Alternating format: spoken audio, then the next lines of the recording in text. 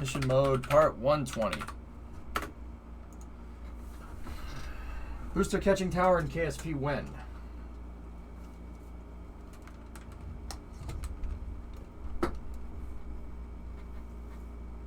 Mason, I almost wanna mess with it, and if we weren't under the gun with mission mode, I probably would.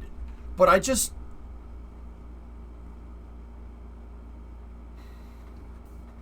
How are you gonna do that? How are you going to do it?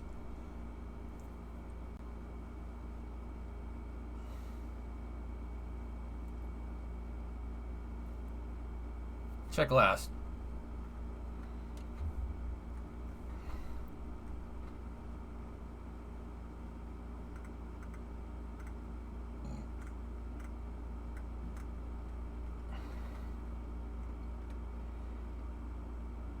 What if it doesn't have to hover for more than a second? That's not Switch Heels last, it's Mason. What if it doesn't have to hover for more than a second? Arms are already positioning before it reaches hover. It's like a hover slam above the ground. Yeah, but Mason, the second it zeroes out its vertical speed, the booster will start doing this. And you could say, no you won't, no it won't, no it won't, it'll grasshopper. Okay. Okay.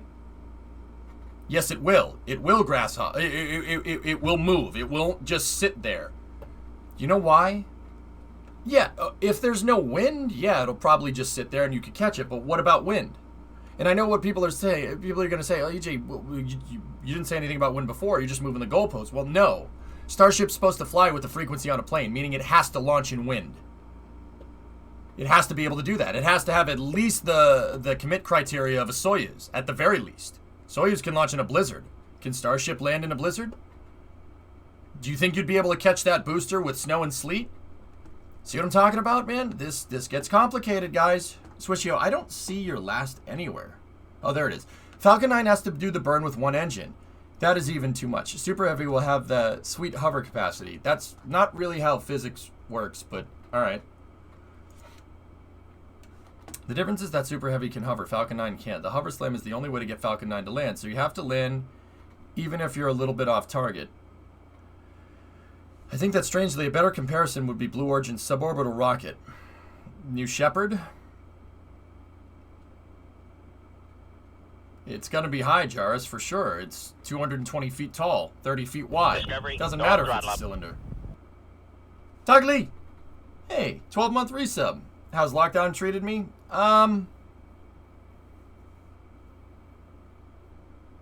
It's annoying, but as far as I'm concerned, if it's just an annoyance, I'm doing okay. You know, so I don't really talk about it. I just stream more to bury myself in my work so I don't have to think about it. But once again, I ain't the worst off either. You know what I mean? I got to keep my job through the pandemic, knock on wood. How are you, Tugly? Everything good? Has Soyuz actually launched in blizzards? Yes. In Plissetsk. Yeah, of course. But the first Starship doesn't have to be just as reliable as Soyuz does. Not yet, at least. I'm sure it will get there eventually, but we can't expect Falcon full thrust out of a Falcon 1.0.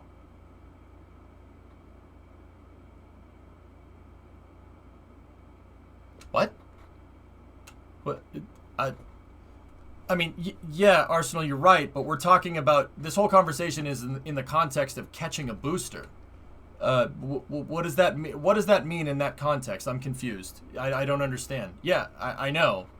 You're not going to get the performance out of it, but what does that have to do with catching the booster?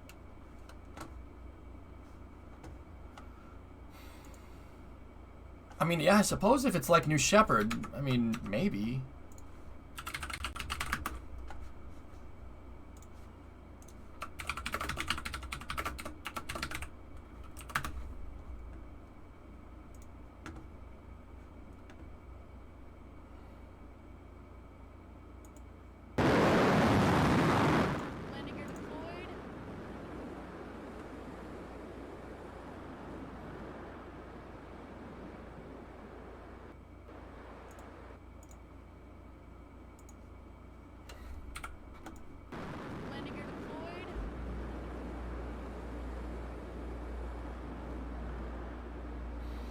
I suppose if Super Heavy can do that, then it shouldn't be an issue. If it can just... See, here's the thing.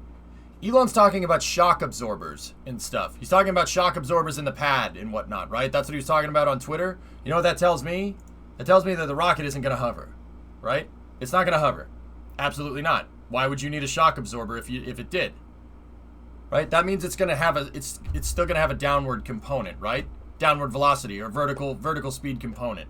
If it's just doing a slow, not this part, if it's just doing a slight adjustment, and then right there, like that, sure.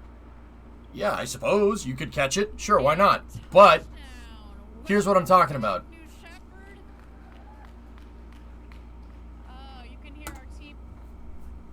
Is that centered?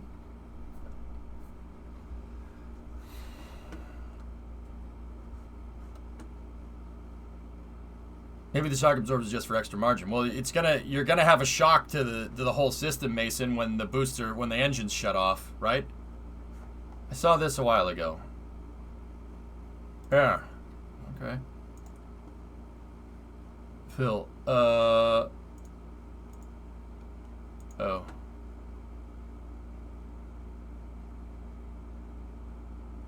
What the frick? Wait. What is this?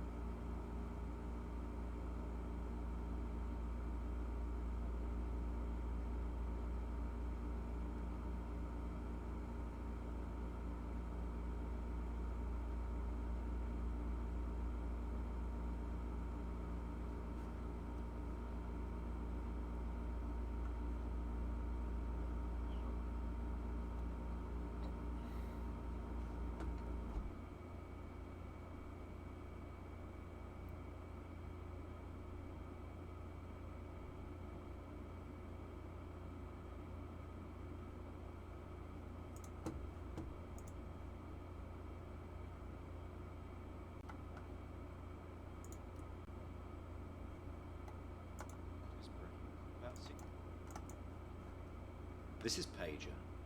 He's a 9-year-old macaque who had a Neuralink placed in each side of his brain about 6 weeks ago. If you look carefully, you can see that the fur on his head hasn't quite fully grown back yet. He's learned to interact with a computer for a tasty banana smoothie delivered through a straw.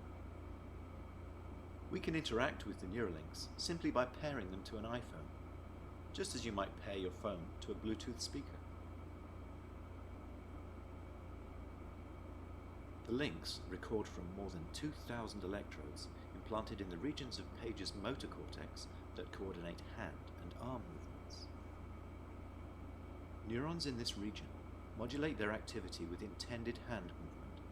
For example, some might become more active when he moves his hand up, and others when he moves it to the right. By recording from many neurons and feeding their activity into a decoder algorithm, we are able to predict Pager's intended hand movements in real time. First, we calibrate the decoder by recording neural activity as Pager uses the joystick to move a cursor to targets presented on the screen. As he's playing this game, we are wirelessly streaming, in real time, the firing rates from thousands of neurons to a computer. Using these data, we calibrate the decoder by mathematically modeling the relationship between patterns of neural activity and the different joystick movements they produce. After only a few minutes of calibration, we can use the output from the decoder to move the cursor instead of the joystick. Pager still moves the joystick out of habit, but as you can see, it's unplugged. He's controlling the cursor entirely with decoded neural activity. Our goal is to enable a person with paralysis to use a computer or phone with their brain activity alone. Because they wouldn't be able to move a joystick, they would calibrate the decoder by imagining hand movements to targets. One of the things the Neuralinks allow Pager to do is to play his favorite video game, Pong. To control his paddle on the right side of the screen, Pager simply thinks about moving his hand up or down. We've removed the joystick altogether. Now that he's up to speed, let's increase the difficulty and see how well Pager can play with the Neuralink.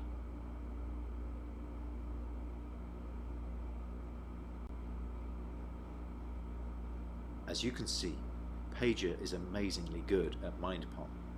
He's focused, and he's playing entirely of his own volition. It's not magic. The reason Neuralink works is because it's recording and decoding electrical signals from the brain. Great game, Pager. And what better reward for a monkey than a banana? We still have challenges spanning many fields of engineering, so if you're good at solving hard problems and want to change people's lives, even if you've never worked with the brain before, we would love to hear from you.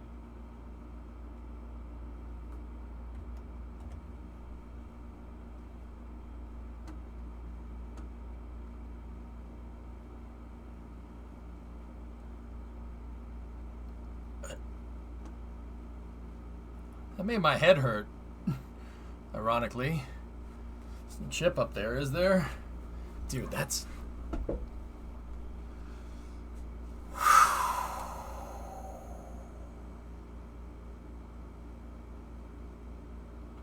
I got you, Kinder. Interesting. Is this what they meant when they said return to monkey?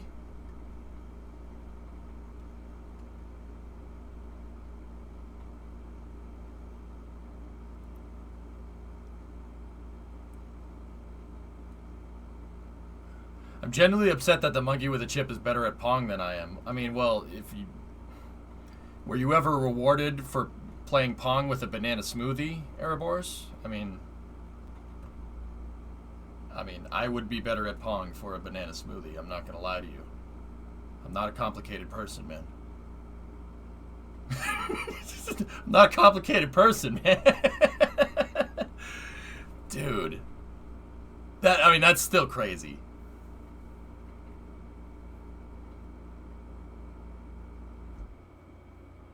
The secret is that Neuralink Monkey is the one who spread that meme.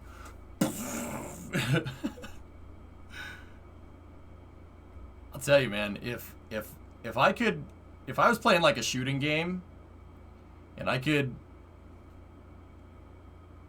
always see, like I played a lot of shooters, I can always see where the target is, but I can never move to shoot him in time because the bandwidth between here and here is not fast enough, right? Dude, if I didn't have that, if we didn't have to worry about that, and I was just like, that guy, dead, dead, dead, dead, dead, dead, dead. Like, it would look like I have aimbot. Tugly! Thanks for the 5 subs. I saw what you were saying, buddy. I was just, that Neuralink video blew my mind.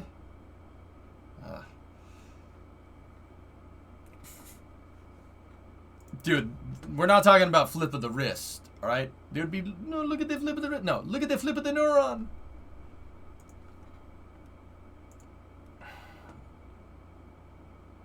This is exactly the kind of tech you need with VR.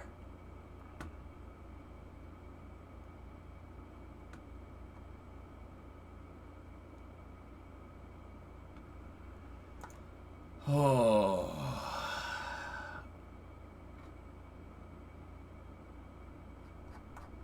That's something else, man. I've come into a lot of money, so I'm spreading the love. Thanks, dude. I appreciate it. Congratulations. Your mind would slow down to match what your body does. What? I've missed watching your streams? I don't know, have you? Are you asking? Or are you telling? The video. Dude, decoding neuron activity in the motor cortex, though, is just... I mean, if we figure that one out, dude, that... Now, okay, EJ's crazy question. Right? So they're able to decode the neural activity. So the neurons firing in the monkey's brain, right? They're able to decode it and sequence it and detect patterns, right? What I want to know, what I'd be really interested to know is if you had another monkey doing the same thing, would the code be the same? For the same movements. So what I'm getting at is that do our brains use a standardized code for firing off neurons, or is everybody's code a little bit different? That's like my next question. That's what I would have asked that guy if I was here.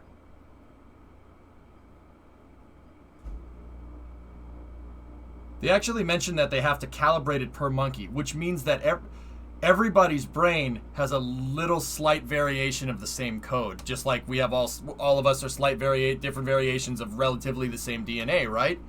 Discovery, go at throttle up. That's cool, man. Dude, that's cool. It's a little scary, but it's cool. Every brain pattern is different, but it has to be different within reason, right, LQ2? Like everyone has a slightly different build of the same operating system. Everybody has different software installed because we all had to learn. Everybody had to learn how to walk, and no two people learned how to walk in the exact same way at the exact same time, right?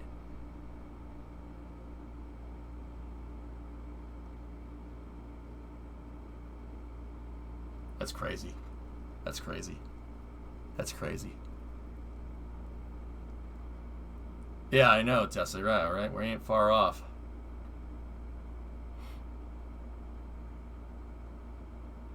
Just think of the possibilities. Power armor for the Imperium of Man. Every face is different, but you can understand emotions. Yeah, look, Gary, isn't that's wild. That is wild stuff. What about twins? I don't know. You'd have to have a trial and a control. What you're saying is, I could learn Kung Fu. Show me. Well, keep in mind, guys, this is just reading the neurological activity. It's just reading. It's not writing. That's like having I'm going to date myself here. That's like having a CD player or a CD burner. Two different things. Not writing yet.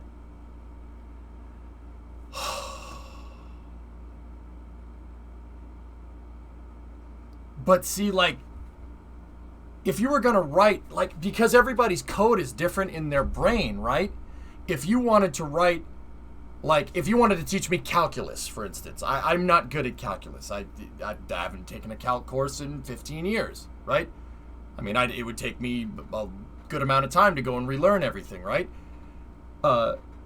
If you wanted to do that, and then you had, say, like, DOS, for instance, and you wanted to do the same thing with DOS, you'd have to come up with a variation, because how I learned math and how DOS learned math is two different things. That would be a different code. It'd be differential neuron activity between the two of us, right?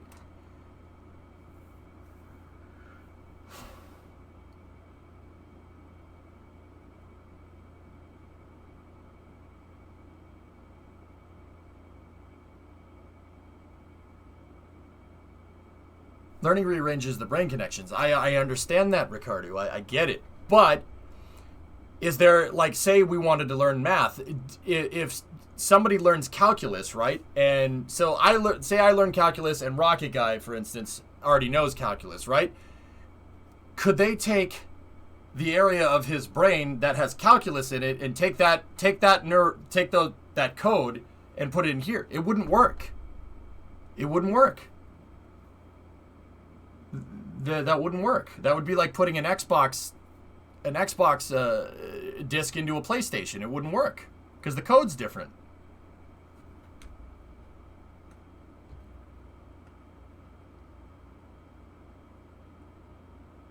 Well, the motor cortex, Tessa, is the part that's the part of the brain. It's up here.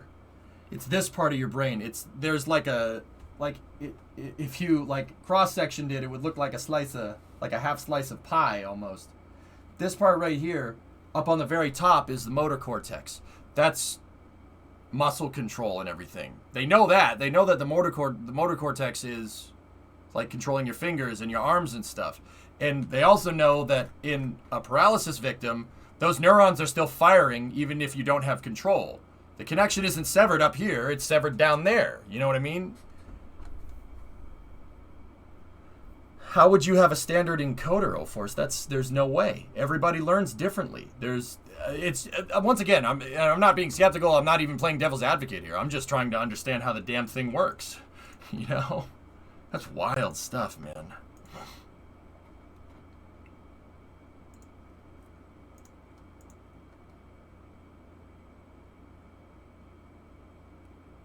Even before Neuralink is selling calculus teaching brain mods for hundreds of thousands, millions per person. Well, Arsenal, if we get to that point, if Neuralink didn't want to be priced out of the market, you'd do it the old-fashioned way. If they're going to sell calculus, learn calculus in 5 seconds, right? Learn calculus in 5 seconds this way, it would have to be at least comparable to public education. Well, not public education. It'd have to be comparable to education. So Pacific Rim could be possible.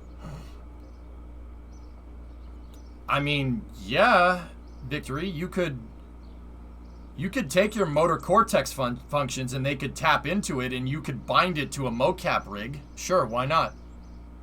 And you could just sit there like this, like what Tessa's saying. You could sit there like this and you could think about walking around and the character in game would walk around because your motor cortex is firing. That's freaking strange, dude. That's strange.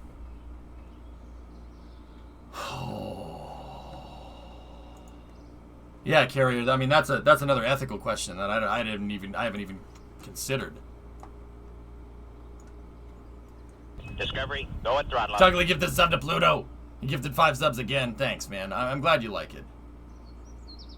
I'm scared that something like this would be abused. Yeah, Matt, I brought that up last time we watched the Neuralink presentation, and everybody said I was a piece of crap and just ignorant and you just don't like change. That's literally what everybody said last time I brought this up. Yeah. I was like, guys, this is some like eugenics stuff, and everyone's like, no, EJ, you're just ignorant. You just don't like change. I'm like, yeah, okay. The science guy is ignorant. Okay, all right, yep.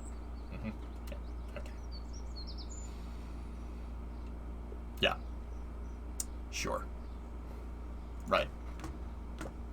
I know Stevie guy, right? Yeah. I'm serious. That happened, man. I was sitting here and I'm like, guys, this is like eugenics stuff, dude. It is. Like, we could just literally turn everybody into an NPC. Like, everybody could think the same. Everybody could act the same. And are we human at that point? Everyone's like, no, EJ.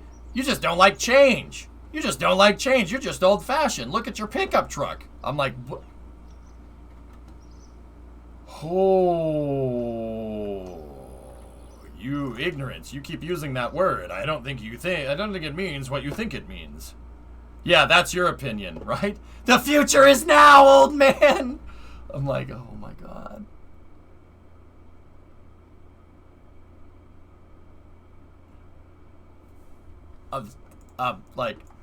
Are we sure we want this? Yeah, they went and dare insulted my truck. All right. Whew. Wow, that was a trip. That was a trip I didn't think I was gonna take today. Yikes.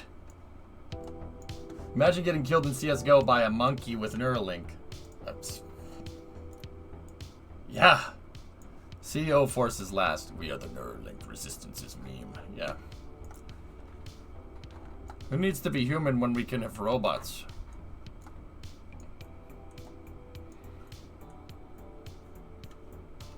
Improvement equals change, but change doesn't equal improvement. Yeah.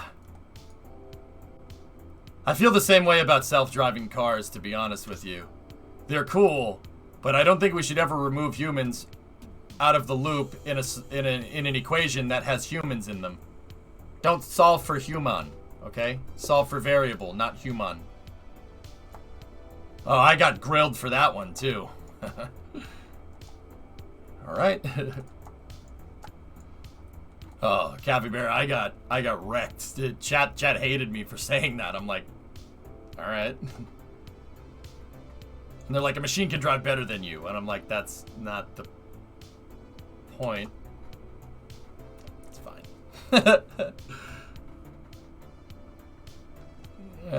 Blue, that'd be nice, man, right? What you said about self-driving cars is the same debate going on with autopilot and pilots. Funny how that works. I mean, you could take pilots out of the loop. Yeah, you could. I gotta put the crane out, guys. We gotta get to launching. Let's do this. I gotta do my time warps, too.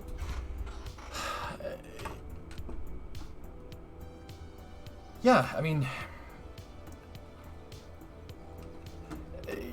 that's actually what I cited, Blinga, at the time. I cited that we're not going to use self-driving. We're never going to fully automate the process. And an airplane is a very good example of that.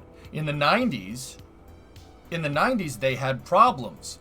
Why? Well, in the 90s, they introduced a lot of autopilot. Basically, the pilots, you don't even need to bother anymore. You could just watch the screen and follow the magenta autopilot line, and essentially the plane would fly itself, right?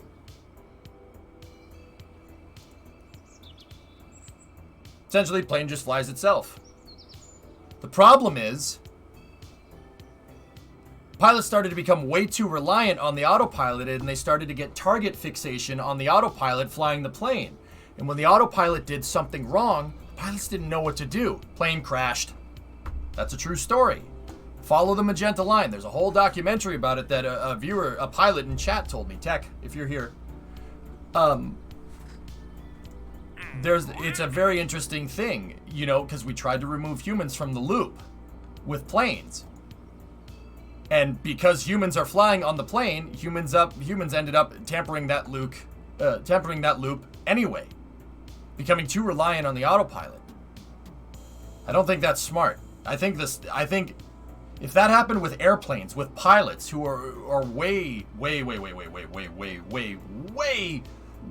safer, like the standards for being a pilot is a lot higher than it is for being a driver.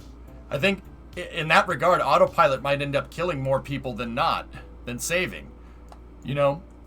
But once again, guys, it's not a doom and gloom theory. It's just a theory that could happen.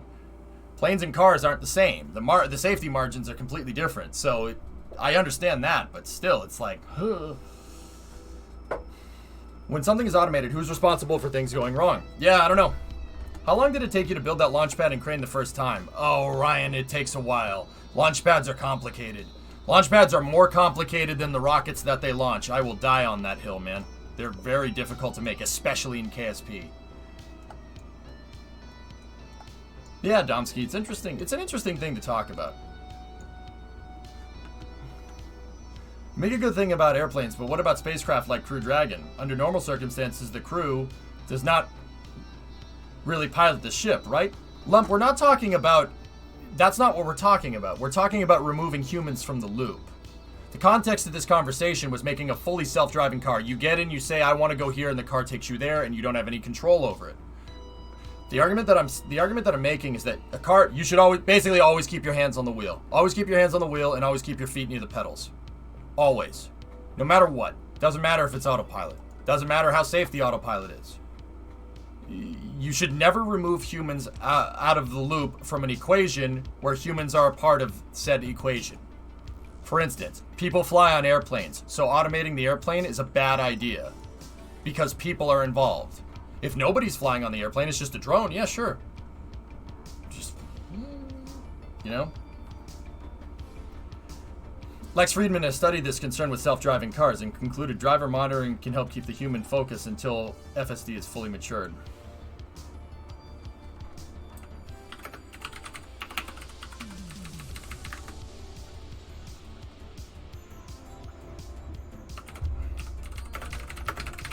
I know about Lex Friedman, Mason. Lex lives like down the street from me. Not down the street, but he's in Cambridge, dude.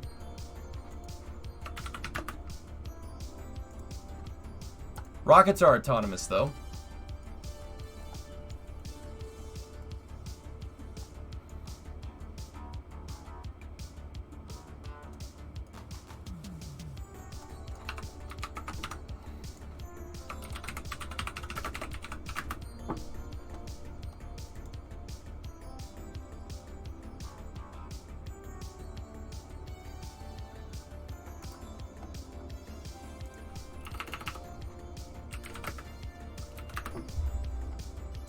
M34, not M15. You know, rockets are autonomous. How's that working? How's that working out without a human backup system? How's that one working out? Yeah, I know. He does AI research at MIT, Mason. He's a cool dude. I'd love to meet him. Really smart guy. And he's actually a pretty damn good guitar player, too.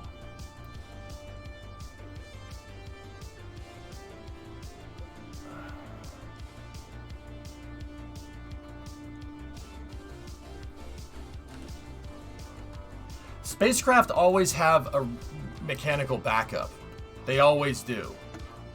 A few years ago, Tesla posted a render of a Model 3 with no wheels, saying they'll make those in a few years. Words can't describe how much I hate this picture.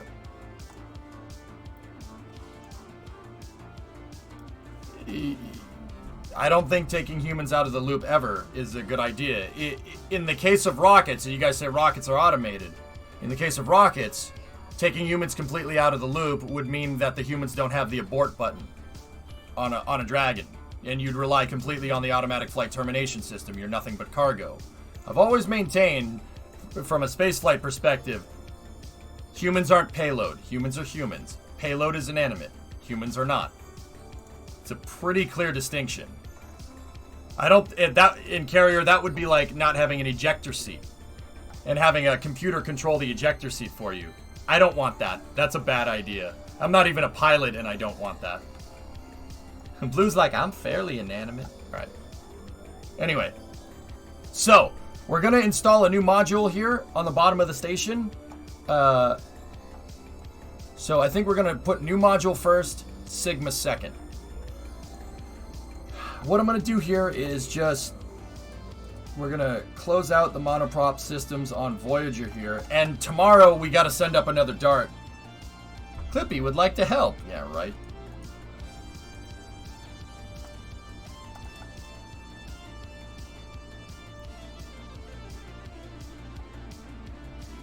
That's right, Thunderwolf.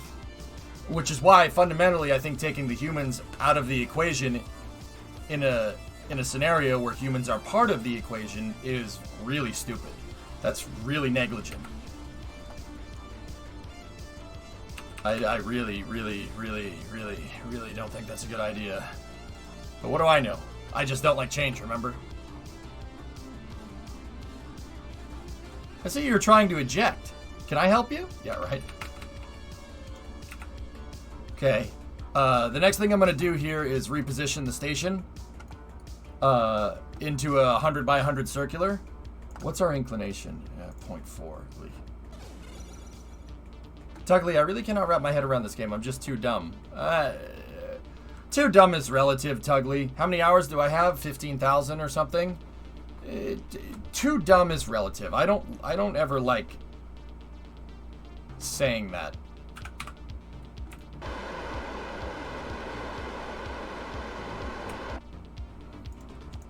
I don't like that. I don't think that's a good way to think. The reason why I don't think that's a good way to think is because everybody was dumb at some point until they decided to go and learn something. But learning takes time. Tugly, I don't think that you're stupid. I think you just don't have the time to learn it.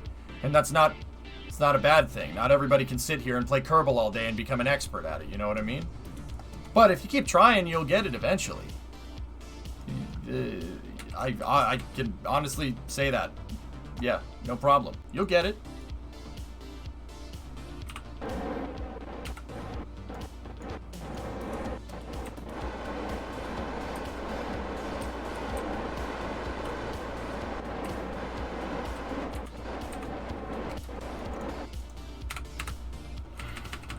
Okay.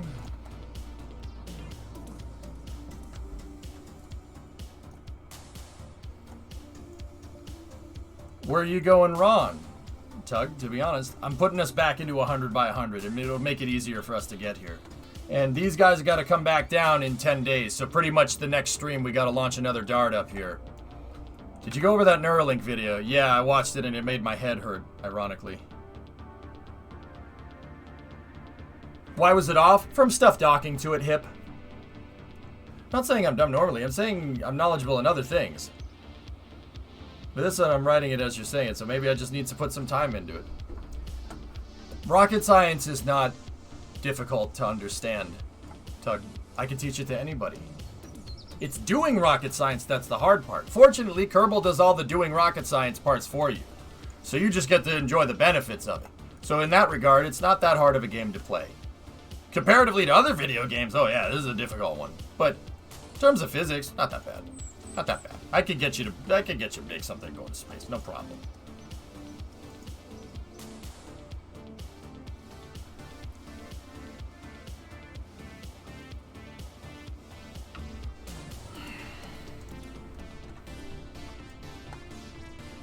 Okay, so we need our crane here.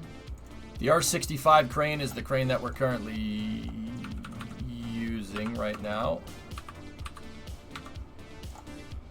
I don't want anybody on board in case something weird happens when I go to put it out on the pad. The crane is just gizmoed off the map. It's over there. See? Crane is gizmoed off the map, so when I launch it, it moves into position on the pad. Humans will still be in the loop for many, many years. That steering wheel thing won't happen for a very long time. Not until the data is proven safety way beyond humans. Remember, removing any of these essential controls is well regulated. Yeah, Mason, and that's what I'm trying to say to people, but I just don't like change, remember? That's the point that I'm trying to make. It's gonna be a while before we remove humans from the loop like that. It's just not a good idea.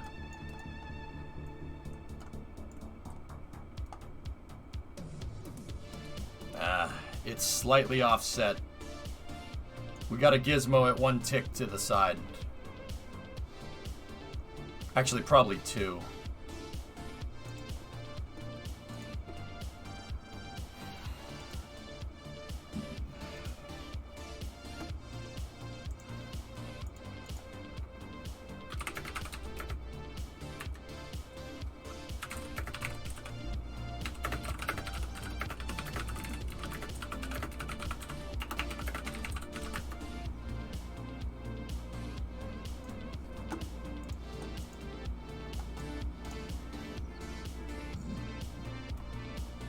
The biggest hurdle to pilots in airplanes right now is the FAA. They hate UAVs. Carrier, I don't ever want to be on a plane that's flying just solely by a computer without a pilot backup. I'm never doing that. No.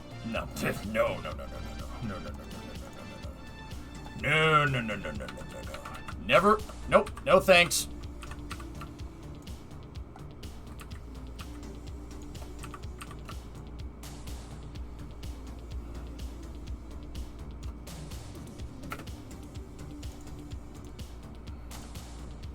Is the crane made out of SRBs? Mm-hmm.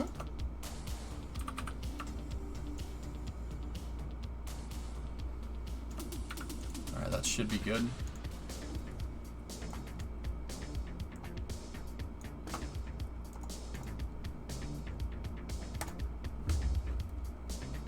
Thoughts on the cargo UAV 747? I don't know what that is.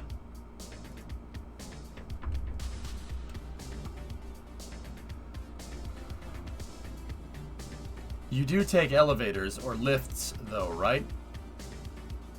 Yeah, Sergio, that's a terrible argument. Yeah, that's a terrible argument. Automating a lift and automating an airplane is two different things. That's a horrible argument. And even then, you still have an emergency stop. That's yeah, I see what you're trying to say, but that's not a good way to argue that point.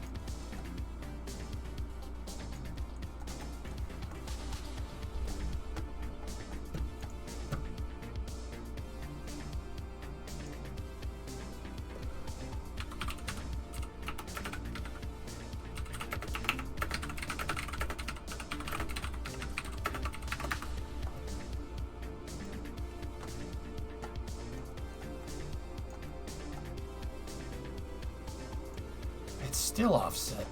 It's offset in the same spot. Oh, it's crooked. It's crooked. Oh, okay. I gotta recover it one more time, guys. Sorry about that. See you last. I want to get to work, dudes.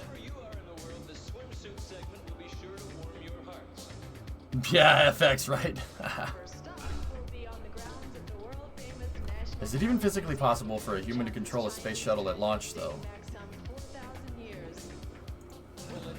I think Chad is having trouble distinguishing between having an autopilot with a human redundant backup and having an autopilot where a human flies in the passenger seat as opposed to a driver's seat. I'm pretty sure you guys are failing to understand the difference there.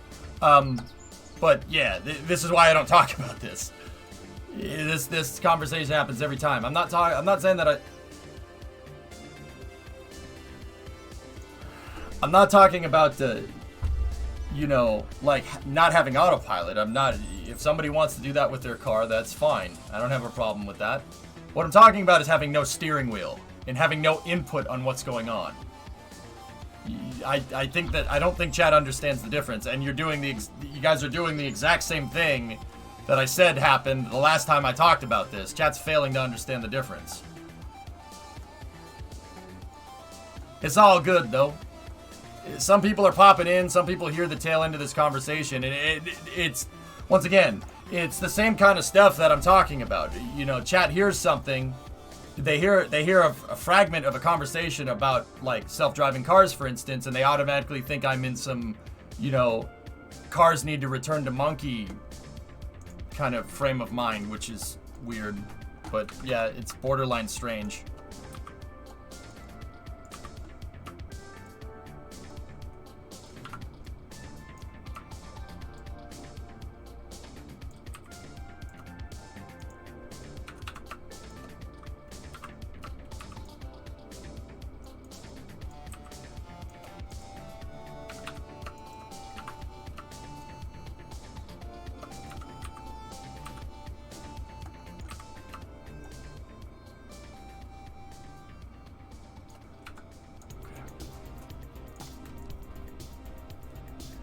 I don't know, Mason.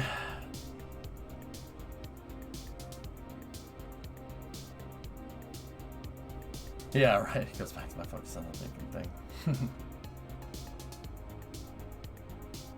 I'm asking you about your thoughts. What is your relation to the idea of an unmanned automatic 747 cargo plane?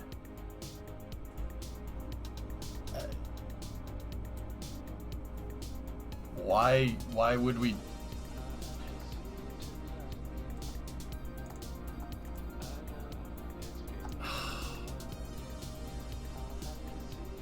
Can't get the stupid crane to fit in the stupid rails.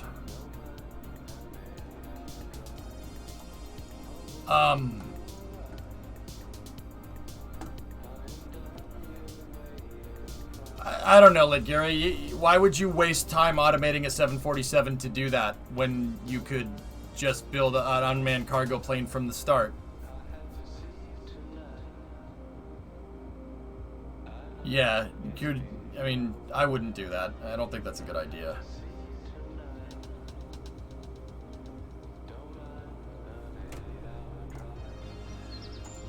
Sorry about this, guys. I can't get the stupid thing to stay on the freaking tracks. I'll put a Kerbal in it. I don't want to put a Kerbal in it just in case it does something weird when I put it out on the pad, but it hasn't done that the past 3 times and it's came in crooked. I'll put a Kerbal on it, and we'll put Glebless out there.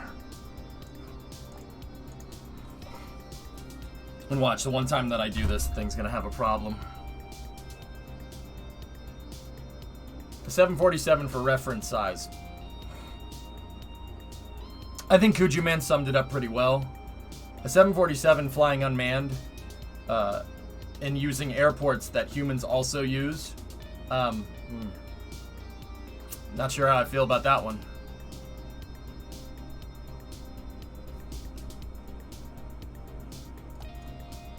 Okay, is it crooked this time? Let's take a look. Okay, she's still a little crooked. I'm gonna put the gear down on the crane here and see if it knocks itself into position. These panels need to be butted up against these I-beams. See how that one isn't?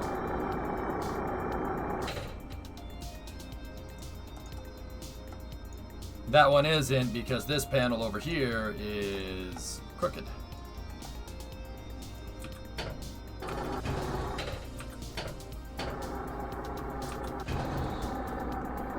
Alright, let's go in here and start messing with the friction control.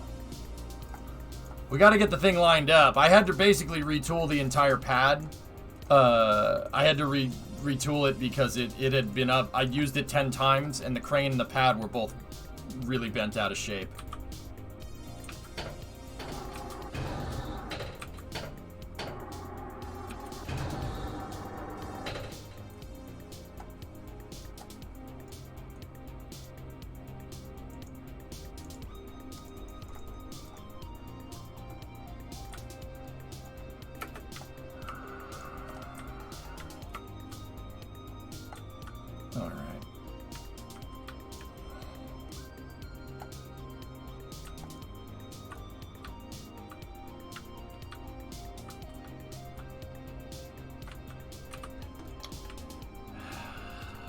This is not a good way to start here. I didn't want this just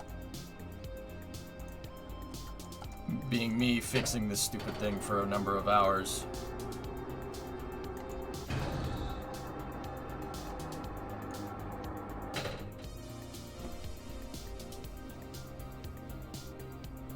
Is this stock? Yep, that's right, Corey. This panel needs to be over on the other side, and I'm not... Damn it. Alright. I'll recover it one last time, keep it in that same position, rotate it a little bit, and see if it goes into position. In double-digit reuses now, I've got pictures when you aren't busy. Less the crane. Oh, nice, man. I'm telling you, the crane is... With real rockets, the secret to building the rocket is the injector plate, the fuel delivery mechanism on like a real rocket engine. With Kerbal, the secret to doing this is the crane. If you can't get the crane figured out, you ain't gonna build a rocket.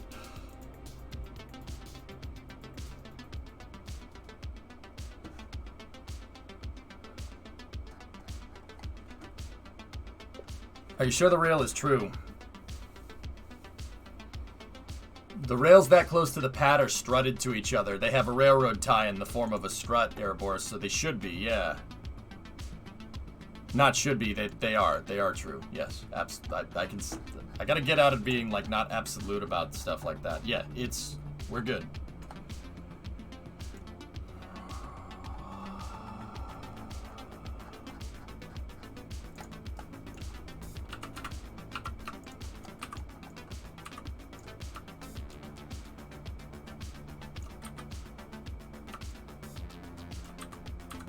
Okay, straighten it out. Make sure the gledless is in there. All right. Stay on the pad. Osterstorm. Osterstrom. Greetings for Germany. Hello, wie geht's? Do you have a YouTube? I do, Builder, but I don't really update it that much. But we're looking to change that soon. Drummer and I are working on some things in the background. Don't you worry. Midge! Racing Kid, what's going on, guys? How are you? Oh.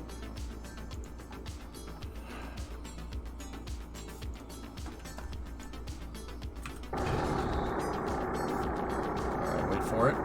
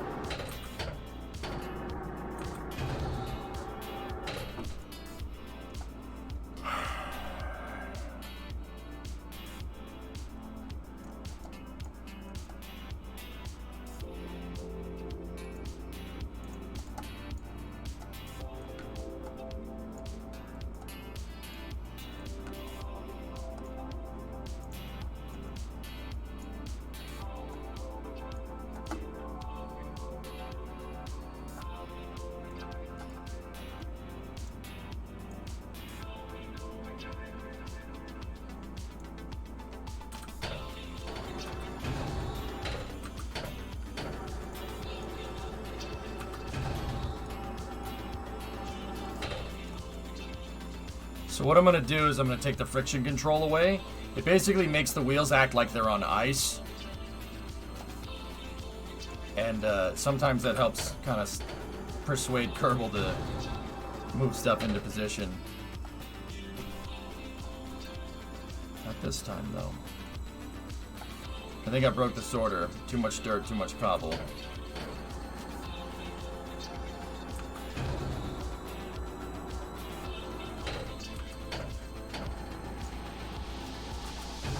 I mean, sneaky shopping cart wheels basically solve that problem. All right, well, I'm gonna have to get the truck, and we're gonna have to push it. I'm gonna have to basically get it out here, get it aligned, and then push it back into position. It's hard for me to come up with ideas in Kerbal. Corey, the thing is that, all right, with KSP, right? and this goes for rocket science, basically, just in general, okay? So, with rocket science, dude, no design is there because it looks nice, okay? No design is there because it looks nice. And what does that mean in plain English? Every rocket is purpose-built for a reason. Everything is there for a reason. Nothing is there for show. The reason is because rockets are stretching the engineering so much that you don't have time to like paint it a pretty color. All right, there's a reason why all the rockets look relatively the same, right? Like Delta IV isn't orange because it looks cool. All right, Delta IV is orange because it's a thermal insulated material to make sure that the fully cryogenic propellants don't boil off during ascent and to ensure better performance from the liquid hydrogen, or better performance from the hydrolox, I should say, right? Everything is there for a reason, right? With that being said, when you go about playing a game like KSP and you go into the SPH and you go, oh, all right, I'm going to build a rocket today. No. That's the wrong mentality to have. I'm going to build a rocket that's going to land people on the moon. That's the right mentality to have. With rockets, nothing is there for show. Everything is there for purpose.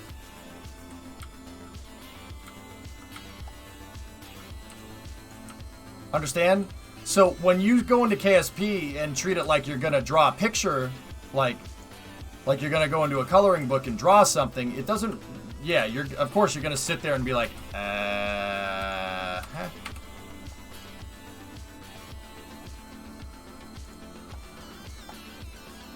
So it's more about purpose. It's about what you're trying to do, right? Like the Saturn V was built the way that it was because it tried to get well, not tried. It was trying to get people to the moon, right?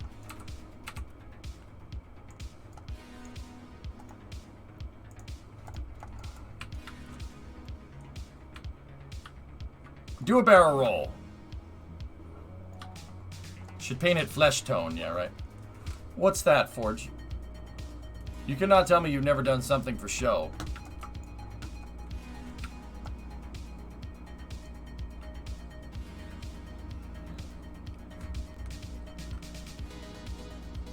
Human trials beginning with Neuralink later this year. Yikes. Yeah, but Pruffles, even then, when it comes to rocket science, there's a reason. Now, the Crew Dragon uniforms.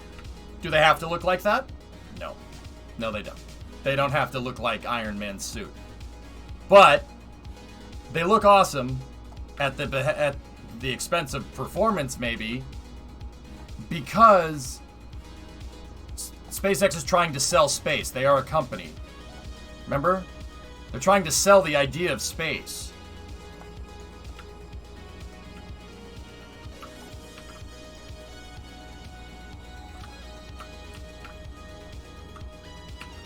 Yo, how come it took NASA over 50 years to get back to the moon?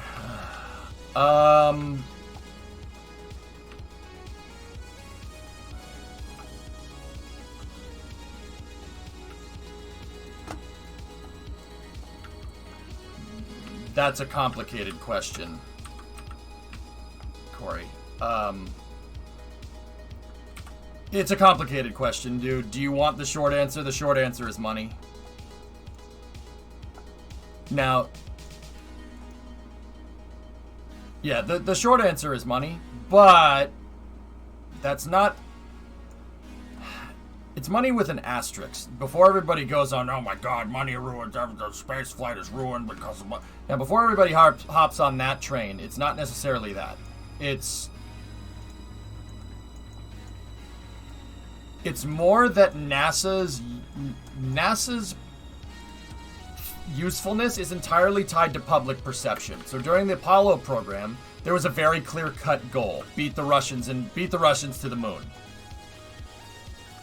That's the goal. That was the clear-cut goal. Once we did that, right?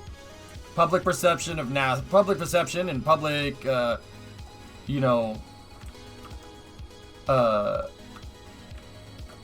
perception of NASA was like, okay, we did it. We don't need to do it anymore, which is really a stupid thing to do, but why isn't this working? Crane's giving me all kinds of trouble today. I need to get 2 launches out.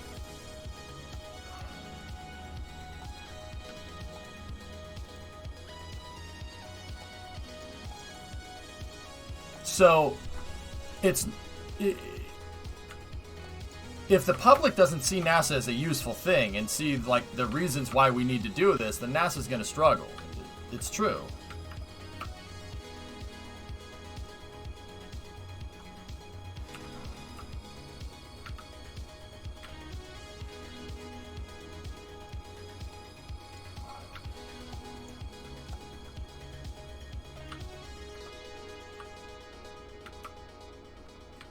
So the reason why NASA hasn't gone back to the moon in 50 years is because we didn't see that as something that we needed to be doing. I would argue that it's really stupid to essentially buy a lawnmower and then move into an apartment, right? Like, that's kind of dumb. Why buy a lawnmower if you don't cut your own lawn, right? That makes no sense. But once again, we're talking about a social component here. Public perception, right?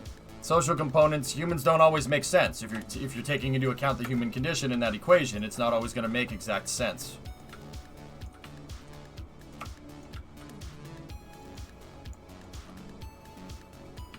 I'll admit, even now, NASA needs better public relations. Like, their PR is horrible. It's terrible. Like, and the funny thing is that NASA's hot right now because of... Hey, Glebless, you know when I hit F, that means climb up the ladder, right? Not just kind of sit there and just fall off the back, right? We know what that means, right? Here, ready? Grab. No, never mind, fam. Oh, you actually did it. Nice.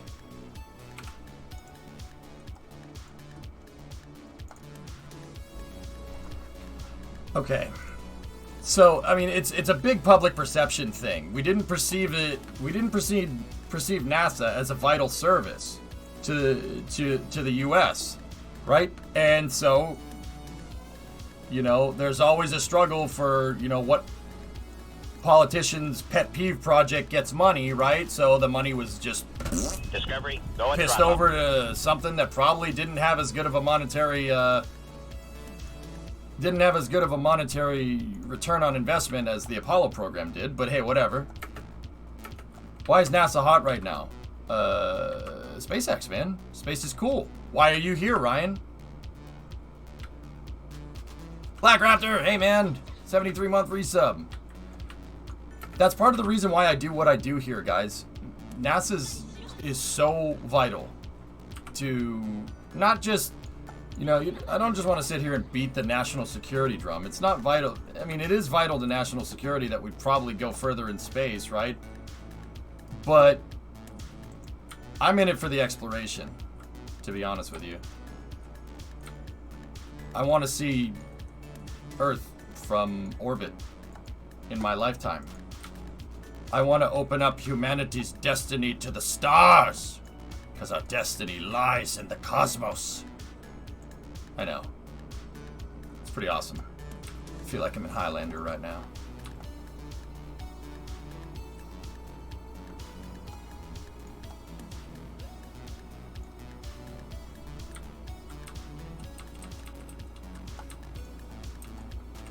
But yeah, it's public perception, Corey. That's the big thing, dude. It's really, that's what it's about.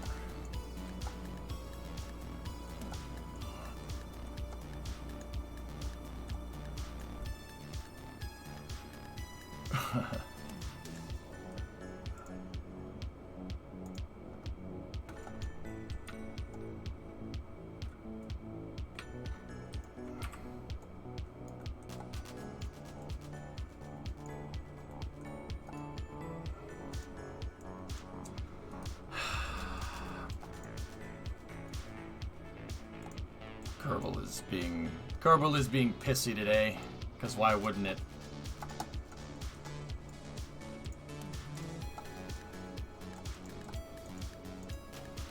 Every time I try to move the crane into a certain direction to go a certain way, it moves further away from intended. I'm confused. What even is this? It's a gantry crane. It's my own VAB. Corey, I don't build rockets in there anymore. I don't do that. It's a crane. And the crane needs to align to the pad so I can build a rocket on the pad. If the crane isn't aligned to the pad, the rocket will go on the pad crooked. Can't do that. Why? Why aren't you moving? I don't understand.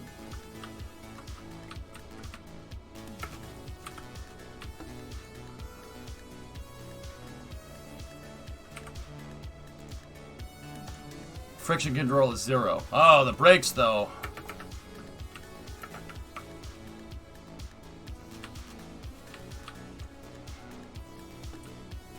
But yeah, I mean, that's the short answer, Corey, honestly.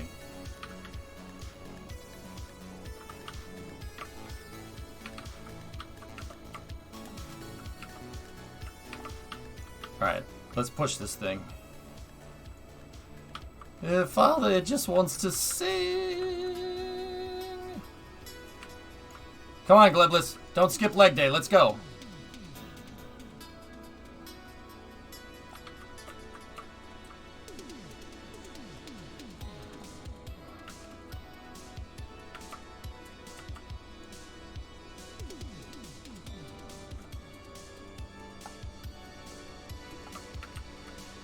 No, Beasol.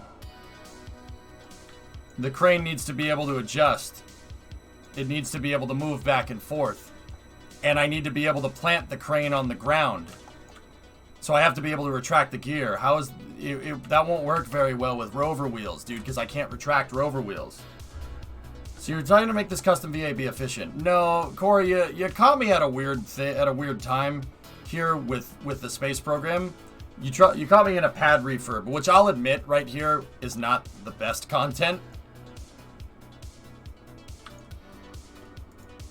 It's not the best content that I have here for you all to watch.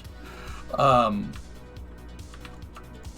yeah, the equipment, in Kerbal, stuff bends and flexes over time. It's like metal fatigue. It happens.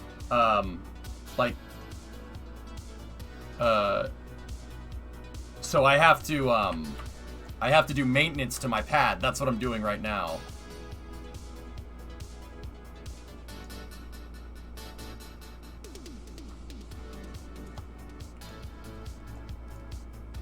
But yeah, I think we are shooting the tracks. Bingo.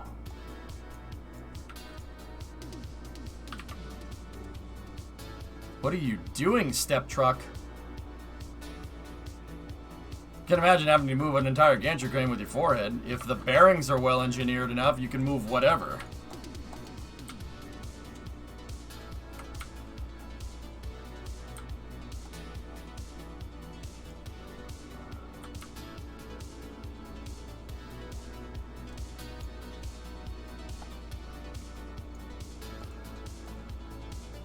Oh, crap.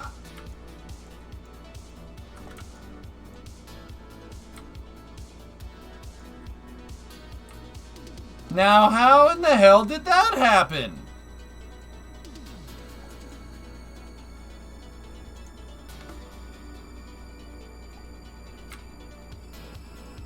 That docking port is attached to the truck, and it went through my American flag!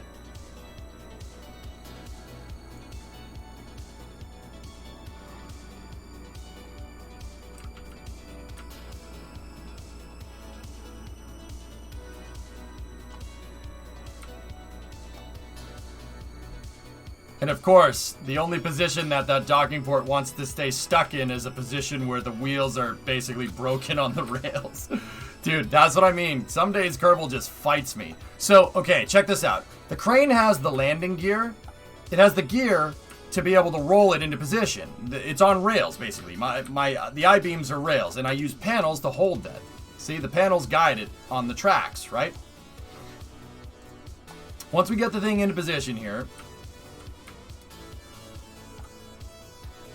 So you're making the step truck joke, but it seems the truck heard you. Yes.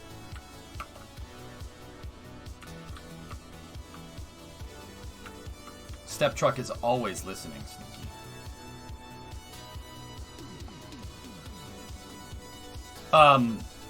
And now I need to set the crane down on its supports. So the crane basically moves like a giant a giant self-propelled modular transporter, right? But it's not modular. It's just a self-propelled transporter. Well, it ain't really self-propelled. It's wheeled, I should say. And now what I'm going to do, now that my crane is in position over the launch pad and the launch mount, I'm going to take the gear and put the gear down. But it still doesn't solve the fact that one of our work trucks is just stuck in my American flag. What can I say? This truck loves America. I don't blame it. This frame rate? It's fine. There's like 1,000 parts in the scene right now, Corey. What are you talking about, man?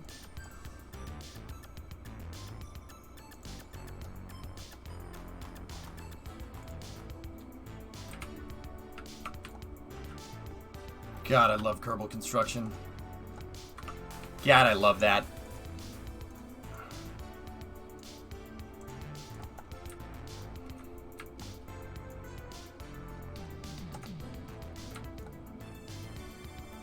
This is a piece for the pad that I need to launch those things.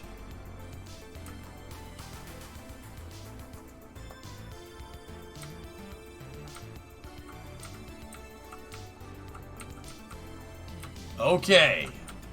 Crane is in position. Hell yeah, man. But let's...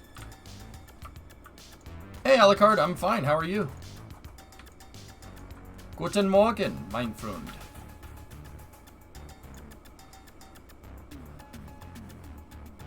Oh yeah, Sneaky, I would have just recovered the thing. Kerbal Construction saves me a great deal of time, dude.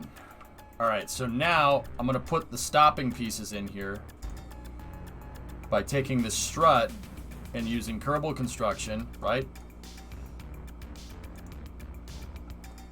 And holding these together. This is basically a railroad tie, but that strut has a collider, and the panels should get stuck on that collider.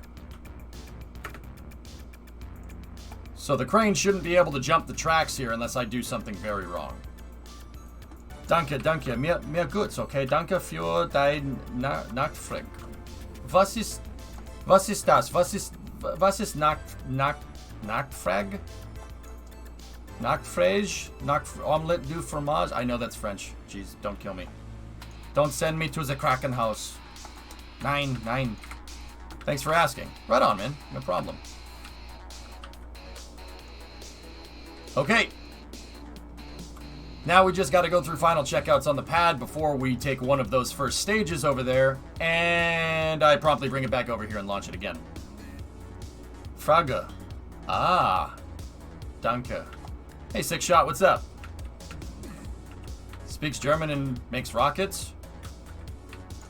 Hey. Rockets are universal. What language you use is not my department.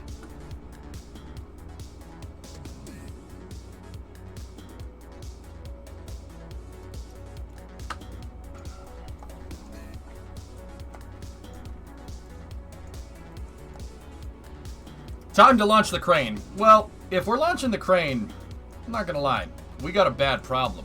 Configure vessel naming. This is Launch Complex 1A crane.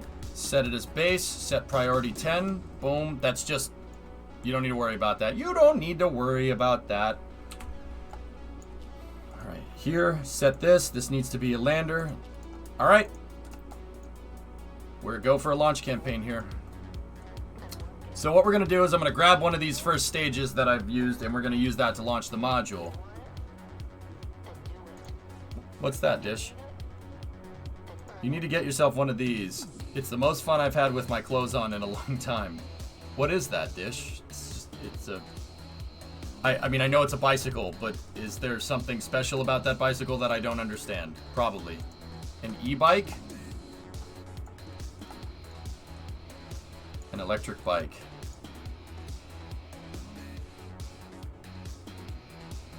Bikes!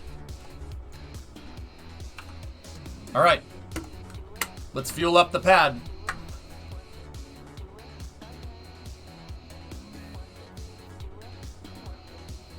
Well, I mean, that's cool. I dig it. That's cool. But what? But motorcycle.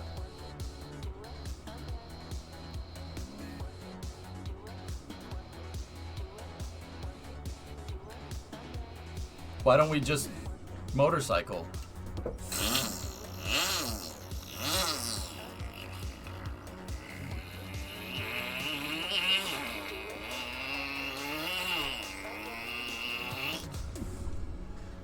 You can't take motorcycles on bike paths.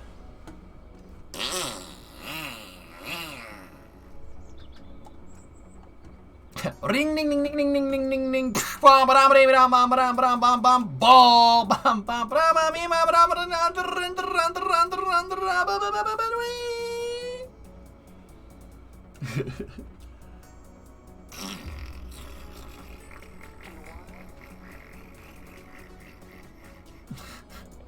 I don't know, man. I could do a diesel truck if you want.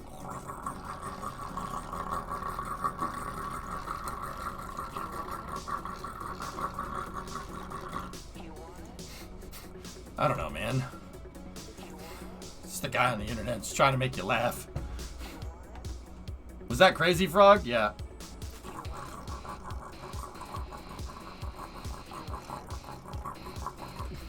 I don't know, man.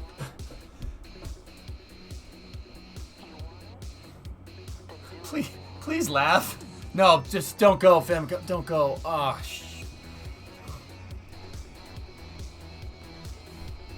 Idling Diesel Frog? Yeah, that's cool, Dish. Like, Dish, I'll admit, I'm not really that much of a bike. I get it, it's an e-bike. I get it, it's not a motorcycle. I just, yeah. Two wheels, I don't do two wheels, man. And you don't do two wheels for the same reason why you don't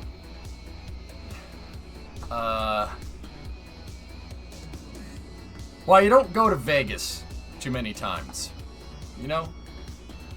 It's one of those things.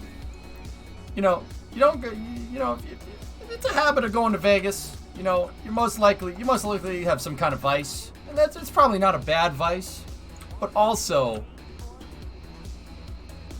I know good and well, you have to pedal it just like a bike. It basically levels hilly terrain for you. Oh, that's kind of cool. But see, here's the thing. I know if I get a bike, it doesn't even matter if it's an e-bike. If I get a bike, I'm going to want a motorcycle. And if I want a motorcycle, well, first of all, Brimo has forbidden me from motorcycles. Ist verboten. Verboten! Those are her words, not mine. Yes, she speaks German.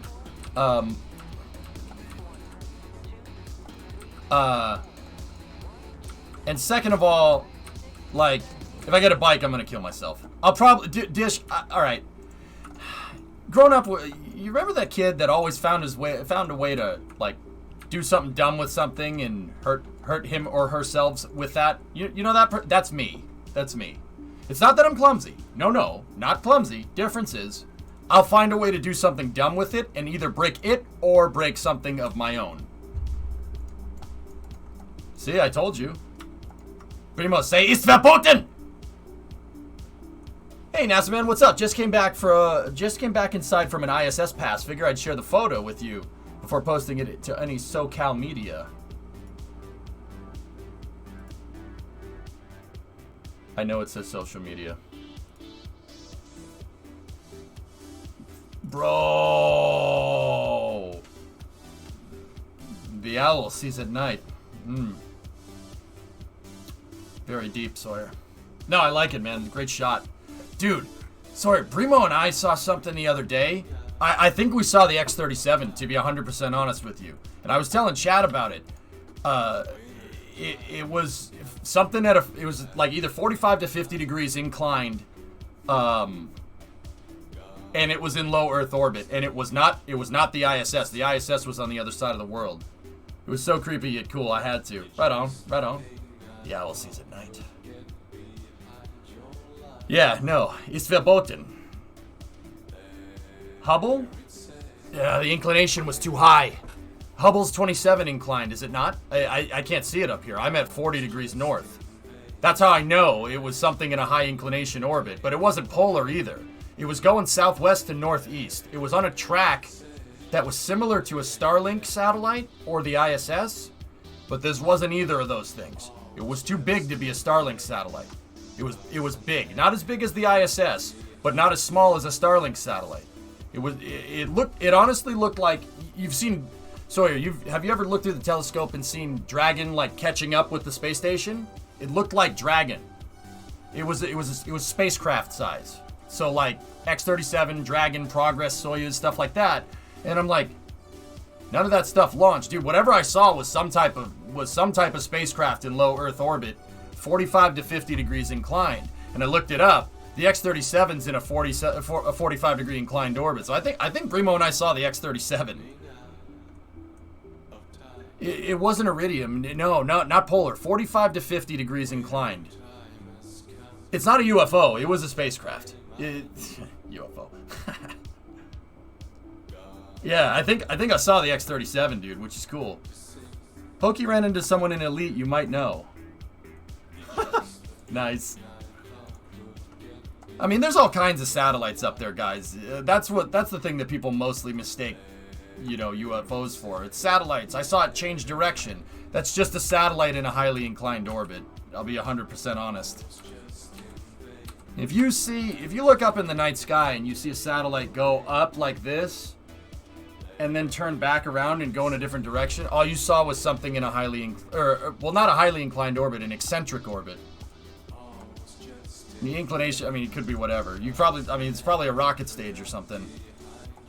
There's a bajillion of them up there. What is Tiangong in? I don't know. Tiangong.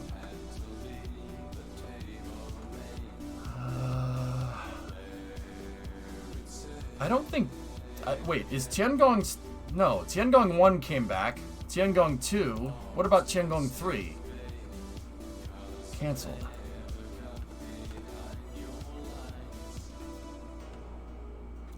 There are no Chinese stations in orbit right now. There's the Tianwen, which is happening soon, if I'm remembering right. Tiangong was just... It's the Salyut. It's a Salyut module. It's like Zvezda. Not to undermine the effort. It's still really difficult to do that. Tianzhao. No. Nope. Nope.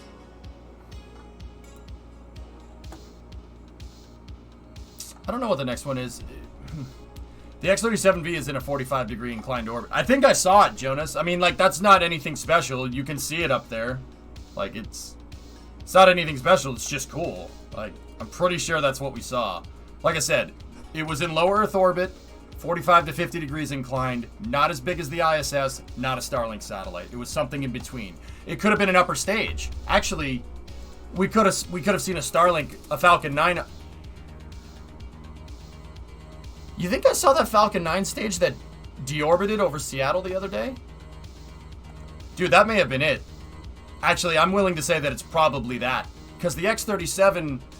Well, no. The X-37 would have payload bay doors facing Earth like the shuttle because of the radiators. Yeah, I'll bet you I saw Falcon 9 upper stage, or an upper stage from another rocket. When was it? Brimo, when did we see it? 3 weeks ago? Something like that? So it's possible. Yeah. Could it be Cygnus doing a post-station mission? Yes, that's also what it could have been. Yes, we was telling you that. You said no, wrong inclination. No, I didn't.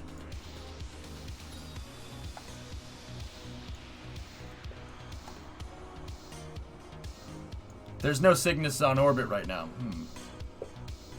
I don't know, man. I don't remember things well. Oh, can I buy a motorcycle then?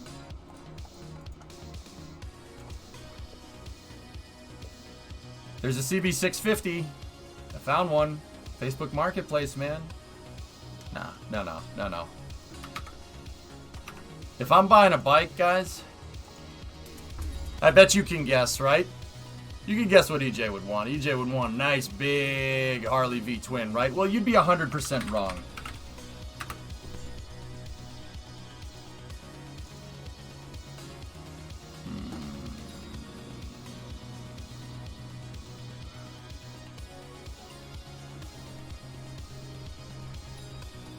Oh, yeah.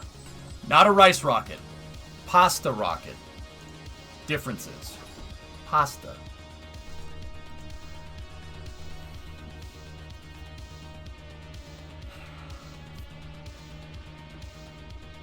Oh my god, you want a crotch rocket? It's a Ducati. Oh. It's a Ducati. If Detroit made a motorcycle, Brimo, I would buy it. But they don't.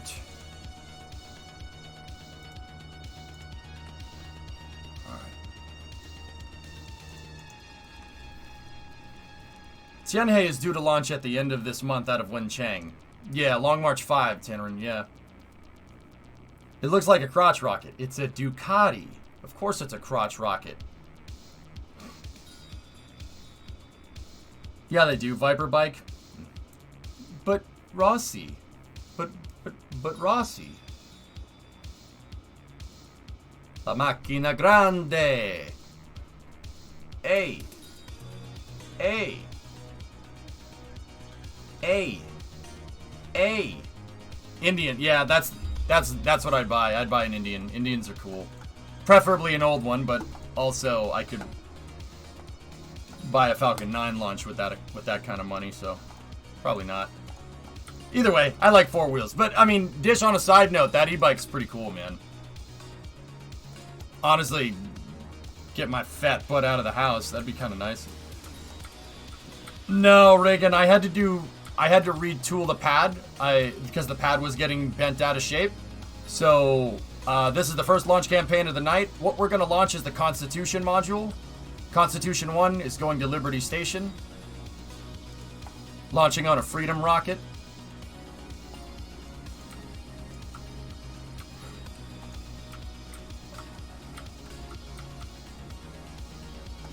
When are you getting a crotch rocket? Nah, I've been vetoed. All systems. Brimo doesn't want me buying a motorcycle. She had a relative get hurt on one. So I'm probably... I made the deal. No crotch rockets.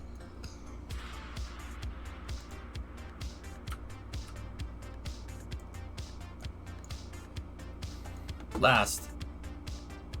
The thing is, you can have a motorbike. You're just not allowed to ride a motorbike. I'm not doing that.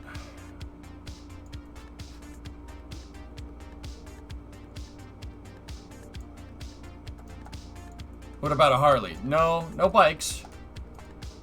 But your old boy EJ is good at bargaining. I'm not just going to sit there and say no bikes. Relationships are about give and take.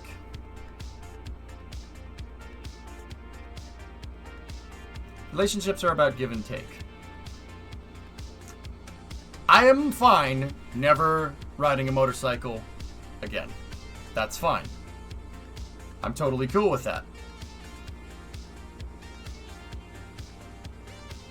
The compromise is that I can buy as many cars as I want. And before you say, oh, you're just doing that in public. No, we agreed on this. We agreed on this, and it was shaken upon. All right? Relationships are about trust. I trust you understand the confines of this deal. So, with that being said, no two wheels, but as many four-wheeled things as I want. Do you know how many people on crotch rockets I've passed judgment on the highway, and now you telling me if you had the chance you would buy one?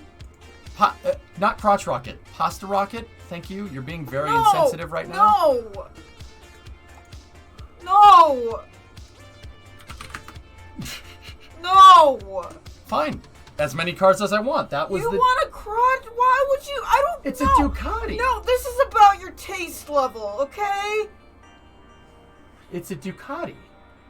Those words mean nothing to me. It's a crotch rocket. It's an Italian motorcycle. What are you, nuts? How do you ride? Let me see a photo of someone on it, because this matters.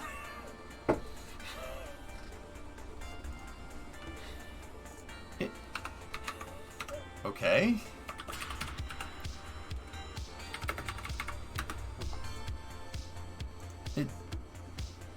I want to see someone riding it.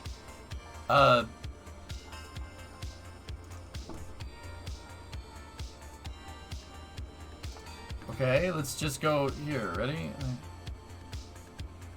It's gonna be about 20 minutes of the guy talking. There you go. Oh, that's acceptable.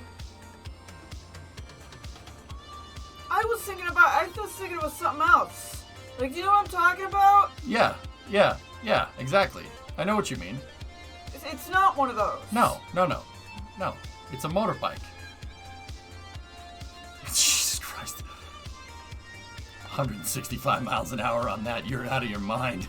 Oh, I would definitely kill myself on that. Yeah, let's not even look. That's not a good idea. Chat, I don't know what I was thinking about, but I don't want EJ to have to Google crotch rockets. So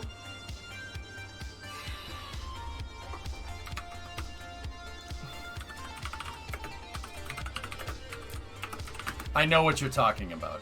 yeah. Oh, Primo doesn't like Street Fighters. Hadouken! You don't like that? You don't think that's cool? I need to see someone riding it because a person on. Oh look, it's a Ducati. Wait, what? So you're saying you like a cafe racer riding stance like that? You don't want the Yeah. Yeah, okay. The chuckle stance. Yeah, I got you. Yeah. I don't want the people I've passed judgment on the. Yeah. So yeah, that's a cafe racer. So okay, so that's not the person I've passed judgment on, is it? No. Okay. No. Cafe racers are different than Street Fighters, which are different from choppers. There's all different types of things. So show me what I don't like.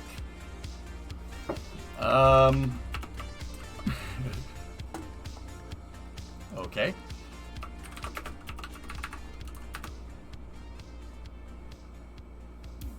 But that looks like what the Ducati. Like that? Like this? I don't know, man. I don't think you know about bikes that much. I don't. Honda Ruckus? Google that. What does that look like? This is impossible. Honda what? Honda Grom. Yeah, I hate those things. Yeah, that's what I don't like. Those tiny little. Yeah. You don't like pocket motorcycles? No, that's what I was thinking of. You don't like pocket dude? No. Well, I would look like a clown on that. Exactly. That's why I was coming in here. Like, what is no. your taste level? No, because that is so bad. No.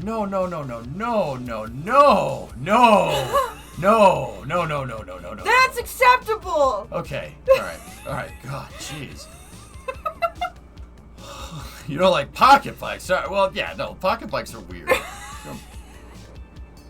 Oh, I know about Motocompos, Storm. Those are cool. Here, check this out. We gotta get back into Kerbal here, but look at the Motocompo. Yeah, those little things. You see those on the highway. You're like, what are you doing with your life? It's a Motocompo. Motocompos are cool. That's cool. You know why? It folds up into a briefcase. I'm not kidding. Okay, that's kind of cool, but Because it's Japanese, so a businessman could ride it to work and then fold it up and put the motorcycle in his briefcase. No, I'm not kidding. That's what the Motocompo was for. It's designed. It came with a car. It came with a car instead of a spare tire. It came with a Honda. Yeah, That's it came with. kind of cool. Yeah, it is pretty cool. So yeah. that knowing that purpose is cool, but the person on the freeway who is like thinks they're hot shit because they've got this little. Language. Oh, sorry. It's what 9 at night. I'm sorry. Your kind of two-wheeled vehicle. Vespas are cool. No. I'm not talking about those things. I'm talking about the bikes that people race on. Yeah, That's what I'm talking. Those are like. Yeah. So that's like Street Fighters. Cafe racers are bikes where you're riding like this. Yeah. Street Fighters are bikes where you're riding like that, like the race car bike. Yeah, as long as it's not a crampy little bike like that Honda that you showed me. That's why I was concerned. That's why I came in here. Look at my choice in automobiles. Do you think I would like a pocket motorcycle? No, that's why I came in here and I was confused. All right, well, because hopefully your story's straightened out. So can I get a motorcycle? No! Damn it!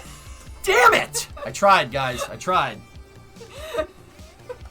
to... I mean, someone put a Vespa in there. You can get a Vespa if you let me on the back of it. We don't need to ride drive around in a around Vespa. in Rome on it. Like...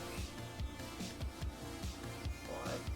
Driving around in Rome on a Vespa. What is this, a romantic comedy? I mean, I'm just saying. That is a scenario. No! Well, no! That's just an old motorcycle. Yeah. Oh, for Pete's sake. What's that? The Indian Chieftain. Now, yeah, 49. That's a real man's bike. I like that. Or anybody. I mean, it's oh.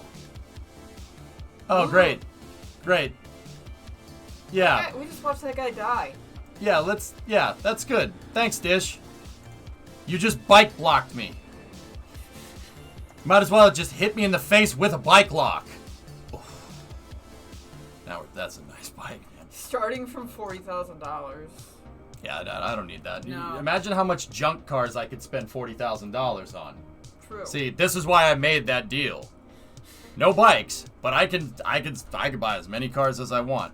That's the deal. That's the deal that we made, and it's a good deal. And I yeah. never remember. He says we made this deal, but I don't remember making the deal other than I said no bikes.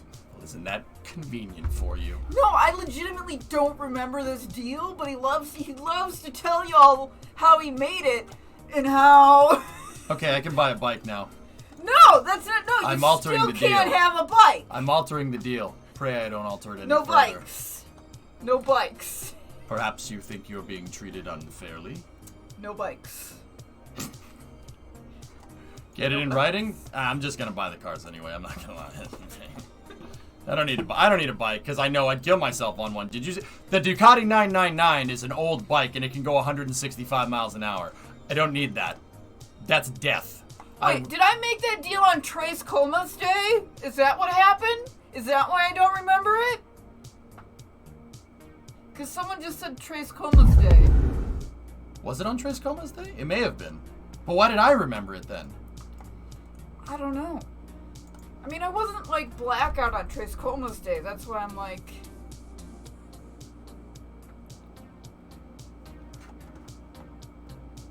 Maybe this is the kind of bike? Ah, jawohl! Ich liebe. Ja. I like the Kugelwagen as well. Yeah. Dude, before the world wasn't as crazy, Tessa, you want a good bike. Oh, geez. Here's this bike that I like that you should like too because I like it. Yes, of course. I can't even tell what that bike looks like. Yeah. Tessa, that's just the. That looks like fun, though. You want. Dude, Tessa wants a speedometer. 298 kilometers an hour. Holy crap. That's 190 miles an hour. That's fast.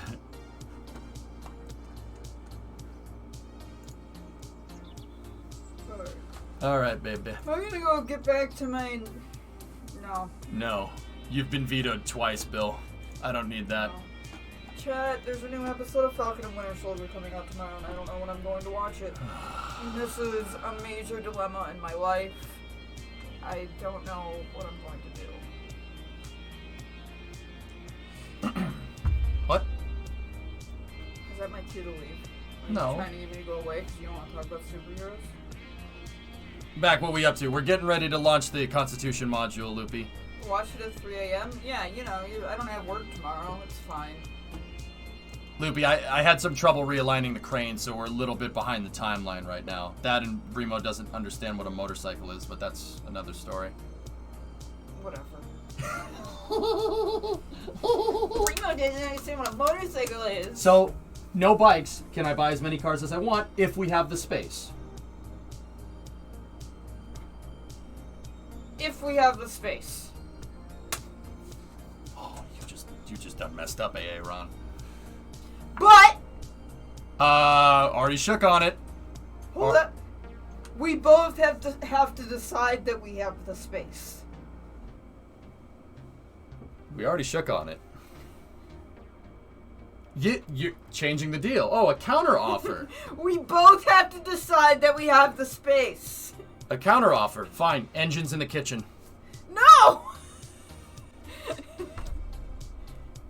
Dino Okay. cell in the basement. Erase previous deal. No bikes, but you can buy as many cars as you want if we have the space, and we both have to agree that we have the space. No, that puts all the cards in your that puts No! all the cards in your hand, not mine. No! Because if you trust me, I won't be like, no, you can't. Well, if you trust me, I won't be like, no, we don't have the space. We have space and we don't. I'll just park it on the front lawn. You should trust me because we already shook on that. You're bad at counter-offering. You shouldn't do this. Okay, fine. Yeah! Victory is mine! I'm so happy right now.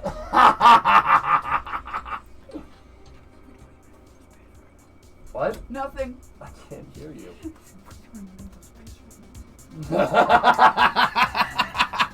Can't repeat that. I love you, baby. I love you too. See, this is how relationships work. No, Thomas, I'm good.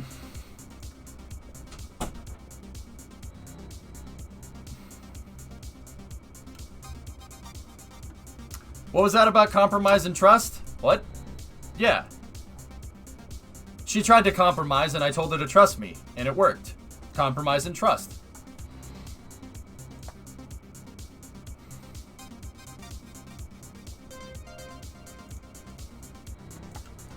Alright.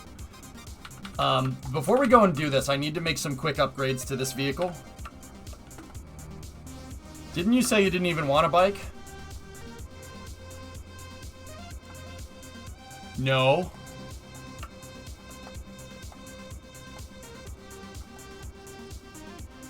No. See last. Nice, Hellfish. That's death. Even better, have a third mutant person agree if you have the space. Nah, I'm good. I'm good. I have altered the deal. Pray I don't alter it any further. Alright, so this thing could do with having some guide rails installed on it, but... I trust you just fine. It's other idiots in your state that I don't trust. Oh, shit. And I do, Hellfish? Like, or not Hellfish, Hazanku? Sorry, I was thinking about what Hellfish said about before. Yeah, Hazanku, and I do? I don't trust them. Dude, my head's on a swivel. Ask Brimo. My head is on a swivel when I drive around in Boston. I don't trust nobody. I don't trust nobody to make the right move, ever. I started a Gmod server last month and it's blown up. I'm struggling with work-life balance right now and was wondering if you have any tips. Oh, just come in here when you have questions that I can answer? Jeez. You never say hi, you never call? You come here the day on my daughter's wedding.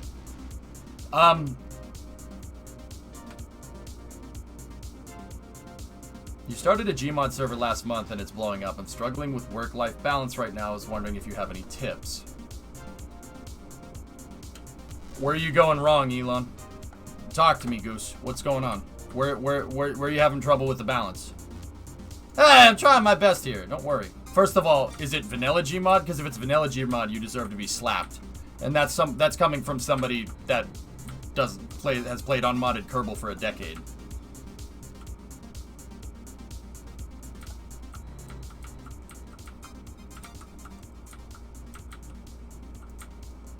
Yeah, Builder. Don't trust anybody on the road. That's my secret, man. I don't trust nobody. Second of all, what are you having trouble trying to balance, guys? And I'm gonna work on building up the getting the next rocket ready, dudes.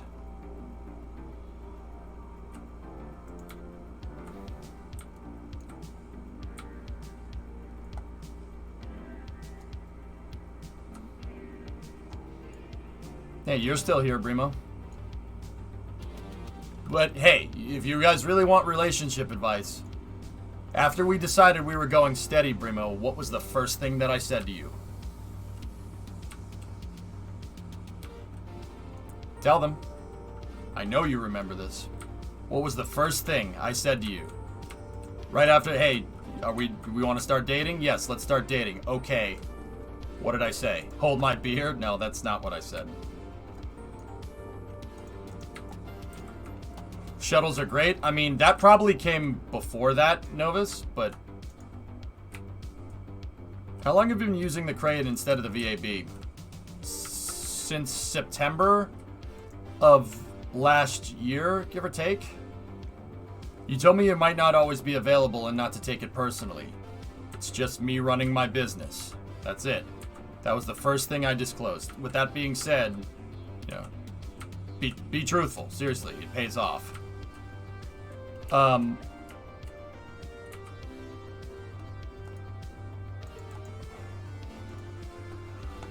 I'm spending like 8 to 12 hours a day building the community and stuff, and I'm just out of energy. I don't know how to schedule my time in a healthy way. All right, Elon, you want to let's go right to brass tacks. Is this Gmod server making you any money?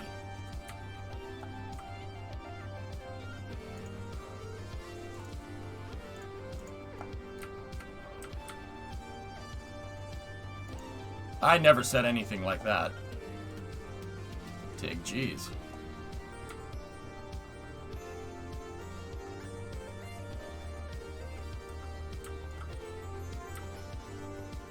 No, nice, Forlone. That's cool. Yes, it is. I made $100 the first 5 days I opened up the doors. All right. I'll talk about it while I'm integrating this thing. Okay, Elon, let me put it this way. Could you live off this? Could you live off running this server? You made $100. I made $100 the first 5 days I opened up donos. First of all, they're not donations, they're tips. You're not a charity. Don't screw around with revenue like that. Bad idea. Second of all, no, not yet though. All right, where do you see this taking you?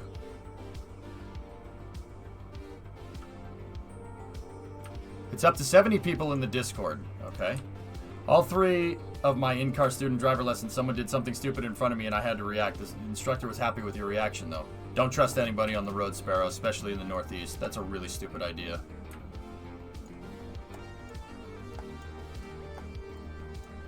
So, okay. Elon, honestly, you have to make the distinction. You have to make the distinction whether this is something that you enjoy doing and it's a side hustle, it's just something you want to do in your spare time, or if it's something you want to run, all right? This is the thing about doing something like my job, okay? I love my job, but you have to love it to do this. People that don't, you're not going to get very far. You'll get burned out, honestly. It happens. Boston, yeah. It'd be cool, though, to go full-time, especially once S in Box comes out, if I can make enough revenue. So you got to decide, is this a business, or is this just something you're doing for fun? Second of all, you got to decide if it's worth your time. Now, that in itself does take time. I waited for a good while. I actually waited probably way longer than I should have to ensure that the stream was a long-term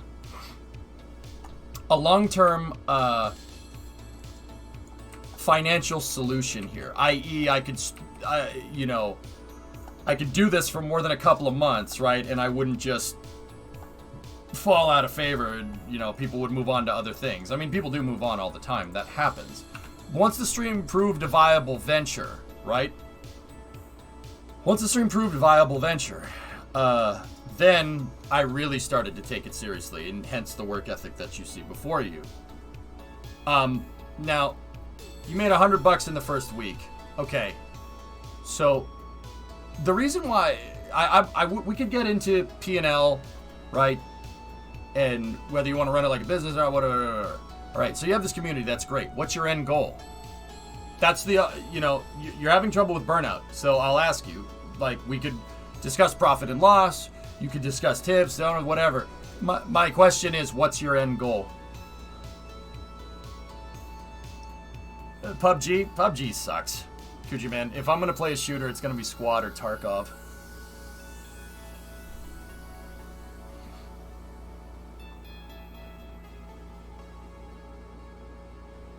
So, Elon, if you really want to take this seriously, you need a business plan. You need a business plan. What are your expectations for this? What are your expectations for this community? What's your end goal? What are you trying to do? Great, you struck gold. You struck gold and you have a successful online community. Good. What do you want to do with it? With me, there was no doubt in my mind. Once I was pulling the numbers that I could and making the money that I could, there was no doubt in my mind that I wanted to make this my business and I wanted to make it something that I could do. Even then, in 2015, when I went full-time, I financially planned for this business to fail sometime around 2017 or 2018. Why?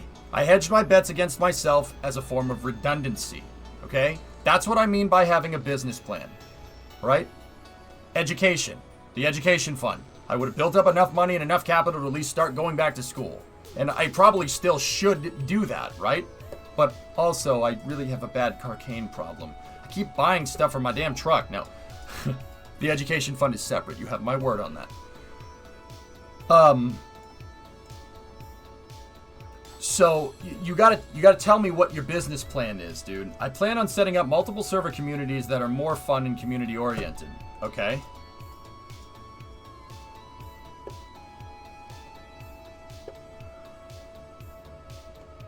The gold analogy is perfect for me. I couldn't strike gold, so I switched to selling pickaxes.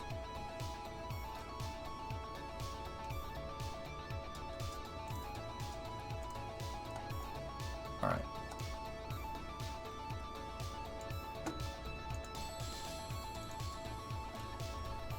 So, okay, you plan on setting up multiple servers, communities that are more fun and community oriented. All right. When I say what's your business plan, all right, implying that you have one, okay? I mean, how is this going to pay the bills? Do you see this as a long-term project? Do you see this as something that you could do for the next 5 years and do it full time? Because right now you're in the grinding it out phase. You're feeling it out. Is this do you want to run communities? Do you want to be a server admin? Basically, that's a lot of bull crap to deal with. How are you going to make money off this? It's an important question to ask, and you really have to make sure, and this is especially true with streaming. This is why people get burned out on streaming, why people do it for a little while and they say, no, this isn't for me. The reason why that happens is because they didn't have a plan. They didn't have a plan going in. And, you know, you're not... It's not for me. You know, I don't know what I'm doing. You know, like there's a really good reason why, like, turnover for streamers is really, really high. But once again, this always I lost my train of thought. I was gonna say this makes me money, so it's a little bit different. But don't get me wrong. I don't do this for money. I'm successful because I don't do this for money. You know what I mean? It's like that whole, you know, in high school, I want to become one of the cool kids. You don't become one of the cool kids by trying to be one of the cool kids. You become one of the cool kids by not trying to be one of the cool kids. But once again, high school, okay, all right. High school sociology has probably changed a little bit in the last 15 years.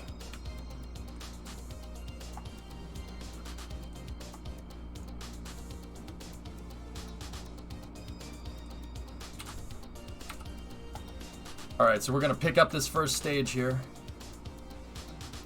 Parkour! Herbal got skills. He does.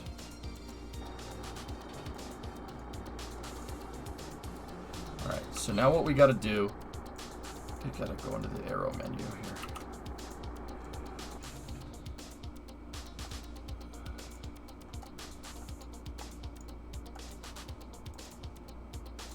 We're pitched at 0.9.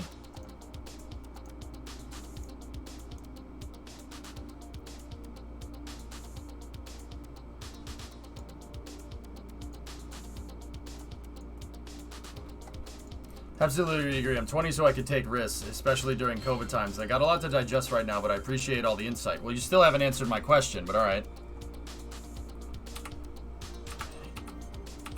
What's your end goal? Like, that's really what you got to ask. What are you trying to do? Like, what's the end game here? Is this financially viable? That's what you really got to decide on. And oh, that's what I was saying, dude. Sorry, I blanked on it for a second. That's what I'm saying. A lot of people let streaming cloud their judgment because it's such a dream job. You know what I mean? It's like, oh my gosh, this is a dream job. Well, guess what? Some people have themselves convinced that it's their dream job, but it absolutely isn't.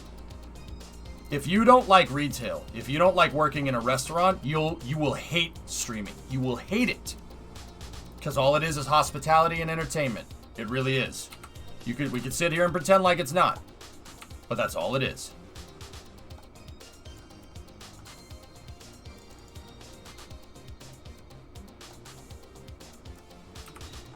And some people think that, you know, oh, this is a dream because I get to sit here and play video games all day. It's a dream job. It's no.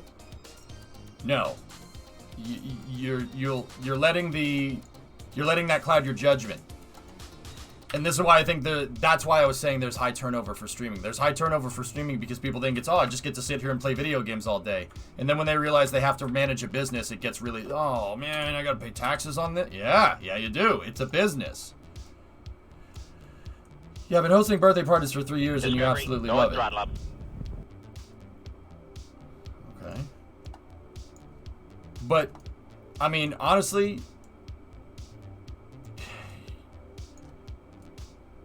what are you having trouble balancing your time with? Like you said, I'm putting in 8 to 12 hours a day. I don't know how to balance my time. Hey, Pizza King, 12-month resub. Thank you.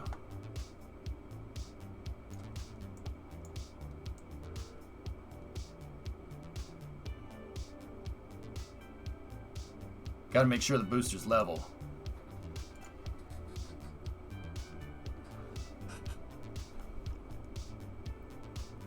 Same goes for performing arts. Dream jobs make people accept a whole lot of bad stuff in order to try and make the dream work. That's right.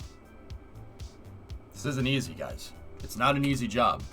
The only way that you're gonna sit here and be successful and have a good time with it is if you can take it.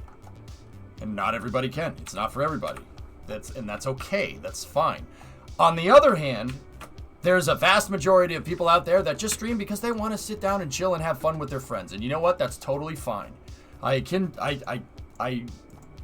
Streaming is akin to working in a restaurant, right? Just because you like cooking, does that mean you should be Gordon Ramsay? Hell no. Not a chance. So, in the context of what I'm talking about, it's specifically about people that are trying to do this seriously.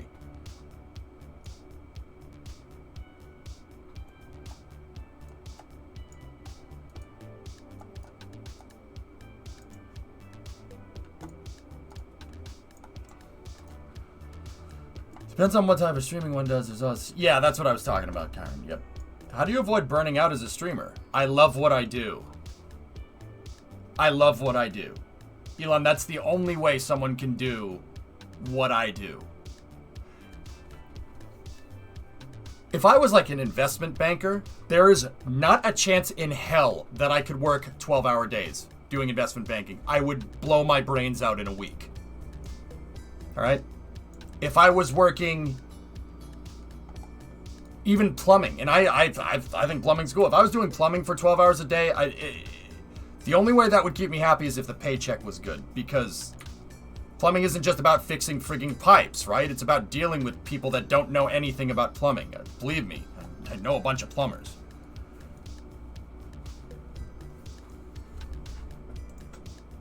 So that's the only way. Like, that's the only way I can do this. It's the only way. Like, there's not any other way around it. You gotta love doing this, man. Can you see yourself doing this in 5 years?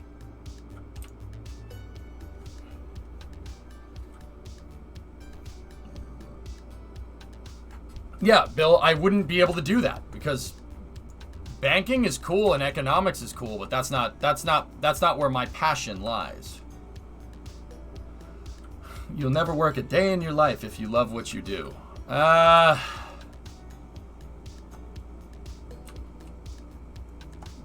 Yeah, I mean, there's a caveat to that, Ryan, but yes. Mm-hmm.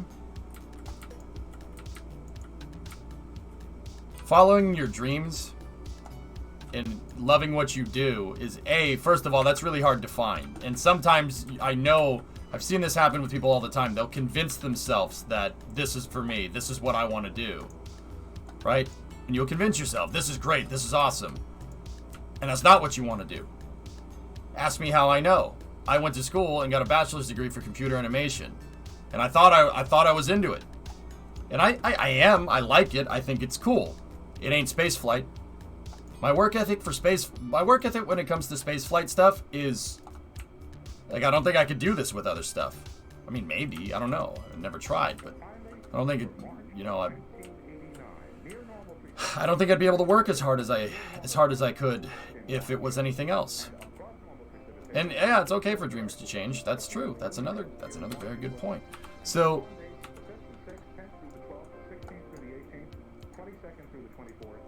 yeah, I mean, Elon, you gotta ask yourself, do you love what you do?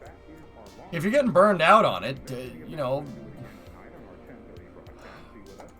Okay, I think you answered my question, but created a few more I have to answer myself. You can ask away, dude. I'm just sitting here integrating a rocket. This doesn't... Like, we got time. During the mission, though, I'm gonna be like, nah, get away from me.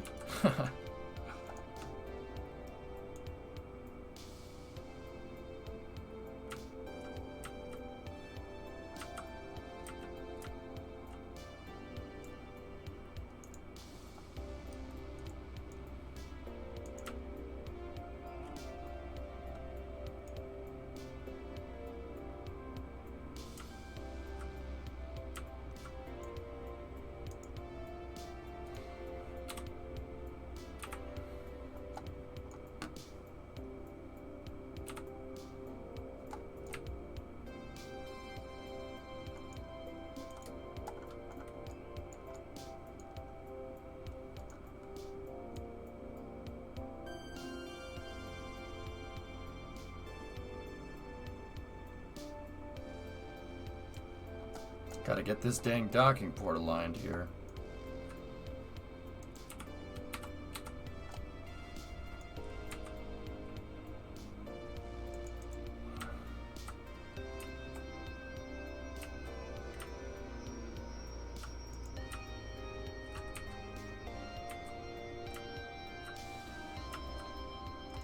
She won't go.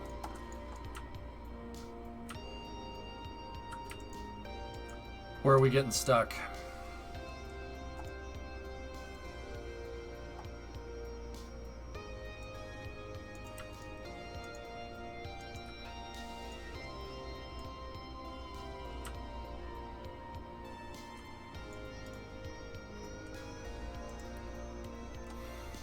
Yeah, Astro, I mean, fortunately your electrical engineering degree can translate. I mean, so could my degree, to be honest with you.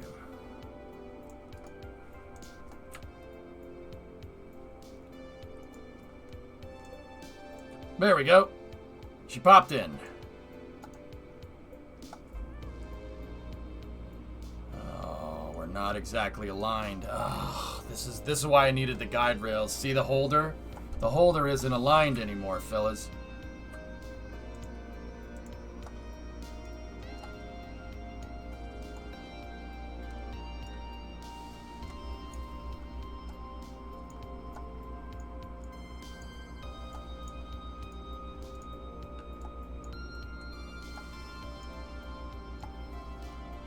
Once again, it could work, but then again, when it goes to dock, it could snap the crane. I don't want that. I gotta figure out a better way to do this. Maybe we should try landing these things back on the pad. But yeah, Elon, you gotta ask yourself, is this what you want to do? That's all.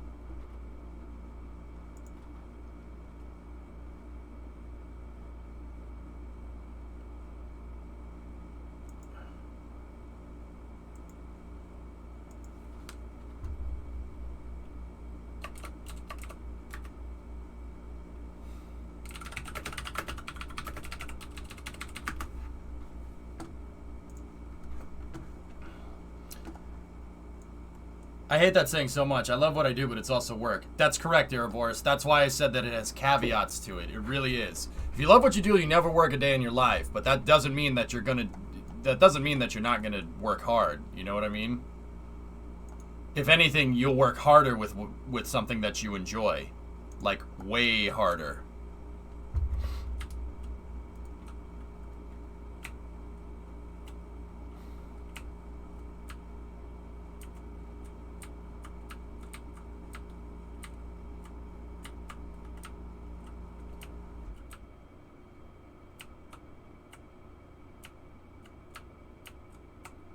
Oh, hey now. You're an all-star. Oh, come on.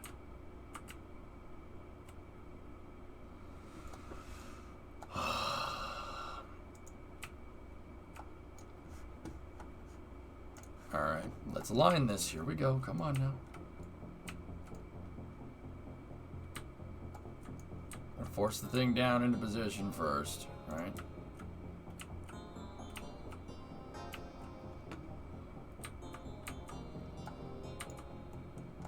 I mean, dude, I don't know, man. Like,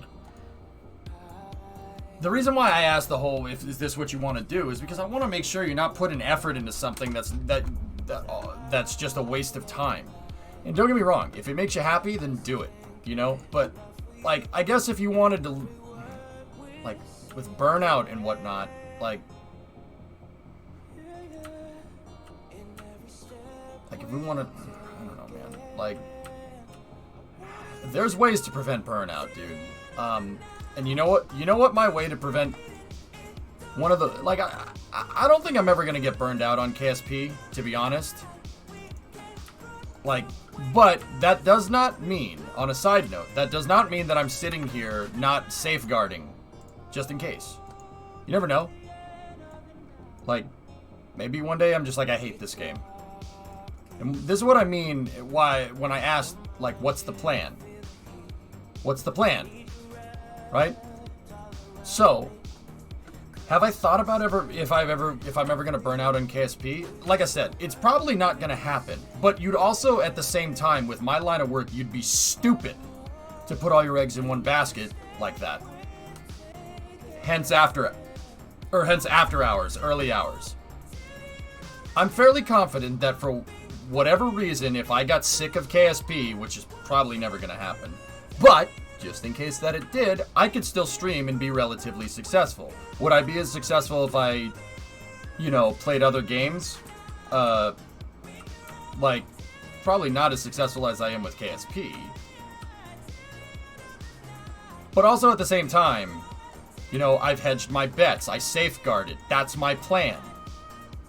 There we go. Much more aligned that time. PUBG is a way not to do that.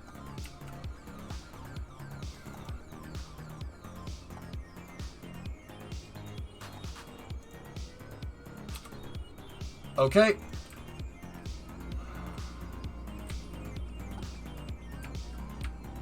The booster is aligned on the truck.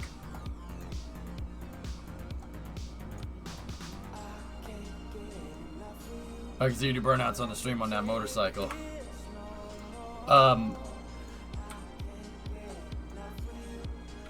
What's your last?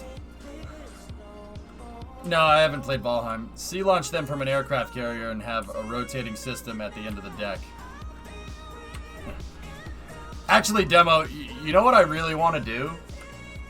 Like, okay.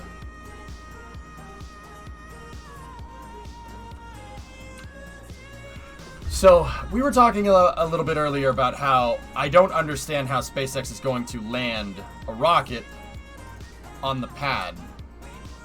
But I had an idea, and I'm not sure if it would work. Struts aren't glidable. Only the end and the beginning of the strut is glidable, Builder. Yeah.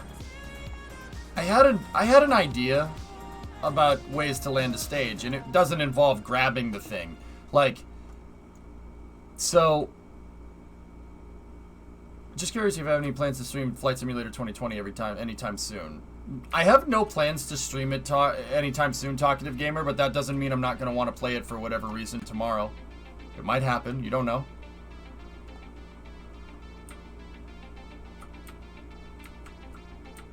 Build a full village in Valheim. Yeah, anyway, sorry, I'm like talking about three different things and I'm going all over the place. Elon, you want to safeguard against burnout, do other things.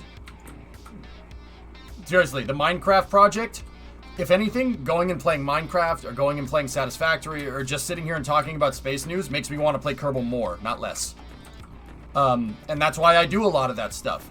Once again, am I burned out on Kerbal? No. If I was burned out on Kerbal, I wouldn't play it. I know me. I'm a stubborn person. I wouldn't sit here and force myself to play it because then it wouldn't be fun for you guys and it wouldn't be fun for me. But I do safeguard just in case. I work on other things, guys. we have the Minecraft project, and that's enough to sustain me over with content and fun stuff to stream for a long time. I mean, don't get me wrong, it's Minecraft, it's saturated. Not everyone's gonna be into that, you know? But yeah. You know, I do other things. You know, I completely change the pace of the stream with like racing or anything else. Like that kind of stuff does hedge your bets against burnout. Valheim is fun. It's like if Terraria and Minecraft were combined. It's a building system, and it's cool because you have to take into account how structural your building is. Oh, that's neat. I just don't like it. It's like, isn't it like Vikings and stuff? It's not like I can go and build like the Sears Tower in it or something. Speaking of Minecraft, have you tried space missions? Nope.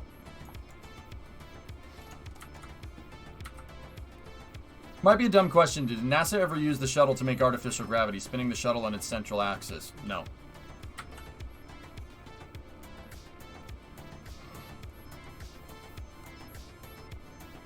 I want to play KSP right now, but I have to do dishes.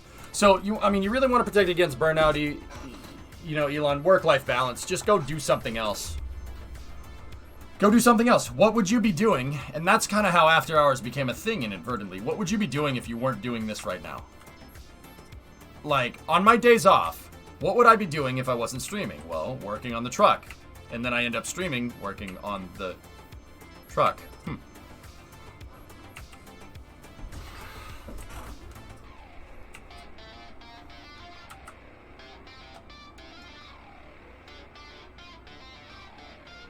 It's very medieval in terms of building.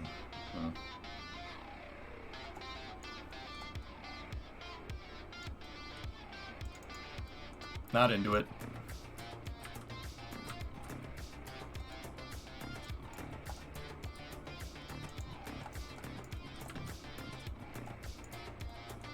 So you just gotta kind of, you want to hedge against burnout and stuff, just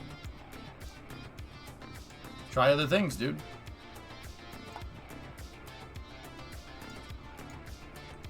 It does have sailing, though.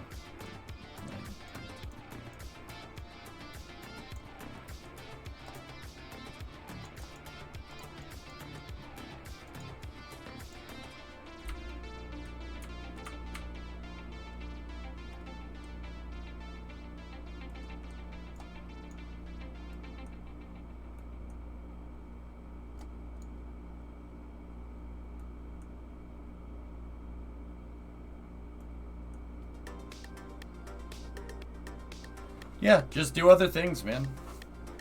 Why I play early hours, dude. Look, I don't think I could sit here and play KSP for like 14 hours a day unless I'm really, really into something. And that's even with KSP. I don't interpret that as burnout, though. That has nothing to do with burnout. What can you do for 12 hours straight, man? Right? Like, I don't look at it that way.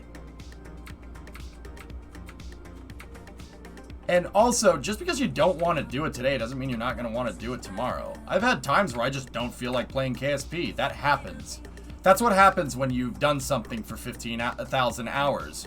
There's some days where you're just like, I don't need to do that today. Like, that's totally normal. You know, like, Max is like, how dare you? I mean, dude, there's just days where I don't, for shame.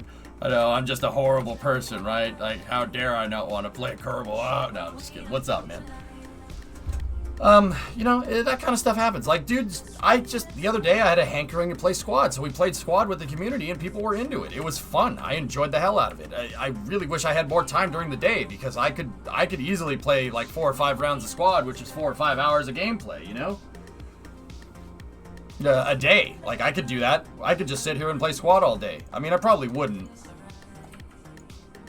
But it is fun. I do enjoy it. The dang Stroop is here.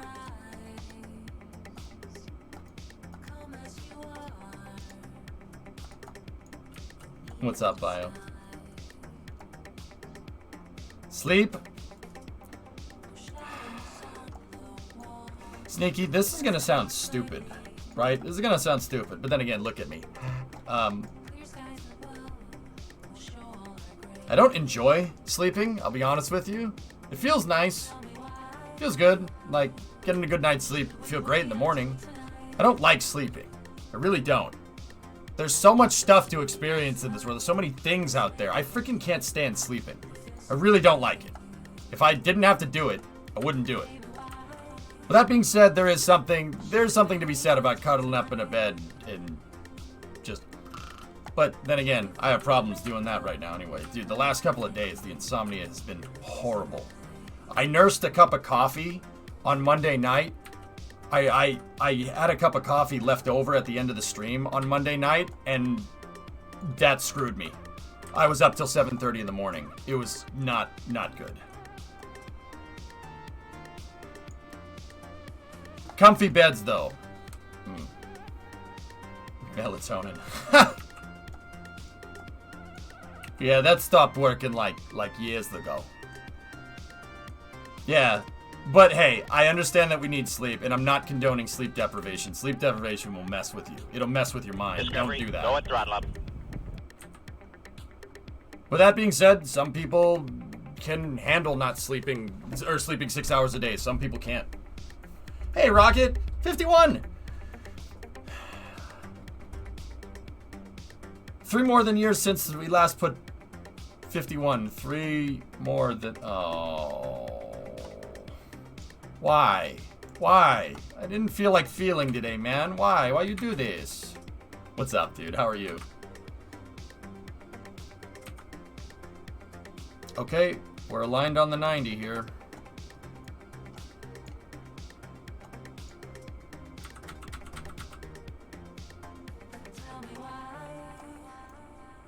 Should we wait until tonight? The sweetest love is made by day. It feels right. Oh, wow. Should we wait until tonight? Yeah, see? Okay. I need to work on my alignment systems, guys. And the reason why I need to work on my alignment systems is because docking the rocket to the pad just now turned the entire pad by 3 or 4 degrees. Look at the texture on the ground versus the pad. Wow. That's not cool. Oh, jeez. Hey, Yarg, tier 2 73-month resub.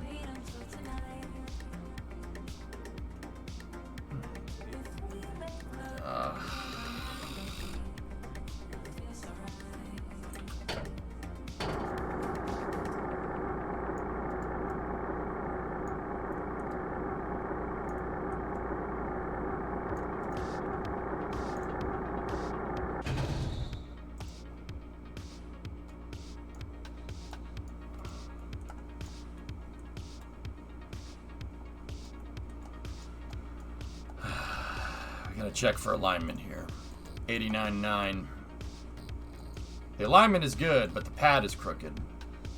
And that's probably something I can solve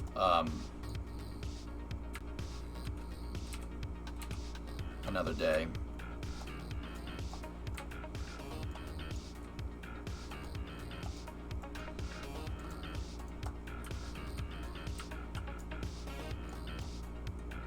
Have you thought about doing something like this in mission mode?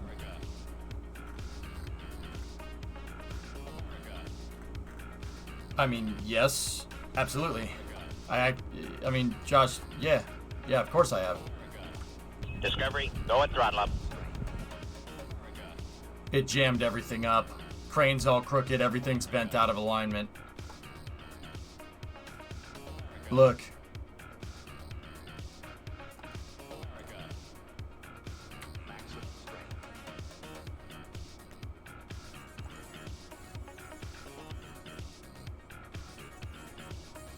Crane's binding up on everything now because it twisted the entire thing.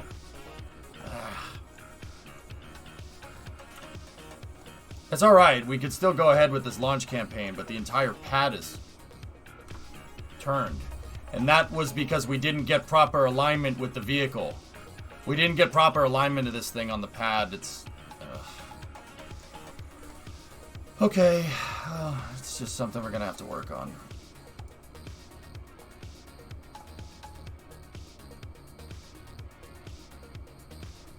It's still level. The rocket's pointed straight up. It's not an issue. It's just that's a deviation. It's deviance of engineering. I obviously don't intend for the pad to turn 3 degrees every time on its base plate every time we go to launch something. That's not intended. Because it's not intended, that's deviance. It's not supposed to do that. So the pad, so now like we got to look at this. Look at this from an engineering perspective. Well, the pad doesn't do that when I use a new first stage, right? Pad doesn't do that. It does do that when I use a reuse stage. So that tells me that there's a problem with this mechanism over here. And the problem is alignment. And that was the problem that when I first put this vehicle out like an hour ago, I was like, oh, you know, there's alignment issues with this that we need to fix. And one of them manifested itself here. But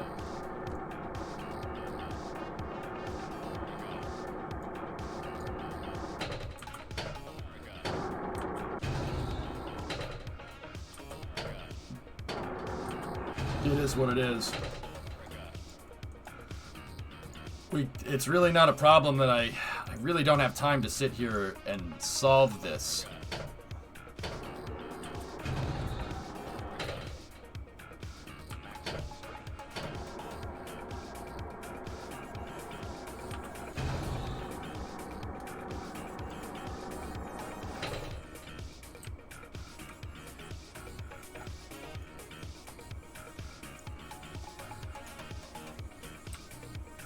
Could you hook the pad? No, T-Man, that's... No. You're guessing. Don't guess.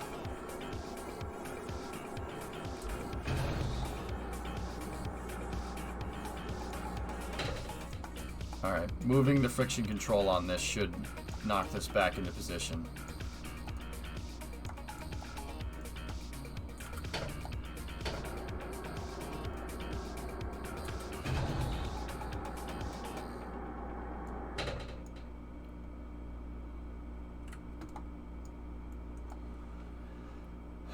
Is it possible to strut the rails to the ground? No.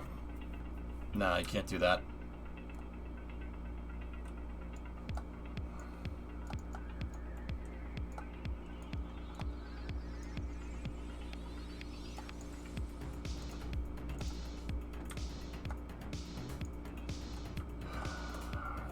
Yeah, I might have to just start parking boosters that are reused.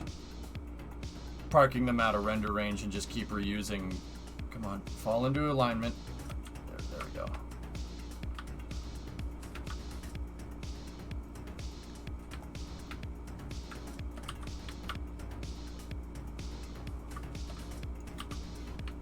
Isn't this meant to be a very convoluted launch platform?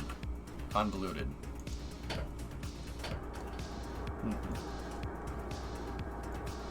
What do you mean?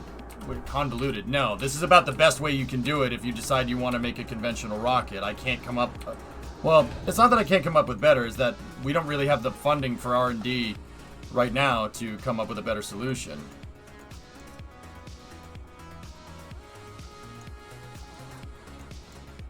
I have a deadline to do.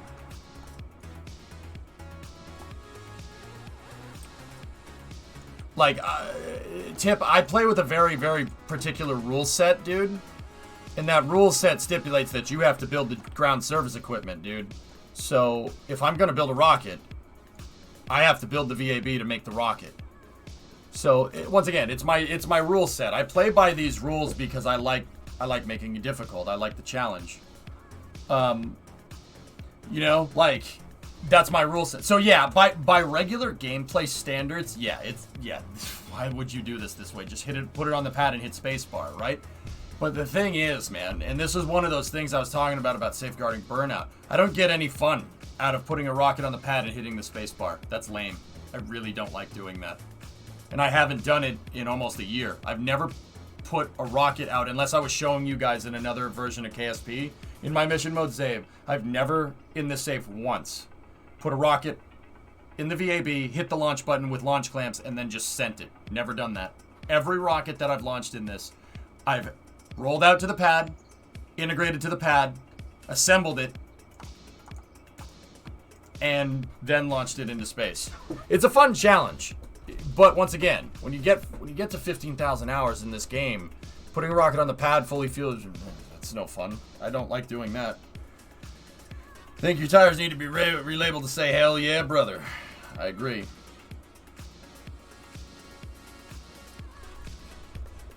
Yeah, stacking for the first time felt like docking for the first time again. Yep. You know what? As one of the potential solutions to,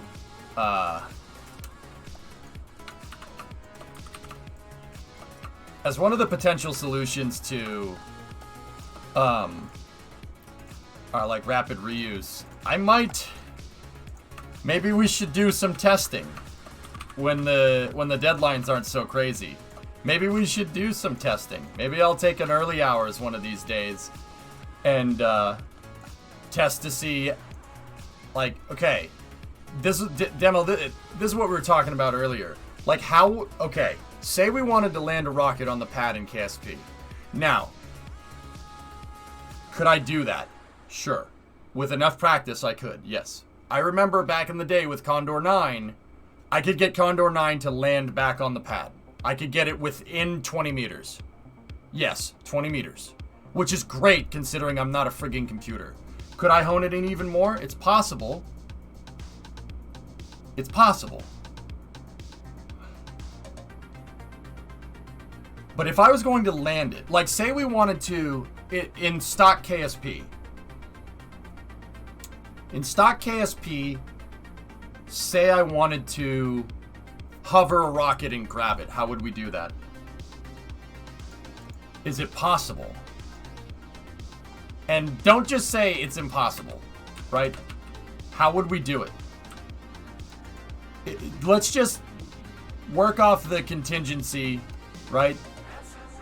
Work out the contingency that it is, or the kind of logic that it is possible to catch a booster in KSP with some type of robotic or whatever. How would we do that? What would we need to do to make that happen? I heard the people of KSP, the developers for KSP 2 watch your stream and added the option to roll rockets to the pad manually. What, Toa? Where did you hear that? It's possible, but it would need a lot of testing. Well, most difficult ventures usually do when it comes to rocket science. Look at Starship, right? So, how would we... I'm going to turn the music down, and I'll talk about this while we're integrating. That's the opposite of what I wanted. Thanks, YouTube. Jeez. All right. How would we do it? What would we have to do? So the rocket's coming in. I can't automatically control. Okay, so let's go off this scenario. Say I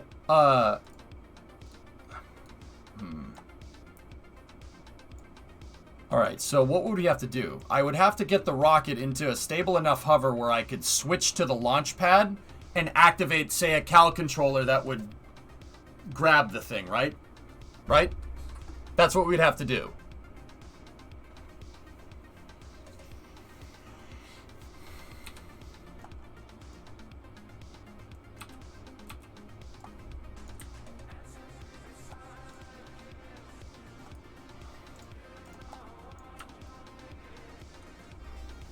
How would we do that? What would we have to get the rocket to do? So I'd have to basically get the rocket to be in a perfect hover. Like, and I would need to have enough fuel margin to put it into a perfect hover, switch to the launch pad, hit a Cal controller, and then switch right back to the rocket, and just to make sure that it stays in a hover. So the real question is, can we get a rocket to hover? And I'm talking about, like, dead hover. I literally need to do something. I need to make Grasshopper. And not only do I need to make Grasshopper, I need to make Grasshopper be able to take off and land pinpoint precision. Because if we can... I have an idea. Picture a spinning set of scissors that you land between, and then they come down around and grab you. Okay.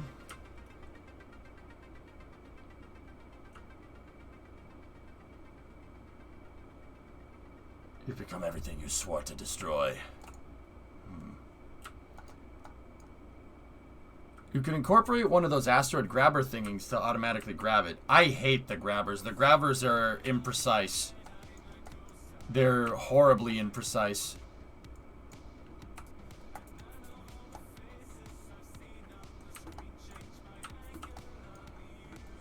Hey, Bandit, what's up? Land on a heat shield that is a trigger in some way. Well, there's no way to... Discovery, go at throttle up.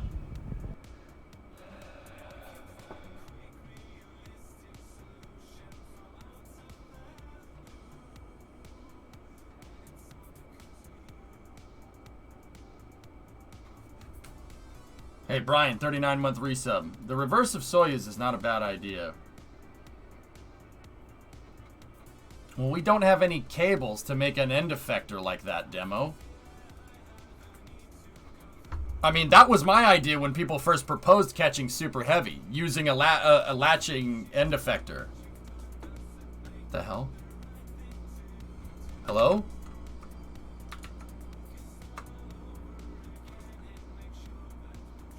That's Synergy. Synergy's being a piece of crap.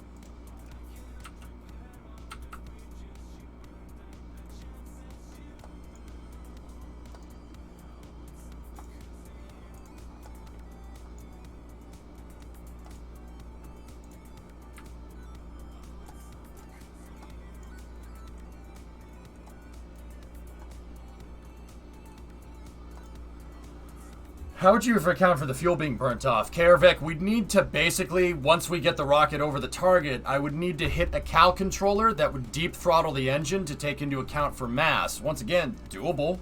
I could do that, sure. It would take a lot of testing, but I could do it. Land in a collar. I actually think landing in a funnel might be the right idea. But, I mean, somebody came up with the idea of the reverse of a Soyuz cradle, right? So, like, what if we had a funnel in KSP, right? And at the bottom of the funnel there was a lever arm, right? And the rocket's coming down, and in KSP the rocket would push the lever arm down, and maybe pushing that lever arm down could like clamp an arm or something. Maybe we could do that with robotics somehow.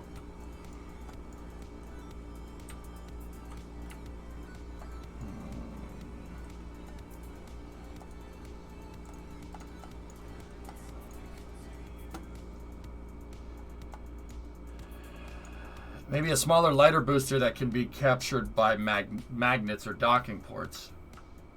Yeah, French. Okay, that's what you're saying. Yeah, Shy. This is all playing off the scenario that we can make a rocket dead hover. Once again, let's just... We've very thoroughly established that this is not an easy thing to do, so... Like, I'm not looking for people to just say, oh, that's impossible. That's impossible. Nah, it's too hard. It's too hard. Let's just open up, like, let's put our thinking caps on for a second and just say this isn't without... Say that all the time it would take to engineer all this stuff is irrelevant.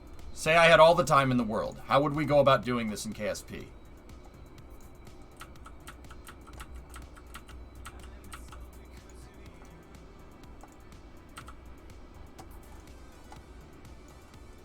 Like, how would we do this?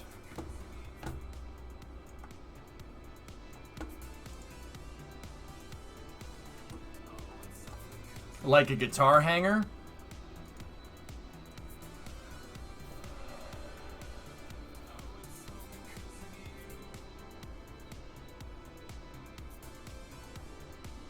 Is taking the booster into a helicopter an option? You're not the first one to think of that in real life. Look up the Rotodyne Intense. It's been tried. In the 90s, there was a company that came up with an idea of building a rocket, and how the rocket landed wasn't firing its rocket engine, but helicopter blades actually deployed out the top, and it auto-rotated down to land like a helicopter, which is actually pretty crazy. Yeah, no, that's definitely been thought of. That's not a bad... Your mind's in the right spot. What if you had a plate that was on hinges that weighed clamps, so as the rocket weight hits the plate, the hinges will then transfer that weight to the clamp arm and close around the rocket? Well, that's what French was basically saying, Shy, but yeah.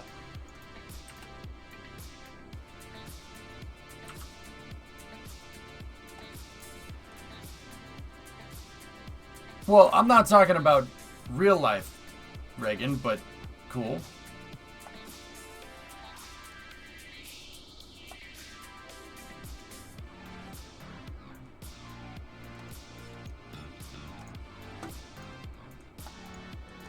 No.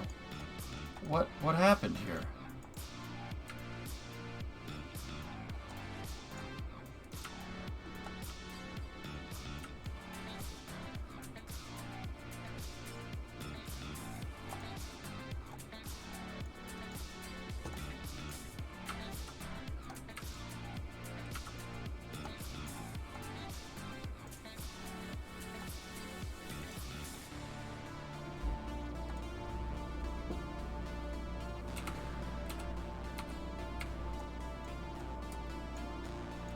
Oh, it was just the crane pulling it up. All right. Let's get the payload out.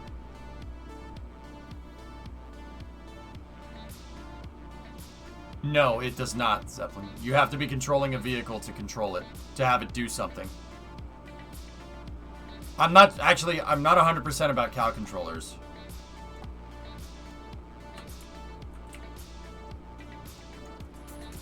Okay.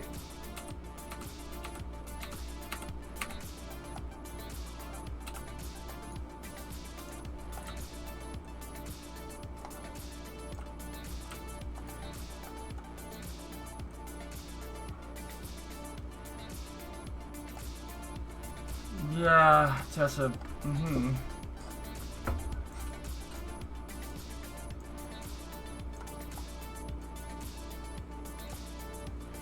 Okay. Let's recover this. Let's get the payload. And let's launch.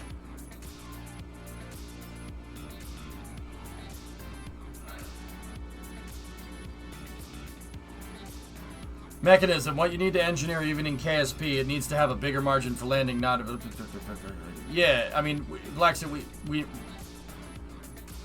I don't know what you're trying to say. Are you trying to say that it'd be really difficult? Because, yeah, I mean, I get it. We know it's difficult. Let's just say, for instance, let's just play off the notion that it is something that is possible in KSP. I mean, guys, honestly, some kind of passive system would probably be the best way to do this. Like, okay, I'm talking ball in a cup, all right? So seriously, this is your launch pad, right?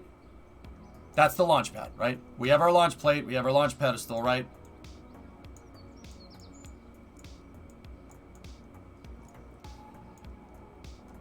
Right? There's your launch pad. Your launch pad quite literally has a cone. That's it. And when the rocket comes in, the cone can make up for any deviation. Like this would be made out of panels or whatever. We can make it out of panels, we can make it out of whatever. On the way up, the rocket is not deterred, but on the way down, if the rocket is coming in sideways, it'll, like, that's the funnel. Like that's the simplest way that I can think of doing this. And then at the very bottom, we could have like an upward facing docking port. And then on the bottom of the rocket, we'll have you could have a downward facing docking port. And then we could have veins on the side of the funnel. And then like pieces on the rocket that go like this to align the thing. So it'll align itself and it'll plop into position. Literally ball in a cup.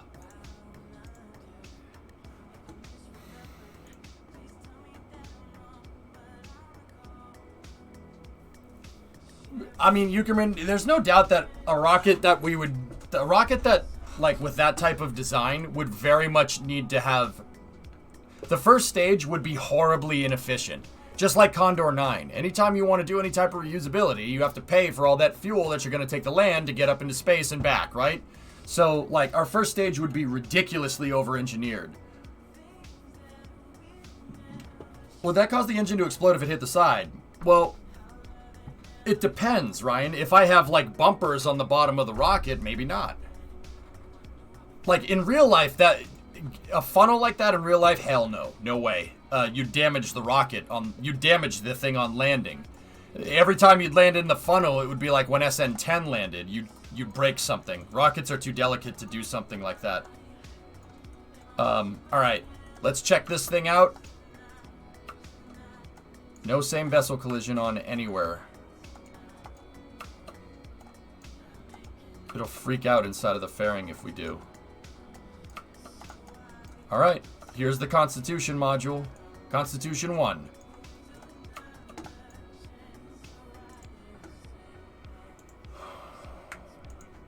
We did payload checkout yesterday. I'm going to trust past EJ that this is the right way.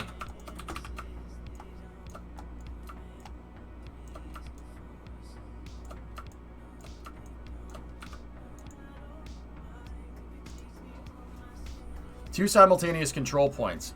One you control the set target and the other autonomous set to radial out. You control the bottom of the rocket and... What? Tessa, what are you talking about? You can't... Two simultaneous control points.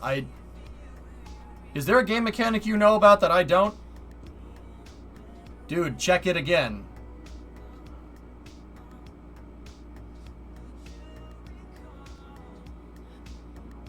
You need checkouts. I just did a checkout a second ago.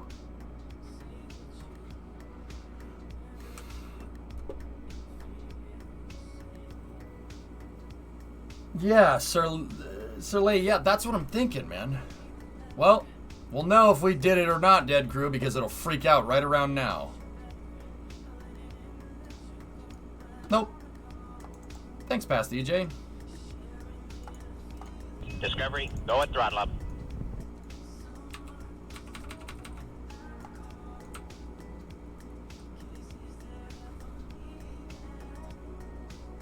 Trust is good. Verification is better.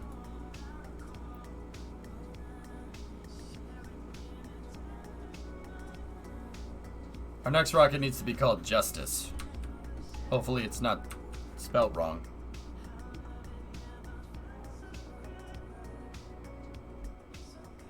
Yeah, you spelled it right. Okay, cool.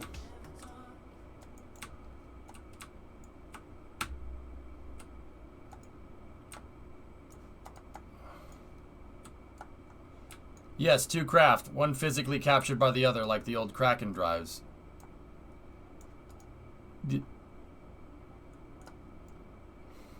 Hey, Boo. 4-month resub.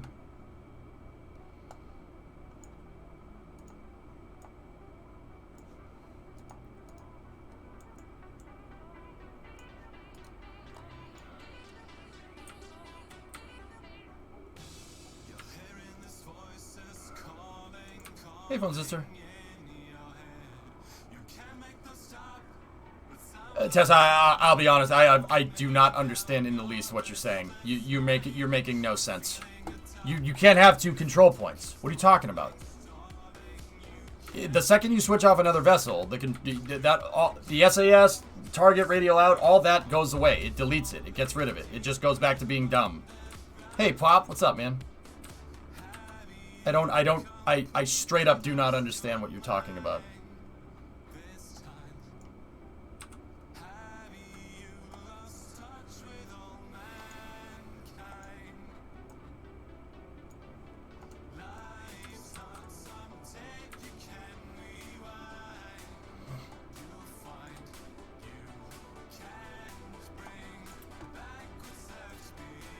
Not true.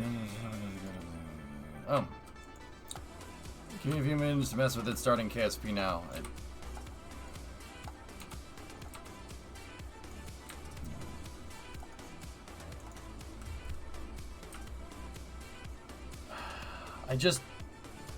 Yarg, I don't understand what Tessa is saying is going to work. You say crack a drive, capture it, and hold it in position. I understand that. How is that different than when we first had this conversation about how it would be feasible, about me like bringing a rocket down, switching to the pad for a second, flipping a Cal controller on, switching back to the rocket, and then steering it in on final? Like, how is that any different than what I said? I'm confused. Like, well, I don't yep, nope, don't understand. Oh, all right.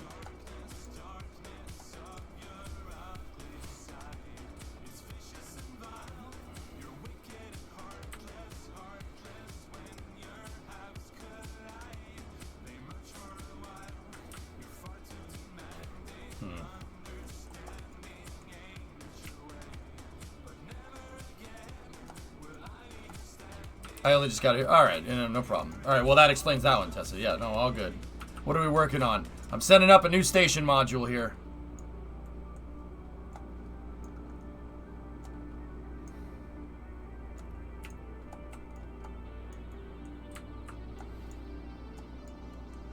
Hey, Nick Tide, what's up, man? Been lurking high and stuff? How are you?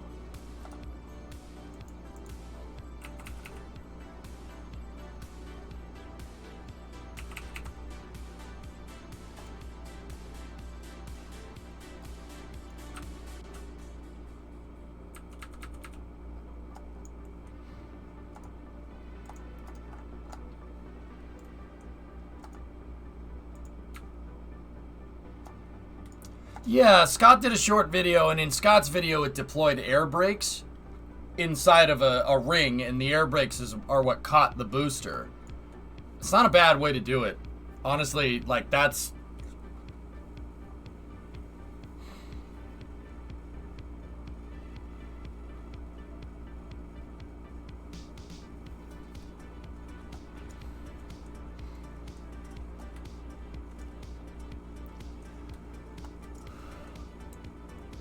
You know what's great about your stream not counting the KSP content? What, Duber?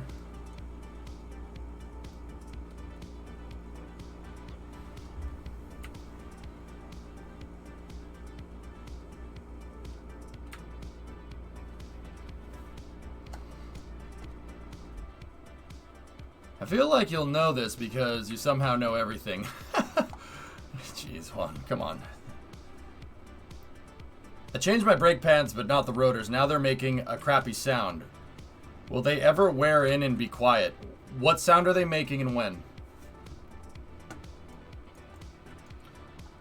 Now, are you just driving around? When you're driving around, is it making like a terrible noise? What happens when you step on the brakes? Do you step on the brakes and the steering wheel does this and it goes and it sounds like a freaking mechanical robot getting thrown into a blender?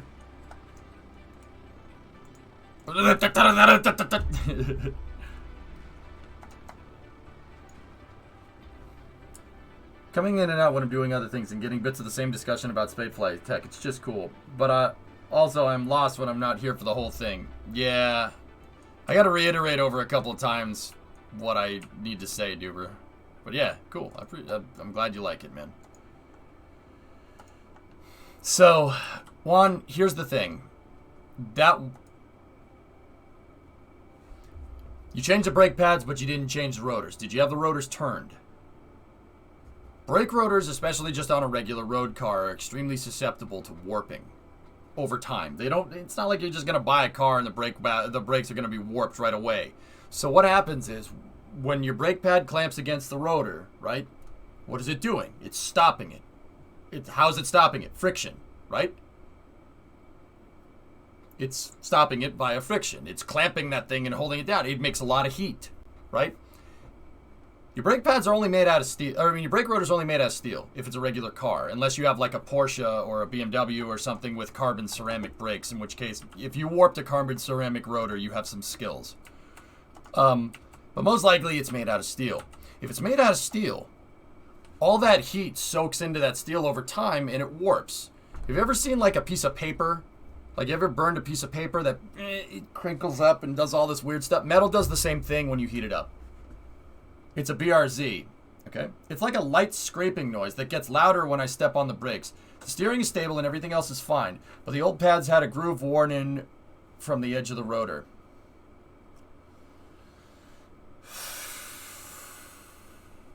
Did you grease the pads, dude?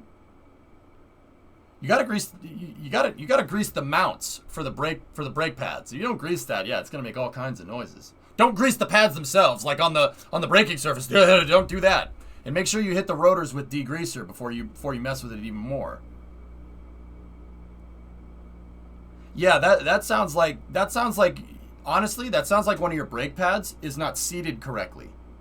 It sounds like one of the brake pads might be crooked or something, like just slightly crooked, and it's not engaging the rotor correctly. Your brakes, when you step on the brakes, it should make no noise, nothing. No noise. The only thing you'll hear is if you jam on the brakes is your tires screeching.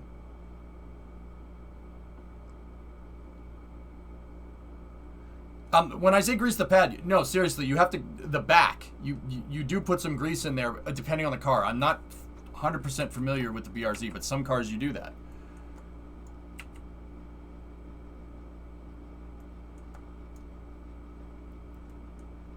Oh, thanks, Nick. I appreciate it. Just talking about stuff that I like. Have you ever used brake cleaner to clean your hands? Literally on Tuesday. Phone sister.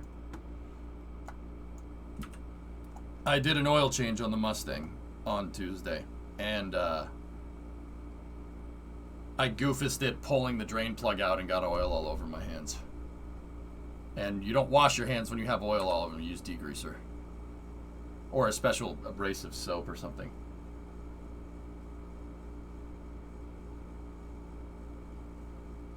Yeah, you have to put some I don't know if it's lithium grease or whatever. I guess it depends on the car. But yeah, on the back, like the part where the pad is being held in by the caliper, put stuff there. Because your brakes shouldn't be making any noise. Now,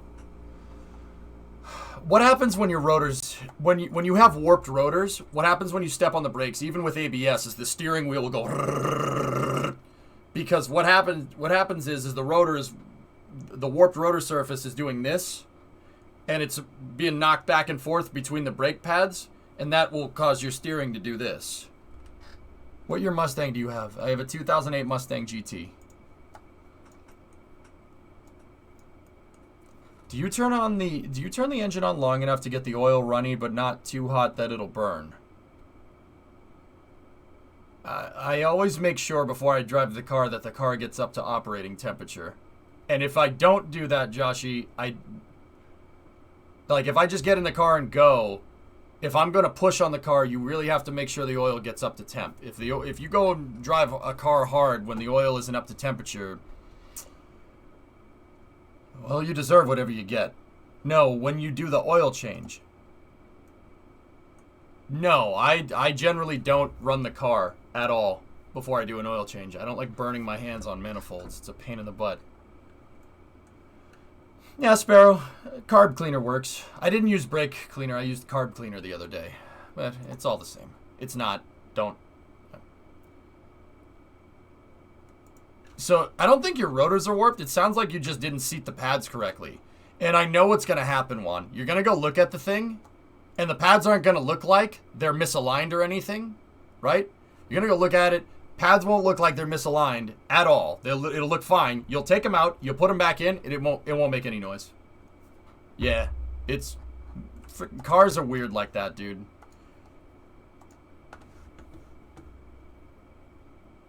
This was lowered into the tipless cone before the dark section was put on. It looks like a hydraulic piston of some kind.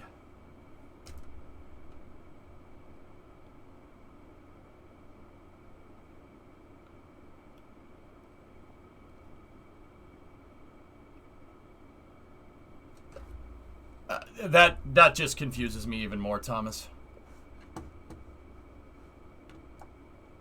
I know in a Spitfire, if you turned it on and put it to full throttle, you were guaranteed to overheat and ruin the engine. I mean, that's pretty much the case for anything that combusts anything. We saw what happens with SN11 if you try to cold start a rocket engine. That's quite literally the equivalent of what happened. Raptor ESN 52 cold started without being thermally conditioned, without getting to operating temperature via engine chill. We all saw what happened there. Yeah, it's catastrophic for most things. You shouldn't do it. These things were engineered like this for a reason. Yeah, I know about Goop. I use the orange stuff. That's what I have, Sparrow. But the brake cleaner, or the carb cleaner was right there because I was messing with the coronet anyway, so. They're wider than the contact surface of the rotor on the inside and outside edge. There's a slight edge that sticks out further than the contact surface. That edge wore into the old pads. I'm wondering if it will eventually wear into the new pads. You're telling me your brake pads are... So, Juan, you're telling me you can see the part of the brake pad that clamps the rotor. You can see it. Yeah, that's wrong. Yeah, that's wrong. Hold on. I need to... Hold on.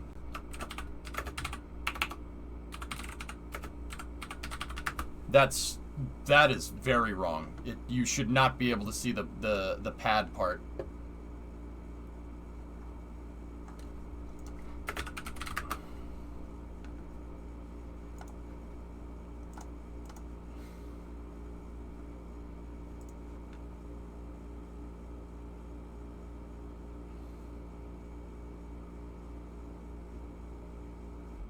Did you buy the car new, or are you the second owner? Juan, was somebody screwing with the brakes before you? Okay, that's a pretty straightforward caliper design. Yeah, that's not... That's not good. Yeah, that's... What's that, goalie? I can't see it. I gotta log in. It says you gotta log in to continue. So you're telling me you could see this part, even when it's installed. Second owner, could be aftermarket rotors, but they're OEM style. They're not slotted or anything.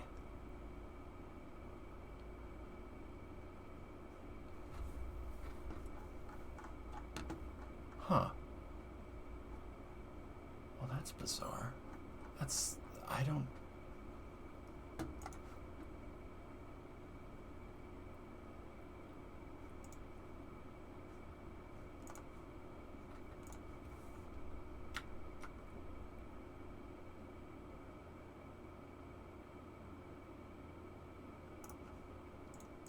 All right.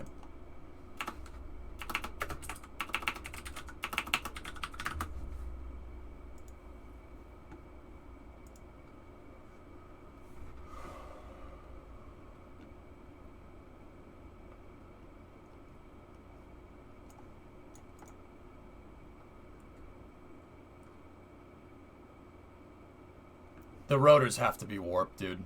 Your rotors. I think the rotors are warped. I think the rotors are warped.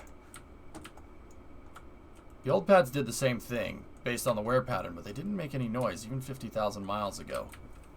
Dude, I think the rotors are... I think you should replace the rotors. Hey, Everest, what's up?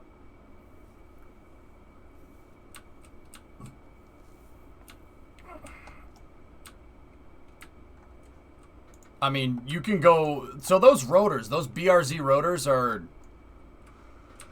I mean, the car has a bunch of Subaru parts. So I'm going to go ahead and guess that those rotors, the calipers in the rotors are probably interchangeable with an Impreza or something. You go to the wreckers and go find a good pair of rotors. Or just go get your rotors turned.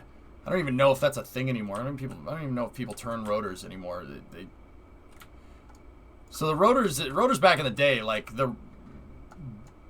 they're designed, they made them thick and they built up a lot of surface on purpose. So if the rotors went, you didn't just replace them. You could put them on a turning lathe and they would work. You basically machine the surface flat again. But it's bizarre, dude. It sounds like the rotors might be junk, but I would grease the pads and check to make sure that that's not what's going on.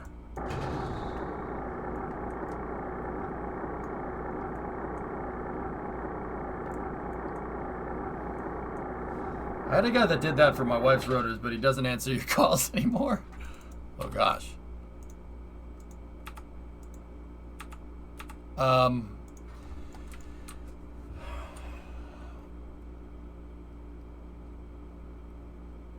Okay, so Juan, what you should do, take the rotors out. Front, just whatever brake is making sound. Not take the rotors out. Take the calipers off, take the pads out. Grease the backside, put it all back together. See if it still makes noise. If it still makes noise, well, if you're using aftermarket brake pads, so if you have like Duralasts in there or whatever, yeah, go try factory stuff. Go to the dealer and get some OEM stuff. They'll bug you about your car's VIN number. Just say you don't know or whatever.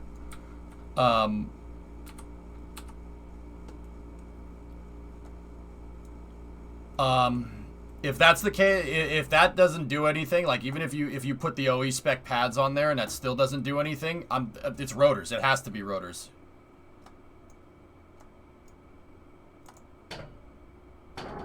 Parts on cars, dudes, they don't...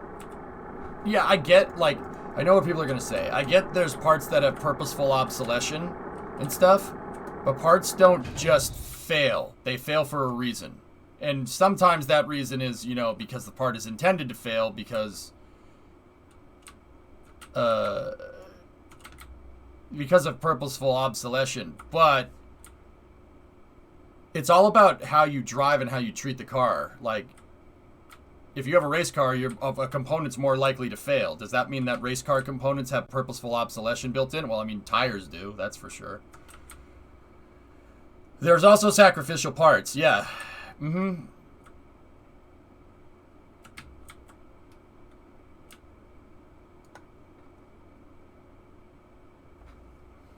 Only I could get this thing high-centered on this. That's only me. There's no way.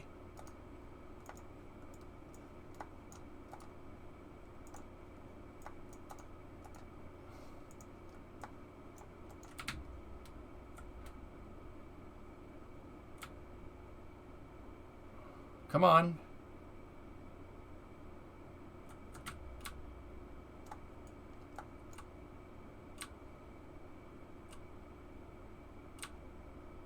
See, Kerbal has its days where this little stuff is... The little stuff always gets you. Repost, have you seen the new Erling video? Yep. Pong. Someone, is that what they meant when they said return to monkey? Okay. This is what you call being over it. Yes, understandable. Have a nice day.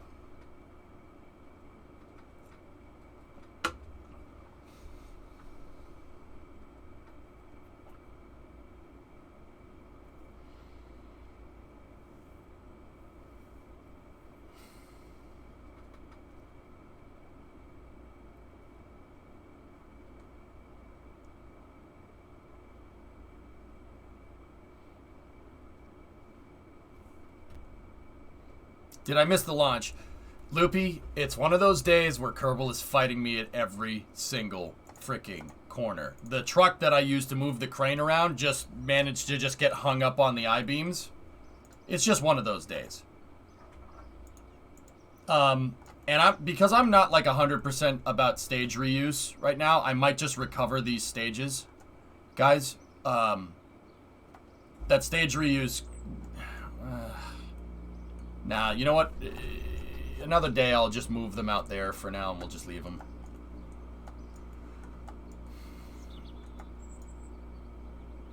Okay.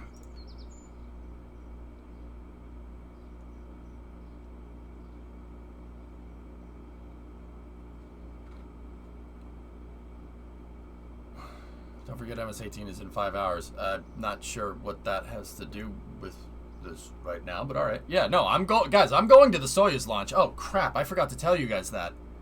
There's a Soyuz launch in 5 hours, guys. A crew Soyuz launch. NASA's launching an astronaut into space in 5 hours. Yes, I'm streaming all the way to it. Yeah, Phil, you know, it's funny. It's good that you mentioned that now that I'm thinking about it, because I straight up forgot to mention that. Yeah, this is going to be a long stream. So, I mean, Kerbal's being a pain in the butt, Loop, but it's okay. Loopy, you gonna stay up till the launch with me, or are you gonna go to sleep?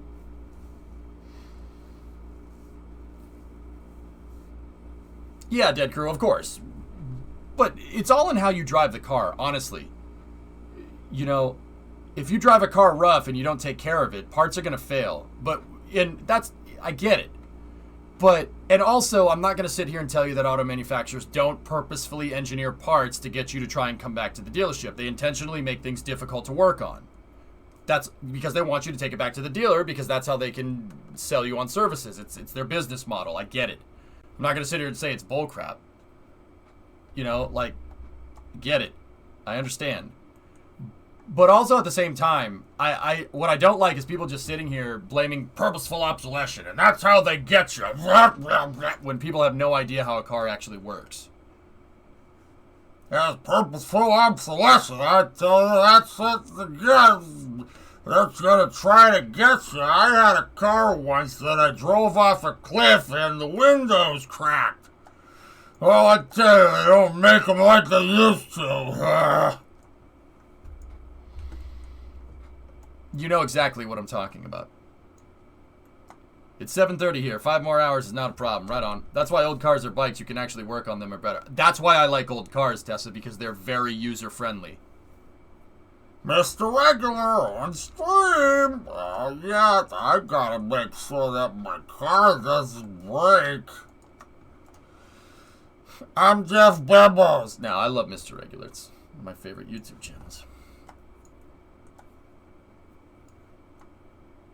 What I like to do is just understand how the car works. I mean, that's my thing. I like to understand how the car works and why components are engineered to fail. With that being said, if I did have a criticism of modern cars, they're way too complicated. Like, way too complicated for the application. Modern cars are... Old cars are like the Apollo program. We need to go to the moon, build a rocket to go to the moon, go there, land on the moon, and come home. It's very straightforward. New cars are like Gateway. Oh, well, we got to go to a space station on the way there, so we can use smaller rockets, but we actually need a bigger rocket also at the same time. But with that bigger rocket, we could use it to send part of a lander up and never actually be able to do what a Saturn V could actually do. But we do that because we need to make a sustainable... We need to have sustainable architecture in space, so we can do that so we can assemble landers there and use it as an outpost to stare and look at the moon before we actually think about going to the moon. That's a modern car in a nutshell. Now, don't get me wrong. Modern cars, believe it or not, much easier to troubleshoot stuff. You plug it in, it tells you what's wrong. But it's all repair and replace. Oh, the alternator's not working. Okay, throw it away. Bring it to the shop, trade it in, buy a new one. Buy a new one, get the cord charge. You just install another one. With older cars, you take apart the alternator and you replace the brushes, which is cool. I like that. I think that's really neat. Gas, mileage, emissions, and safety have made cars complicated. You gotta have a third brake light because they might not be able to see the other two if your trunk lights is up. All cars need the backup camera because, you know, when you go backwards, we want you to actually look forwards.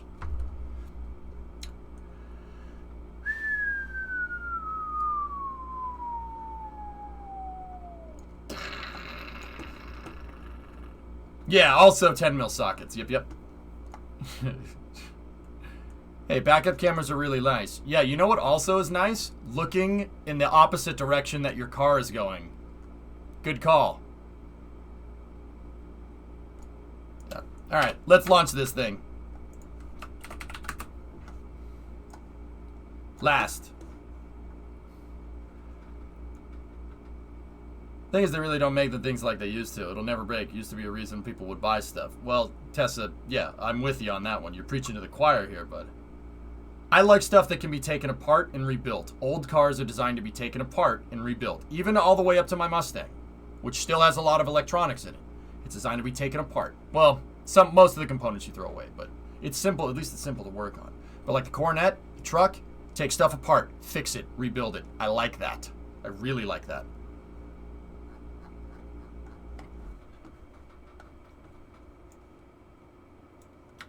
Okay, last mission I ran was the Minmus Express, and it failed miserably. Excellent. Constitution 1.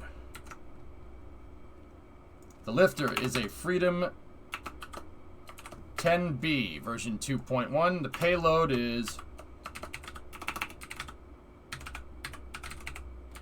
Constitution 1. Orbital parameters. We're going to shoot for 90. Actually, it should be like 98 by 98.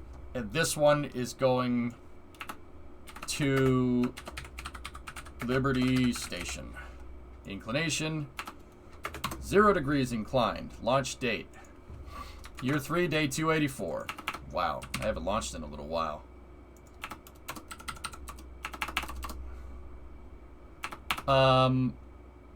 Let's go 00. Actually, hold on. Hold off on the flight window. This payload is 5.2 tons. One payload. This is the first launch from this pad in this configuration. This is the 81st total launch from Complex 1A. The first stage serial number is 21. 21, this booster flew on the Luna 3-2 mission. So this is its second flight. 229 on the second stage. Mission description. Constitution module to Liberty Station. Constitution module to Liberty Station for supporting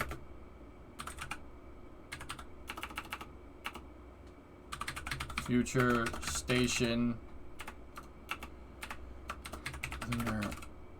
operations.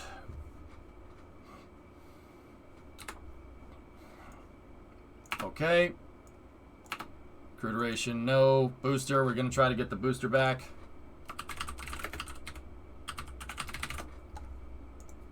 Okay, just needed to add that note for the last mission. Alright, so let's go over here. Let's, we gotta go forward in the window a little bit. I usually wait till the station is directly over me. That way I know when I launch, station's always gonna be out in front. So as long as I shoot for a smaller orbit, I'll be up to the station in no time. I probably shouldn't have waited that long, I'll be real with you. The station's gonna be way out in front by the time we get ready to go.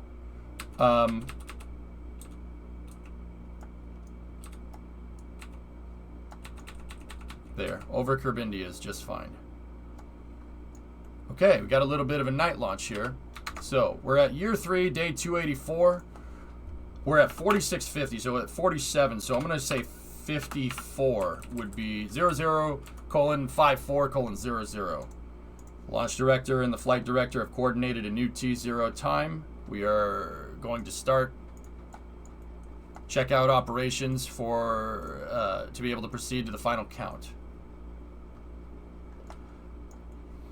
EFI is matured enough nowadays, Tesla, where it's really not a problem. But carburetor, I like being able to tune the car with a screwdriver and not a laptop. Screwdrivers generally are less expensive than laptops, but once again, I don't really tune cars that much either. But all right, nix the car talk for now. You know I could do that all day. Let's go. Avionics core is aligned at 89.8. Good. We got to do a root part check on the vehicle. I need to make sure that the root part of the rocket, the root part of the launch pad with the rocket docked to it is up on the rocket. You see those lines right there? They went up to my avionics core, which means the root part is up here. The reason why I need to do that is because this is a reusable launch pad. I don't want, when I undock, I want to make sure that I'm controlling the rocket and not the launch pad after I lift off. I don't think I need to explain why. What I'm going to do here for a moment is I gotta pulse these for a second. There we go. Perfect. Consider that a static fire. The reason is because there's a sound glitch in Kerbal when you fire engines that have ran out of fuel. You fire them again, it doesn't play the sound. So doing that little static fire there makes sure that the engines are actually going to noise when I go to light them. Yeah, screwdrivers don't get software bugs. That's right. You're not wrong. All right, we're going to check our staging here.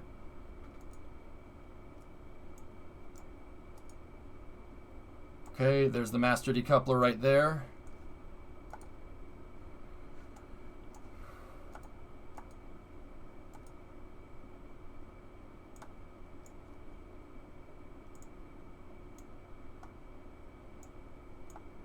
Fairing separation there. Let me get my ullage separators there. Range is clear. There we go. All right. Staging is good. Alignment is good. Hierarchy check is good. We are go for fueling. Let's, I gotta check down the stack. Same vessel collision is enabled there. Same vessel collision is enabled there. Crossfeed on the upper docking ports. Disable crossfeed. I do not want to drain anything coming out of here. Now, I don't think we have any fuel up in the payload this time. It's just monopropellant. But I also don't want to drain that either, so we should probably make sure that the monopropellant is locked out on here from payload checkout. It's not.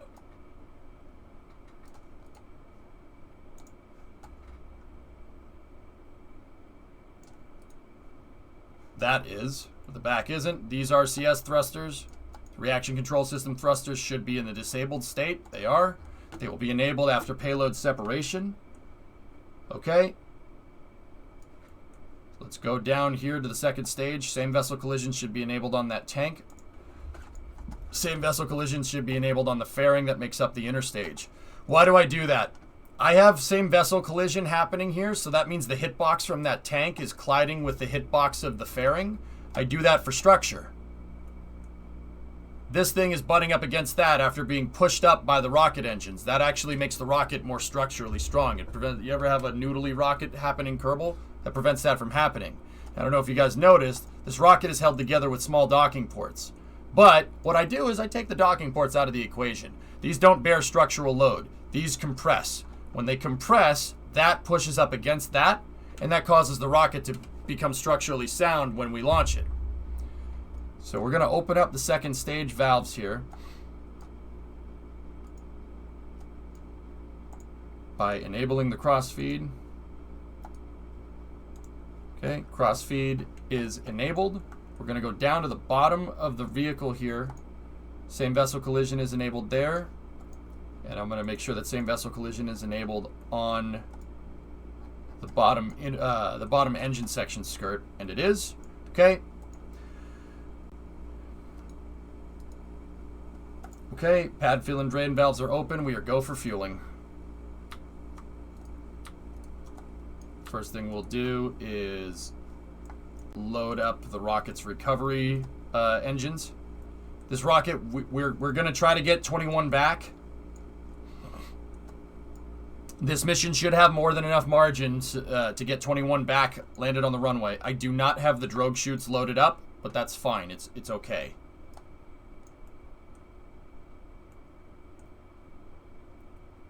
The rocket can land just fine without the drogue chutes. It's not an issue.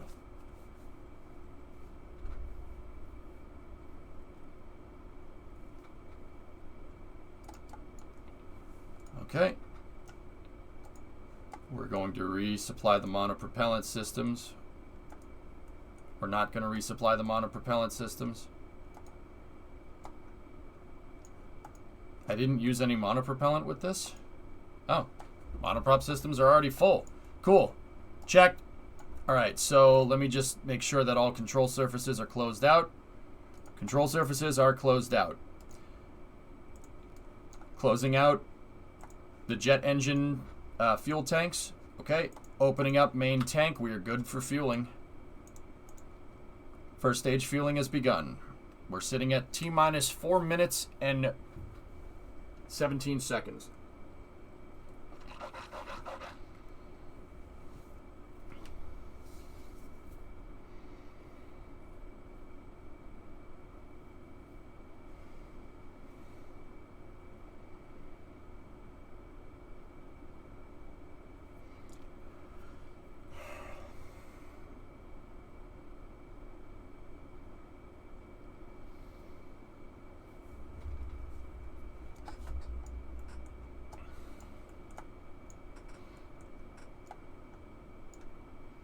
Okay, first stage is 25% fueled.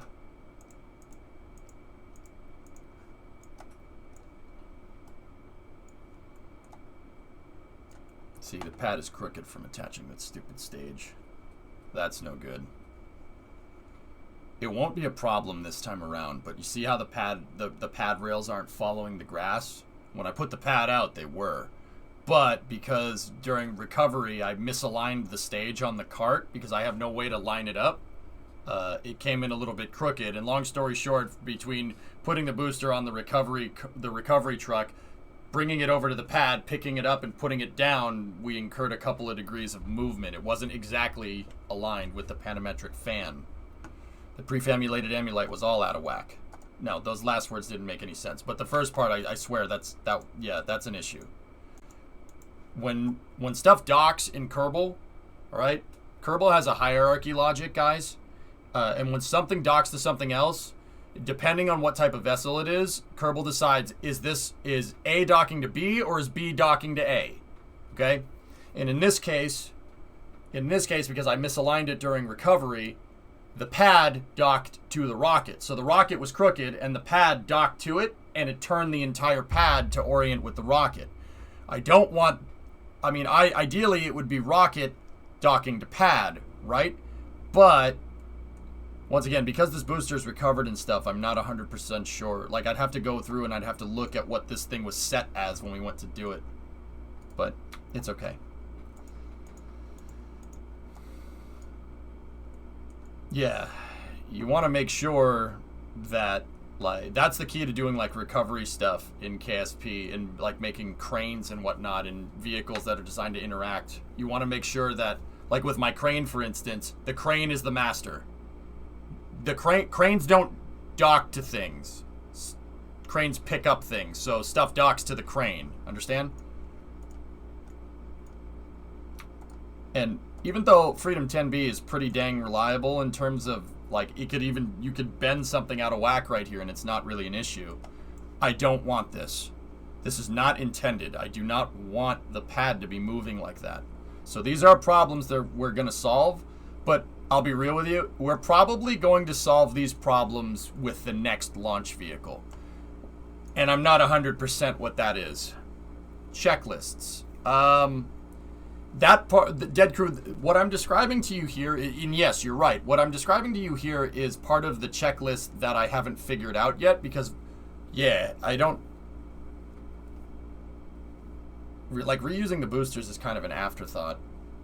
But yeah, everybody's really hype on a larger launch vehicle. And to be honest, oh, my headphones got caught on the joystick. It's getting cold in here. And to be honest, I am too. Did you see the launch vehicle that I made the other day? I rolled out an expendable option for a heavy lift launch vehicle, and it's like if SLS and Ariane 5 had a Falcon heavy-sized baby. It's actually pretty cool. Okay, first stage fueling is complete at this time. I honestly think it would be kind of cool to make a boost back and landing piece of equipment that lands on the pad. I kind of want to try that. I remember you used to dock a pad to stability clamps, but I figure those might be a problem. Well, French, the developers added a passive function in the game. Stuff doesn't skitch around on the ground as much, so you don't need to attach the stabilizers. You could if you want.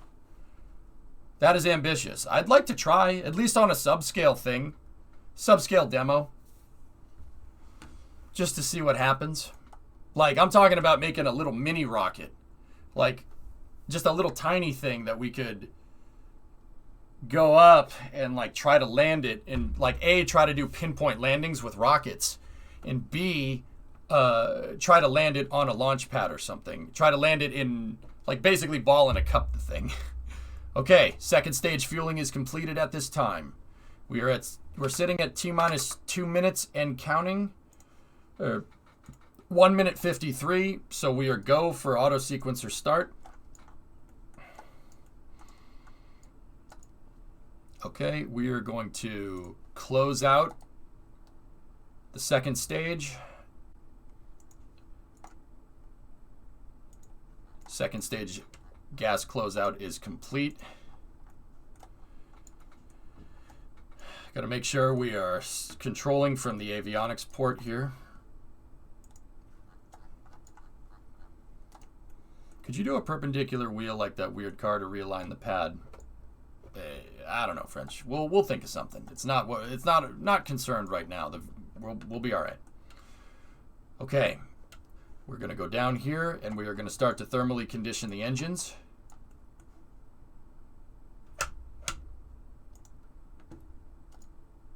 We're now trickling propellants into the engines here to ensure that we don't hard start the engines. Yeah, they tried that once. Didn't end well. Okay. Final gas closeout complete. First stage is pressed for flight. Reading a full tank of gas from all 4 engines.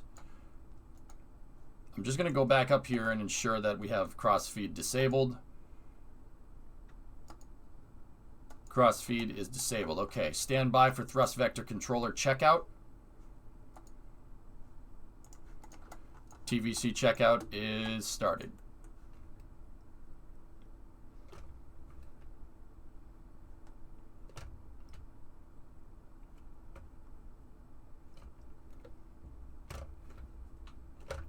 Thrust vector control checkout is complete and confirmed at this time.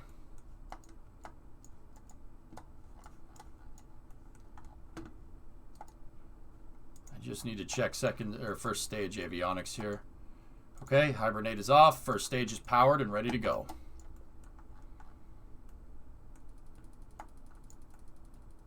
Nice, Nuggets. There you go. Hey, Beslin, what's going on? You guys ready for launch? We're sitting at T-minus 44 seconds and counting. Double the SVC checks. The same vessel collision is good. I checked it. I know I checked it. We're all set on that regard.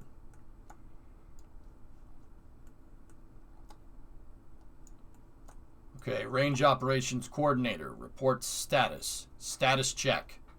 Go Freedom 10B. Go Constitution 1. Range operations coordinator is giving us the clear to proceed with terminal count. We're at T-minus 29 seconds and counting.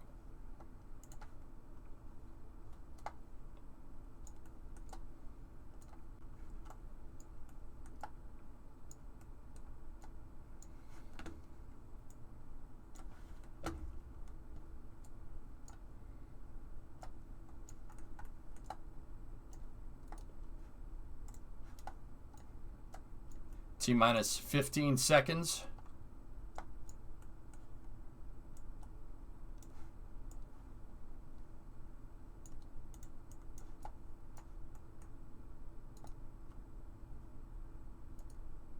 Ground pyrotechnic is enabled.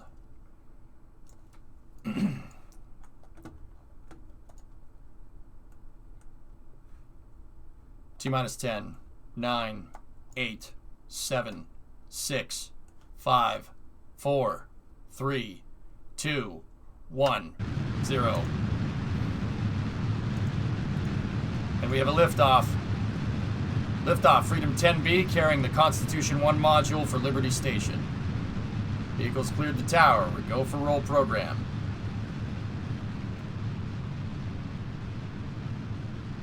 Roll program is complete. Roger, roll. Vehicle's now pitching downrange and throttling back for maximum dynamic pressure.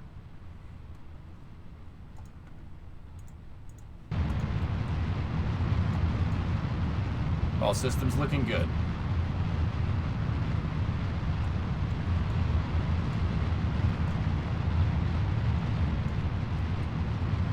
KD-170 chamber pressure is green. Dynamic pressure at 6.5 kilopascals and increasing. Vehicle speed 140 meters a second at 3,800 meters altitude.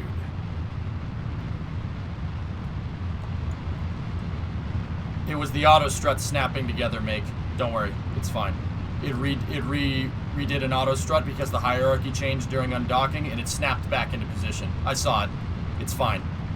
That's why I wanted a camera, that was looking at the rocket fixed on the launch pad, because the camera would have jolted with that when I separated it had my camera been focused on the rocket. I actually was using that that view not just because it looks cool. I was using it like a telemetry camera.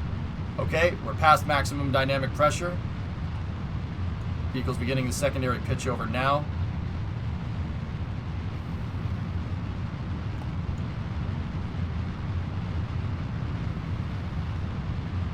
Vehicle's now transonic. All systems still looking good here. Throttling up out of the throttle bucket now.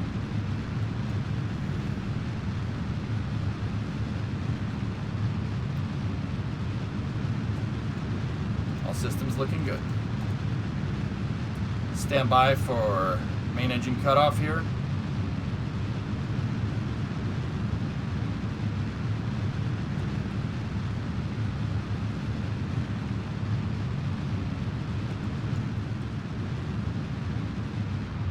Okay, we have MECO confirmed.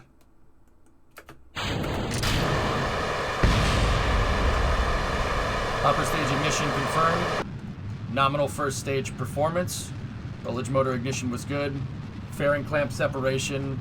Pop the fairing, but it's alright.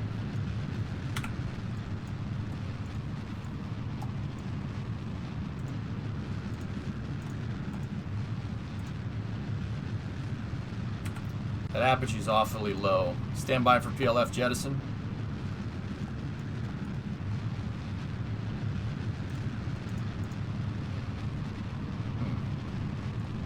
Are those motors new? I did add them just so we got a nicer separation. Yeah, I really pushed this thing up. We're going a lot faster. I really pitched the thing over because I know that Freedom can come back from over there. We should be able to circularize. Payload fairing separation confirmed.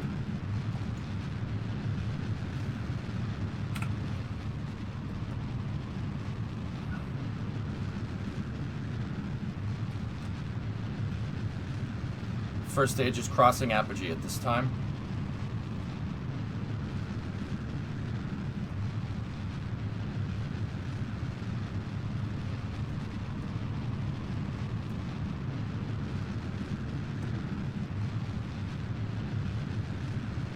Stand by for SECO.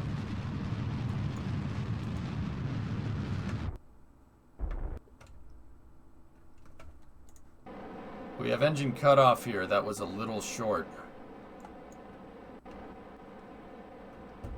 Hang on. We need to do a quick relight on the second stage. We don't have a good insertion there.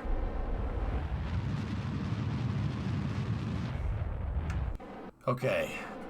After a quick adjustment, which is totally unrealistic, the stage wouldn't be able to restart that fast. 87 by 70.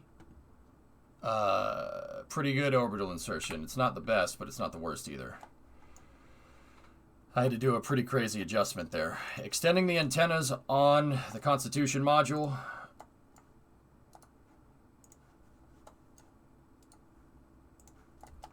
Okay. Switching back over. Hey, Linux, what's up? Thanks for the raid, man. Caught me right during a mission. How the heck did you circularize from the one spot? Joshy, I fly the booster into space, or fly the rocket into space, man. What do you want?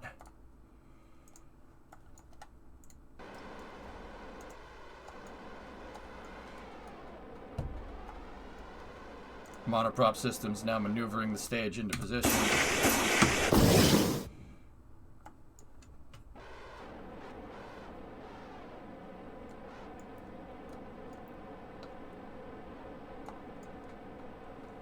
Stand by for blackout. Okay, nope, we didn't have a breakup in signal there.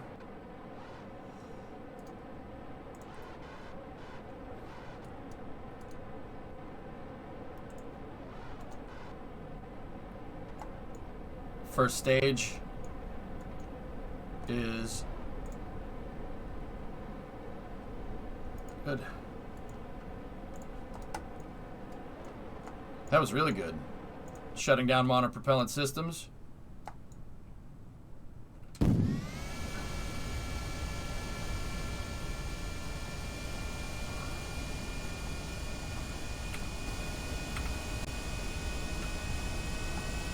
actually flying that. I was testing that steep trajectory, or the less steep trajectory, because I know this is a lighter payload. Keeping the apogee lower, but increasing the speed. So basically, not pushing it as high, actually was really good. That was really good. The first stage didn't even have a plasma blackout. No plasma blackout on that stage at all. And I even have some leftover liquid fuel. I mean, it flew freaking great. Like, we didn't get loss of signal. We're a little ways away from well, anything right now, but anyway, Linux, what were you up to? Jet engines, really? Hey, I'm not proud of it, but it works. Is this enough fuel to get back? Oh yeah, Sneaky. I'll show you the true fuel load here. Actually, you know what we need to do? We got to dump fuel. Discovery, go and throttle up. But you know what? I'm too scared that if I dump the fuel, it's going to start dumping my actual recovery fuel. So you know what? I'm just going to close that all out. And I'm going to do the right thing, and I'm just going to pretend that I didn't see anything. So what I'll do is, just to make sure that we have load dispersed correctly with that liquid fuel, I'm going to move these back over here. And then I'm going to equally distribute between the tanks so our center of mass isn't affected. No, it's fine. Hey, Oradon, 16-month resub. Linux, what were you up to? You continue in your career building a complicated vessel for Duna Ike with 5 integrated probes. Oh, man. Yeah, there you go. It might be a good idea to put a signal buoy in this area to help prevent the stage from going below the horizon. Huh? We never lost signal at all. This thing has a strong enough antenna to be able to communicate through JeffNet. Like, it's using my tracking satellites. Actually, it's using a relay out at the moon. Once we go over the hill here, it should use JeffNet 1. Why hasn't this been implemented in real life? Well, it's the wing, guys. There's nothing saying that this couldn't work in real life. Yeah, I know the stage is probably not the most aerodynamic, but Falcon 9 has no problems falling through the air like this. There's no reason why the engines wouldn't be able to take this. Now, I wouldn't have an open inner stage like that. That's not a good idea. This would be closed. The bottom of this would look like a Falcon 9 or something. But in terms of aerodynamics, yeah, the front does create a lot of drag, but the front of most airplanes makes a lot of drag like that too. It makes a lot of turbulent air. Now, what I would be worried about with this particular design is the wing. We wouldn't really be able to generate enough lift. This wing works because there's no aerodynamic occlusion. So air is coming at me like this, right? And first of all, this right here would just push the air out of the way and probably push the air around the wings and make the wings do nothing. Which means that down here would most likely be the only wings that are getting any air, and it wouldn't be enough to generate enough lift to make this thing work. Now, in real life, what you would need is a wing that is more elliptical in shape.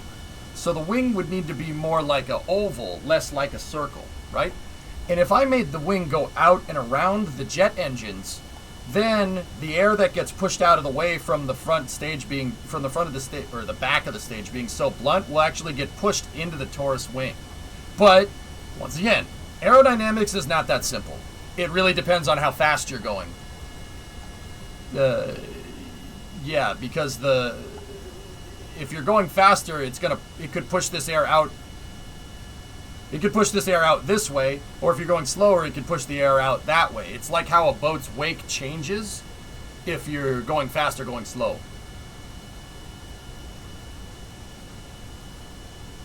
Yeah, this wouldn't fly, Joshy. This wouldn't fly right. It wouldn't fly with this. The wing would need to be elliptical. Should I watch NASA's coverage for Soyuz or Roscosmos? You didn't butcher any spelling there. I think Roscosmos' stuff is cool and interesting to watch, just because it's something a little different. You're staying up for Soyuz. Yep. Have you tried big fold-out wings? Talik, that you'd need robotic parts for that. And I don't have a problem with robotic parts, but they do drift over time, so that will affect the ability to be able to reuse this stage. Talik, I don't know if I've seen you in here before. If you've been in here before, first of all, thanks for watching. I try to keep track of everybody's name, but if you haven't been in before, that stage has actually been reused. That's the second time this stage has flown. Without ever being recovered. Ever. No recovery. The first mission, I did exactly this. I flew it back to the runway, and I landed it, parked it by the pad, and you just saw me go and pick, if you've been watching the stream, you saw me pick it up and put it back on the launch pad and have alignment problems with it. But yeah, this is flown already. So now, why is that a problem? Well, it's a problem because if I have robotic parts, the robotic parts bend and flex over time.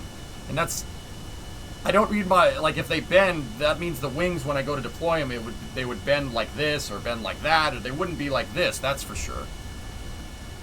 So, there actually might be ways around that. Kerbal engine. No, we can't do that somehow.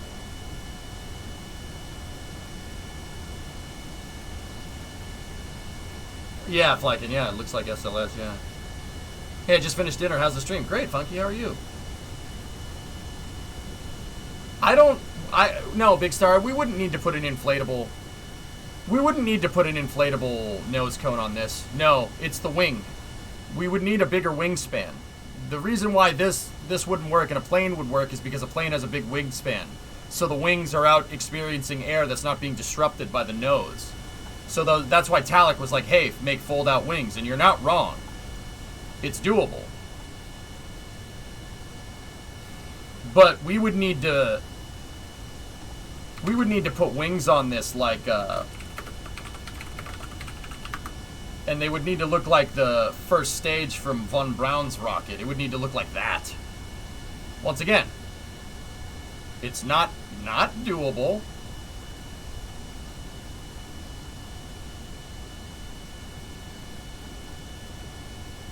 Yeah, that's what Von Braun wanted to do. He wanted to build something like Starship, believe it or not. Basically put a space shuttle on top of a Saturn V and have these gigantic monster freaking wings.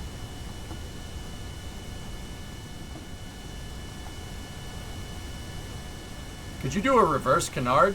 This basically is a reverse canard, but yeah. I would never have thought about making a reusable rocket like this. It's a flyback booster. Look up the FA-37 Talon. Is this... what? This is...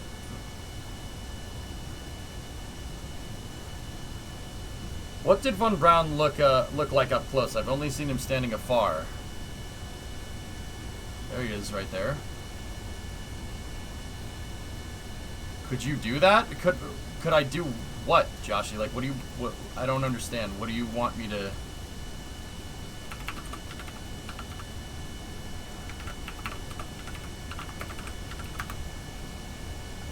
You want me to make my first stage look like this? I don't understand. Edit.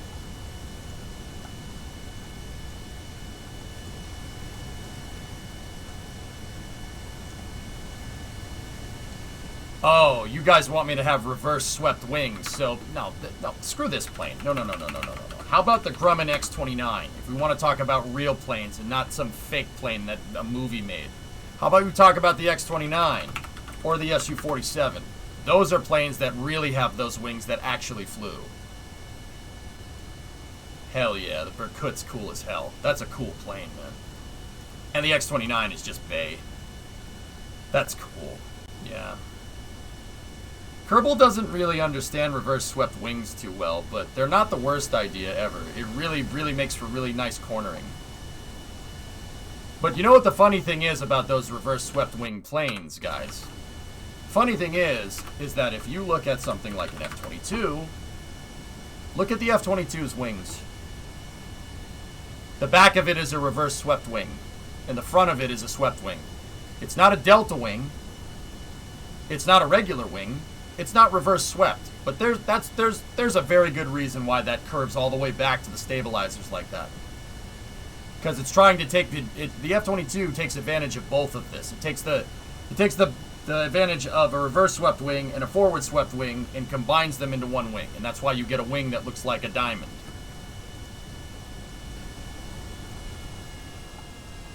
The reason why reverse swept wings are a good idea is because with one, they create less drag, believe it or not. A wing that's sticking out and cutting into the air like that makes way less drag.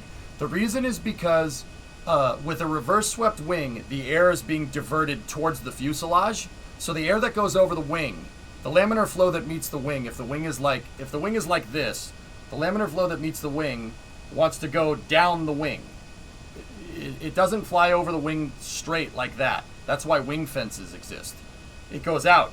So if you have a plane that has flow coming at it like this, right, and the wing is like that, it's going to flow and it's going to create a vortex off the end of the wing. Creating a vortex off the end of the wing creates insane amounts of drag.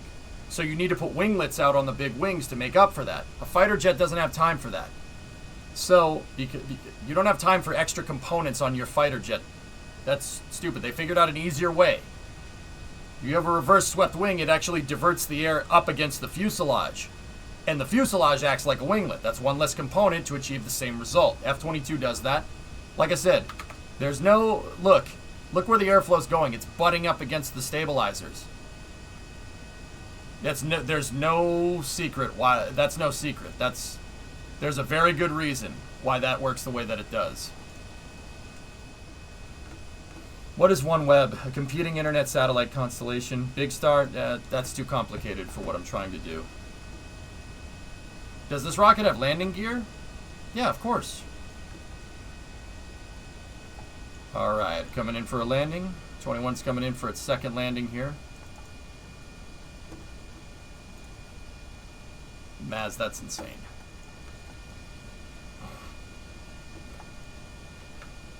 Okay, throttling back here. We're going to hit a little bit of a lag spike because it's going to re-render the pad.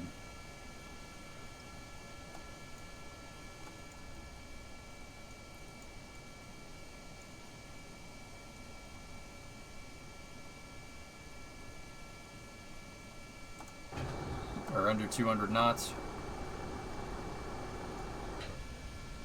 Here's the lag spike.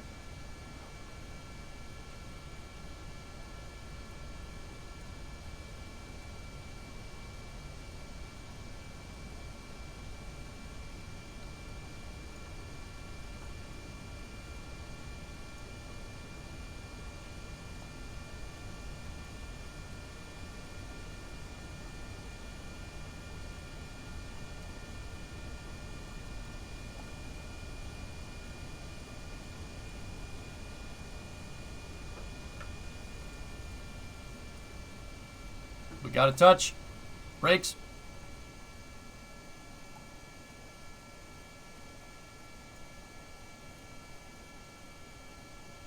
Basically ×2, builder. Yeah. This thing has no flaps because it has no wings, so you have to land at a really high rate of speed. So, I mean, I touched down at like 180 knots there. That's really freaking fast. That's like 200 miles an hour. Yeah, I didn't bonk it that time. NASA man, I came in, I tried to, instead of having the touchdown speed at 70 meters a second, I kept it at 90. Yeah, that really, really, really helped. That made it a lot easier to actually come in and touch down. I didn't have to so much do a carrier landing. Yeah, the thing really prefers 90 meters a second there. All right. 2-1, back from a safe flight. You're confused. Check it out. Plumes from this mod I got called Waterfall. That looks really nice, demo. I love the shock diamonds. It's so cool. Hello, Tori Bruno. Is this the last launch of a Delta IV Heavy? Yes. He must have misread that. That was the second flight for this booster. Masterman?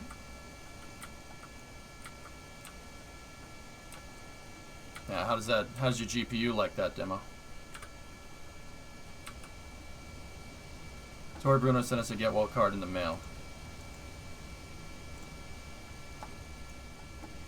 He's good people, Loopy. That's why even when the hive mind of space people freaking, I mean, 5 years ago, dude, people used to badmouth ULA like they badmouth Boeing and like they badmouth SLS right now. That's why, dude, 5 years ago, I heard Tori Bruno talk once, and generally you really only need to listen to somebody talk once or twice to get a good handle on how they are, you know. I heard Tori Bruno speak once, and I'm like, yep, he's the right guy for the job. This is exactly what ULA needs. What ULA needs. It's Chad move by the board of directors right there. Waterfall is more efficient than stock graphics. The particle system lags more, but they use mesh-based plumes. Interesting. Yeah, NASA man, and ULA needed it, dude. They frankly get too. They get more, even nowadays, dude. They get more crap than they deserve, and frankly, so does Boeing and so does SLS. But we know that, dude. We don't need to say it. It's been said. Yeah, he's a cowboy. He has a cowboy hard hat. Like, the guy enjoys driving around a C8 Corvette, and his favorite car is a Ford GT. And he likes launching things into space. And not only that, you know why I like Tori Bruno the most? You know why I like him the most? He's the real deal. You know why he's the real deal? He ain't some corporate fat cat. That guy's an engineer. He's a big engineer. He worked on all kinds of stuff. All kinds of crazy stuff he probably can't even talk about. Guys, he was an engineer on VentureStar and X-33. Should tell you everything you need to know right there.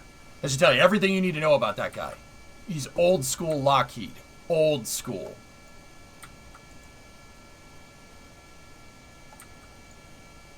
Then he made rockets with sweaty dynamite. I mean, there's always that. I mean, he's old school Lockheed. He's cut from like the Kelly Johnson, Ben Rich old school Lockheed. He's that guy. Like, okay, yep. You don't need to tell me anything else. That's the right man for the job. He should just be the ULA's CEO for life. It'll be a really sad day when he retires, man. Is the server down? Nope. I have it open right now.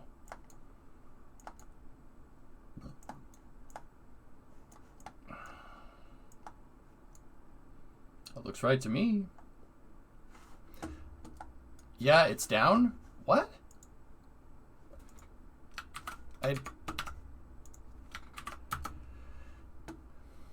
Doesn't look down to me. Yeah, Everest, I don't think he's a Skunkworks kind of guy, but I don't think he worked at Skunkworks. He's been on the rocket side of things. But yeah, I mean Lockheed. So like a lot of people that like new space, and that's fine. They like SpaceX and stuff, and SpaceX does all this cavalier stuff. Well, Lockheed back in the day, and to this day still, is all about really, really, really getting into the nitty-gritty engineering. They always have been.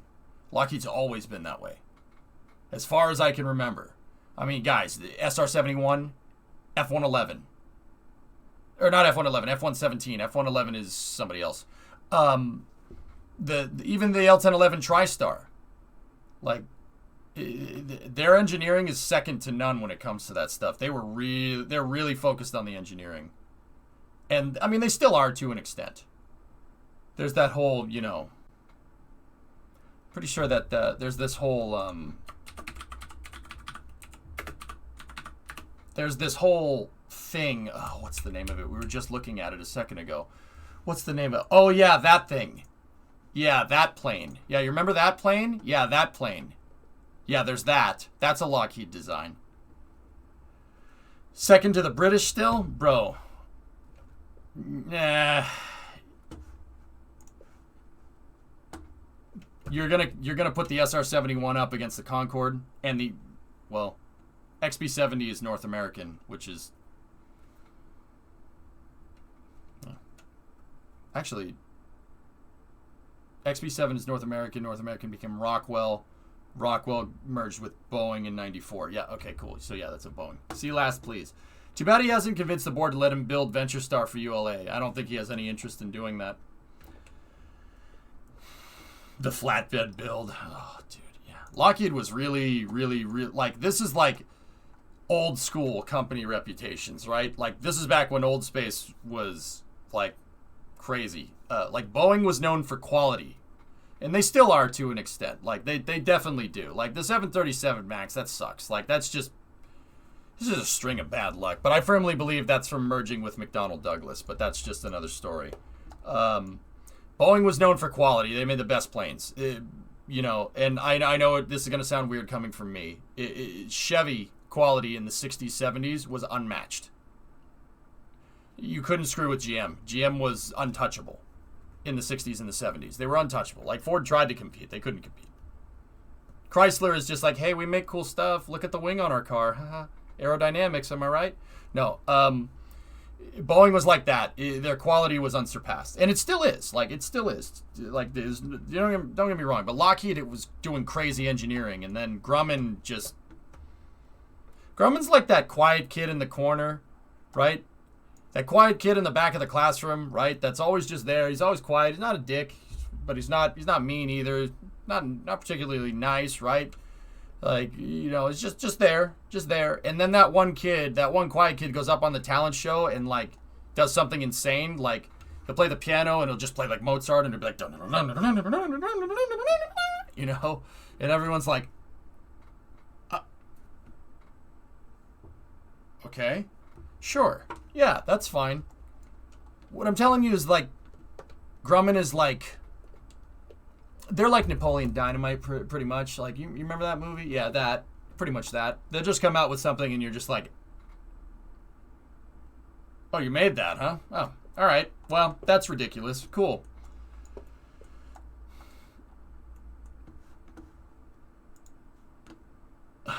My dad worked on the YF-23. Lavi and Raziel. My dad worked at Parker, working on the oil pumps for the engines for the 23. Yeah, cool story, huh?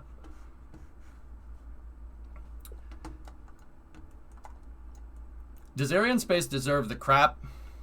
Because some people believe it, but I don't really think so.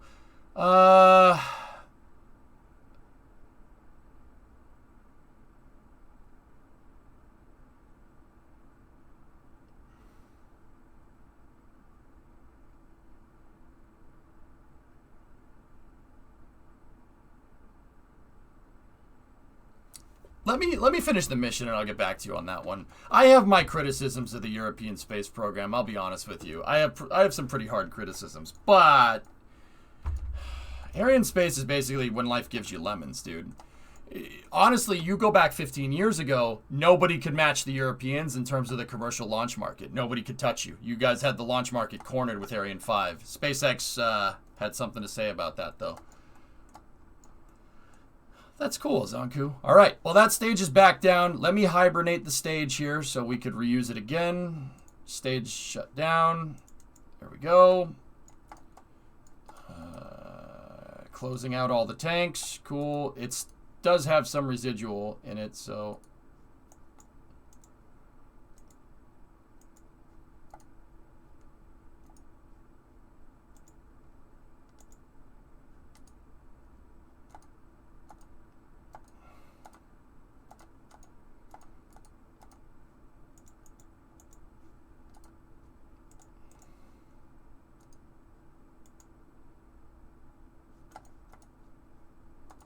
There we go. I just needed to get all the fuel out of it. The jet fuel can stay there. It's fine. All right, cool.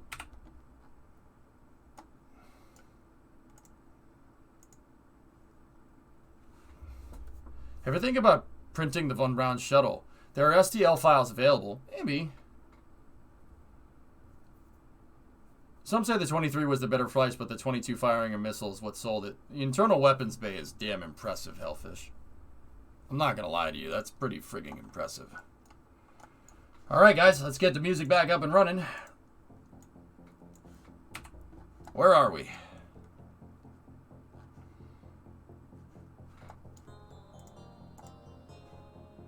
Oh, great orbital insertion. Real good. I'm just going to use the stage to do a quick correction burn here.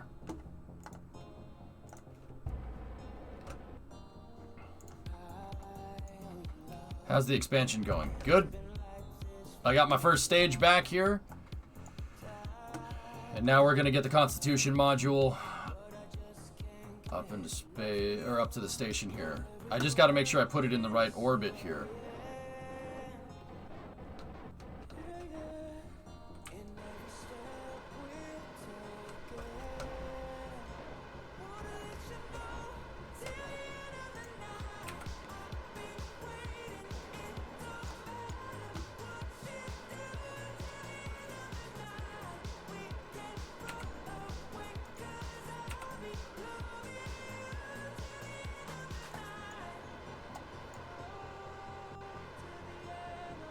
I'm using the onboard monoprop on the stage. Just the stage. We shouldn't be draining any monopropellant from the payload. No, it's all locked out. Good.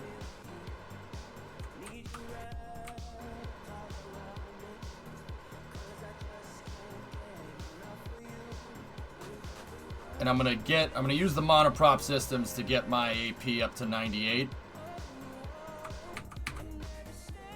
And then I'm gonna use the stage.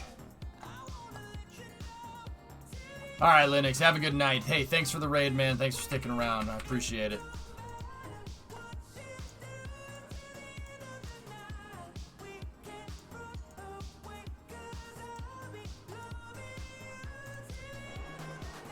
Okay.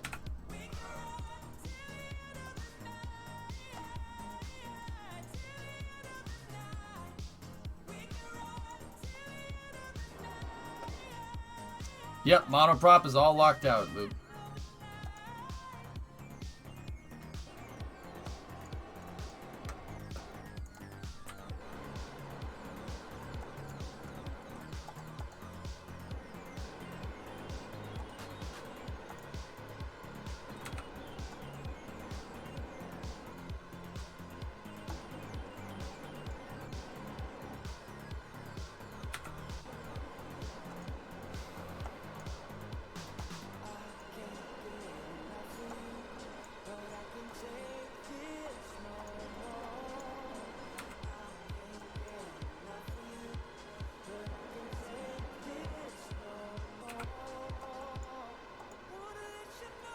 Okay, we're using the small reaction control thrusters on the Freedom 10 upper stage to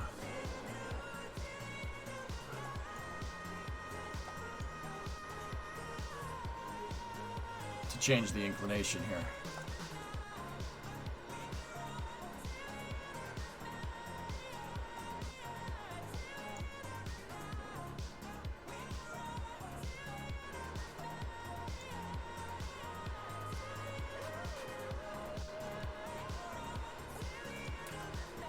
Okay, after we fix this up here. Just a quick question. What's the difference between the F-14 and F-15? Pretty much everything. The F-15 is an air superiority fighter. The F-14 is kind of an all-purpose Navy fighter. F-14s can do pretty much everything, but they're not as good at dogfighting as the F-15. But once again, that really comes down to pilot skill. It has nothing to do with the plane.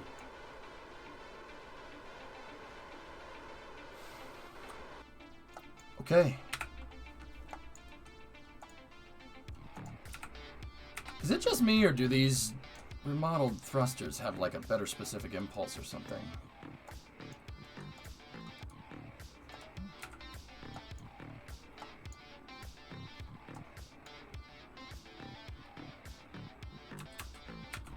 How much monoprop do we have left? 1.39.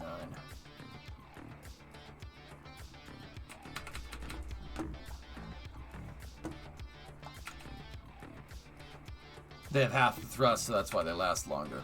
Yeah, okay. Well, here, I'm sitting here, I thought the real difference was one. Yeah.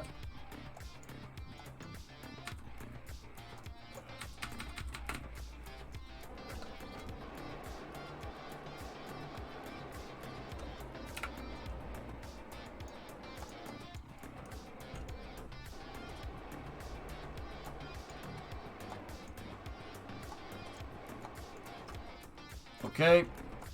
Just going to reorient the payload here. We are go for deploy.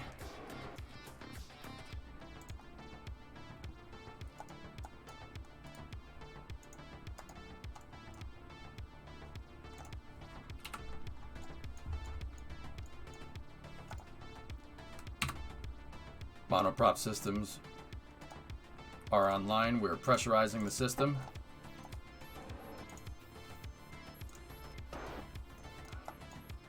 Constitution is free flying.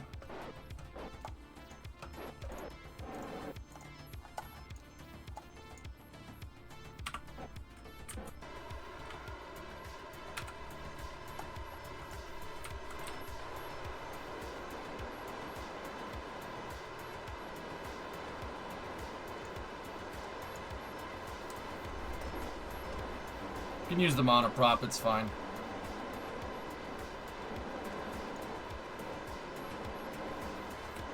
Sigma will resupply. It's not a problem.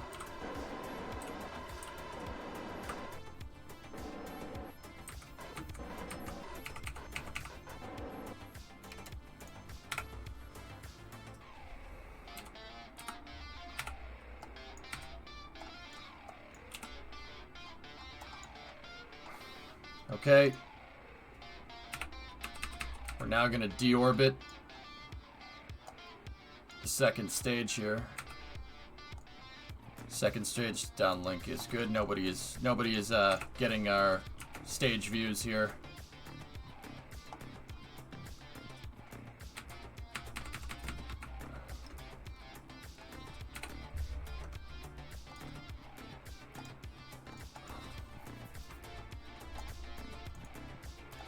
Stand by for stage deorbit burn.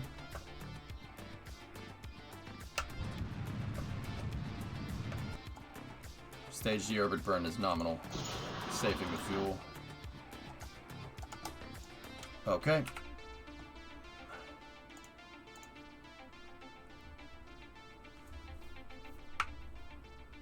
No, don't rag on things. Go away. Stop it. 6-shot, I don't know if that command is old. People don't, I don't think we've used that command since like Wings Wednesday. Long time ago.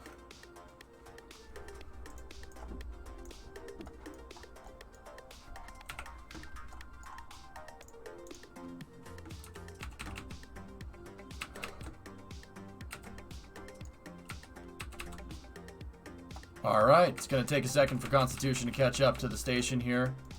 We will, in the meantime, ground crews are given the command to extend the solar panels.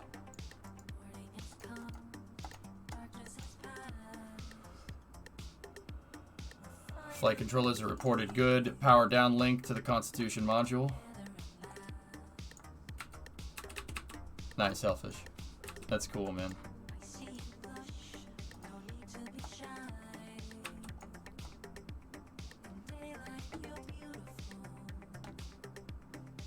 This is what's called an extremely low energy approach. It does take a little bit longer to get to the dang station, but from here it should not cost much delta V.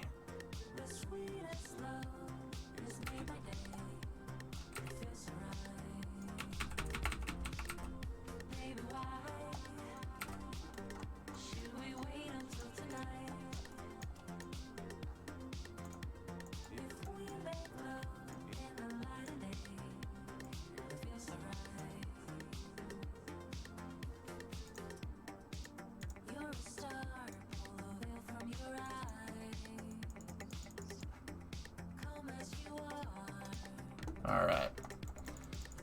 Let's hone it in.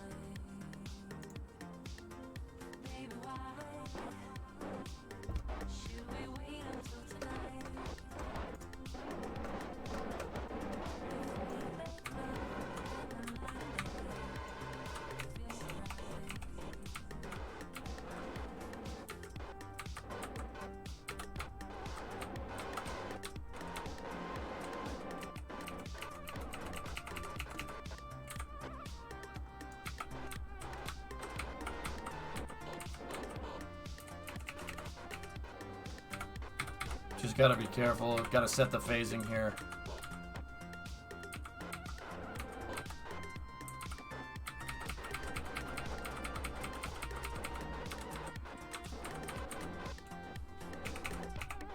Good. 200-meter intercept.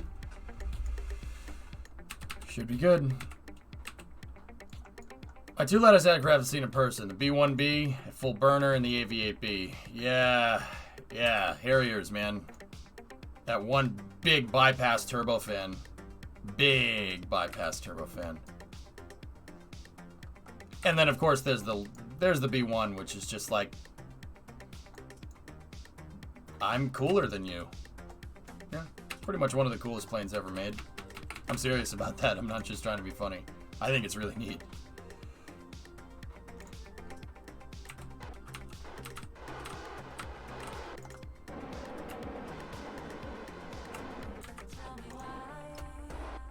The Constitution module will now move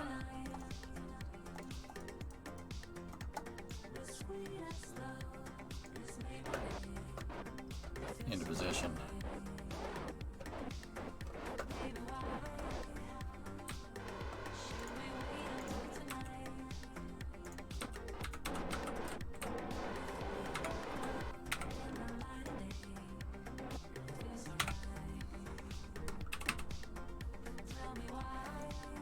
Constitution now moving into position.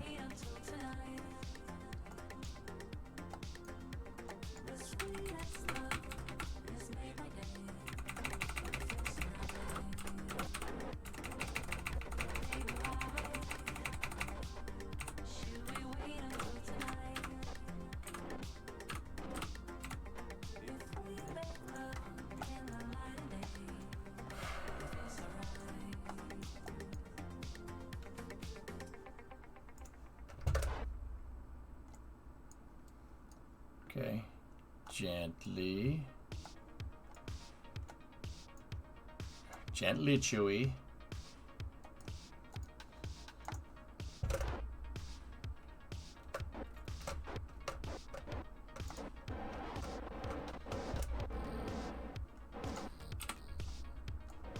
All right, let's just switch to the station now.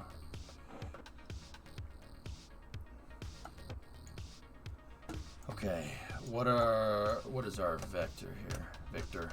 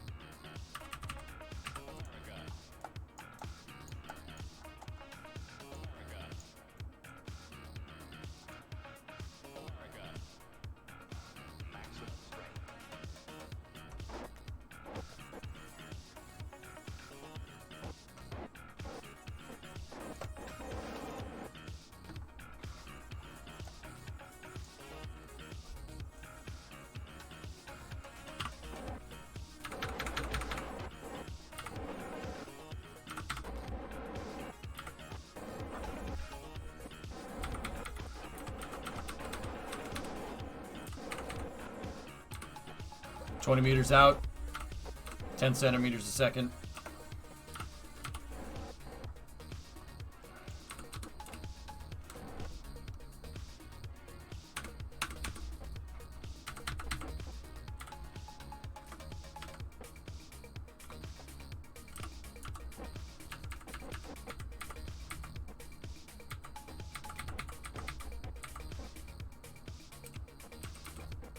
We're close speed at 10 centimeters here, 16 meters to target.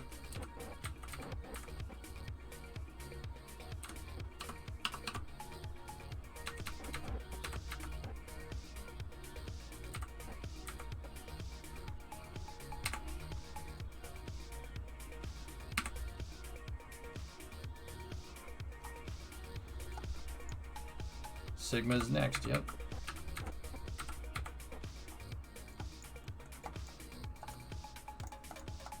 Make sure the roll rates are correct. So that one is at 48.5. That's at 48.2. So we just gotta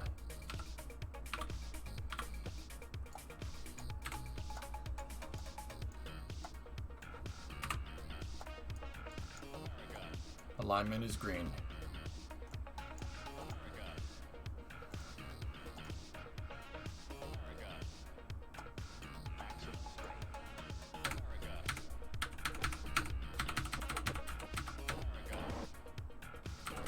Making some final adjustments here. We have magnetization, soft capture confirmed. Boom. I landed my shuttle, but then I crashed into the runway because it bounced off and glitched out. You gotta do more testing, man. Okay, the Constitution module is now docked to the station. What I'm gonna do here is enable same vehicle collision here and same vehicle collision there.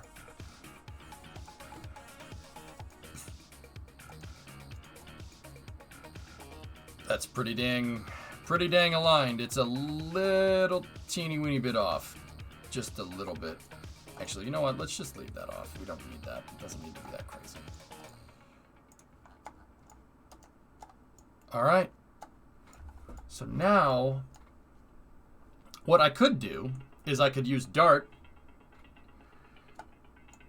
to move that module into position. Dart could be good for doing that. I thought we wanted them to be going transverse, not longitudinal.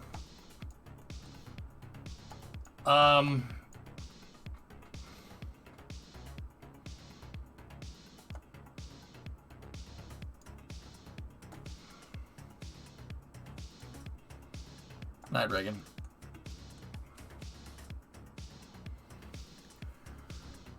Okay, well, let me think what this would be used for, Loop. Like, what are we going to use this for? We're going to use this for... This is for storing, like, the DSUS and whatnot, right?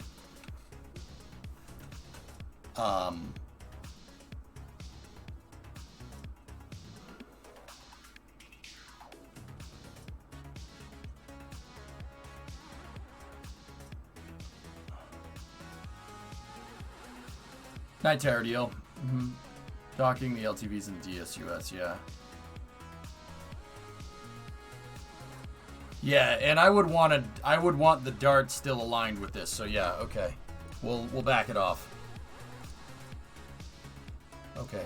Stand by here for a second. Come on, you.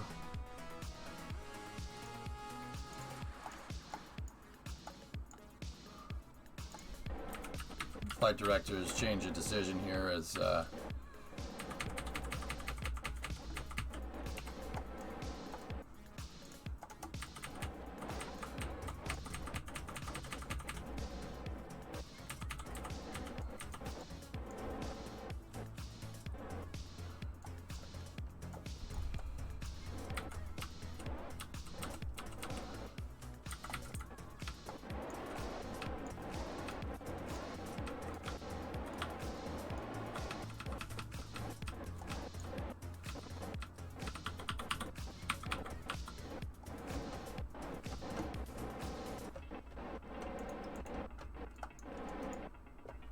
okay.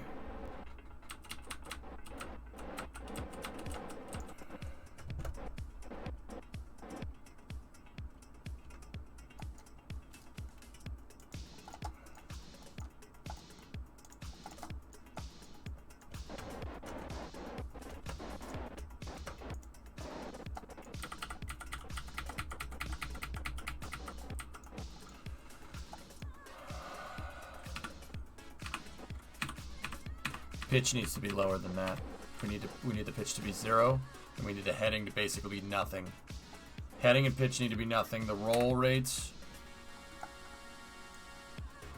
1.0, 91.6. It's the inverse, so we should be good.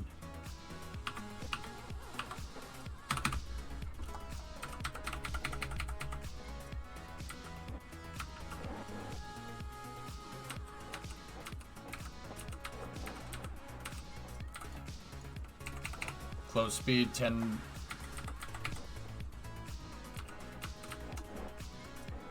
10 centimeters.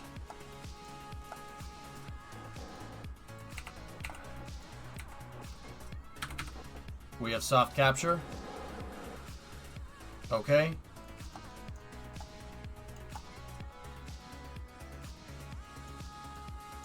It's pretty damn close.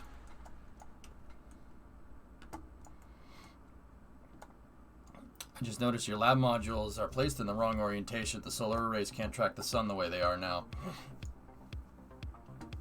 They weren't really designed to stay up here in one big station component demo, if you really want to know. These things were designed to operate autonomously. But yeah, when they're in this configuration, yeah, definitely, yeah. We need a solar panel module, man. Nicely done. Thank you.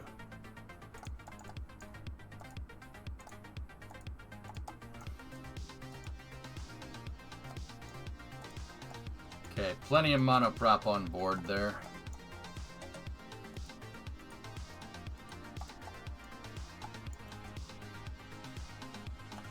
Yeah, they were supposed to be disposable, yeah. You guys decided you didn't want that.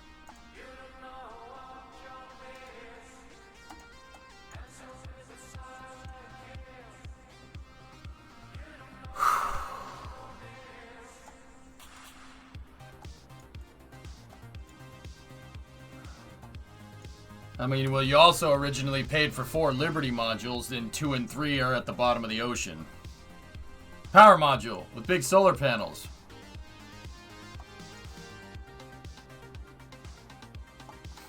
Right.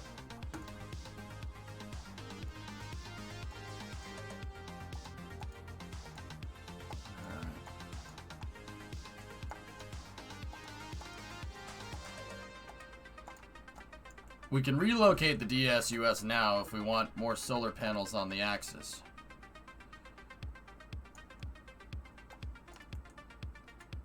Do we have the monopropellant to do it?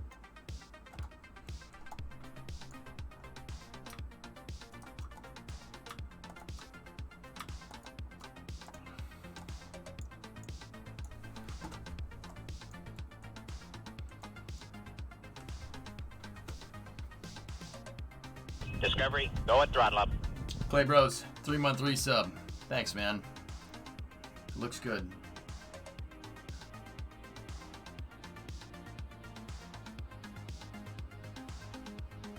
Alright.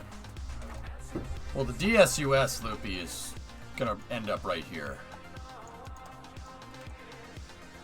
I want to keep that this top one open for like a solar panel or something, and yeah, kind of go from there.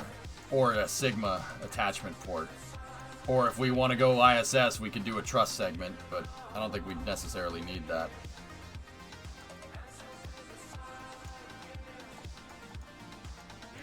Okay, stand by. We're gonna unlock the SUS.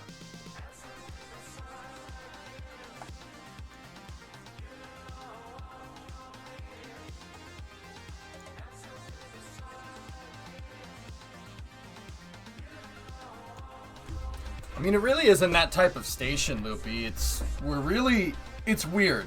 We're launching modules like Western style into space, like how a carrier rocket over here would launch stuff into space. But our space station, all of our modules are kind of Russian based. It's like halfway in between. It's not like Mir, but it's not the ISS either. It's just this weird kind of halfway in between thing.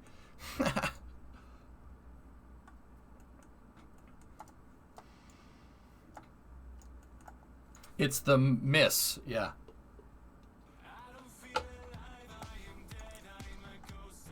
All right.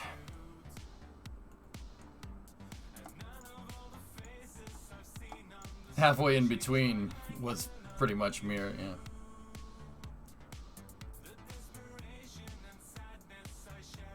All right.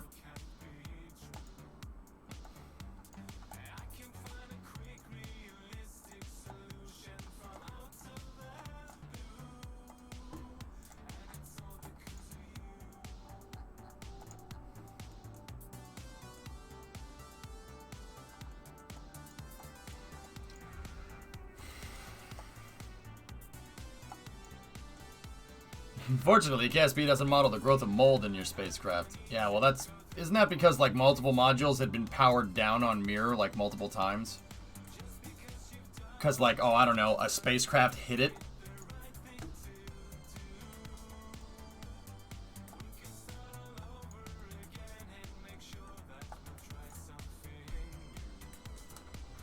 If the Kerbals eat the mold, it's all good.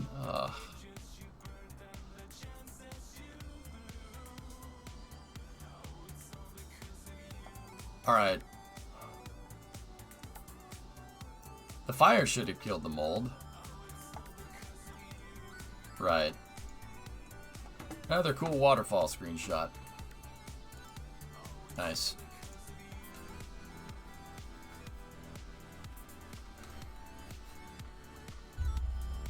Mir was going to be replaced by the Mir 2 space station nuggets, and then the Soviet Union collapsed, so Mir was deorbited and Mir 2 became the Russian components to the ISS.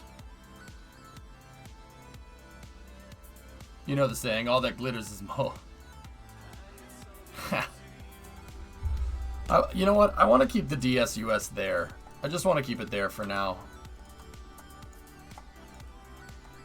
We're prepping for a lunar mission, so...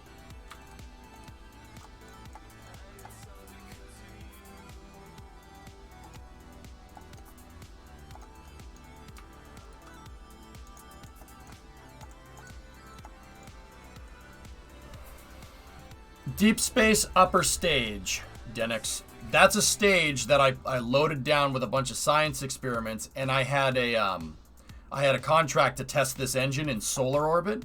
So what I did was I launched it on a trajectory into heliocentric orbit out here somewhere, and then I turned around, fired the stage, and went right back to Kerbin. That stage has been in interplanetary space. And then I brought it back, and I redocked it to the station. And it's basically a space tug. It's a reusable upper stage. You could just, yeah, it's got plenty of science equipment on it. Wherever I can send it, you get tons of science. But the problem is it needs to be refueled. And because I have advanced crossfeed going on, advanced crossfeed rules enabled in the difficulty, I need a module, the C1 module, the Constitution module, that's especially designed to be able to transfer fuel. That's what this module is for. That's why I put it up here. To be able to make it so I can just refuel stages if I need to. Why is that? Why is that a big deal? Well, see this vehicle out here. My Kerbal Knots come up in the shuttles. The shuttles dock to the station. The Kerbals that are going out to the moon or wherever get inside of TV1 here. Transfer Vehicle 1. Transfer Vehicle 1 could have the DSUS attached to the back of it, and it becomes one integrated spacecraft, and that whole thing goes out to the moon. I didn't realize Rasvet on the ISS is a clone of the Mir docking module. Yep. I mean, Loopy, dude, the American space shuttle flew with a Russian docking port its entire career. It flew with APAS, you know that. I mean, I'm saying that it's a lot of folks don't know that. The American space shuttle had a Russian docking system on it the entire time. Why? Well, when they went to engineer the shuttle's docking system, it needed to dock to Mir. Mir is a Russian station, so they sent the shuttle to Mir as a test run, right? And they engineered a docking system to get the shuttle to Mir, right? Shuttle went to Mir, no problem. Docked just fine, that docking system works. So when the ISS project came around, they were like, why do we change the docking port again? Hey, how about we don't do that? So, honestly, if you guys really want to know, the shuttle flew with Buran's docking system the entire time. It's pretty much Buran. It's close enough. I wonder how much mold is on the ISS. Well, the positive pressure that they keep inside of their Loopy prevents that from happening. Basically, they keep the air circulating and they keep dehumidifying it, because if you climate control the air and keep the temperature regulated, you shouldn't have any humidity being introduced. It's pretty crazy that we sent the shuttle to Mir. I agree. Shuttle Mir was insane. I remember reading about these missions in Popular Mechanics. I mean, you're docking the shuttle to a station. You're docking the shuttle to a station that was frankly never, ever designed to have something like this here. There's mold on the ISS. It's just part of science experiments. This is from a Soyuz getting ready to dock to the Mir core module right there. We got 2 functional cargo blocks there. 2 FGBs that are modified. A 3rd FGB right there. And then the Mir core node, which is a DOS module. That's DOS 8. And then this thing was a science package, if I'm remembering right.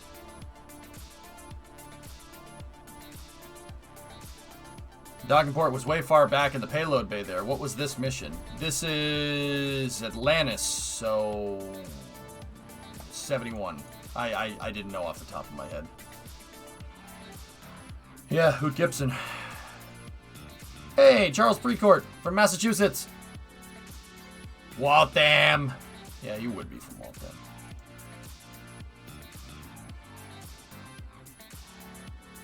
Yep, see? Russians. Anatoly Solovyev, Gennady Strekalov, Nikolai Budarin, Vladimir Dezurov. Yep, cool. Shuttle flying with a full crew there. Sweet! Also, Hoot's mustaches.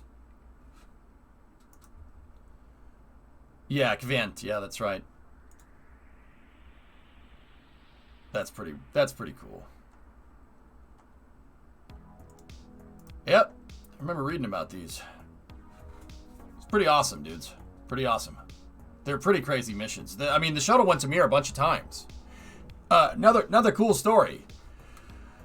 The shuttle went to Mir a bunch of times. Soyuz, right? Obviously went to Mir a bunch of times. When they were getting rid of Mir, right? The shuttles started going to the ISS, right? On STS-88. And they started going over there. So the shuttles didn't go to Mir anymore after a while, right? But there was still stuff on Mir that they could take and bring over to the ISS. There were Soyuz missions, and Soyuz is the only spacecraft to ever do this. Ever. To dock to 2 different space stations in one mission. They took stuff from Mir and brought it to the ISS. True story. Hey, I'm from Waltham. What's with the dude? Nothing. I said nothing. Yeah. Soyuz docked. There's a Soyuz, I forget which mission, but a Soyuz docked to Mir. They went in, they raided the place, loaded up Soyuz with as much stuff as they could, and brought it to the ISS. They also did that with Salyut 7, if I'm remembering right. They raided Salyut 7 after they fixed it and brought all the stuff to Mir. So it's entirely possible that there's stuff from Salyut 7 on the ISS. It's entirely possible that there's components that are like 40 years old on a space station that's 20. Yeah. It's actually pretty cool.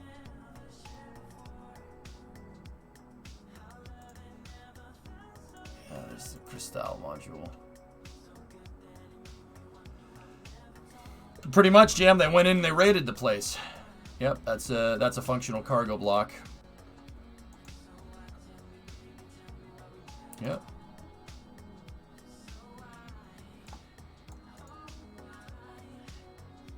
Yeah, see? Look. Crystal carried 2 APAS 89s designed to be compatible with the Buran shuttle. One unit was located axially and the other one was located radially. After the cancellation of the Buran program in 1993, the lateral docking port found use in the shuttle Mir program. They literally took Buran's docking ports and put them on the US space shuttle, and that's what docked to the station. An APAS 89. Yep. And the shuttle flew with Buran's docking ports pretty much the entire time the shuttle program was active. That's freaking cool, actually. I didn't know that. I knew the APAS was a Russian port, but I didn't know that they actually grabbed the freaking Buran's docking ports and used them.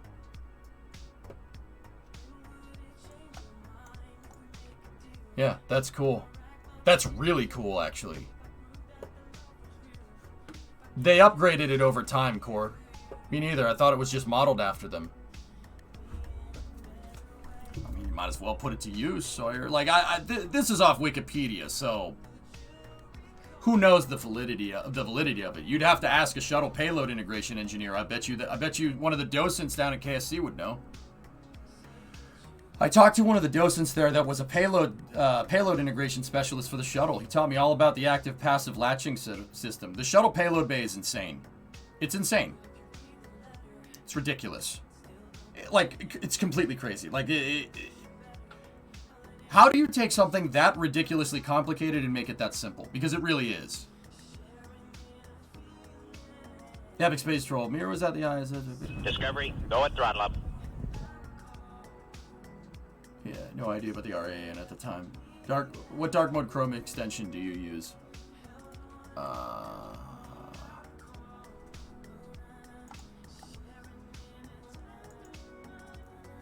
It's just called dark mode. I don't know. Somebody linked it in chat and I ended up using it. Hey, Juan, what's going on? 39-month resub.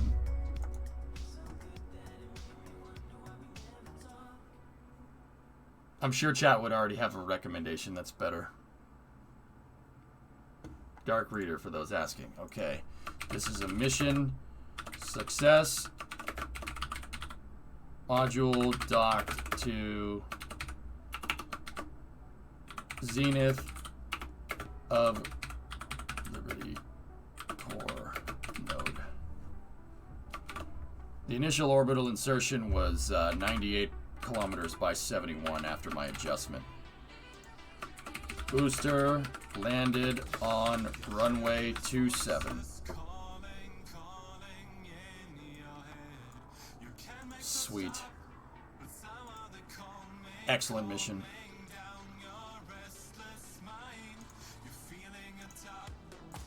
Alright, so the next thing I really wanted to send up here was a Sigma capsule to refuel the monopropellant, but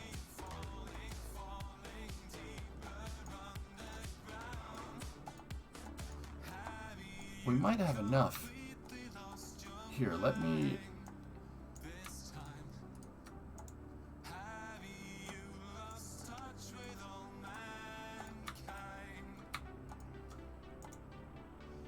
We might be able to scrounge enough spare monopropellant, I should say, on here for it to not be an issue.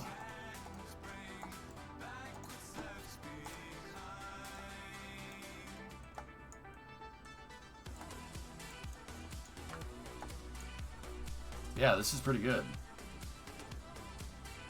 We can use the extra monopropellant from Constitution. And we might not have to send a Sigma up here.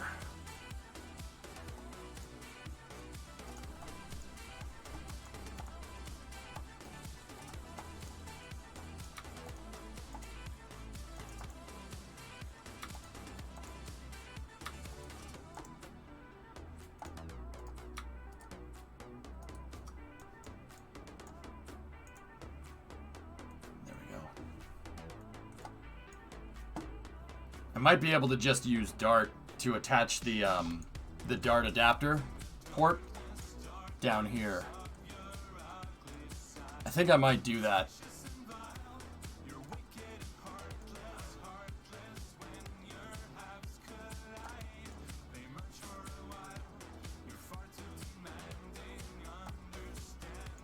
Okay, just checked. Here's what a book said. Although Energia's code for the shuttle APAS is APAS 95, it has been described as being basically the same as APAS 89, so it was a clone, not stripped from the Buran. Damn, that would have been cool, NASA man. So it was the design. Yeah, see, Wikipedia. What do you want? Sigma can do it while the NIT arrives. The... What?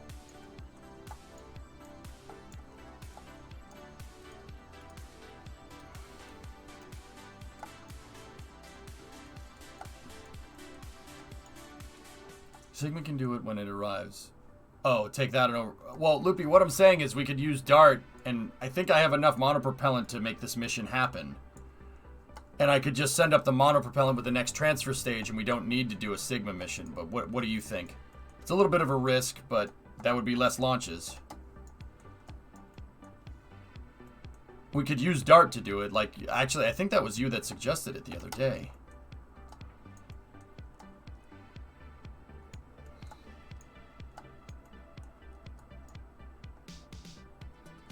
I think if we send the Sigma up, we can stack this thing with all the supplies for the next 5 missions.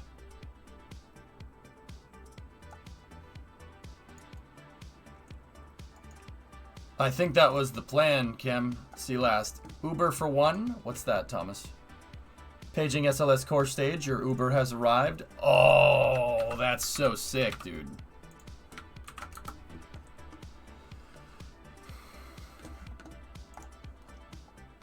Before the collapse. We should have propped up the Buran, Kim. I'm serious. Out of all the things, dude, we should have done that too. Can you imagine?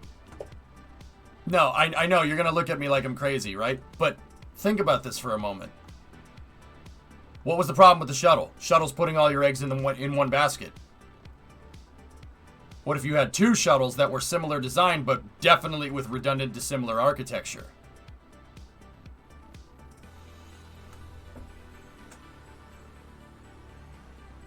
It's not a bad idea. Check the replies. Stennis had a tornado last night. Working hard on closing out as much as we can here to travel less work to KSC. Didn't help a tornado hit Stennis last night. Check back in a week. Touchdown closer to the main gate. Core stage 1 is all good, but the effects were felt on the workers who had to shelter for the duration and couldn't do their jobs. Yikes. Well, it's there.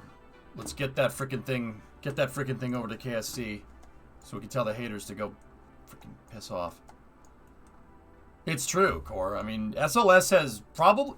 the SLS program probably has cumulatively, I'd say, 2 years of delays that are through no fault of the program whatsoever. Seriously, a hurricane hit Michoud in 2017 and knocked it out for like a year. And then there was more hurricanes and more storms and then the pandemic and then, like, seriously... If that hurricane didn't hit at the SLS program in 2017, Artemis 1 would have probably flown already. Yes, I will say that with confidence.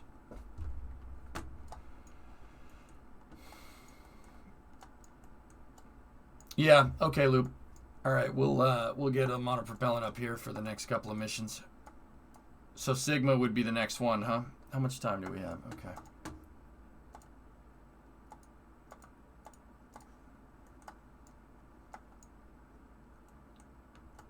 A Sigma can fill five sets of ground experiments, right? 2 containers should be plenty for the... Yeah, it should work.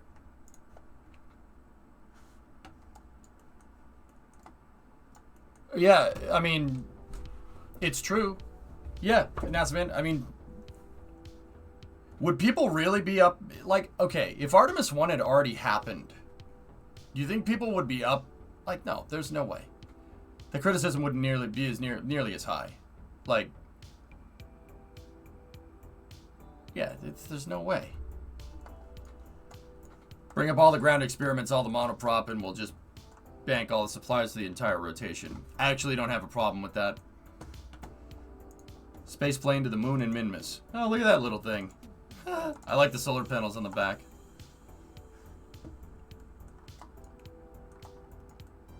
Oh, shoot, that would be really nice, Sawyer, actually.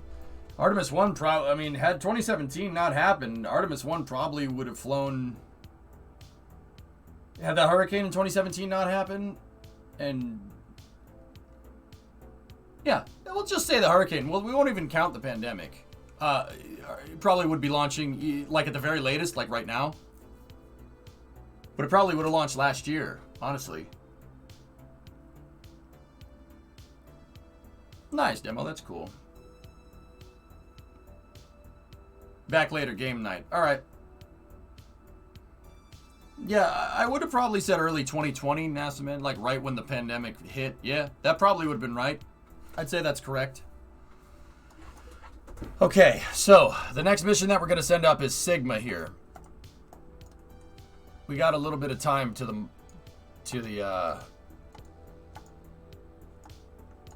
little bit of time till Soyuz. Speaking of Artemis 1, do you think it'll launch this year? Yes, absolutely. Yeah. FC boy. Yeah. Mm-hmm. Yeah. I mean, look. They stacked the SRBs. The 5-segment SRBs are stacked inside of the VAB. They have a shelf life. They have a shelf life of a year. When did they started stacking them? They started stacking them in November. All right? Now, Epsi, let's use some deductive reasoning, because this like kind of weird backwards thinking is how the space program works. And I say backwards, but everything in space is weird like this. It's a totally different way of thinking. They started stacking them in November, knowing full well that it has a shelf life. Okay? Now you tell me, do you think NASA would put those SRBs on that mobile launcher if they weren't 100% sure that that core stage would get there? Turn it in your head for a second. NASA does this. This is how they work. They would not put, like, it's a straight logic experiment. They would not put those SRBs on the pad if they weren't confident that the core stage wouldn't be able to get there in time. All right? And that's it. And that's even including, like, the necessity of doing 2 green runs. Yeah, they probably took that into account too. This is how NASA works, man. They're the best of the best. But if you want to try and predict all outcomes like that with the way NASA works, the progress is very slow. But when it comes time to do things, everything makes perfect sense. Watch out, he's coming for your job. Speaking of Artemis 1, do you think... Okay, all right, I already answered that. Soon our monkey will be on Twitch and Discord. Oh, I'm screwed.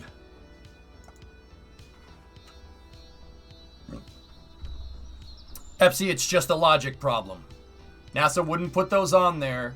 They wouldn't stack the SRBs knowing that they have to add an extra step in taking them apart if they weren't sure that core stage was going to be there on time.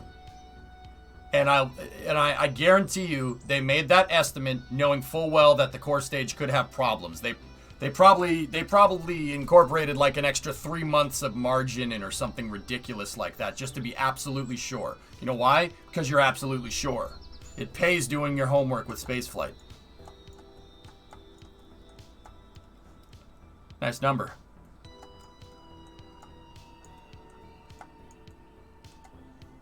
Did you hear about the possible satellite constellation in 13 hours? No. No, I haven't.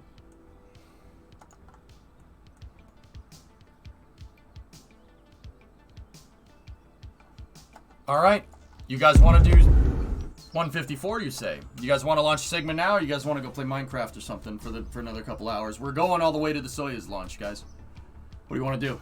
Kind of want to play some Minecraft for a little bit, because I didn't get to play it for early hours, but we do have a Sigma to launch, but we got some time. Minecraft server is down.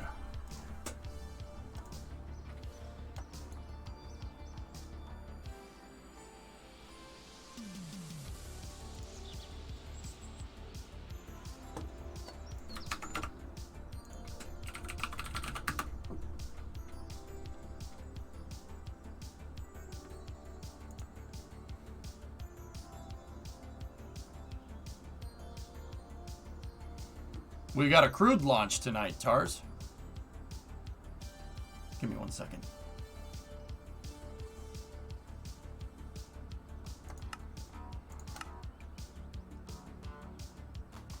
Oh yeah, server's down. Sigma it is then.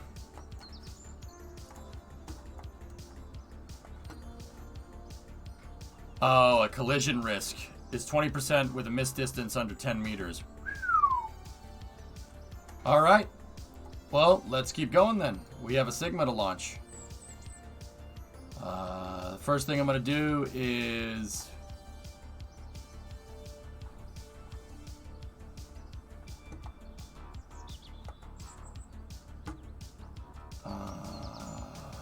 we got to fuel the pad up.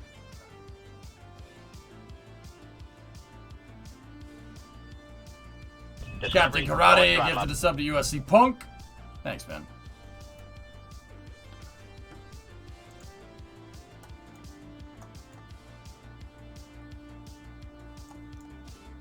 Huh.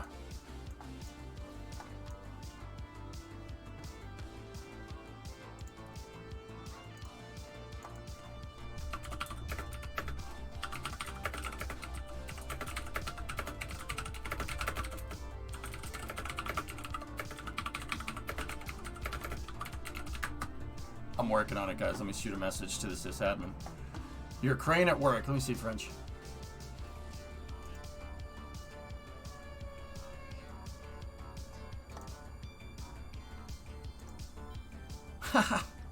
Hey, good work, man. What'd you do to the bottom of it?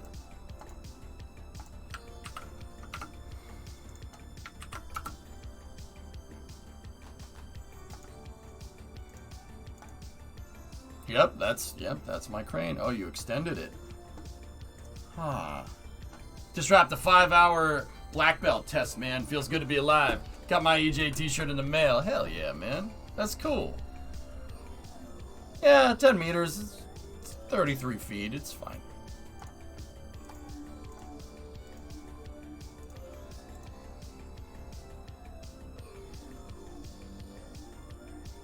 The claw.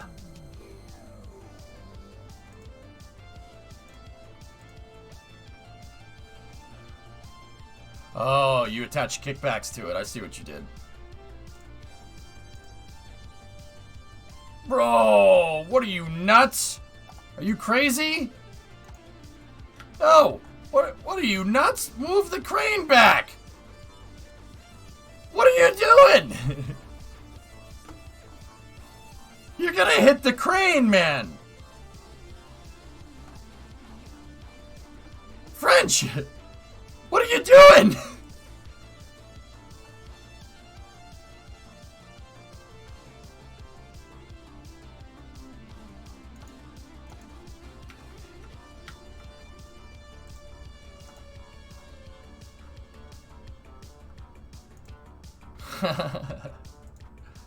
It worked out.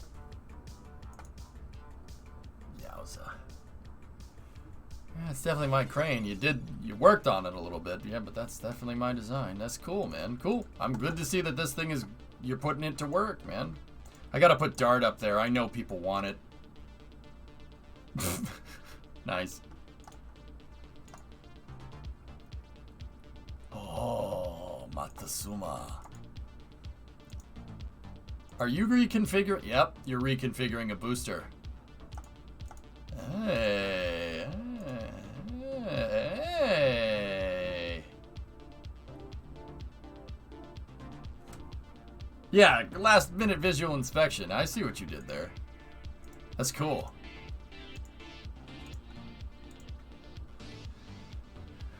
Except when that happens. Hey! That's cool, man. Oh. Well, it's good to see that the crane can be extended for...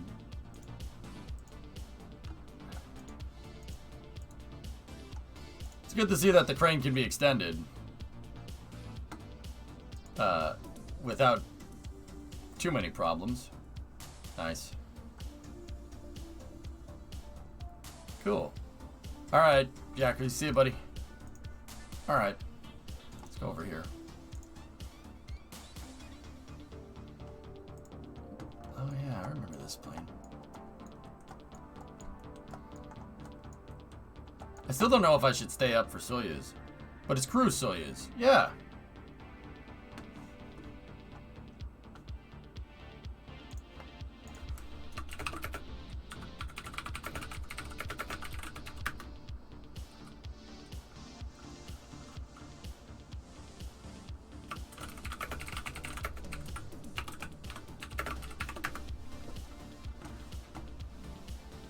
Soyuz, soy, yes.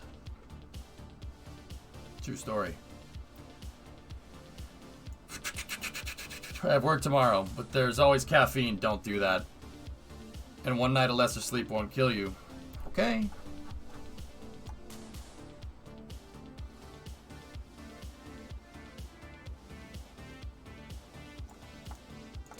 What is it? Oh, yeah. I like this thing. I like this rocket. Somebody said they tested it and they said that it doesn't have, the TWR numbers are incorrect. But it is a cool little rocket. The one time I missed any flight to the ISS, excluding Progress, was Orb 3, so now I never miss them.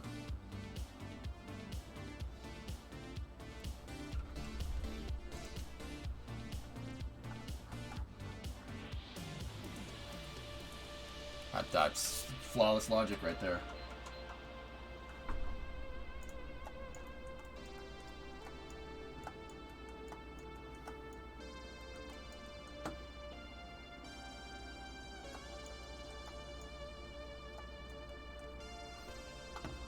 All right, we're going to Sigma. Let's get this. Let's go find the Sigma craft file. Sigma resupply vehicle master.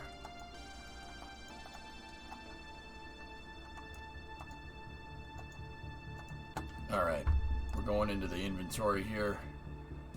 We don't need the magnetometer. We don't need that. We don't need that. We don't need that. The ladders we do need. I'll keep the ESU on board. So, Luna 4, Luna 5, Luna 6, Luna 7, Luna 8. Weather analyzer doesn't work. 1, 2, 3, 4, 5.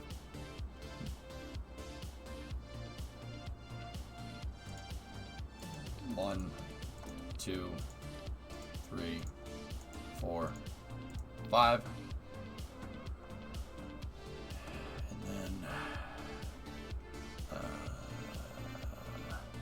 Seismometer.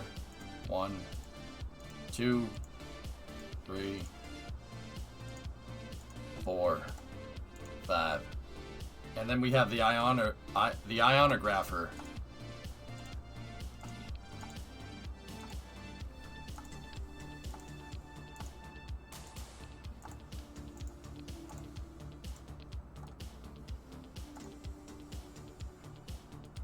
And then we're going to need EVA experiments.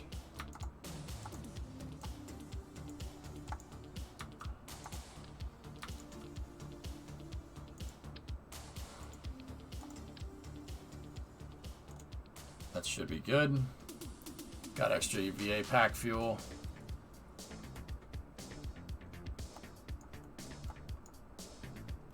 I don't think the weather analyzer...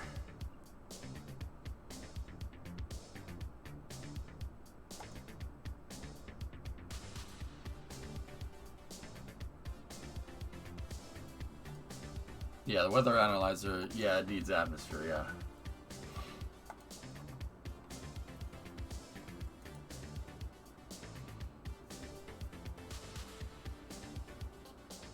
Okay, we don't need the comms either.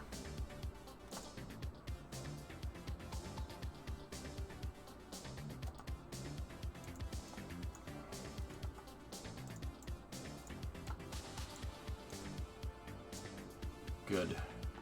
Good. 6 tons. Do we need anything else up there?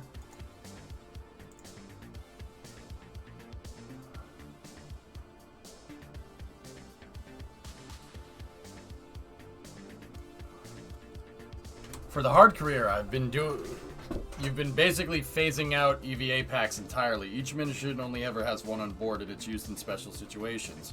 Yeah, yeah, I've been trying to avoid using them too, but there was that whole Luna 1 fiasco. I still have them up at the station though. But yeah, I've been bringing ladders up, dude. That's what I like doing.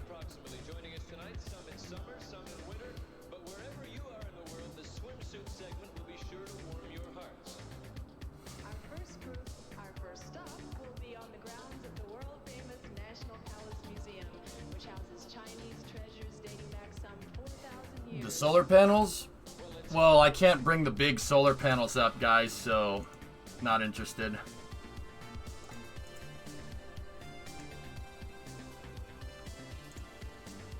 It's, yeah, it's not gonna work.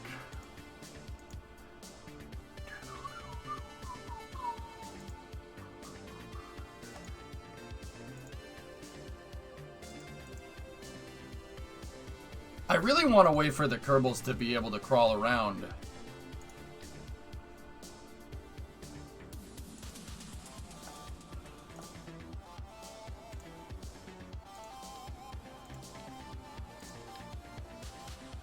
We could make...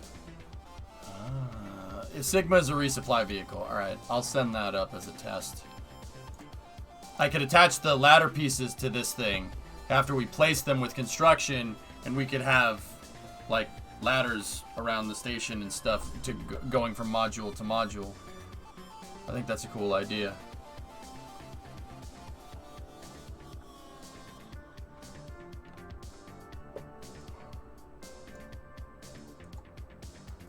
Yeah, the Sigma is a resupply vehicle for the station. I'm resupplying the experiments for all the, I'm resupplying the experiments for all the lunar missions. Okay.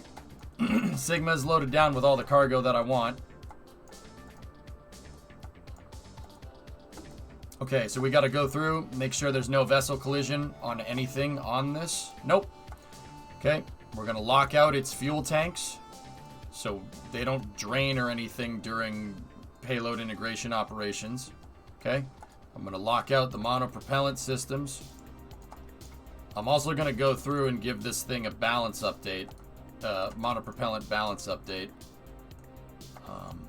It doesn't need a magnetometer. That was Sigma 4 or Sigma 5. This will be the Sigma 6 mission.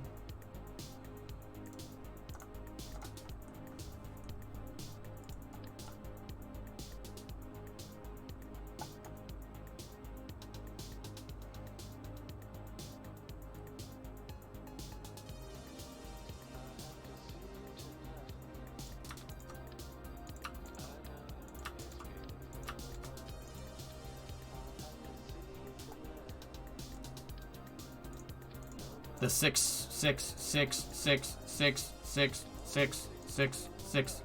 mission.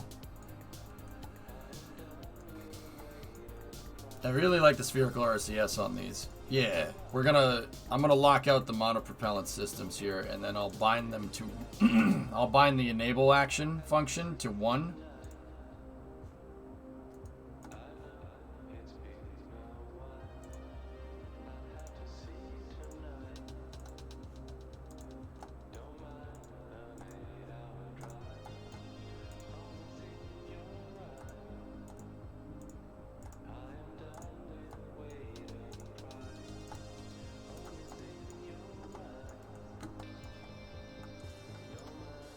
Okay.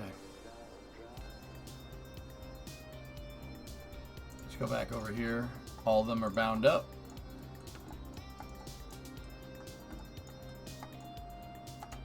Cool. All right, now what we need to do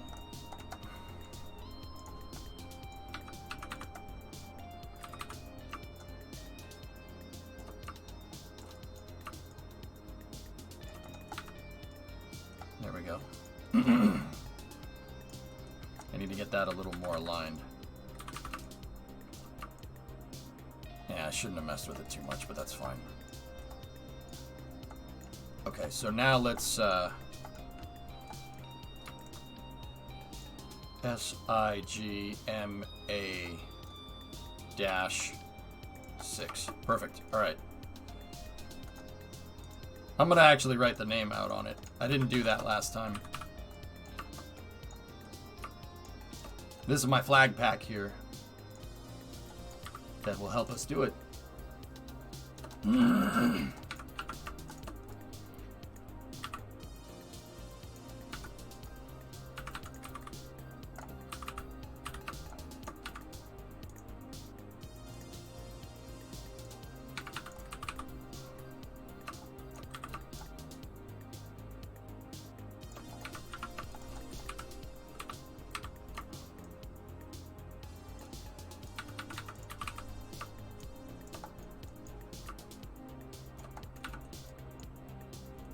I called my boss and told her I overslept after waking up at 7:30. It was 7:30 p.m., not a.m.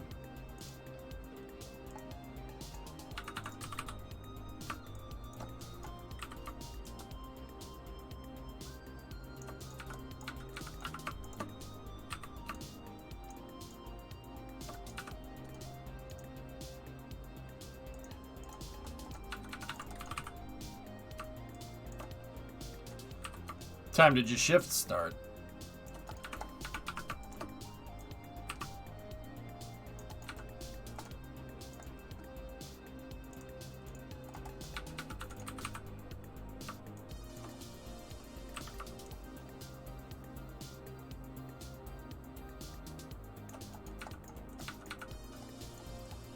"6:45 a.m."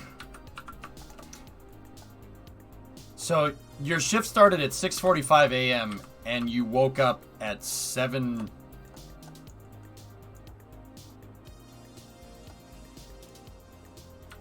At 7:30 p.m. the same day. What time did you go to bed?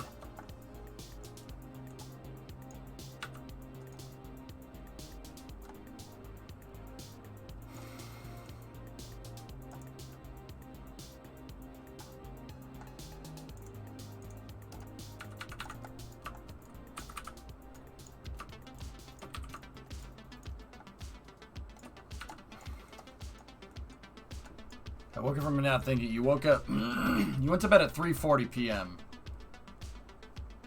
Oh, I see what you mean. Yeah, you thought you. Yeah, okay. Yeah, I see. You thought you slept the whole night.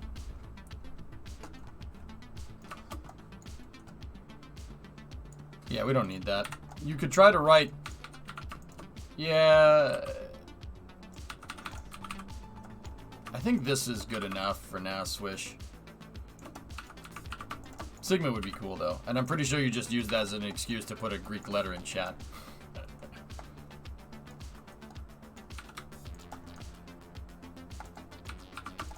I was like, how can you be late for a shift the next day? No, you thought it was the next day. I get it. I get it.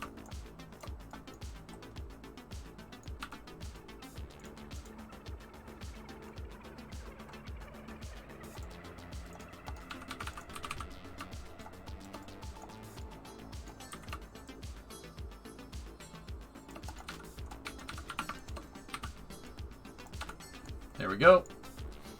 You ran out of Froggo emotes. Oh, that's a shame.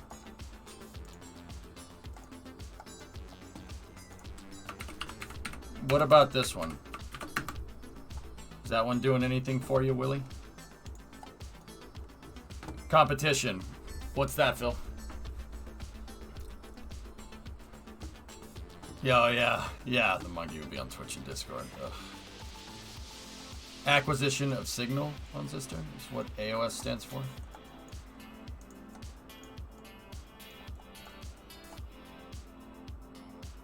Cool.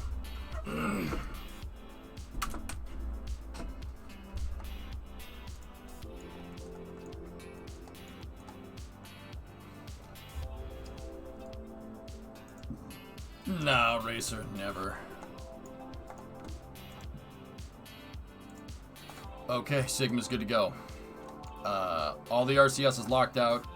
All the monoprop on board is locked out. Let's go get the payload fairing.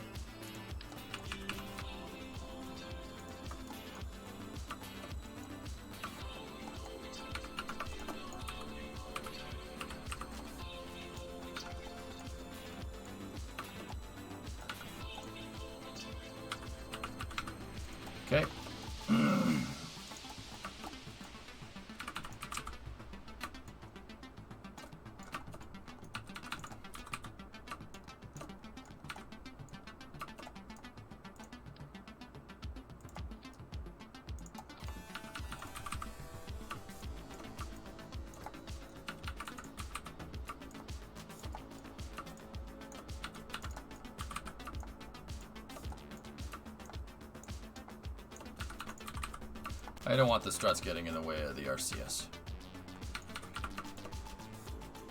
Alright, do final payload checkout. No same vessel collision here. 1, 2, 3. No SVC enabled. All monopropellant is locked out.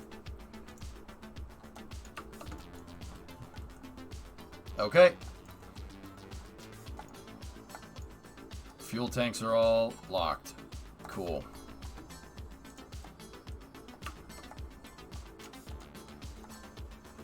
Alright. Payload's ready to go, guys. So let's go grab a... Let's flip over here.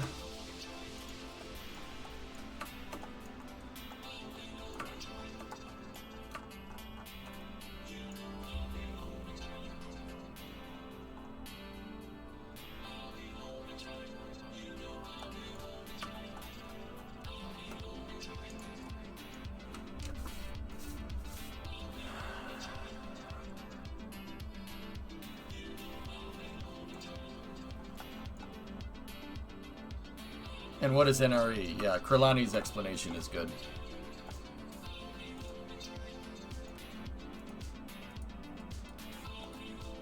Okay, save this out. So now what we got to do is get more fuel.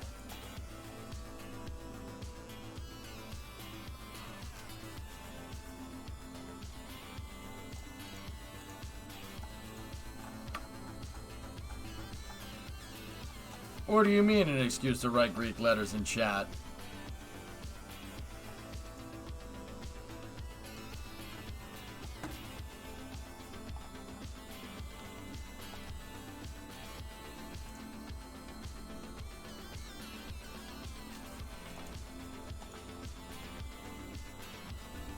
Hang on.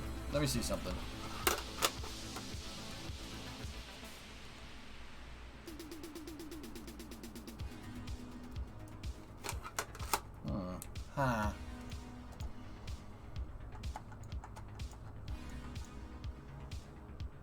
If I made a fuel truck that's carrying those things, we could, yeah, we might be able to fuel up the pad in one fuel truck run.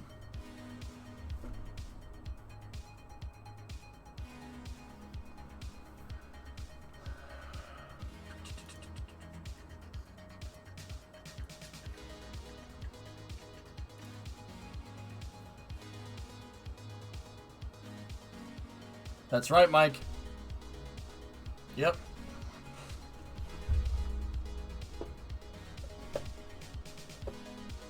Alright, we're gonna reload up the pad with fuel here. I'm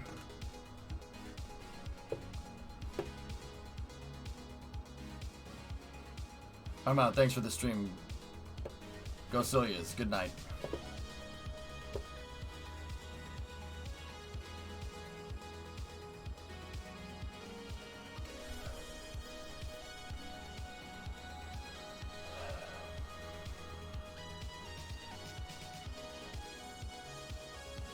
I wish there was a way I could remote into the stupid server.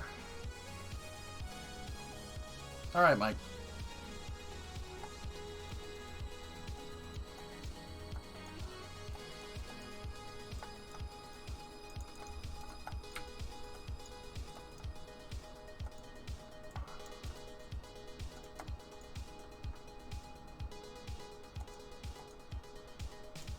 Alright, Audrey.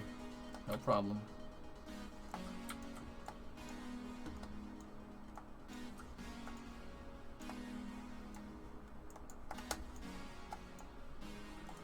See, I'll be honest, guys. I really don't want to do this launch right now because I know everyone's going to bed.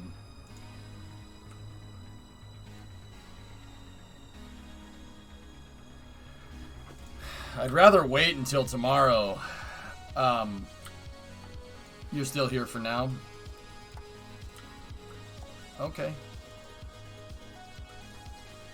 Well, I mean, it's like bedtime. Well, like, that's just your opinion, man.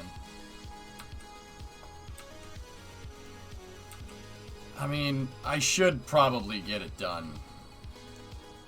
We should get it done. That'll clear us for the Luna missions. Let's see. What's today? Is today Thursday? So,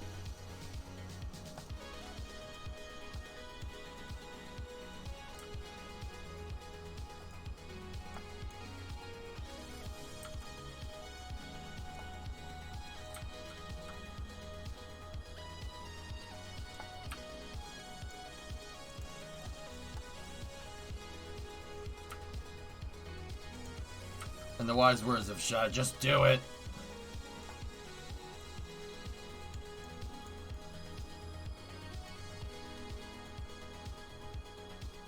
Yes, you can. Nothing is impossible.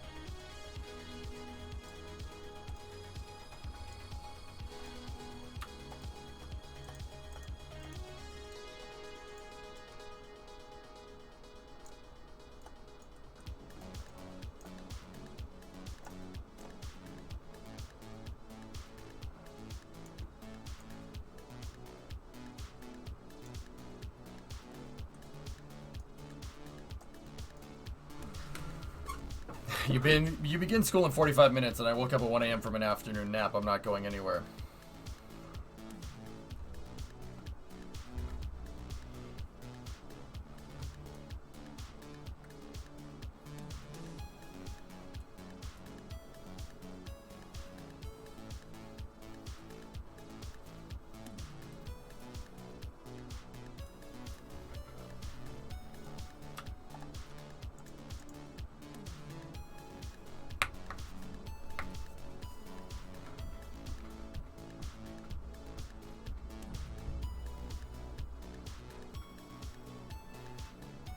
Australia's watching, Blasty. Nice.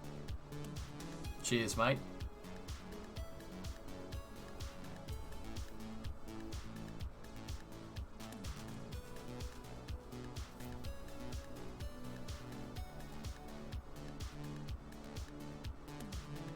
Oh, it's only 9 p.m. here. Not everything revolves around you, you damn West Coast punk. I'm looking at the West Coast, Best Coast. Yeah, why is nobody here then?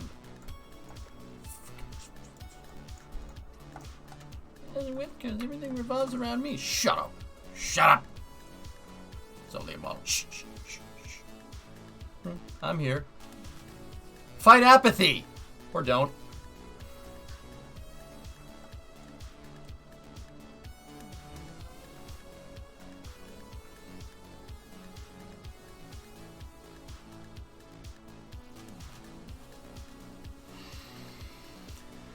East Coast, Least Coast. Yeah, the least it's sucking. You guys are pretty good at that with your one-time use your launch site. Whammy. If any.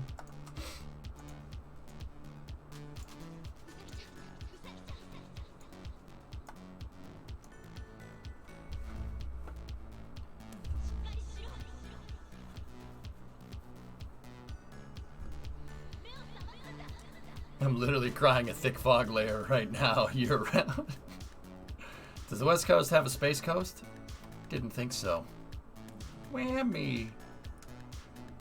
What would happen if you launch west instead of east? You can do it, Marley. You'd get into space, but you have to counteract the inertia that's put on you from the Earth spinning. So not only are you counteracting the force that's spinning with the Earth, right? Now you have to get into orbit too. It costs more delta V to launch into a retrograde orbit, to launch due west. Because once again, you're spinning counterclockwise. If you try to launch clockwise, you have to negate the velocity of you spinning and then get into space on top of that. Does orbit decay faster going west? No. No, it just takes more delta V. Does that happen in KSP too? Yes. Absolutely.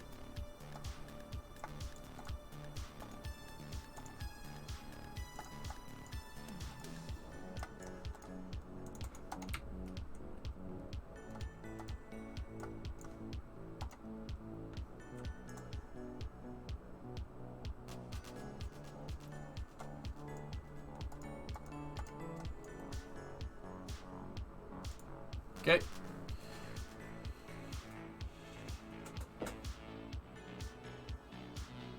If you go SSDO, you could launch east from the West Coast and not worry about dropping stages. I'm pretty sure even with something like Skylon, you're still gonna have a launch corridor. But the thing is, like, you could have your spaceport anywhere there's an airport, provided you have a long enough runway, and then you just fly. You take off from the airport and you just fly to the stupid equator, and then you go. Get back to us when y'all figure out how to build rockets instead of just launching them.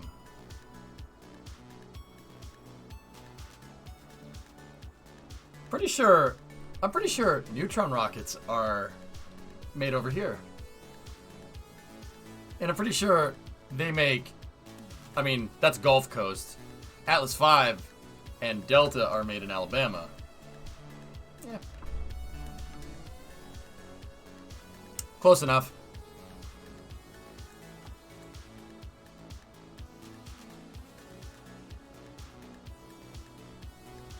Pro trivia question. Where is Antares' first stage made? Well, we have avocado toast, laughs in Tom Brady. Who's from the West Coast, but we took him. The Ukraine. It's a Zenit-derived booster, Ian, yeah.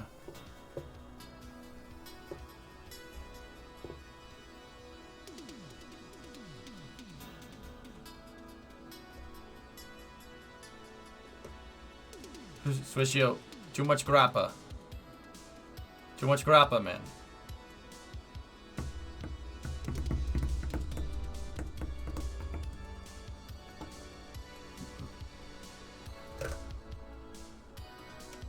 I'm trying to elaborate with the two best reusable launch vehicles ever made.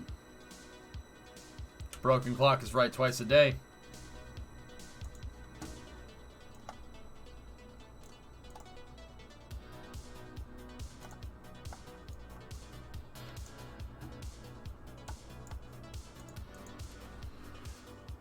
Okay, subject change. I'm bored of that conversation. Anybody have any other ideas on how we're going to, on how we would land a stage on the pad and, like, land it and dock it right back to the pad?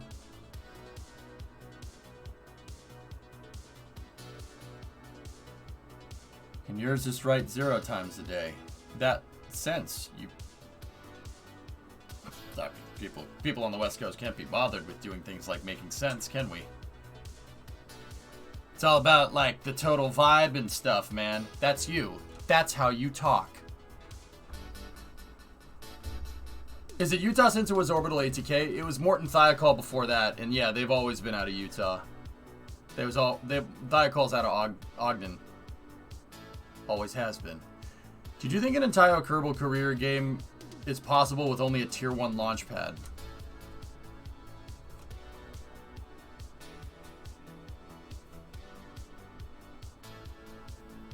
Difficult, but possible. That's challenge mode for sure. Hey, that's just like your opinion, man. I'm totally stoked on like the general vibe and stuff. That's you. That's how you talk.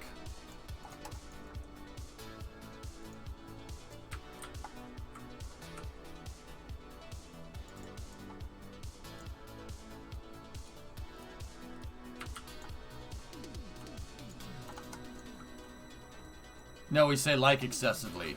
Says the Valley Girl. Like, are you sure? It's becoming self-aware. What should we do? Well, that's just like your opinion, man. Like what? Hey, I grew up in Southern California. I'm sorry. Yeah, NASA man. The core stage is actually a cut-down Zenit booster. Crazy, huh? It's made by Yuzhnoye in the Ukraine with Russian engines. It's a Ukrainian core stage with Russian engines. It's got an RD-181 in it, right? Or two RD-181s. Or two RD-191s working together, which is called an RD-181, right? So it's a Ukrainian core with Russian engines with an American solid fuel vacuum optimized Castor 30 XL upper stage.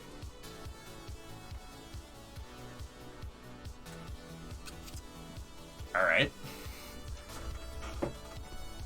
Hey, RG, what's up? Aren't they switching to the BE3?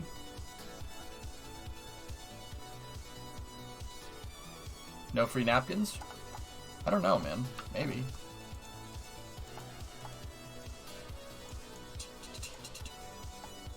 With an Italian-American spacecraft on top. Hey.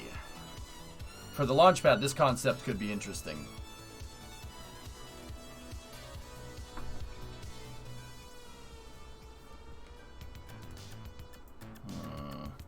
OMG. OMG. That is not. Why does that base have 6 strings, Swisher? Slap! OMG. That would be tough to get. That'd be tough to make that work, dude, but I'm not sure I can make an eccentric like that because that's what that's using. That's a spring-loaded eccentric.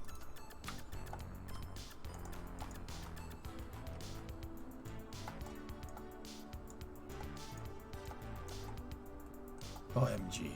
Asleep. I thought Neutron was replacing Antares. I don't know, mate. I don't know, Jeff, has it? I must have missed that. It could. Cammy, have you been watching? I haven't. Oh, no, I don't know, Jeff. No, I saw him go off the field, but I thought they were putting a sub on. Brilliant reporting as ever, Cammy.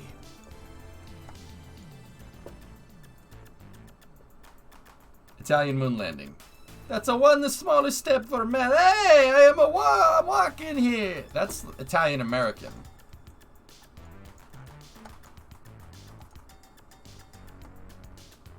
If an Italian from Italy landed on the moon, they'd jump off the pad and they'd be like, I am claiming this in the name of Italy, and then trip over and fall. But it would be very passionate when it happened.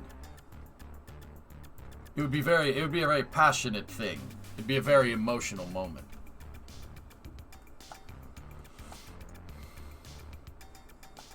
I want this. Not as much as I want Australians in space. I don't know why I want Australians in space, and I can't really tell you the net benefits of Australians in space, but just think about it for a second. Yeah. I mean, think about it. Australians are practically made for that. They live in a godforsaken hellhole, full of stuff that's trying to kill you all the time. What is space trying to do? It's trying to kill you all the time. It's science.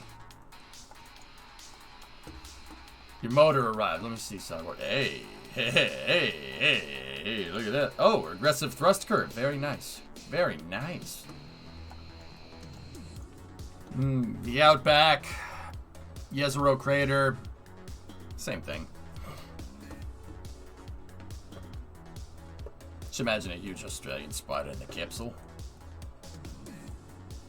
Phil Chapman, the first Australian-born NASA astronaut, dies at 86. What?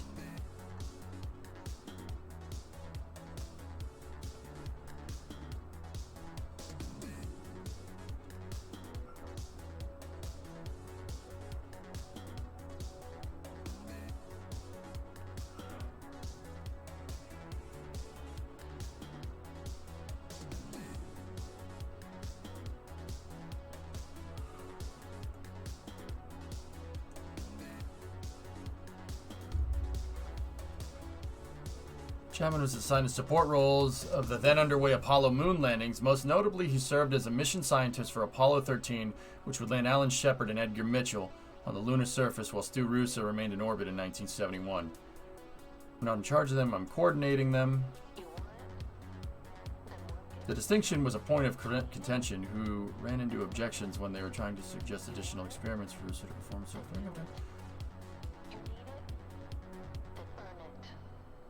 There was opinion within the program that the mission would be a more readily declared success in the press if the number of objectives were kept to a minimum. What?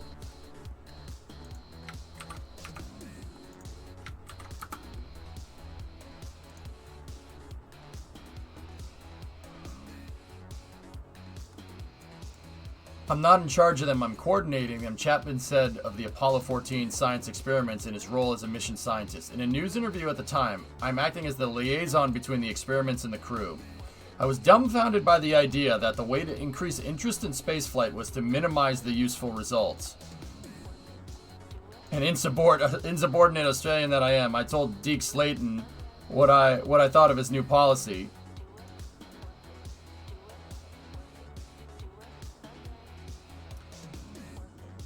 Chapman was assigned support roles for the then underway Apollo program. Most notably services.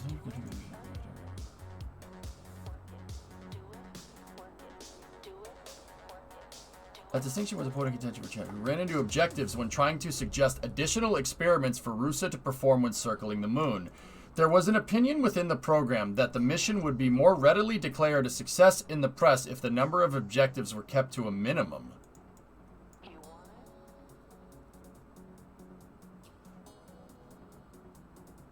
Oh, who the hell thought of that? What a dumb way of thinking. Oh, God, that's like foreshadowing. Oh, gross.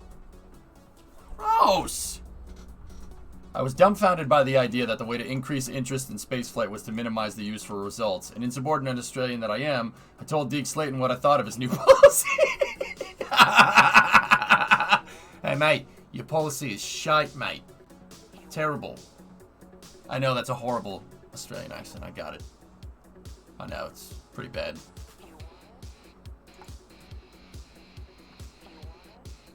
See this? That's why we need more Australians in space. Yes, yes. The Australian Research and Space Exploration Program. Yes. Ugh. Gross. What a champion. Proper cheeky bastard right there. I love it. Chapman suggested one of the more memorable scientific demonstrations to be carried out on the moon. I recall commenting to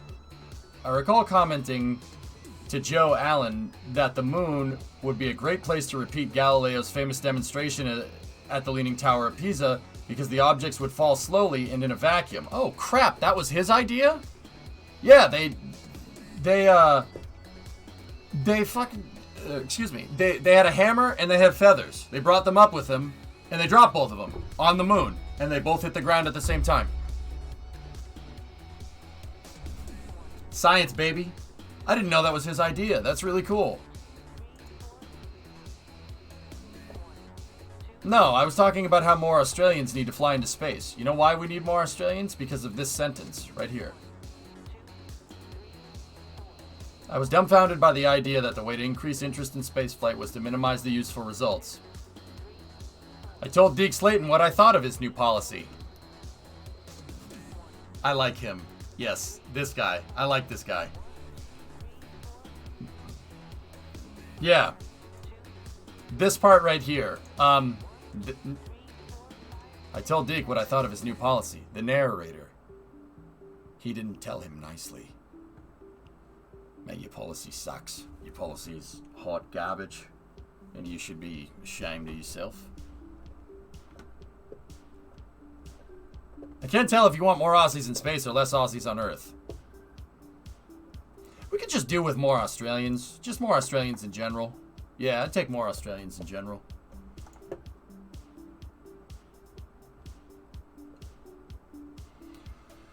I recall... If I had thought about it seriously, I would have suggested it to Al Shepard on 14, but perhaps he would have preferred his demonstration of golf on the moon. So unintentionally, well, not unintentionally, intentionally savage. What a legend. With budget cuts drawing the Apollo program to its end and his chances of flying on board the Skylab orbital workshop all but nil, Chapman resigned from NASA in July of '72. It appears that we have, I know this next sentence is going to be hard to read. I don't want to read it. It appears that we have to make a choice between losing our competency as pilots or losing our competency as scientists.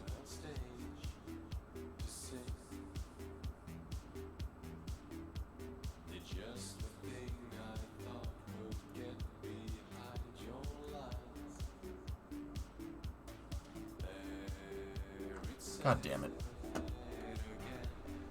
Hot garbage.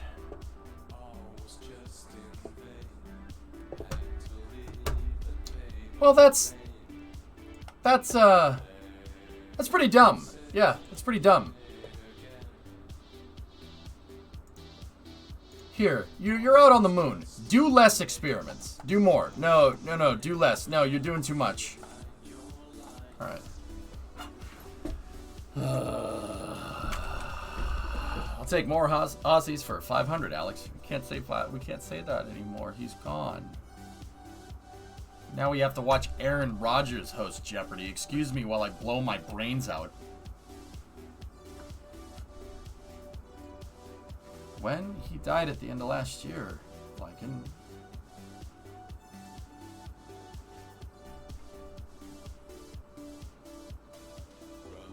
And then before that, it was Katie Couric. Like, what? Just get Geordie LaForge on here or something. Aaron Rodgers is a gift from God. Yeah, how many Super Bowl rings he has? Or does he have? Sentences. It's late. Screw you. Shut up. I'm right. Hey, Deke. Oh, just wanted to tell you what I think of your policy. It's, pretty bad. In fact, you should be quite ashamed. That's on the organization, not the player. You know what, Gary? On any other occasion, I would say you're probably right, but Tom Brady played for 2 different teams and has won Super Bowls, so I'd watch Tom Brady host Jeopardy. Maybe you should go back to doing State Farm commercials. Oh, wait, what's the other quarterback that's in State Farm commercials? Aaron Rodgers and Pat Mahomes. Oh, 2 losers. Oh, funny how that works.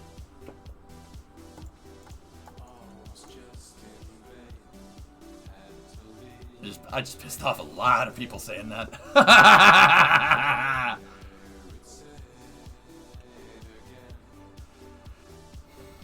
That's correct, Flykin. The whole team and anybody in the organization. Yeah, that's true that.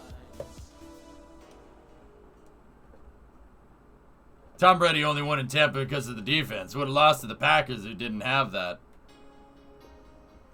I'm sure.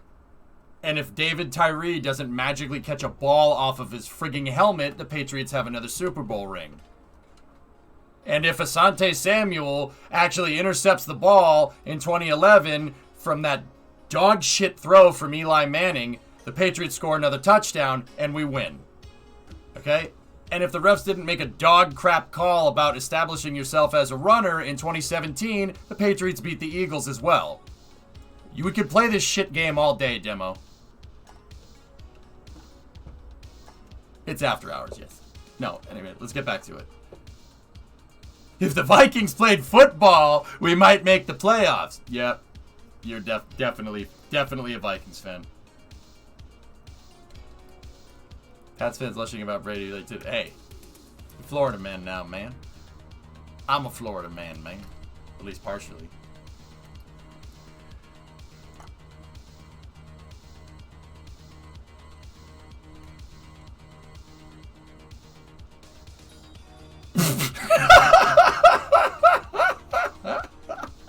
Oh, that's funny, Demo. I forgot about that. And then Seattle went to the Super Bowl and lost. Guess who beat them?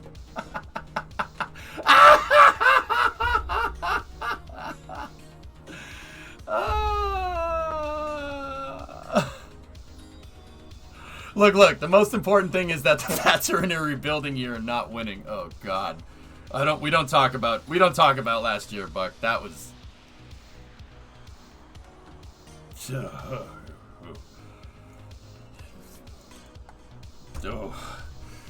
Oh. The game was embarrassing to watch. Why you gotta bring up Bostic? Why you gotta do that? Oh, boy. All I gotta say is go Panthers. This year isn't going to be better. A rebuilding year. Still have Cam Newton. Pick one. Pick one, Bill. For the love of God. Alright. Let's get the stage recovery vehicle out. Maybe because we have some extra time here, I can do some modifications to the damn vehicle. Where is it? Oh, it's over there. It's hiding. Get over here. Get in the hangar. I was talking about Seattle. Yeah. Yeah, victory. Yeah.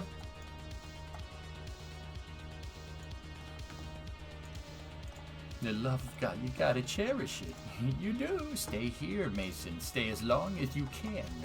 For the love of God, cherish it. You gotta cherish it. You do. Gotta move that backwards a little bit. Get in a hangar. Is that practice for the Masters? Oh, dude, the Masters it's next week, right? Yeah, it is next week. Cool. Bills are gonna win the Super Bowl. Yeah, you said that last year.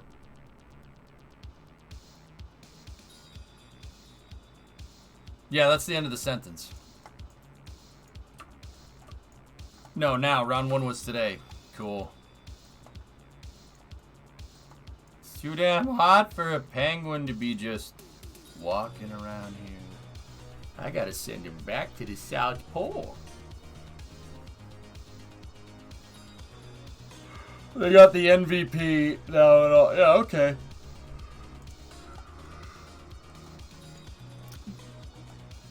Boy, I love losing Super Bowls. Yeah. I wouldn't know about that.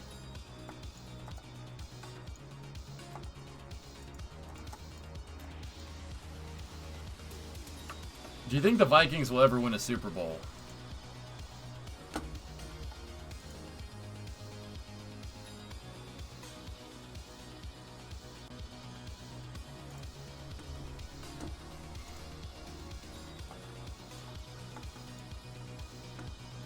What's worse, Haas or the Patriots?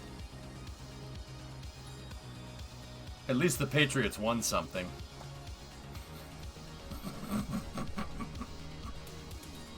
Haasapin ain't gonna win nothing this year.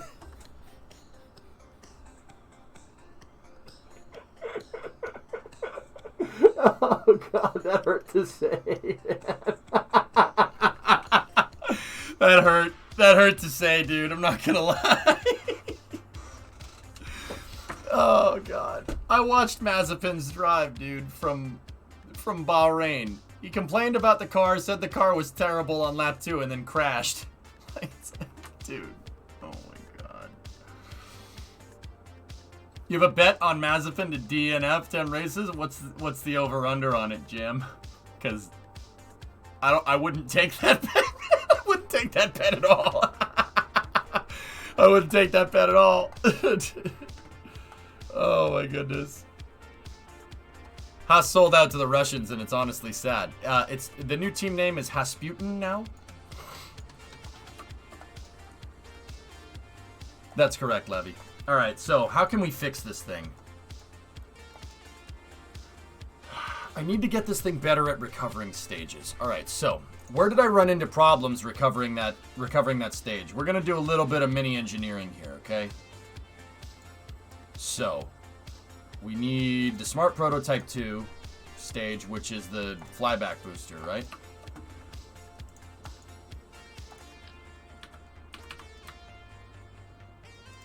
That goes there like that, right? And then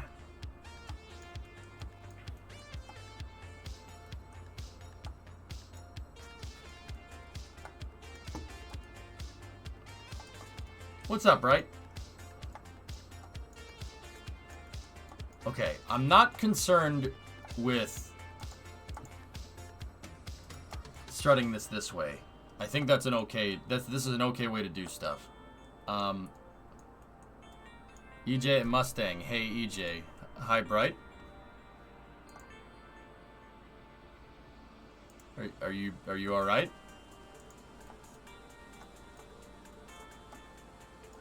You okay?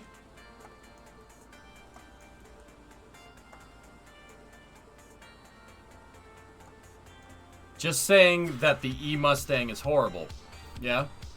It looks like crap. Yeah? That is all. Yes. Are you expecting me to disagree, or? I hate it. I hate it. I think calling it a Mustang is stupid. It should be the Ford Mach Edge or whatever. Mach Edge or Mach Escape or Fusion Hybrid E Hammerhead Eagle I Thrust Bananarama. Yeah.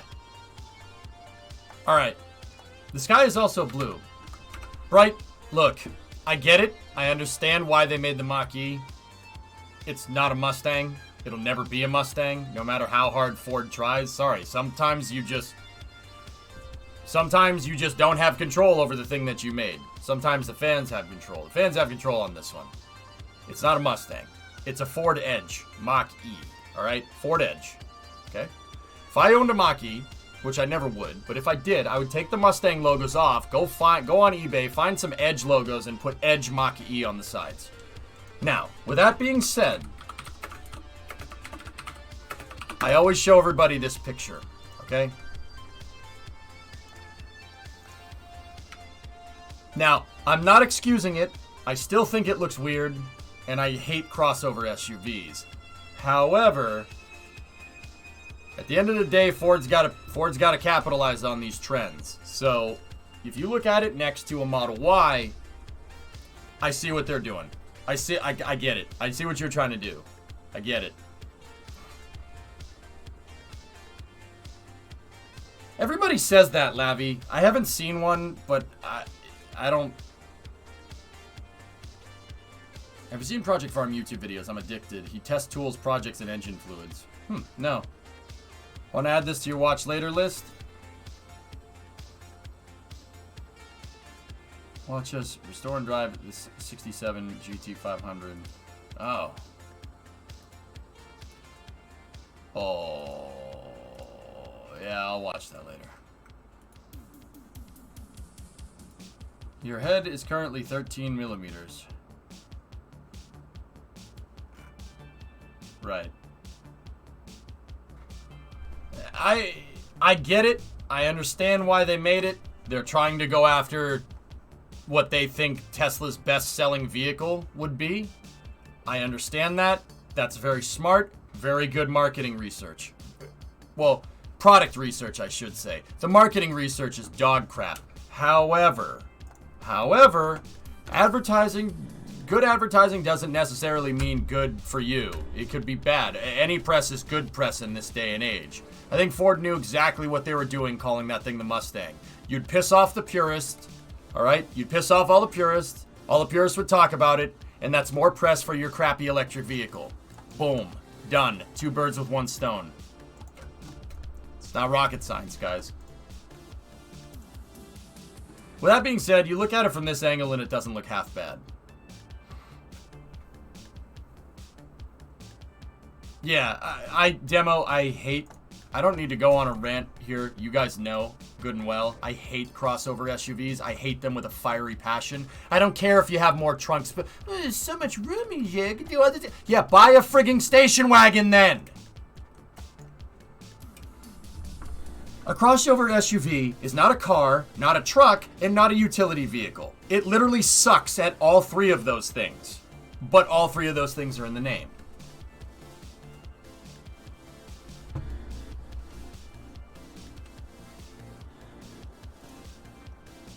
Five head, right? Terrible.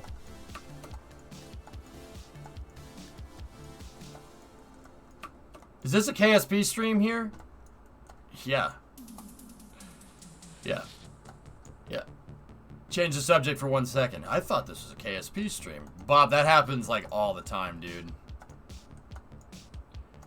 Spend like 2 seconds talking about something that's not the game. People are like, the directory says KSP. The directory says KSP. Yeah. Yeah. Okay.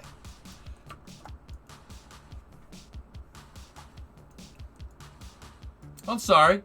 I thought this was America. Yeah, we gotta figure out a better way to do this. How am I gonna...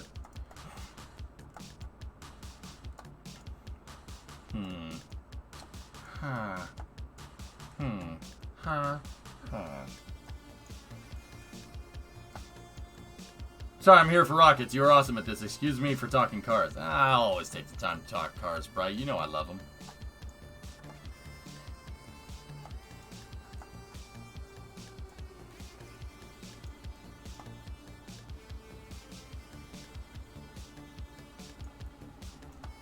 I love it and I love you all. Right, you gotta sober up, my dude.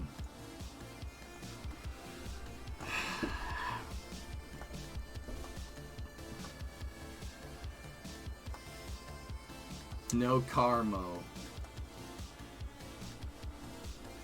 Oh god. No, you know what? Never mind. Have another beer, please.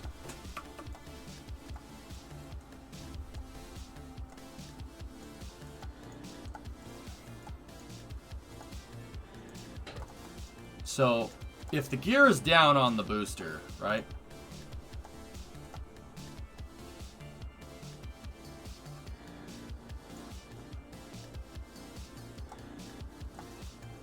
Alright, hold on. Let me move the Cal controllers down.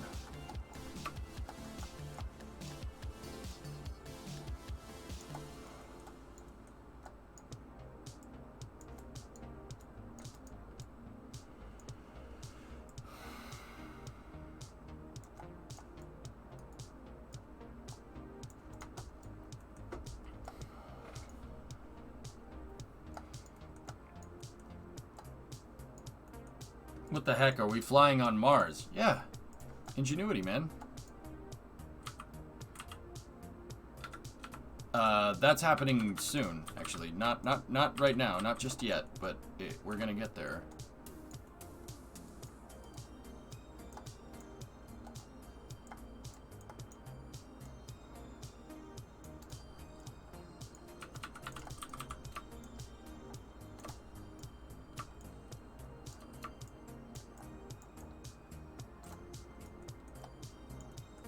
That won't upset the gear, will it? Nope.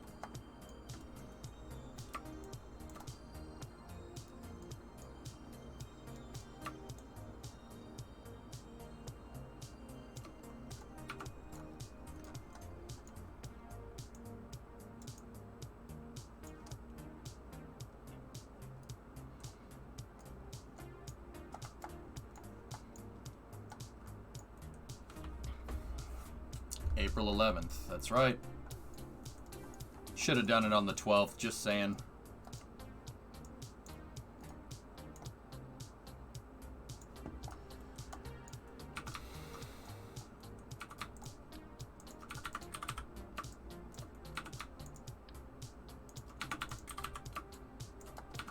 Why on the 12th? That was the... April 12th is Yuri's day, man. That's the day, April 12th, 1961 was the first, the day that Yuri Gagarin flew into space. First person in space.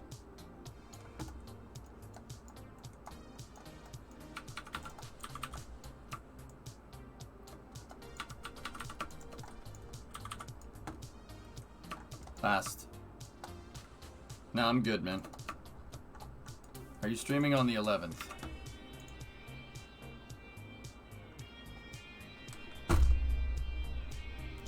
Of course it's a Sunday. Why wouldn't it be?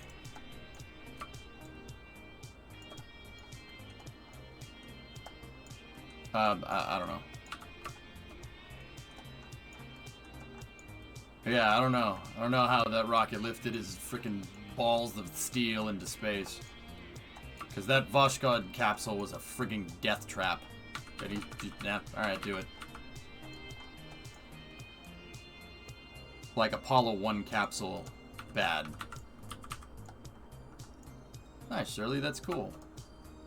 We only get the data on the 12th. I don't know if I'm gonna stream it live, guys. The telemetry's, yeah, it's not like we're gonna see anything in real time. I probably won't.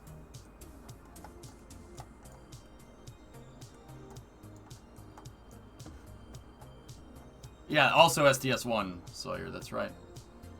Number 23 is not a van, that's a box truck. I told people to bring vans to that car meet and they brought it. They didn't. Like, you know, I don't know. Don't be vanist, okay? That's mean. It's 2021. Don't shame, okay?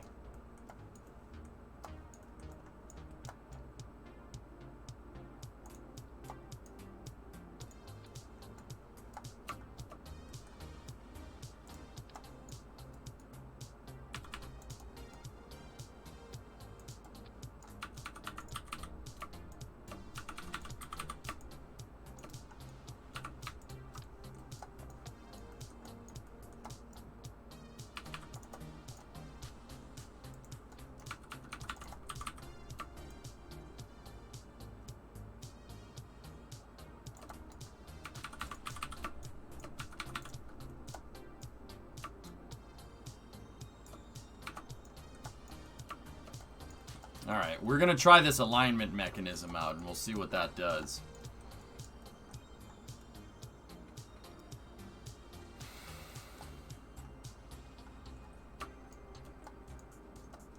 Yeah, NASA man, that's good. You telling them to bring only vans is pretty vanist. Bringing only vans for an only van shoot. Yes. Mm-hmm.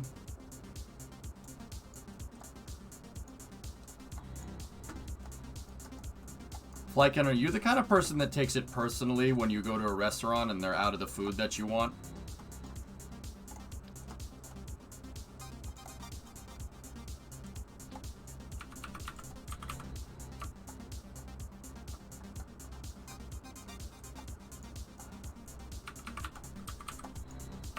It sounds oddly specific. Sorry. I'm sorry. That was messed up. And I took that personally. That's oddly specific. Sorry. I have 1,000 of those things, dude. Oh, God.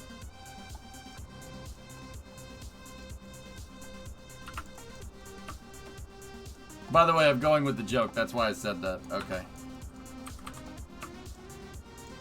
You damn fanist. And if the van is handy capable, you're an ableist too. You piece of crap. You able vanist piece of poo-poo face. Duty monster. Circus animal. I'm just saying things. Yeah, right? So screw this guy. What a dick. Dang vanist.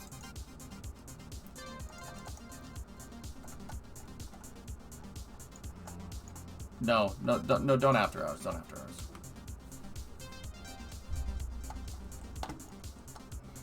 Don't be vanist. Okay.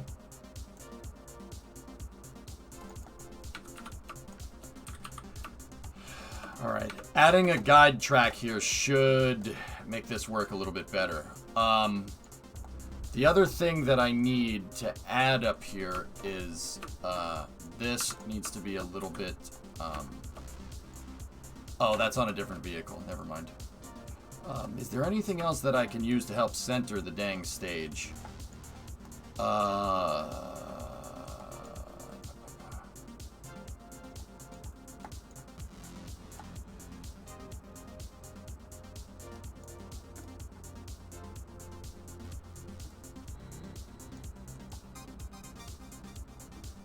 No, frick you!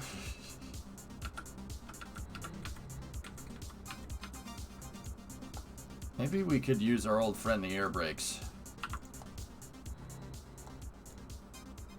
Air brakes do have... Oh, man. You know what's crazy? I forgot that the air brakes have... They can articulate 90 degrees. See that? Oh, that could be so useful. That could be so useful for Kraken Tech.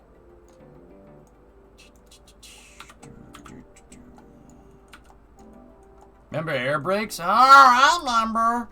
I remember. Yeah, I remember air brakes. Oh, yeah. Oh, I remember.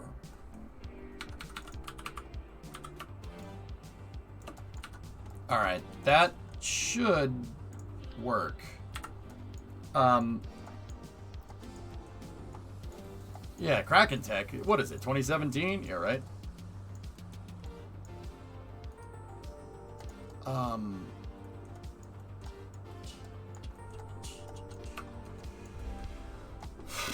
I think that'll do it. No, it wasn't meatwad, it was member berries. Dang vanist.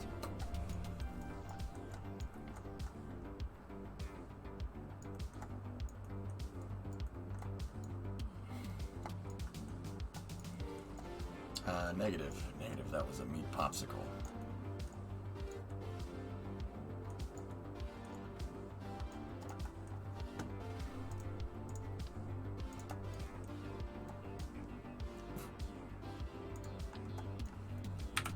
Okay.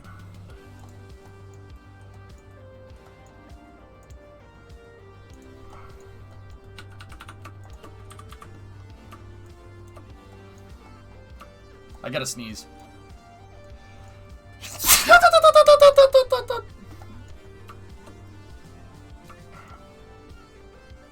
Turbo.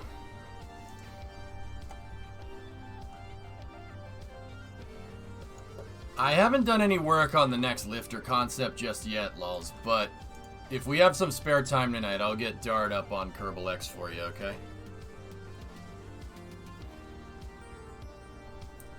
Do you guys want to use booster 21 again, or should we use one of the other Freedom 10 boosters that I have?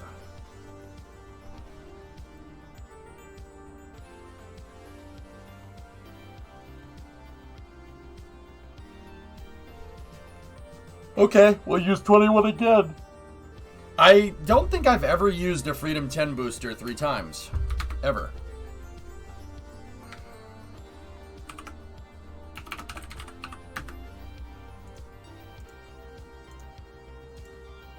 Here, let's check. Freedom 10B launched with 21, so that was its first launch. First launch.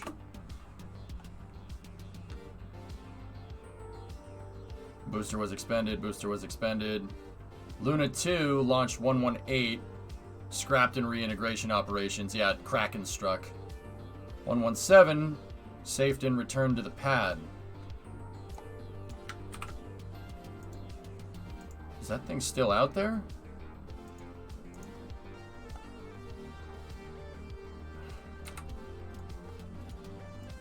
So we have 21, 22, 18.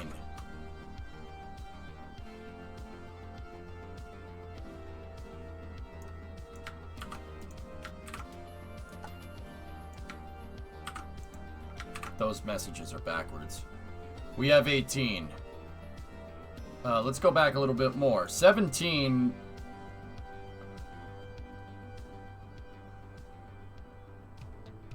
That's a Freedom 7 launch. Freedom 10. 17 flew twice but was scrapped. EEG4 had a booster expended. Sorry, I gotta go back and fill all this stuff out.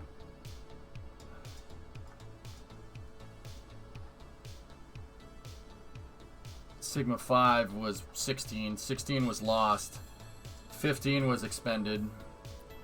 14 was expended.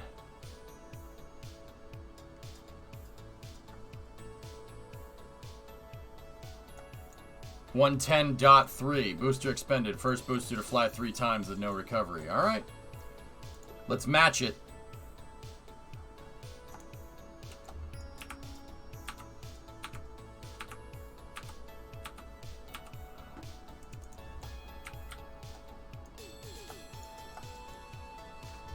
KSP question: why does switching to different vessels sometimes make things jolt and pop and blow up?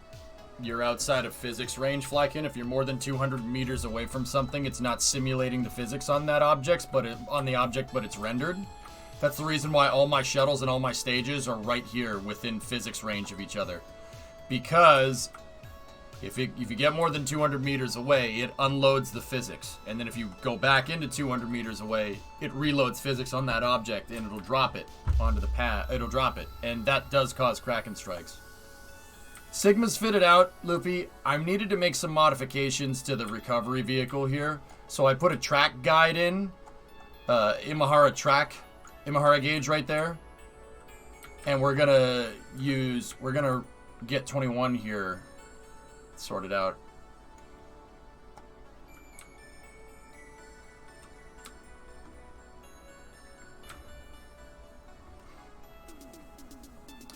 It's the reason why, Flykin, I store everything on this hexagonal plate right here. Every piece of flight hardware that I need for the pad usually gets stored right here, and that does screw the frame rate. But also, yeah, I don't want to store the boosters like over there and switch back and forth. However, if you mark stuff as debris, you won't be able to switch to it. But, so like you could theoretically just move around between vehicles here and you wouldn't have to worry about that.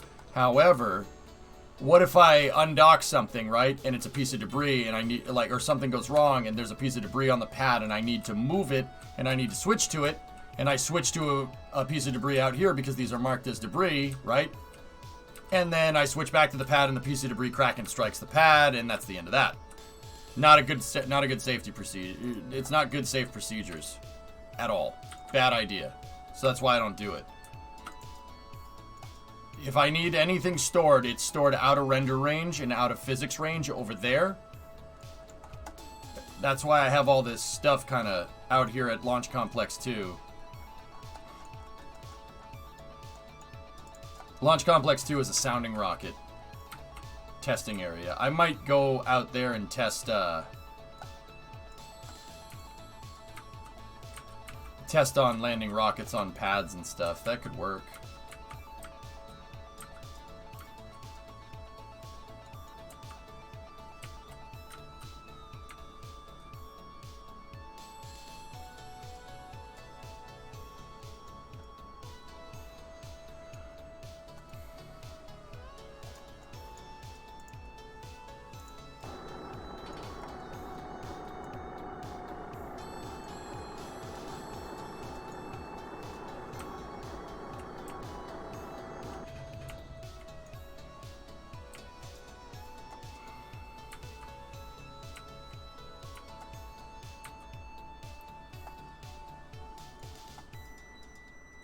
Okay, 21.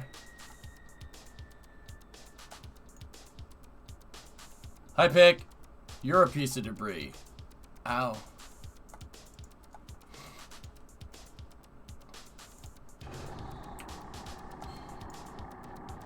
Man, if there was just a way that I could just take this and use the crane to just grab the stupid thing, it'd be really nice. The carrier's awesome. Thanks, man. It's a little bit crude, but where it lacks in like refined design, it makes up for in use.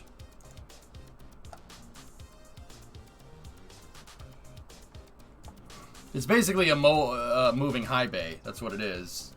It's a moving integration area. Wait, did we manage to fit all of that in Sigma? How much monoprop? We're carrying 6 of the monoprop balls, Loopy. I have 5 Goob monitors, 5 probe control stations, 5 solar panels, 5 seismometers. I think that's it. There's a bunch, dude. I'll show you. It's all fitted out. Yeah, I kitted the whole thing out.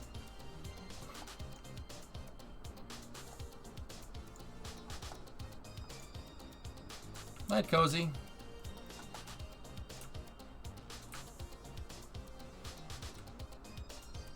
Yeah, Flykin. Mm-hmm.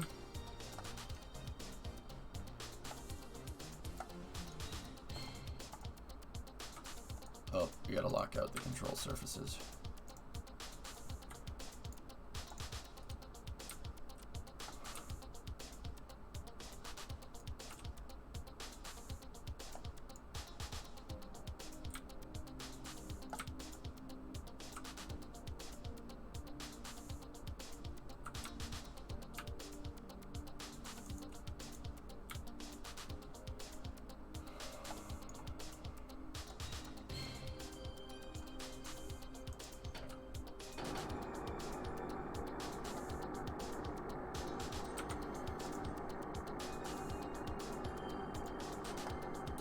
What if the carrier was able to be picked up by the crane into a vertical position and then grab the stage? I don't know, Canadian. I don't think that's a good idea.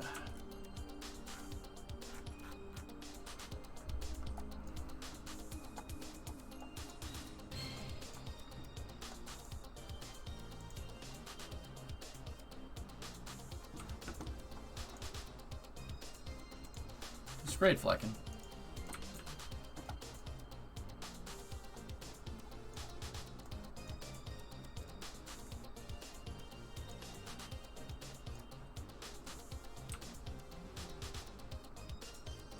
How was games night, Loopy? Night, Flecken.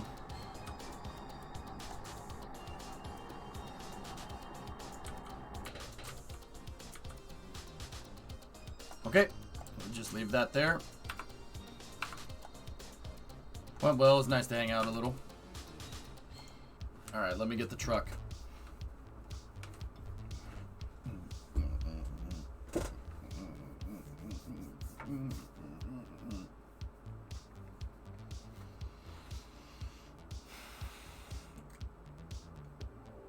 I don't think I want to... Yeah, Canadian... I already have a truck that's designed to take the booster and bring it into the vertical position. So the way I see it is like, why don't I just use that? Because it's already designed to do that, you know? Yeah, you know. These are just little things that need to be upgraded here and there.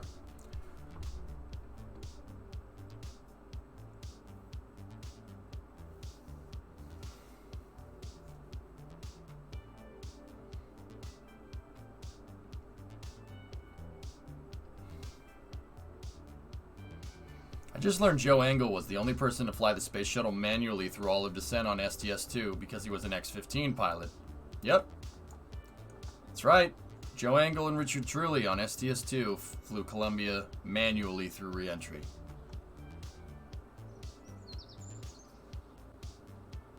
Yeah, that's pretty awesome. Yeah, that's cool. Yeah. Yeah, crazy loopy, huh?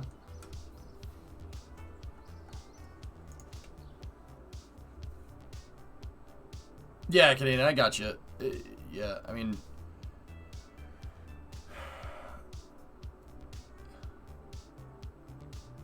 Con permiso cuando salto? ¿Qué?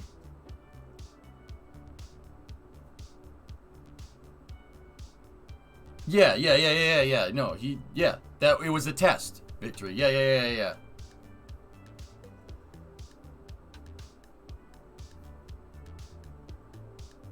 You know, Loopy, you say Eileen Collins had the most perfect landing on STS-93, like dead center on the hashes.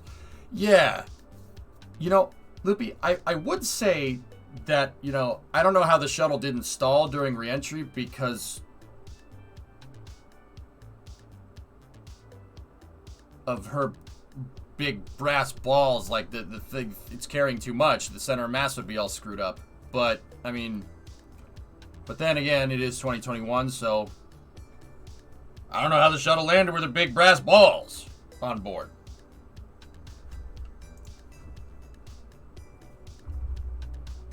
No, seriously, Eileen Collins is a freaking badass. Like, she's a bad... She has a wallet that says Bad Mother Trucker on it.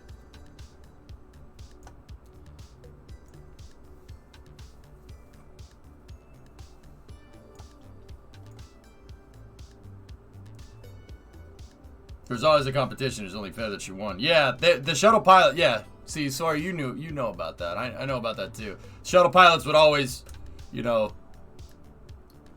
there's like an informal competition on who can hit the hash marks the best, who can stop in the shortest distance, who has like the lowest touchdown speed. Yeah, they'd screw with each other on that. On the last flight, on 135. 135 has the shortest stopping distance for any shuttle because they cooked the brakes. They just full stop, hit the brakes, and it toasted the brakes, but it didn't matter because it's not like you need them again.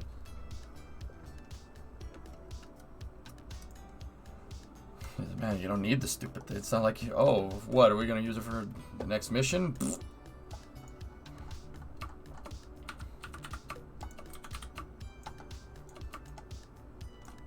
Oh, that's a bittersweet victory. Yeah.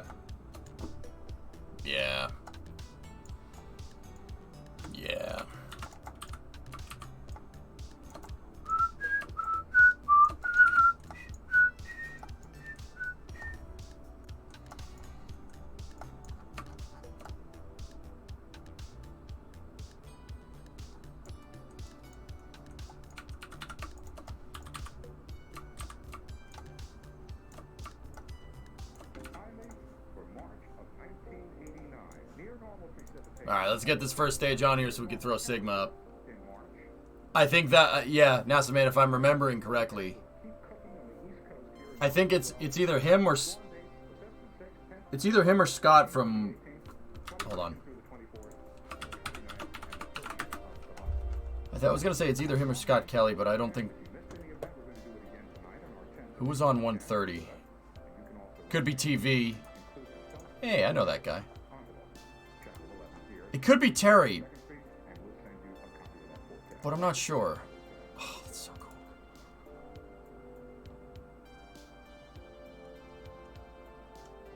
Yeah, of course that happens.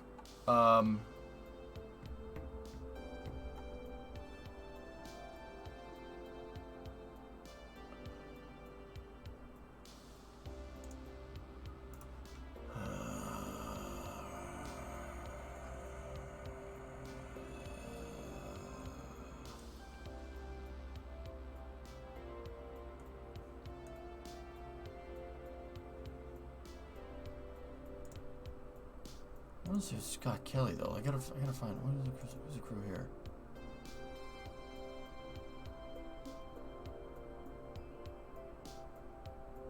No, it wasn't Rick. Garrett.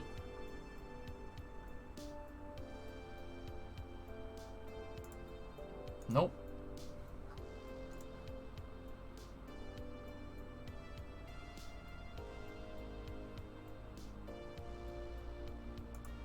No.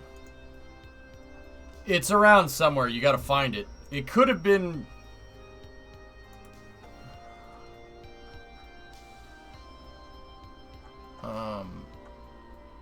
No, it could have been Mark. I'm pretty sure it was Mark on 134.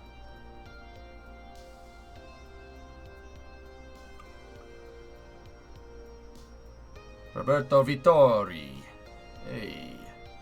Italians in his space. That's very nice. Drew Fostel, Mark, Greg Johnson, Mike Fink. And then 135 was Ferg.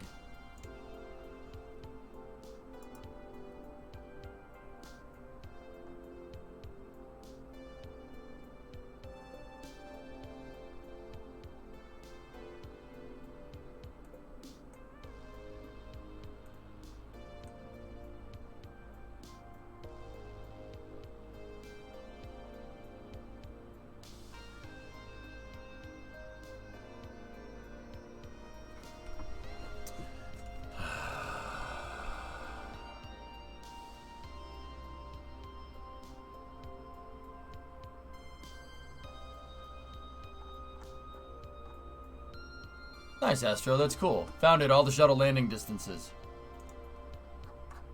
I think 135. It was 134 or 135. It was either Mark or Chris. I forget, dude. I'm trying to think. Sorry, I just got distracted by looking. Oh.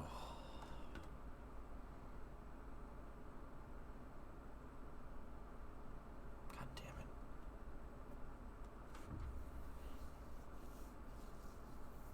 Yeah, Mike Fink, Barry Wilmore, and Nicole Mann are in for the crew flight test. Ferg stepped down because the flight test would have crossed with his daughter's wedding. So, yeah, he didn't do that. He said, "Nah, I'm good." He said, "Yeah, I don't need to do this."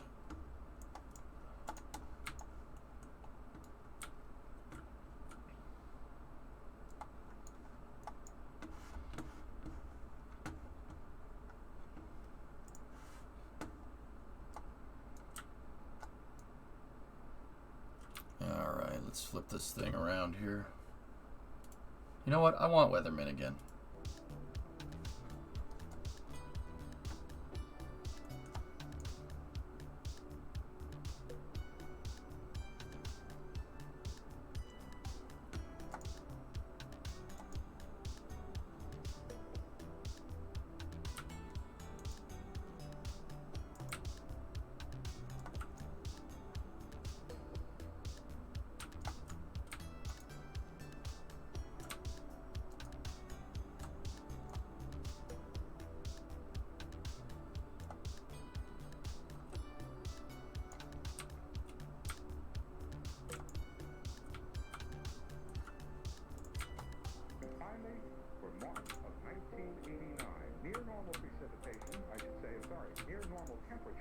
Okay.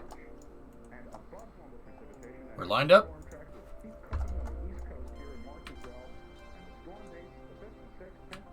Oh no, not this again. Stop it. Stop it. Herbal. Herbal. Get up.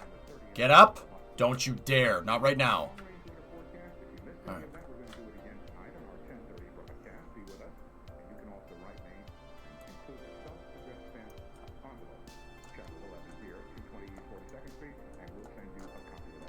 Back to story. Alright, so we gotta get the stage attachment decoupler off of here.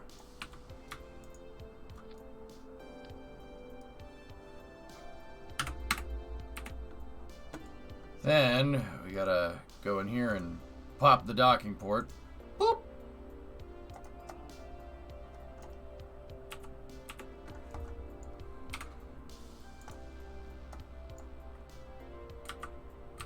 That docking port has been in space, for what it's worth. Well, 55 kilometers up, it hasn't been into space. It's been into Virgin Galactic space. Too soon? Too soon. Too soon. Too soon.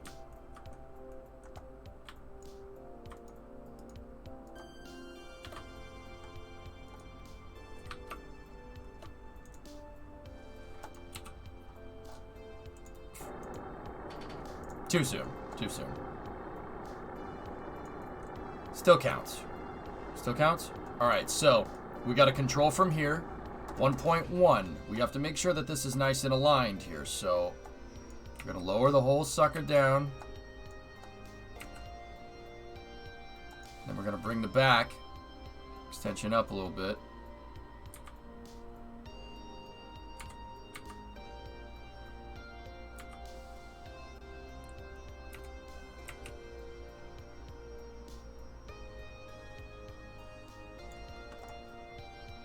Zero.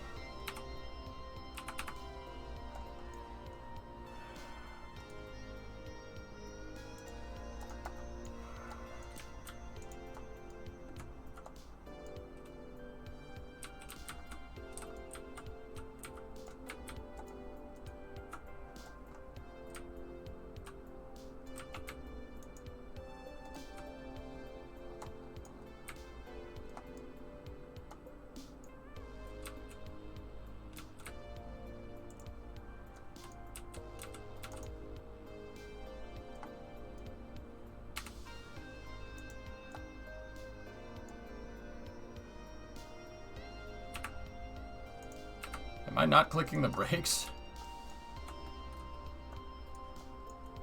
Not too soon? Alright, good to know.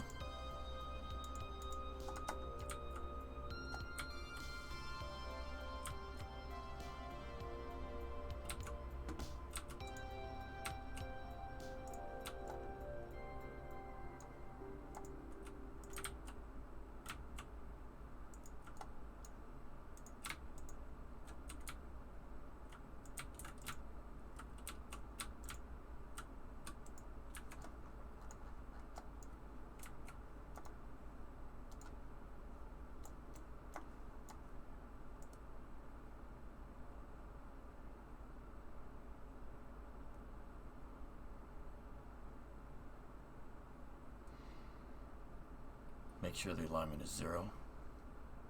Don't want -1. +1 should be fine because the thing is going to snap dock and the back end is going to fly up in the air. It happens every time. So what we got to do is just take this, go in here like this, go forward, very, very slightly. There's the dock, decouple node.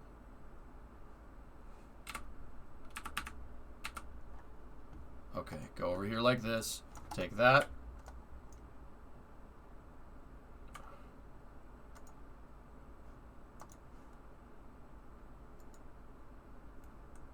That was weird. It decoupled twice? Huh. Huh. Whatever. Alright, now, hey, do you guys mind if I roll music off for a little while? It's getting a little late. Just roll music off for a little bit.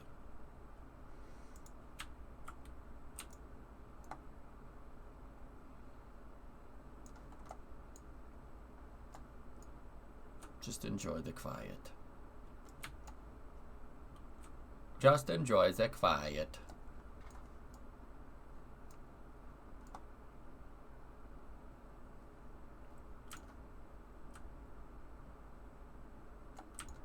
It's happening for Firefly, but my Muzak.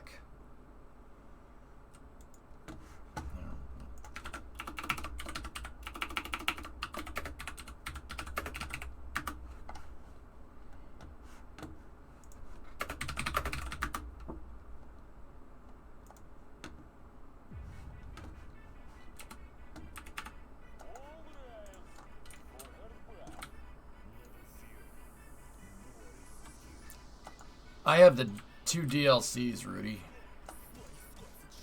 Yeah, I got you, Buster. No problem.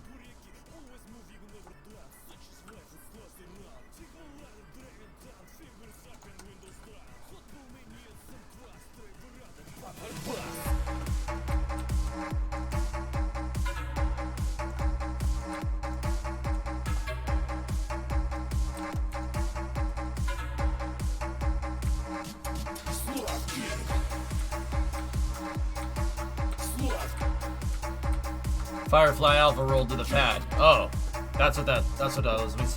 Let me check and take a look. Let's go. That's awesome, dude. That's freaking sick.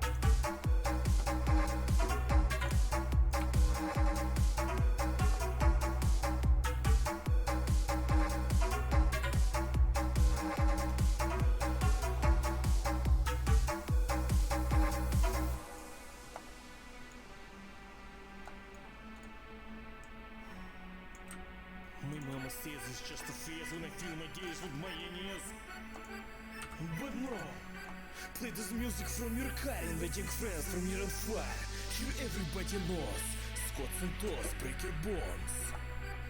Do you? I know what you mean. Raving comics, pumping stars, cutting bushes, hills and ground. I need no better way to get the western spice away. Big and fearless like a bear, tracksuit with the stripes I wear. From Krakow to Kamchatka, and the patron city vodka.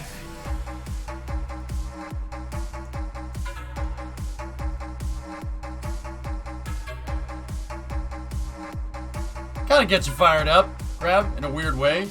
I don't know.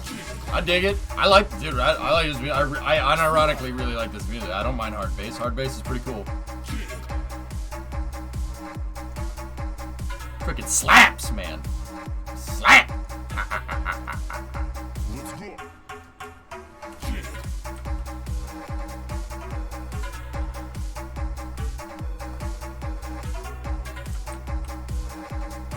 Good music to wake up to?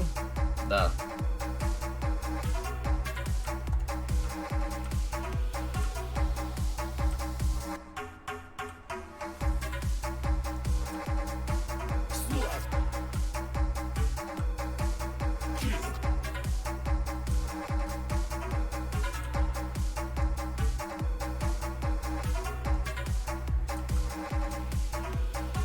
Gotta get the pitch angle to 5, match the pitch angle to...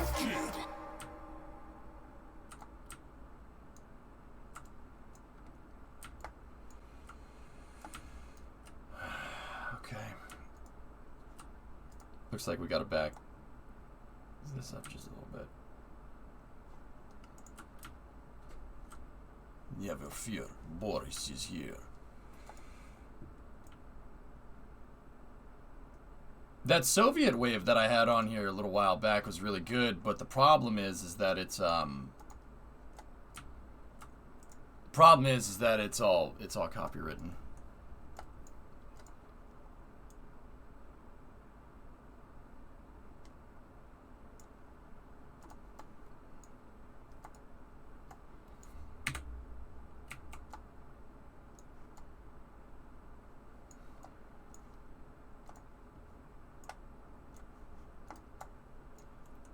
Alright. Yeah, the alignment mechanism did it. That fixed everything.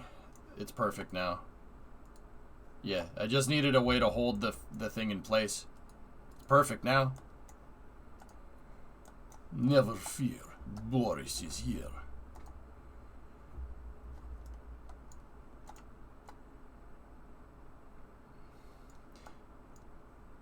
Why are the engines sticking out the back?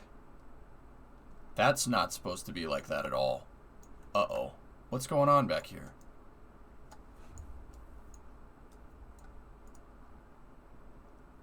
All right, we gotta keep an eye on that. Those engines aren't supposed to be sticking out that far. They're not supposed to be into the docking port, that's for sure. Okay, well.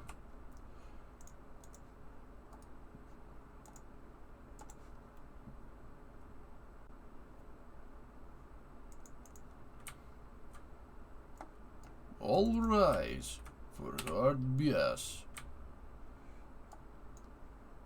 It's not on an engine plate, just space. That's the thing. They're on nose cones. They're on small nose cones, more importantly, which is no good. We're still a little misaligned. It's not exactly straight, but it's a lot straighter than it was.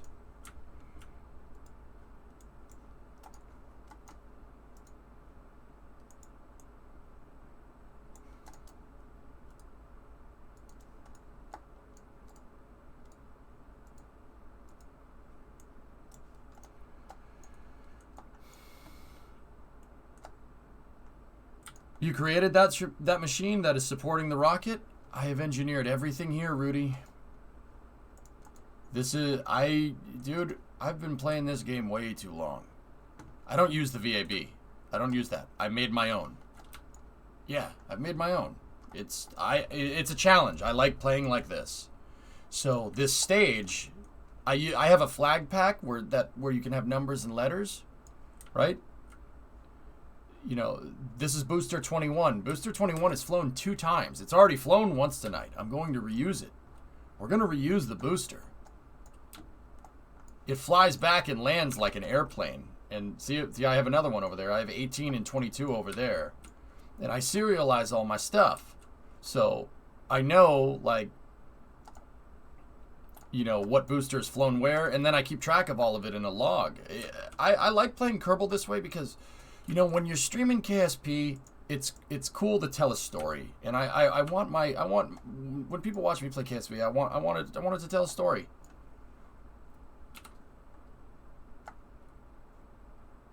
And it does. We tell a story. I think that's cool. I made my own VAB with blackjack and hard bass. Never fear. Boris is here. So, I'm new on channel. I think I've been following for a week. We watching the Soyuz launch. Da. Ракета-носитель Союз. Байконур Космодром.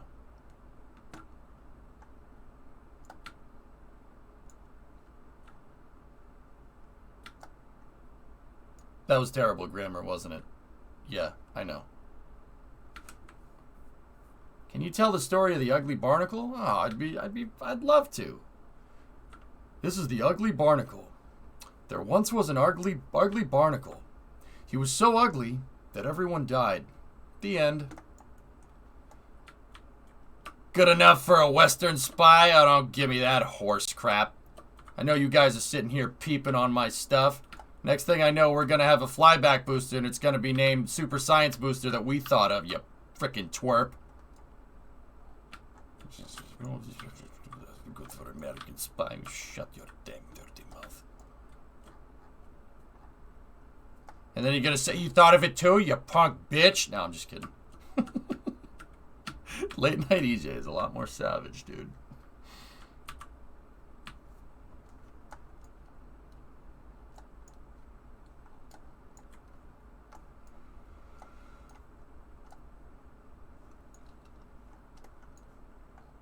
Bruh.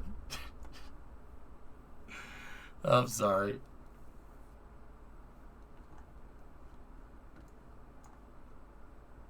Chad, who's staying up for the launch tonight?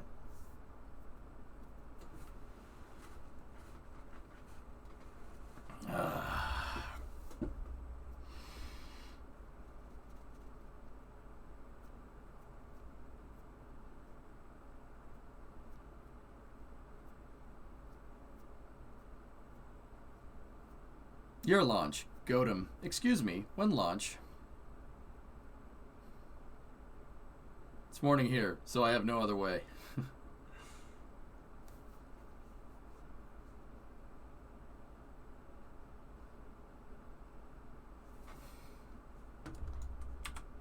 Alright.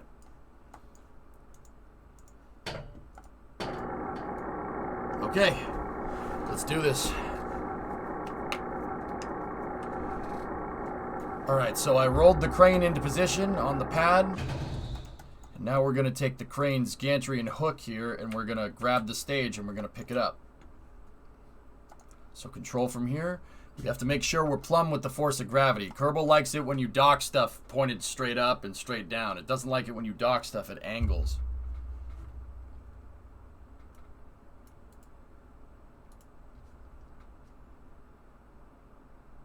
Таков путь. Таков путь. Путь. Таков путь. Да.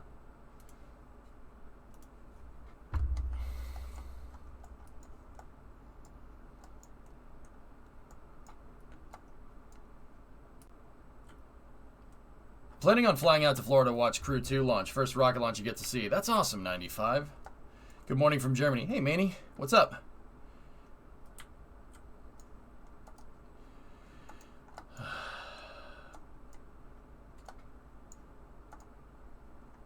Okay, so let's take the crane, get magnetization on the docking port. Now we need to get this thing to say 89.9 or higher. If we can get it to 90, that would be ideal. Basically, I just got to make sure that the crane is pointed straight down. We're basically right over. 87, 88.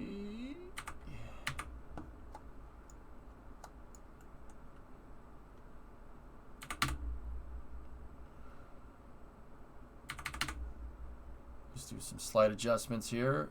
89.9. Let's do this.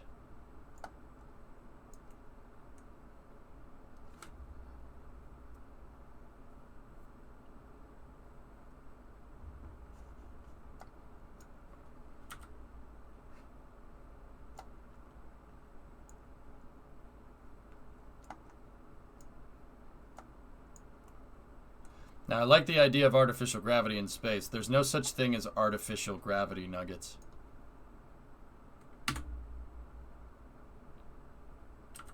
You're talking about giving something that has like an outward tangent outward acceleration at 9.81 meters a second per second, right? Like, but I want to float around in space. I don't want to have gravity always. You don't want to float in space for long periods of time, Nug. Really, that's bad for you. It'll screw your muscles. You'll get muscle atrophy. That's why astronauts have to like work out for 2 hours every day. You can get muscle atrophy, and after a while, if you stay up there for too long without working out, and you come back down here on the planet, you could go into cardiac arrest in Earth's gravwell. No joke. Your muscles will work so hard that your heart will try to circulate oxygenated blood to them so fast that your heart will just explode. That's not, yeah, you don't want to do that for too long. I understand what you're saying. Floating would be fun. But also at the same time, yeah, you don't want to do that. And that's not even to mention like what it does to bone marrow and bone density and stuff. Yeah, you'll if you stay up there for too long without working out, you'll come back down and you'll basically jellyfish onto the ground and be like, I'm good. I don't like this. What about a magnetic floor with a magnetic suit? Well, that's not going to protect against the problems that I said, Project. But something like the Expanse where they have mag boots, yeah, that could work. Sure, that'll work in real life. I mean, there's nothing holding you up. With a mag boot, you're just walking around. And yeah, you are moving your muscles, right? But you got to remember, when you're standing like this, your muscles are working right now. When you're standing up, stand up and stretch. Oh, yeah. Yeah, stand up and stretch, baby. But your muscles need some kind of resistance. They need some kind of resistance to work correctly. This is why when you lift, like if you're doing lifts, you go slow. You go slow and you never lock like that. Right? You get a license for those? For those what? For this? What, that freaking cheeseburger and floppy milkshake that I have attached to my arm? Yeah, no. Muscle atrophy is legit. Yeah, no, it can really mess you up if you're not careful. Get back. Oh, crap. God. Dang, snap back. That was my fault.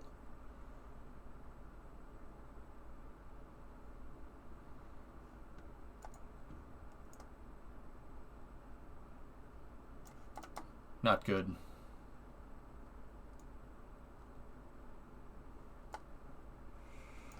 I gotta undock the booster. I hope this works. We're just gonna basically drag the booster on the truck. The ring failed because I applied too much torque and it snapped back and blew itself up.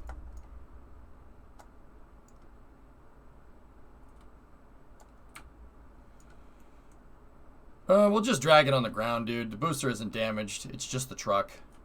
Last, please. Yeah, not a good time. Yeah, not a good time at all. Hold on.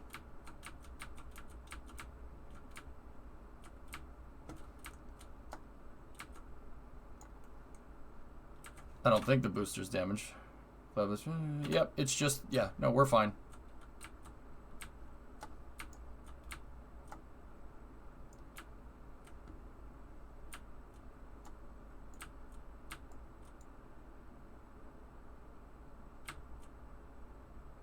Now that's not good.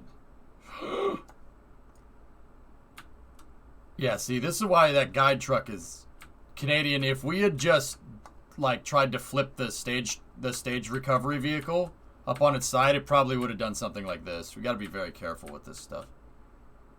Stop.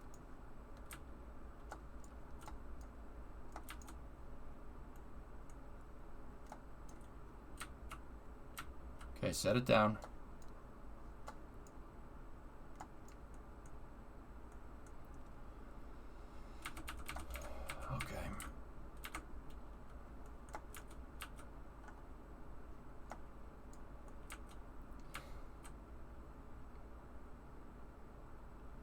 Helicóptero, gracias por la sub. Buenos días. Buenos días, amigo. ¿Cómo estás? We're getting some sway there. That's not good. It looks like the stage may have bent a little bit. Think Tori will approve of this? Yeah. No, he wouldn't.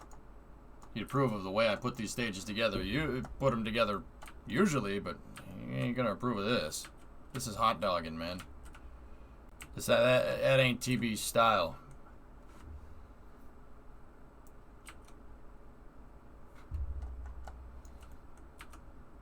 Yeah, see, reuse it. Like, dude, I totally get what Elon Musk says. You got to come up with a better way than toting the stupid booster around. That's just more steps.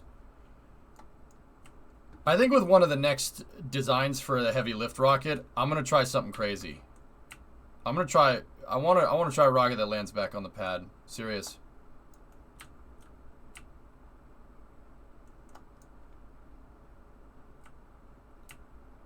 Hot dogging, screwing around. It's a Air Force term, actually.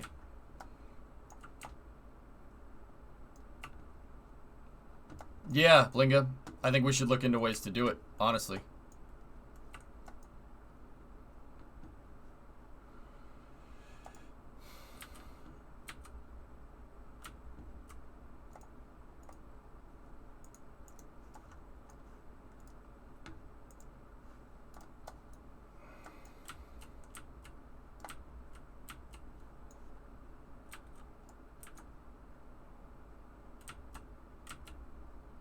I'm also worried that Freedom 10 is bent. I'm worried the booster is bent from reintegration. But it might snap. It might all snap back into position, so.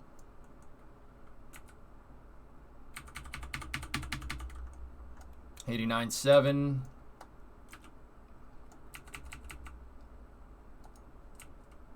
Does that mean a bit of margin for our RTLS too? Yeah. I don't know, man. I don't know how landing on the pad is gonna work, but we'll see.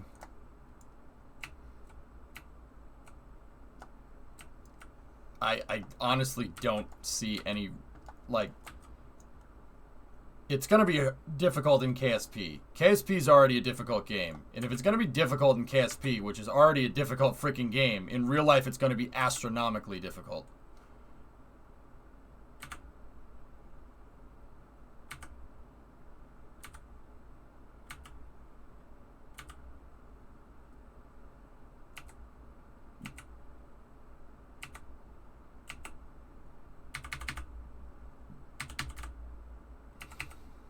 $89.9. All right, lower her down.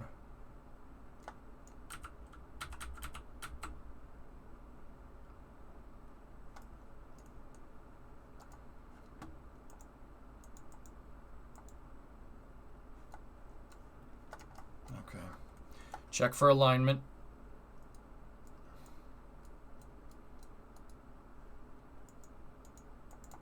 Set at 90. Okay, alignment is good.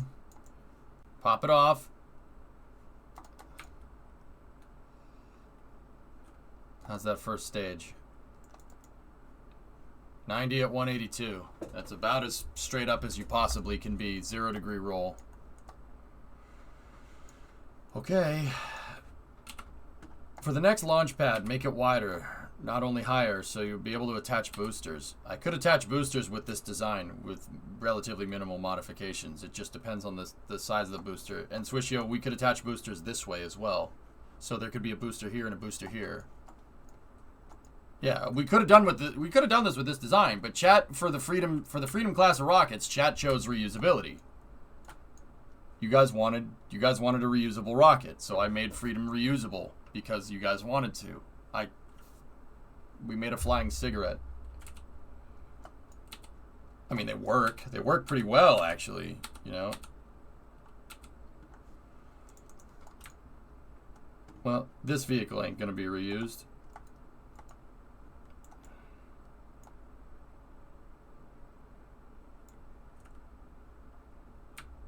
New Shepard demonstrated a booster can be very controllable. Yeah, Mank, I know, but look where the dang thing landed. And once again, I ain't trying to undermine the effort by any means, but just because, you know, New Shepard is, oh, well, New Shepard did it, it's really controllable. No, they still didn't get anywhere near the bullseye. Rockets can be very accurate, but the margin of error with a rocket engine is just...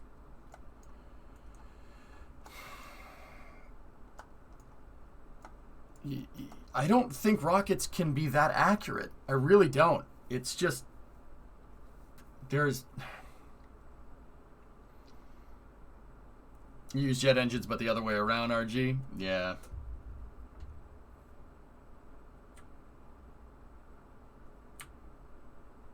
We could use the drain valves for boil off Swishio if we really wanted to get crazy.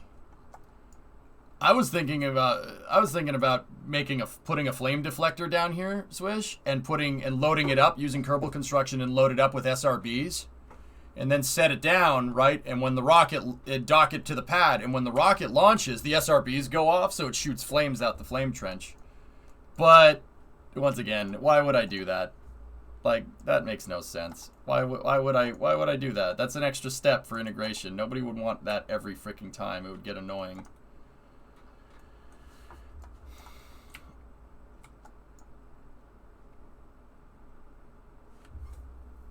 I mean, the coolness factor, yeah. The only way I can think of doing that exactly right is if one of the integration vehicles has the SRBs on it and I need to drive it in here anyway. And, you know, part of the process, like maybe it's towing a trailer, we just move the trailer into position and the trailer attaches to the flame bucket. Hey, Taradra, thanks for the raid, man. How are you? How's O&I?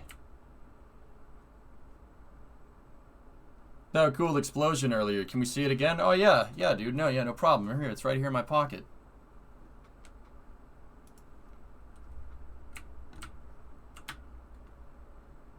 Oh, nice. A lot of fun. Right on, man. That's cool. You guys know my buddy Taradra. My buddy Gerardo, we had the joint Minecraft server for a while, and you know, the server got big enough, and we split like we always said we would. But that doesn't mean Taradra and I aren't still buddies. You can tell. I don't flip off just anybody here. I flip off my friends.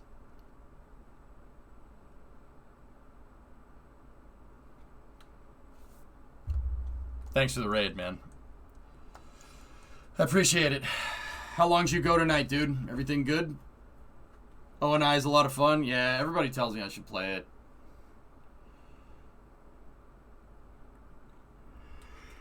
Tell me what love you can. Right on. 10 hours? You gotta pump up those numbers.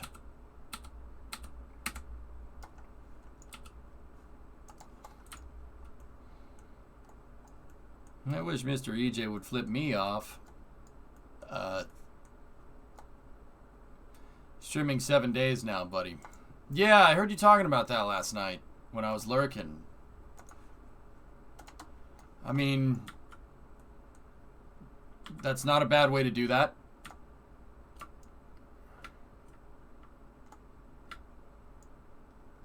That's not a bad way to do it, dude. Yeah.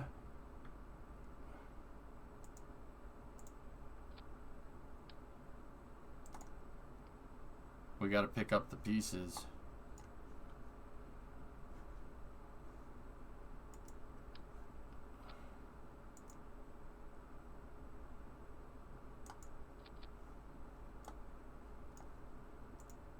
I'm just improving international relations. But Taradra's from North Carolina.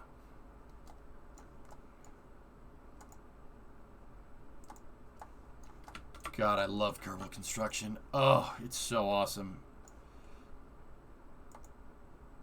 It's seriously my favorite thing. ¿Cómo estás? Sí. Sí.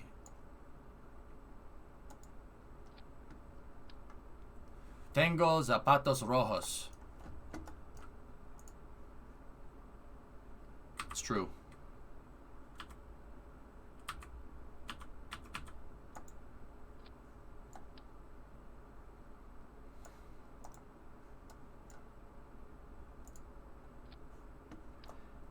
How did you do this before the subassembly required update? Lots and lots and lots and lots and lots of patience. Okay. How's the rocket building going? Very good, very good.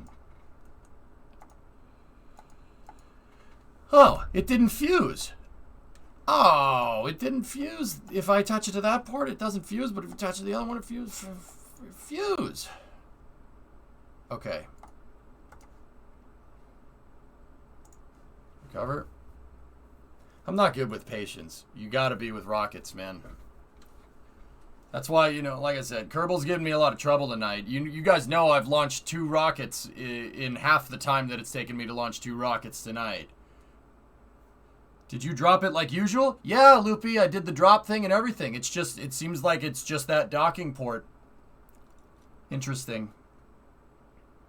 It refused to fuse. Got him.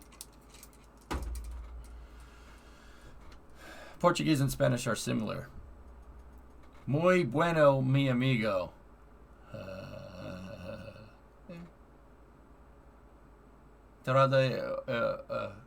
Você fala... Não. Você fala português? Are you Portuguese? Não.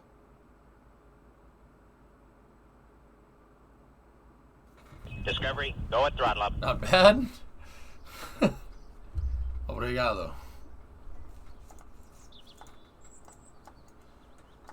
By the way, I have good news. Got a research opportunity on campus this summer, so you'll be in town. Awesome, man. Hell yeah.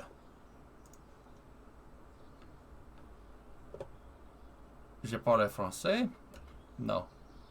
En inglés, s'il vous plaît.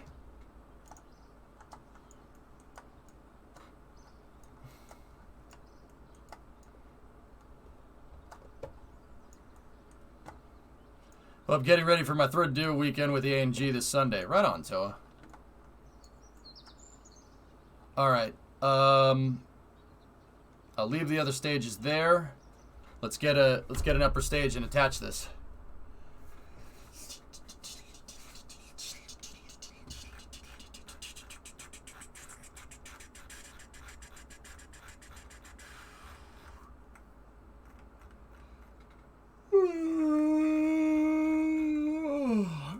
Is the Minecraft server come back up, dudes? Nope. I'll have to talk to all systems. That just means I speak French. And I said no French, English please.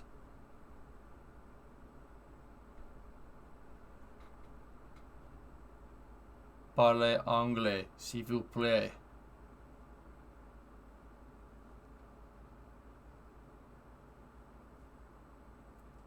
Still no word for when I'm shipping out for basic and tech school. Oui, oui. Cut de count final. Sorry, I didn't understand. You're not speaking English, you're speaking Boston. What?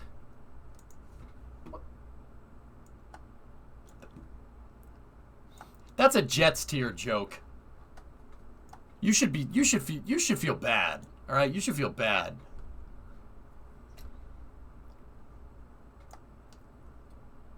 Okay, where's the upper stage? Well, your opinions? See, your opinion on the subject? Harbor. Okay, let's switch the numbers over to stage 30 here. Or upper stage 30. Boom. Your streamer from Boston.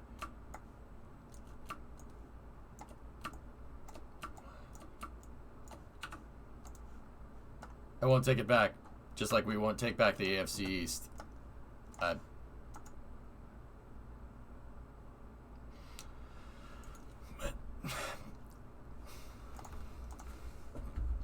Alright. Got him? Got himself? Please, this seems potentially important. This nuclear reactor just made fusion viable by 2030. Seriously. God, I hate articles that do that. 10 things about fusion power that will piss you off. You won't believe number 10. Seriously. Thomas, what's that? Wiggle, wiggle, wiggle. Yay. I hate it when articles do that, seriously. That's the joke. That's the joke. So, EJ, what are your thoughts on the current theory on how a space elevator would work? Yeah. So, we can't even build a building a kilometer tall, let alone 36,000 kilometers tall, because that's how tall you'd need a building for a space elevator. So, call me back when we hit 1 kilometer. We can't even do that right now. Can't even make a building 2/3 of a mile tall, dude. Screw that. We're not building an orbital elevator anytime soon. And even then, on Earth, it doesn't really make a whole lick of sense. Earth's grav well is just... It's just too much of a pain in the butt. Now, something on the moon? Maybe, but even then, on the moon, your elevators are going to get pulled towards Earth pretty much all the time. I don't think space elevators are a good idea. Building an elevator to space is about as weird as saying, hey, we should build a bridge across the Atlantic Ocean. It's just like, I mean, yeah, that'd be cool, but also at the same time, just take a plane or a boat.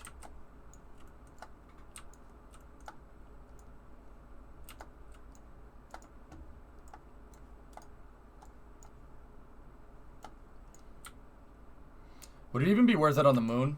No. Mass drivers would be a lot better on the moon. A mass drive relay. That would be better. There's just no point. Like I said, it's about as useful as building a bridge across from like the UK to Iceland to Greenland to Nova Scotia. Like yeah, you could. Why? Why would you do that? Just ship it on a container ship or something so it can get stuck in a canal somewhere.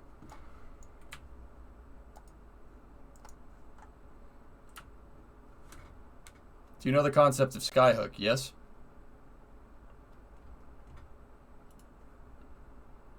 Nature.com. Fuel for the world's largest fusion reactor ITER is set for the test run. ITER is not going to be online for a long time, dude. But, yeah. What do I think about it? Skyhook? Isn't Skyhook like when you parachute down and a helicopter pulls, like recovers the thing? RG, we're talking about the same thing, right? No. Okay, refresh my memory.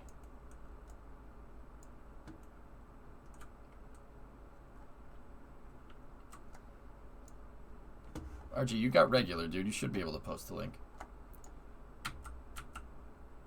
Is Skyhook the spinning thing? That's... What is this?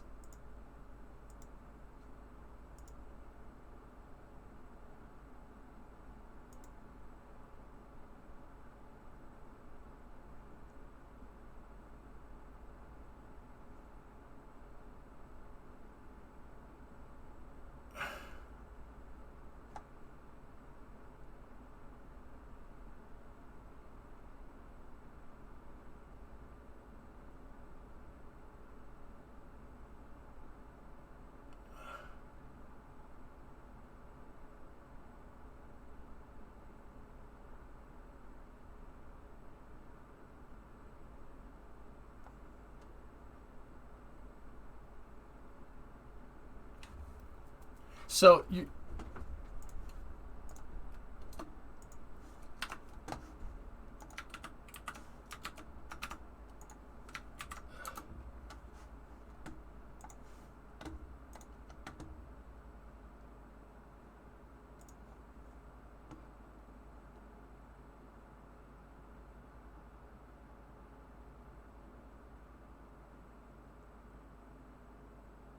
So you're building something that's rocket powered.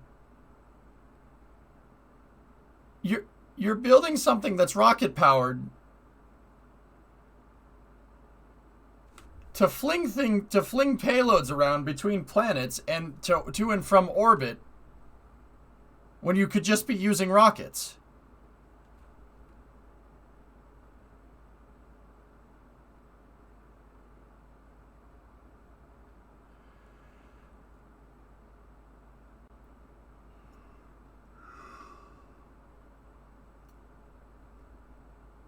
It's more of an assist rather than an alternative. It works best on Mars.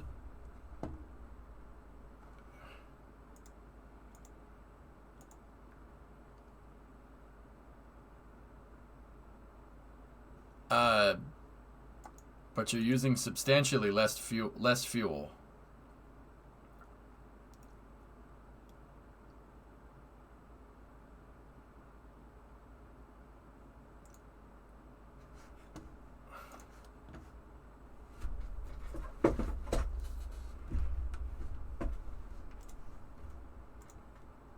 I'm gonna get back to work now. That's just a little weird.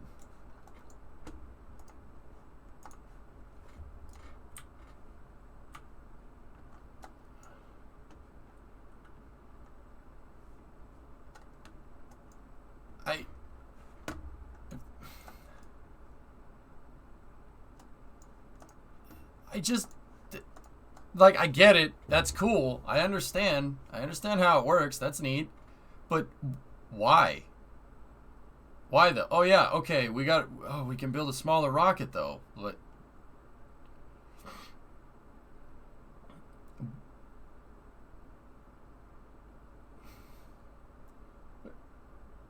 why don't...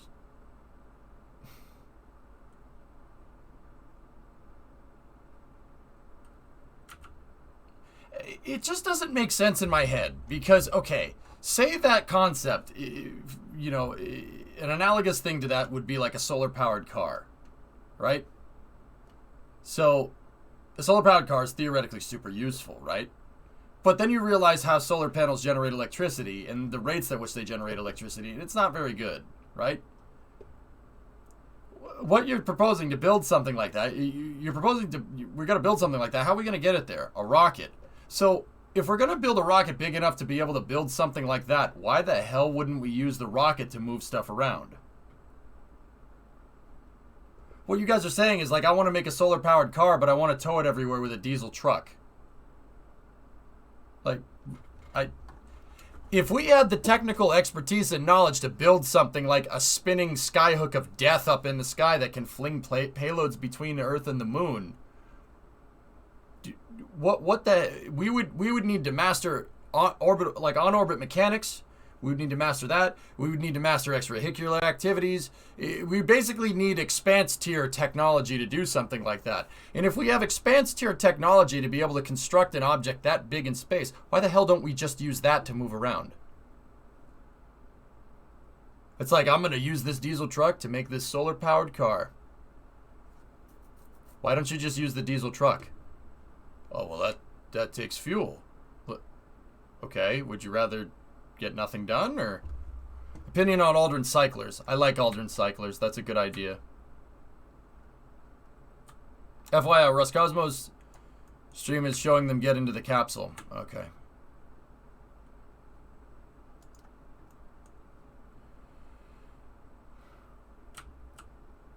Like, I don't understand. Like, the idea is cool, and I'm not trying to hate, but space requires, the point that we're at right now, space requires much simpler applications of technology.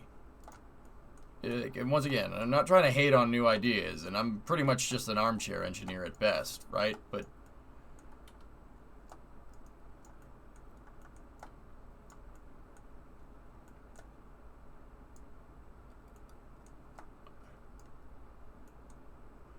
also consider a multiplanetary species based on yeet power. Rockets don't yeet enough for you? Look, if we were smart enough to build something like Skyhook just space, we'd be smart enough to be able to build like an orbital tether, or we would have rocket technology figured out well enough to be able to basically make it cost nothing to get there and back. Like, the amount of energy that you would need to move or build an object that big into space, why don't you just use the rockets to move around? So use soon? The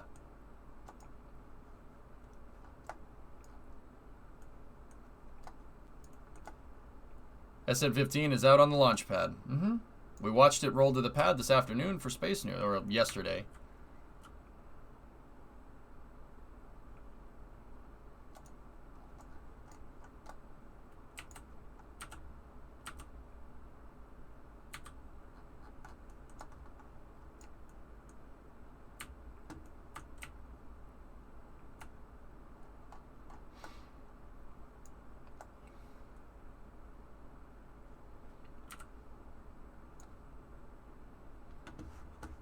I'll put that on anyway. We're probably gonna watch Roscosmos' stream. I like Roscosmos' stream. Давай немножечко поговорим о том, что пишут сегодня средства массовой информации о первом в этом году пилотируемом запуске. Наверняка пишут много, ну ждем от тебя, как всегда, так сказать, там, самое интересное и с присущим тебе глубоким, ярким эмоциональным анализом.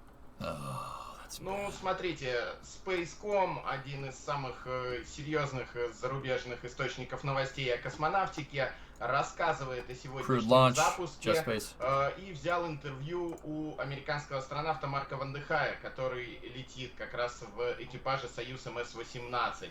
И Марк рассказывает о том, как он долго тренировался в Королеве, но до последнего момента не знал, будет он включен в экипаж или нет.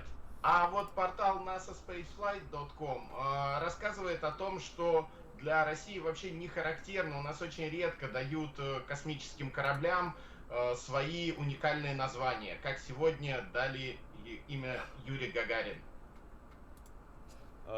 Миш, скажи, пожалуйста, это ведь предюбилейный старт, и через несколько дней буквально, так сказать, большой праздник, День He космонавтов. just, dude, he just, yo, there's like a guy that's calling into the Rust Cosmos stream, and he just mentioned NASA spaceflight. That's cool. Кстати, лично ты готовишься. Я так Yeah, предполагаю, NASAspaceflight.com. так сказать, на ниве просвещения и популяризации. Yeah, he mentioned NSF. Ну, если лично я, то я как раз-таки 11 числа поеду в He's a Москву, journalist? в ВДНХ, там будет космический фестиваль, и я буду там рассказывать лекцию о Луне. А если говорить о Санкт-Петербурге, то Северо-Западная Федерация космонавтики устраивает, как обычно, в Санкт-Петербурге праздник. Будет он проходить в Петропавловской крепости. Sure, man. В свое время там газодинамическая лаборатория, одна из первых ракетных научных организаций в Советском Союзе, испытывала ракеты. И теперь там регулярно, вот в этом году уже 33-й раз состоится фестиваль с запуском ракет, моделей ракет в воздух. Делают школьники, их делают в ракетомодельных кружках.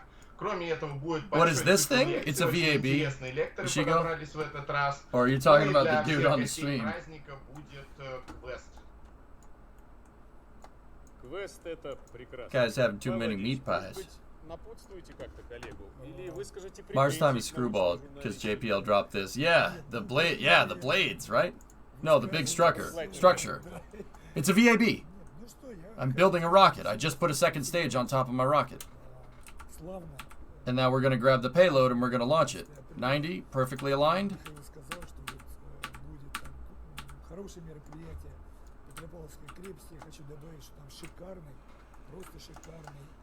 We got Vidya. That's right.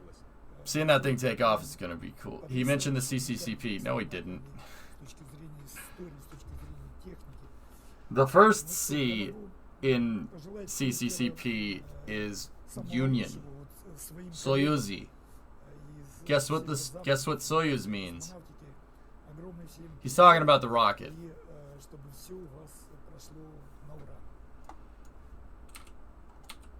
Спасибо большое. Миш, спасибо тебе, хорошего дня, надеюсь, скоро увидимся. Михаил Котов, He literally said Sovietsky Soyuzi. You think so? Павел Владимирович, но я вас так сразу не отпущу. Еще один вопрос. Interesting. I'd have to go back and listen. МС-18, Юрий Алексеевич Гагарин. Учетный, прекрасный, именно всего корабль. Есть еще какие-то отличия, помимо того, что вот есть такой... Yeah, interesting. Okay. Мы говорили о том, что корабль постоянно развивается, но вот не грех еще бы повторить и добавить. If you said Sovietsky before that, then yeah, probably. Blast. Don't forget to check out the engines that were weirdly sticking out. I don't... It looks like they straightened out, dude. They are downward a little bit. They also showed Buran.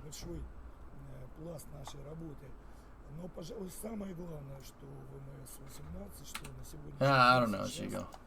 Yeah, dude, this is a launch site. I built my own launch pad. I don't use the launch pad. And I reuse stuff. See these shuttles? These shuttles are sitting on the process tools. I'll pick them up. I'll put them on a rocket when I need them. This first stage here, from here down, stage number 21, this is its third flight. And now I'm going to go grab the payload, and we're going to go. How's the Kerbal Manifest going? Couldn't fall asleep. It's going all right.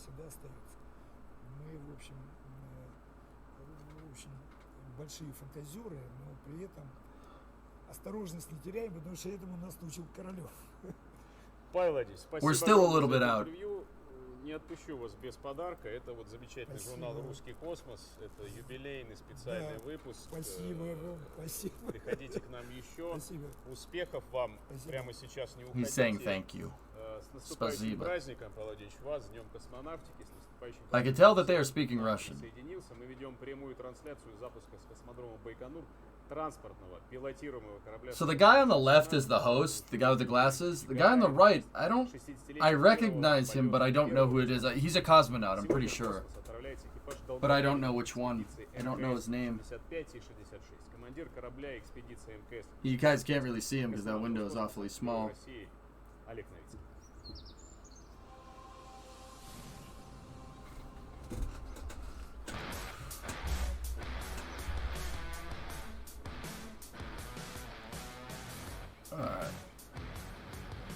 Pavel Vinogradov. Paul. It's Paulie right there.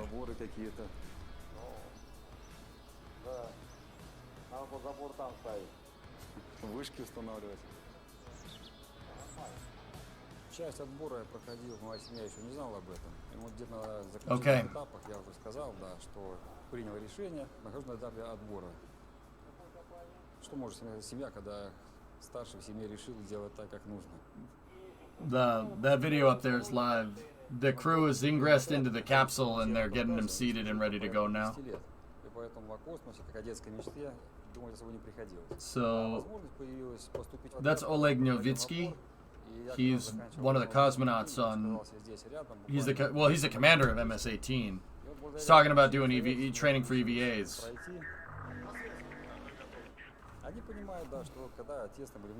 Is Russian DMCA DMCCCPA?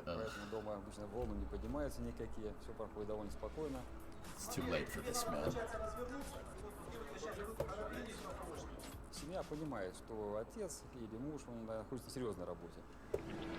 That message in the bottom left is this live.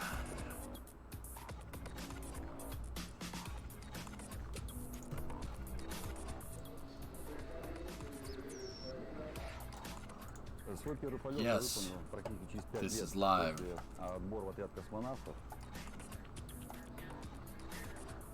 Наиболее запоминаются, наверное, самые такие интересные динамические процессы, такие как исправление центрифуги, погружение в ГЛ.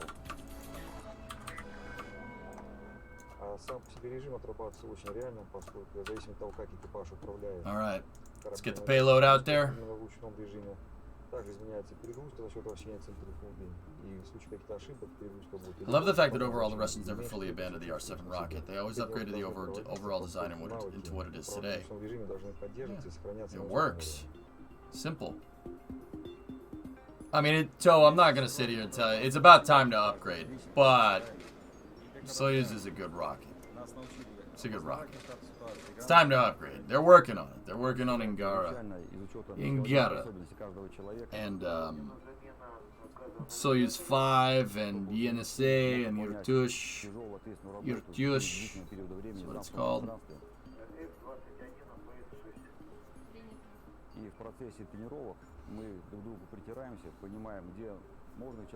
I do like how ridiculously simple Soyuz is, though. It is cool. And it's not just simple. It's simple to make. That's the thing. Any automotive fabrication shop in the U.S. could build Soyuz if they had the blueprint. So you need just basically regular tools to make one, which is pretty cool. I'll take one Amur, please. Does that mean Korolev way ahead of his time, or that Russia is now really behind the times?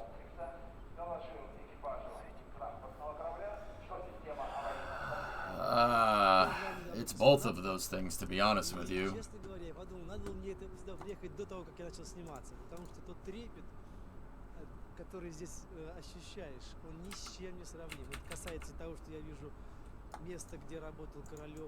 Alright, let's get this payload put together. Korolev, yeah, Sergei was... Dude, he... In terms of the macro picture, like the launch pad, the integration facility, integration procedures, vehicle architecture, yeah, he had that on lockdown. I mean, the R7 to the Soviets is like what this pad is to my space program. It is... We hit it out of the park with this crane design. You know, we did good.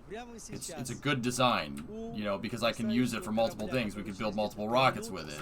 You do a bunch of things with it. I mean, he hit it out of the park with the R7. The R7 is really, really freaking smart. And just like all the other ICBM, like first generation ICBMs that the Soviets and the Americans made, it sucks as an ICBM. It's a piece of junk if you tried to use it to launch nukes. It's terrible. It takes forever to fuel. Right? Soyuz, Atlas, Titan, all these Gen 1 ICBMs that the Soviets and the Americans made are literally terrible at being ICBMs. They're much better suited to be launch vehicles, which is hilarious. I think that's really funny. Korolev's death was the worst thing to happen to the USSR, in your opinion. Chernobyl, Great Patriotic War. No. No. Нравится встречать день рождения людей, которые работают вместе с тобой, поздравлять их на орбите. Это стоит очень дорого. У нас сегодня мясо цыплят с овощами. How about its collapse? Yeah. I mean, there's also that. На борту станции. Вот наверняка какая-то жареная картошка, шашлык, плов. То есть те блюда, которые мы не можем приготовить и попробовать на борту. There's a lot of stuff up there, Phil. That's cool. To cheer you up. Процесс адаптации организма в моем случае проходил довольно быстро, без каких-то показателей для организма. Он очень быстро still exists in the shadows. I'm not sure what you're trying to imply there, Colton, but yeah, I'll just leave that one.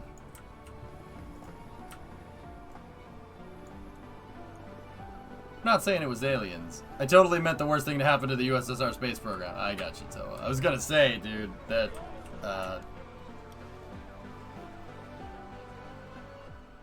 totally misspoke. I got you, man. It's all good. Мы будем выполнять довольно обширную научную программу, будем вести порядка 50 экспериментов.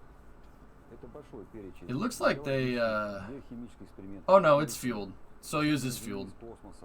Исследование человеческого организма, его возможности для работы длительный период в космосе. У нас планируется выход в открытый космос. Я считаю, что это очень здорово, поскольку за 2 предыдущих полета не было ни одного выхода. Профессионал должен проявить себя во всем, поэтому я очень надеюсь, что выходы состоятся, и я с интересом и с полной ответственностью буду работать за бортом Международной космической станции. Okay.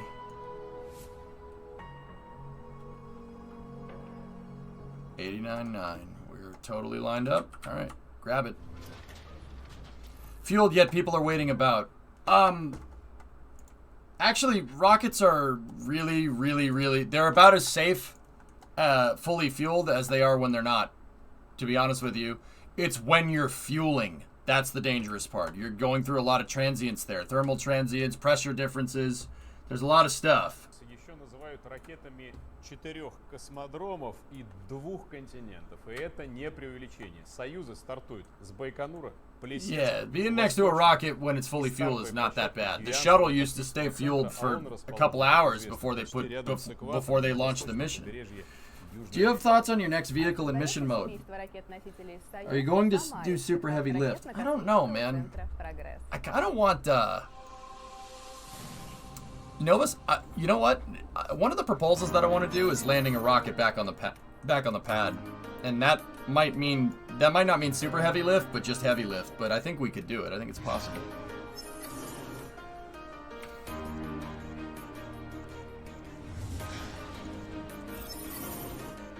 Yeah, the final inspection team was out there during fueling. Yep. Von Braun versus Korolev.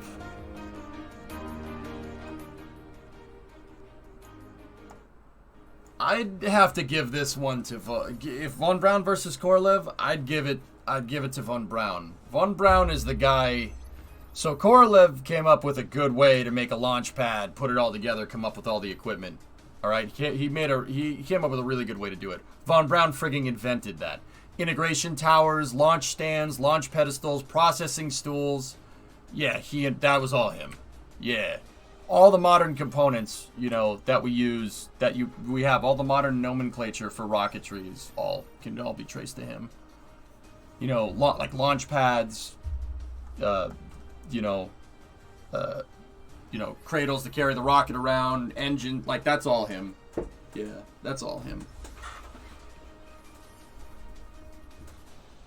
There's a launch. Yep. The craziest thing to me, Sawyer, about the Saturn V is that Von Braun had the design basically figured out in 1945, like straight up. The Aggregate 10 was basically a Saturn V, but it was using V2 parts instead. Первому полету Петр шел 9 лет, и этот путь был через небо. Отец и брат Петра Дуброва тоже авиаторы. А сам он, между прочим, мастер спорта по парашютному спорту. Старт уроженца славного города Хабаровска с особым волнением ждут на Дальнем Востоке нашей великой страны.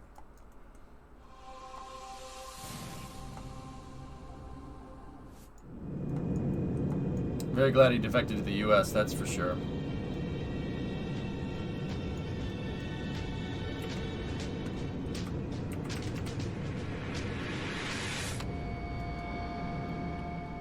Наша династия началась еще с моего дедушки, военного летчика, который принимал участие в войне с Японией на Дальнем Востоке, а затем долгое время проработал в гражданской авиации. Мой отец тоже всю жизнь пролетал на гражданских самолетах. И, безусловно, когда я был ребенком, мне хотелось продолжить династию и стать летчиком. И были мечты, что, может быть, повезет, может быть, так случится, что получится стать космонавтом. Хотя тут надо заметить, что жизнь простого мальчишки в далеком дальневосточном городе Хабаровске. Are you planning to do KOR была очень далеким or beyond вроде другой планеты. KOR if you're not doing super heavy?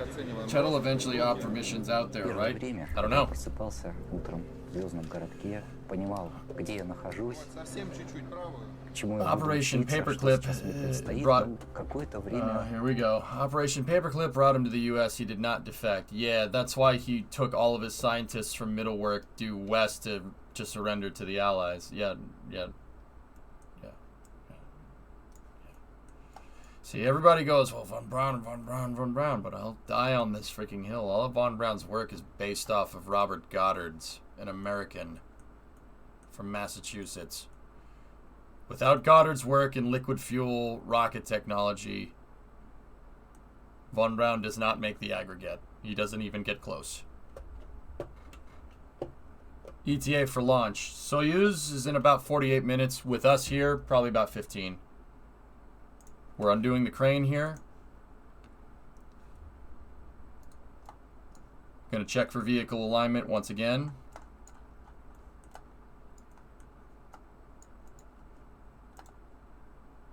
$89.9. Vehicle is straight up on the pad.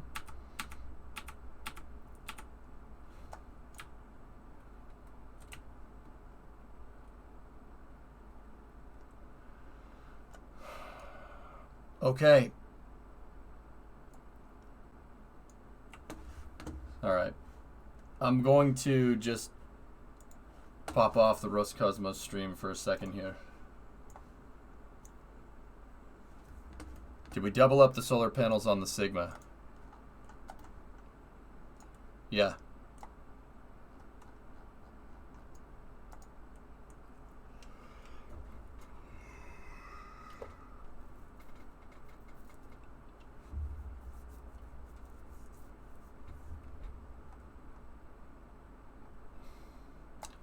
I had mentioned it.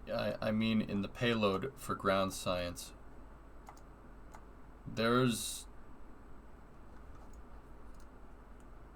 I don't have enough space, Loopy, to do that. We'll have to launch some solar panels on Dart. No problem. Okay.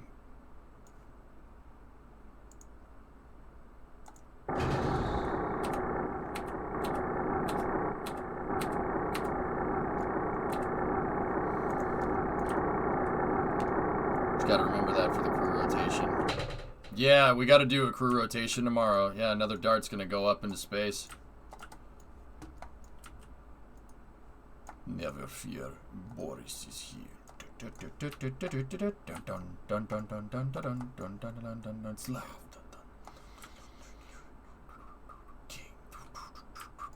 What's your crew duration time? That crew has been up there for 150 days. What's the countdown for the ISS launch? 45 minutes.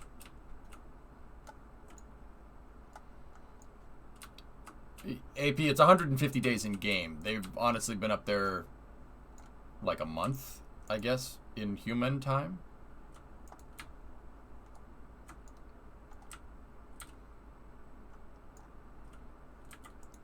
They've been just up there doing their science.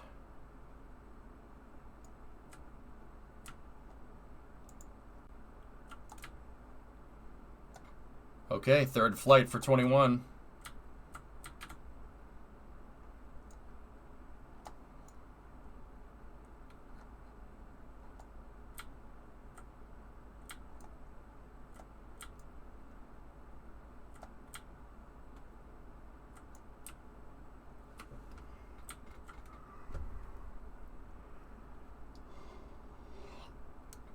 Oh, they have Anakikna on there. That's cool. They just showed the Oriol trainer. That's cool. Last.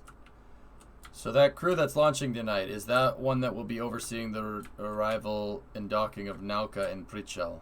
Yeah. Mm-hmm. Come on, Crane. I'm running out of time. Let's go.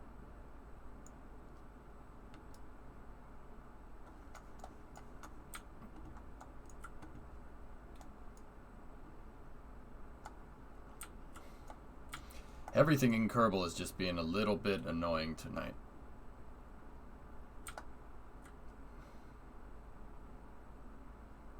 Huh. Human time.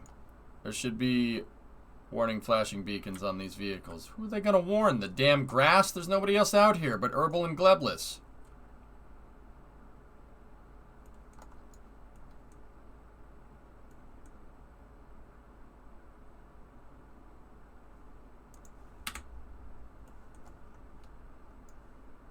What the hell? See what I mean? Chief, why'd you do that? You jinxed me.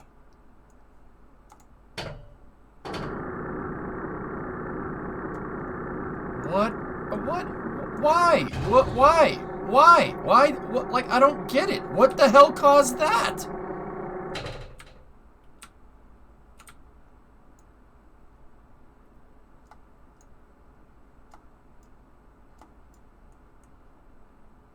Like that, like what? The landing gear had to hit the rails in order for that to happen. But if the landing gear hit the rails, that means that these things weren't guiding anything. How could they not be guiding anything when they're getting stuck on the things that they're supposed to be guiding? Or were they getting stuck on the thing that guides them? That makes, I don't understand. I don't understand that one. I don't get it. That makes no sense. Kerbal shouldn't have done that. I don't know. Oh, that's freaking infuriating.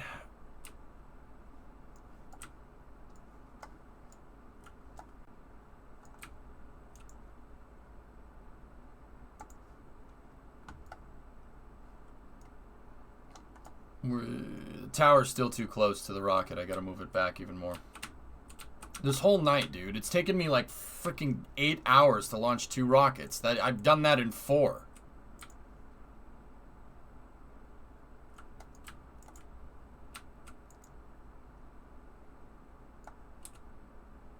Like, the Kraken's chomping at the damn bit here, but I have a freaking schedule to keep.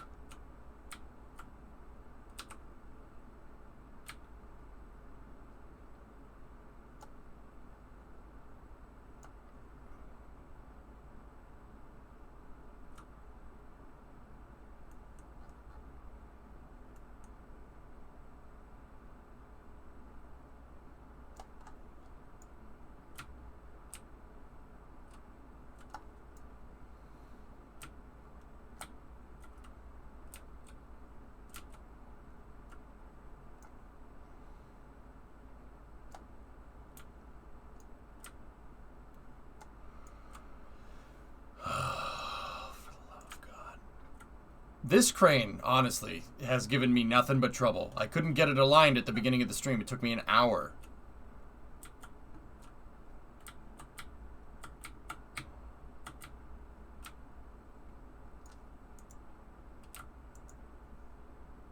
Yes.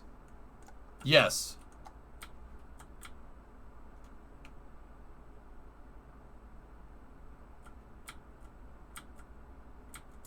Yes, I put the rails here. I have the rails here to keep, to make sure that, these very, very, very straight rails that are straight.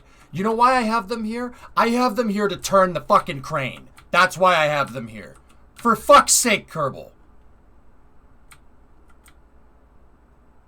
Jesus freaking Christ. You know, yeah, let's have straight rails. You know why the straight rails are there? So I can get the stupid thing to turn. Piss off with this, KSP. Seriously.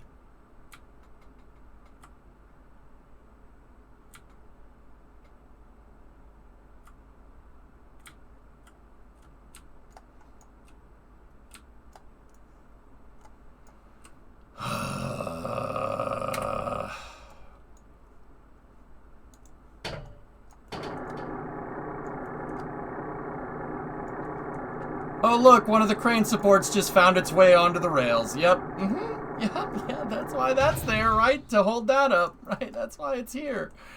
You know, it's just...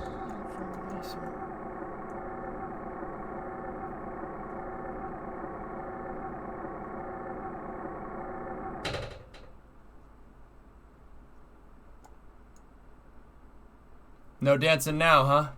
No? No dancing? No dancing, just gonna sit there, huh? Yep, that's how that works, right? It was doing this before the pad twisted, Loopy. That's what's pissing me off. So stupid.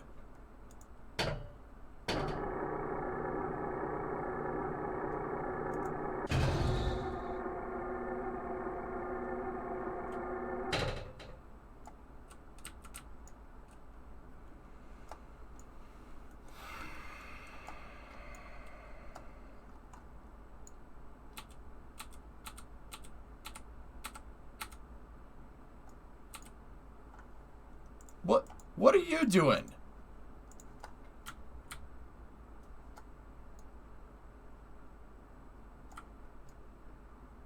Does me not clicking the brakes do anything anymore? Like, I swear I've clicked the brakes on like 30 things tonight and nothing's happening. Watch, yep. Just freak out, yep.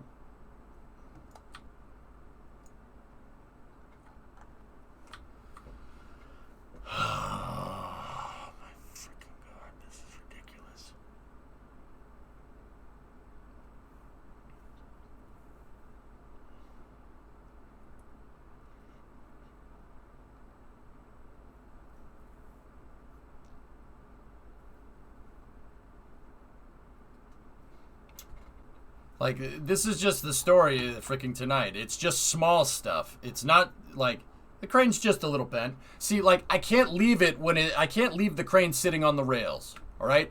The reason why I can't do that is because if I reload KS, like, we launch the rocket and I come back and I drive up to the crane, the game is going to get confused. It's going to think the crane is flying, okay? So what the game will try and do, because the crane isn't sitting directly on the ground, right? It's not touching the ground, right? It'll think that it's flying, all right? So what it's going to do, it's going to be like, oh, the crane should be on the ground. So it's going to put it onto the ground, and the crane is going to clip into the pad, and the whole pad will explode. So I can't leave it like that. It's just little things tonight is just... There's like been 1,000 of these things. Just 1,000 of these little freaking anomalies that I've never seen them happen before. I've never seen the first stage truck explode. I've never misaligned a stage that bad and caused the pad to turn. I've never seen the crane do this. I've never... yeah, it's ridiculous.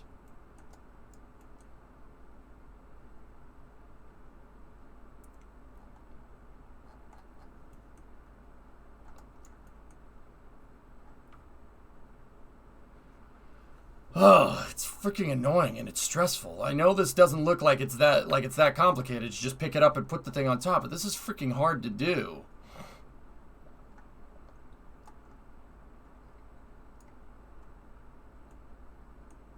I replaced this pad yesterday, Spooky. Yeah, yesterday. Should have kept the other pad. The other pad lasted 10 launches. It didn't pull any of this crap.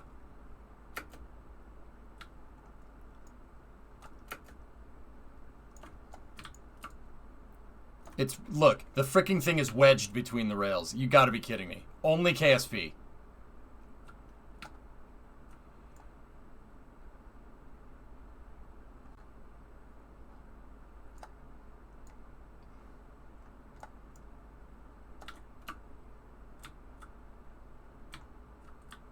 I think I must have left the friction controls on the stupid crane. Or the friction control's off, I should say.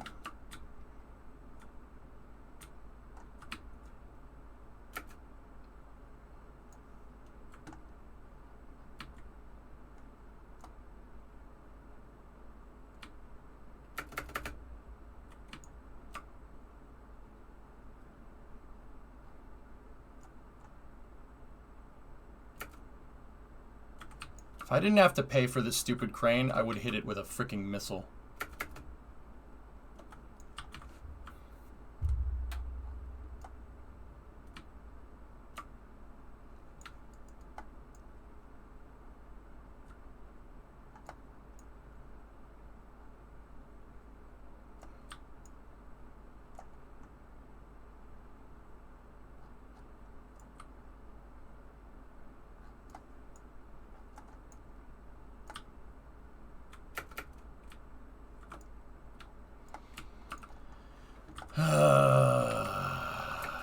It's not been a rough night, Hip. It's just this actually really nothing has gone wrong with any of the missions tonight. Nothing has gone wrong. It's just a bunch of small irritances that I have to take care of.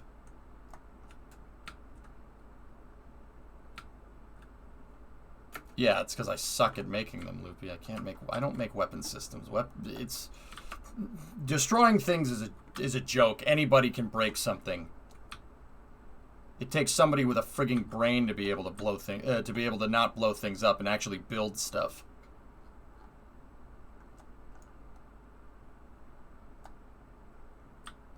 All right. It's getting caught on the stupid strut. No more getting caught on the strut. Not anymore.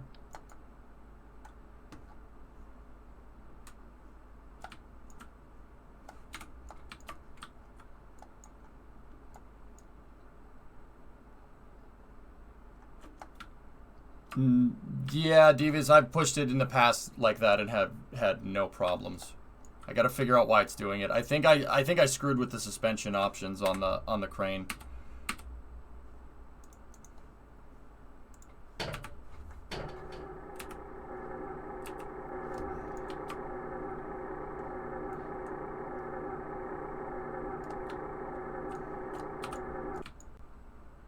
They're retracting the twin RSSs on Soyuz right now. That just pisses me off. But whatever. It's fine. Okay. And this freaking stupid piece of junk.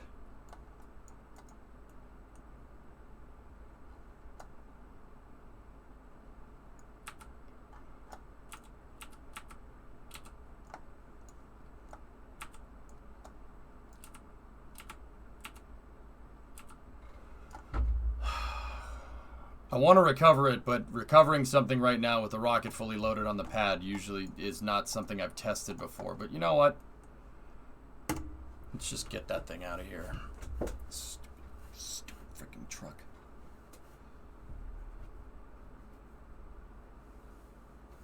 Hey, drummer, I saw you in here. The MC server is kaput, dude. I don't know what happened. Do you have capability of remote starting? You're gonna remote in now. All right, cool.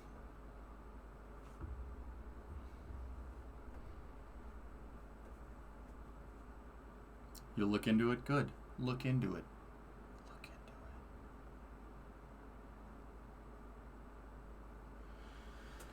into it. Okay, I'm over being frustrated. Problem's fixed. Let's launch a rocket. How much freaking RAM is Kerbal? Holy shit! 17 gigs? Fuck you, 17 gigs!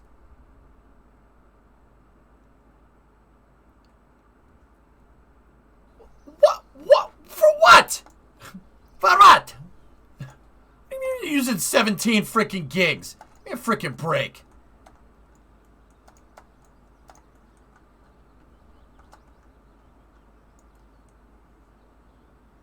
Maybe that's the reason why KSP is acting weird. Chrome Space Program, indeed.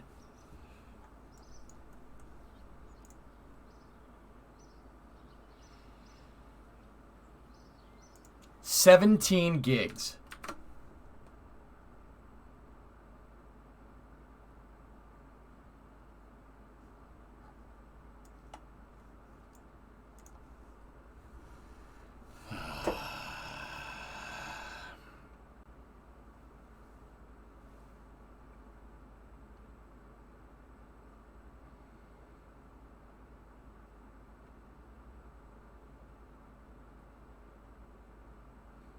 Yeah, and I know how it works. Thank you.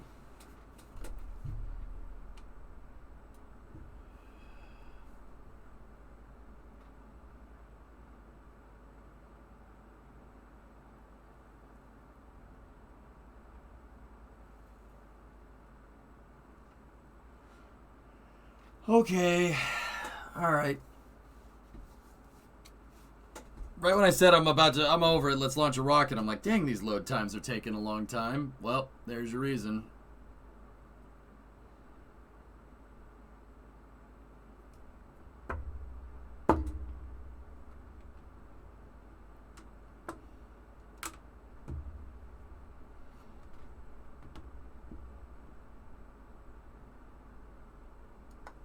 Okay. All right. Sigma 6.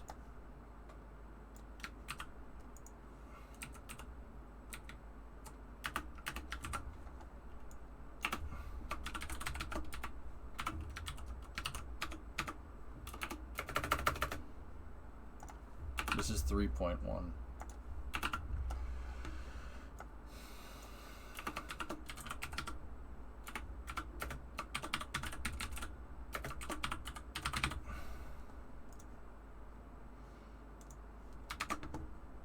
Year 3, day 285. We'll get back to that in a second.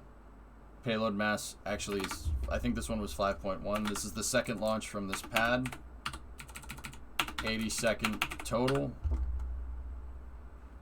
First stage is serial number LV3121. That's the third flight. Second stage is LV3230.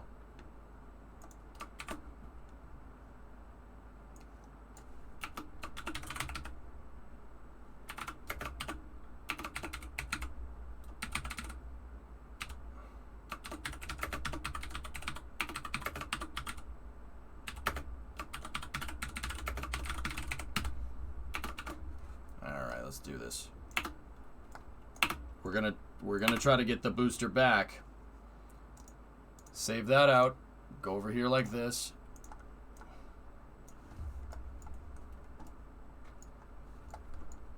All right. First thing we'll do, I'm gonna stage the rocket.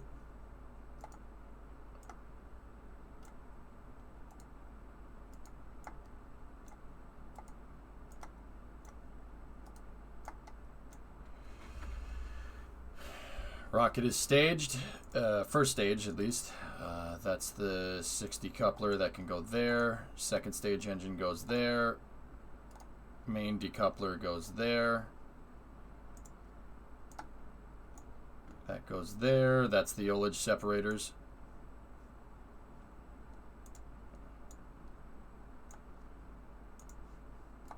Okay.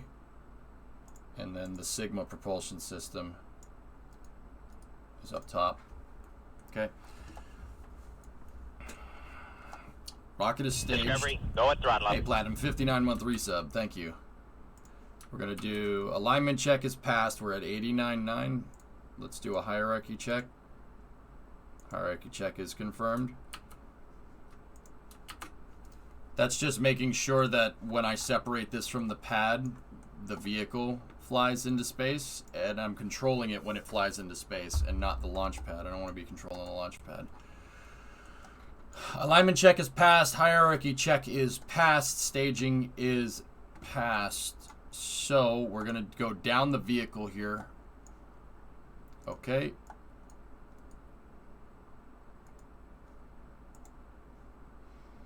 Okay, we're going to check for vessel collision, and we're also going to check crossfeed. Okay, payload crossfeed is good. We got to make sure that the monoprop up here is completely shut off. The module's basically powered down. Good. Okay. Same vessel collision here. Good. Check the fairing. Same vessel collision there. Okay.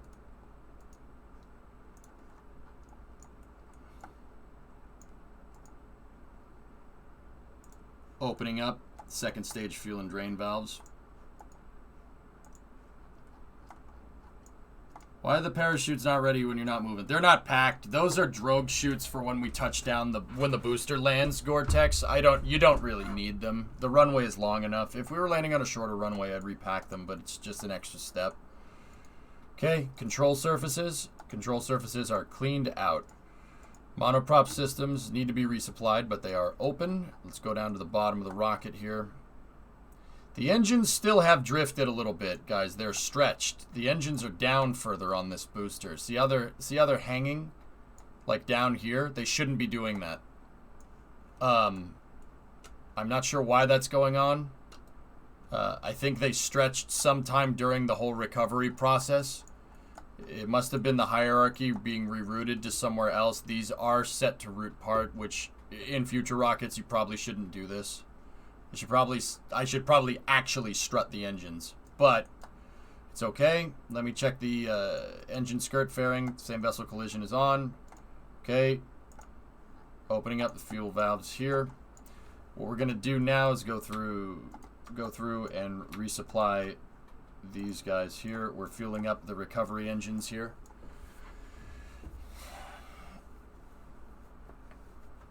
Yeah, this is the third flight for this booster, Gore-Tex. I'm going to try to get it back. I've used a Freedom 10 stage 3 times in the past, but I expended it on the third flight. So, this thing, yeah, Freedom 10 is where I'm going to try to use 21 again here, and we're going to get it back.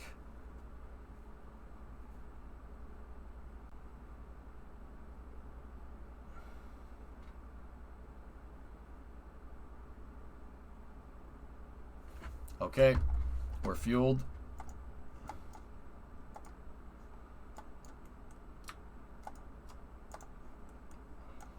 Tanking monoprop systems now.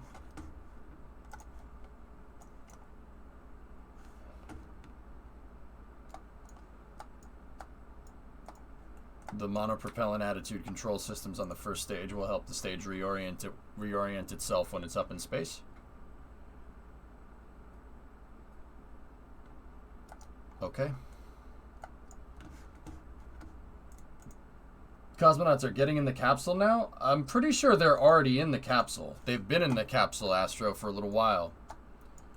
Alright, let's do this.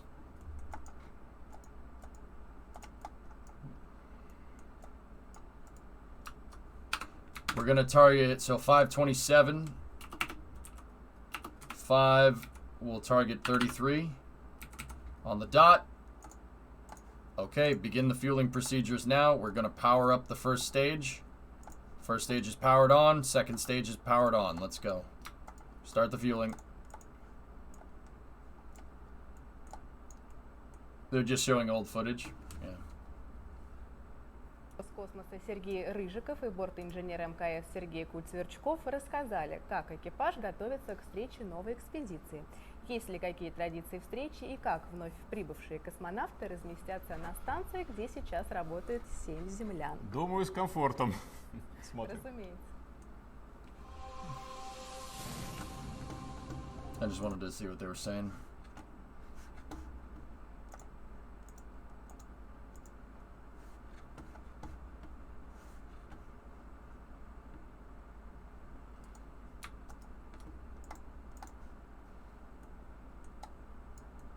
How come there's people I see on NASA stream still by the pad?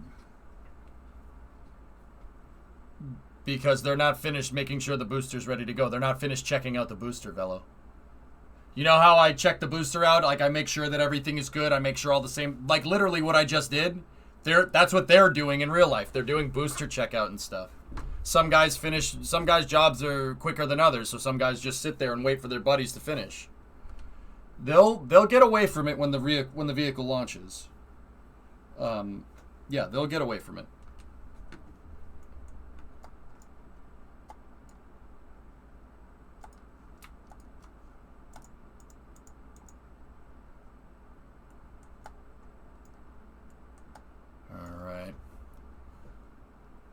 So we're about 20 minutes out from Soyuz launching. But you're about 5 minutes out from me. Have you seen the Roscosmos theme roller coaster in Europa Park? It's got space station exhibits in Soyuz. No, I haven't.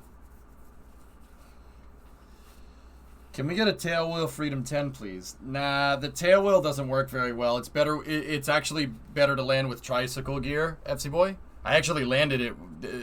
My original version was a tail dragger. It is extraordinarily difficult to land.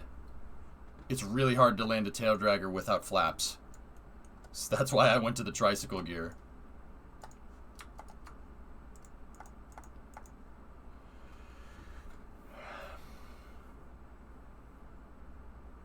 Yeah, but they only go about a mile away. The U.S. is typically 3 miles. Yeah, but they're in a reinforced concrete bunker. Like, they're pretty dang close, Sawyer. But it's not.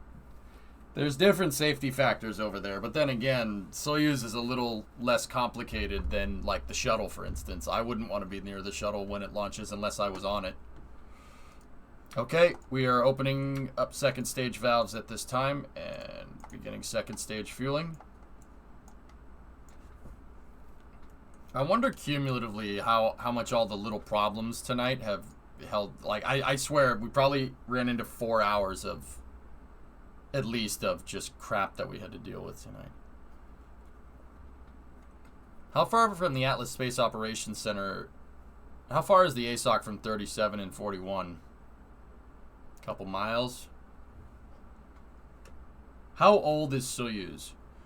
1966 in this configuration, but it's been upgraded over time. 1966 is when the baseline design of this rocket was rolled out. The carrier vehicle is based off of the Soviet R-7 Semyorka missile, which dates back to 1957. Soyuz is old, but what it lacks in being young, it makes up for in being super reliable. Soyuz is ridiculously simple. It's very easy to fly comparatively for a rocket. It's very, very simple. It doesn't have to be complicated. But that's, like I said, that has pros and cons. It's very simple. Guys, I mean, it's very cheap to operate. Honestly, the cost to operate a Soyuz is nothing. Like, this crew launch is, what do you guys think? What do you guys think this crew launch costs? 40 million? 50 million at best? I mean, that's how much NASA was buying tickets for, and we know it ain't that expensive because the Russians jacked the price. This thing probably costs 40, 50 million. At best, with people on board. It's that mature to technology. Comparatively, Crew 2, that's going to launch very soon on Dragon with Falcon 9, 100 million, 110 million, depending on the mission. Yeah, Soyuz is not, 50 million maximum for this flight. Yeah, it's nothing. It really isn't that much. Most of that money for the seats that NASA was paying for, it was for cosmonaut training and stuff. What do the avionics look like on the current Soyuz? I don't know. It has a glass cockpit with MFDs. Yeah, they have MFDs aboard. They've just been they slowly upgrade it. They just keep upgrading it and upgrading it and upgrading it. The latest upgrade to Soyuz is the MS series, which rolled out 3 or 4 years ago. Actually, it was more than that. MS was like 5 years ago. It was a long time. And then before that, it was before that the version was TMA, and before that it was TM, and before that it was T. All right, rocket is fully fueled. All right, we're gonna close out second stage now. We are at T-minus 3 minutes and counting. Disable crossfeed. Disable crossfeed. Disable crossfeed. Ton of errors in the MC server console, but nothing to indicate a hard crash. I restarted it anyway. Yeah, okay. EJ, will you stream until ISS arrival in 3 to 4 hours? I'll talk to you about that during the launch. We gotta launch our payload tonight. Let's do it.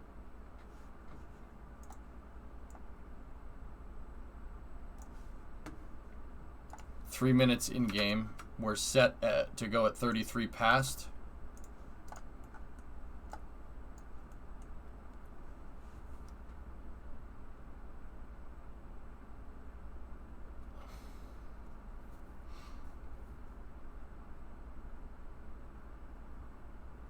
I wonder who these folks are talking on the stream are.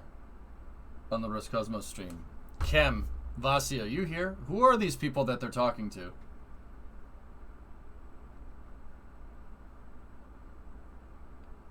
T-minus 15 minutes of Soyuz. An actress, it says. Cool.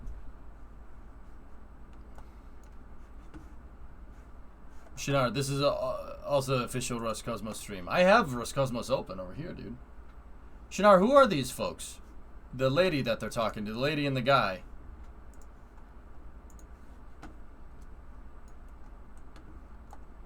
Privet, by the way. How are you? Alright. We're getting inside T-minus 2 minutes here. The lady looks really, really psyched to be there.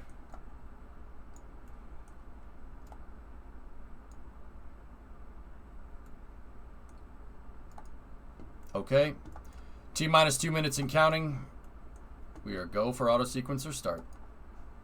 Let's get the engines fired up. We're gonna begin engine chill down, freeing the gimbals.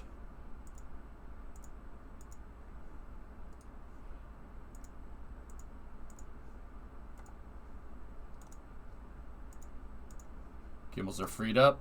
Stand by for gas closeout. First stage gas closeout. Gas closeout is complete on the first stage. Stand by for the wiggles. Thrust vector control checkout.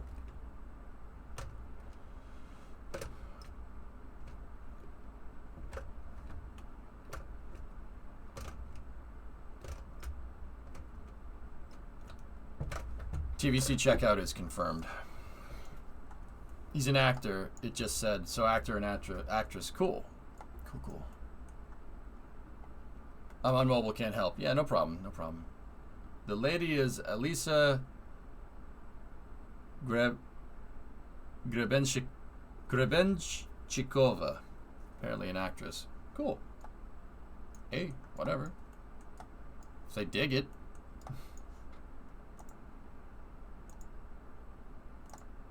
Okay. Yeah, maybe Thomas.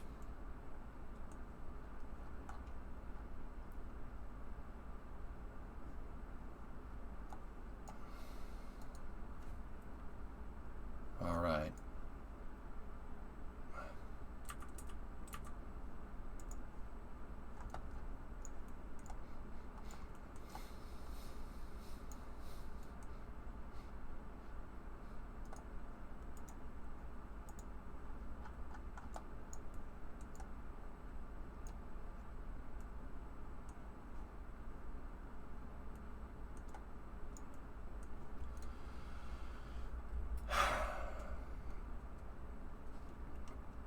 T-minus 55 seconds and counting.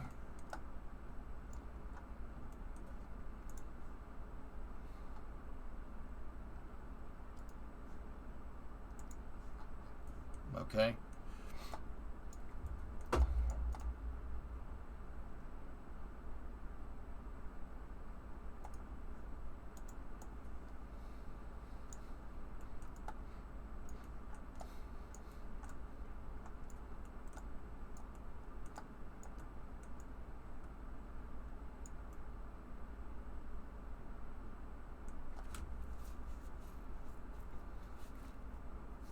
How late into this can a crew member be changed out? Yeah, you're past the point of no return right now.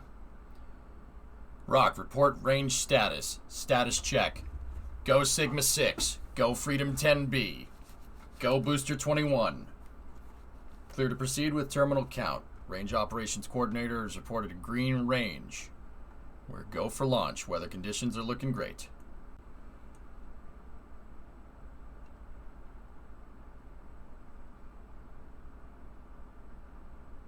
Ground pyrotechnic ignition is armed.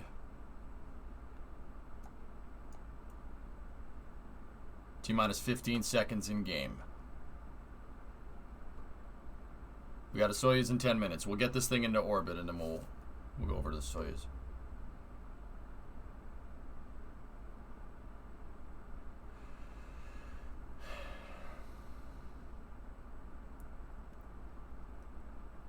T-minus 10, 9, 8, 7, 6, 5, 4, 3, 2, 1.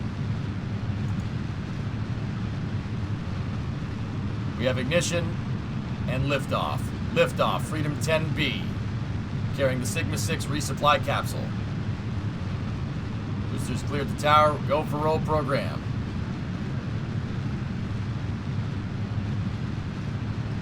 Roll program is complete. Vehicle's now pitching downrange.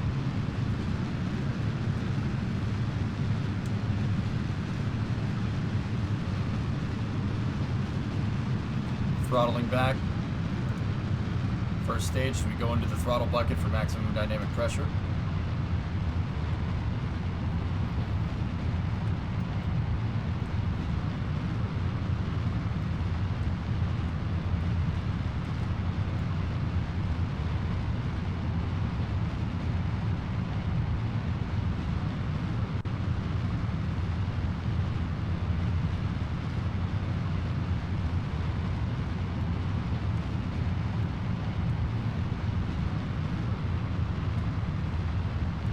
Maximum dynamic pressure is sitting at 10 kilopascals and increasing.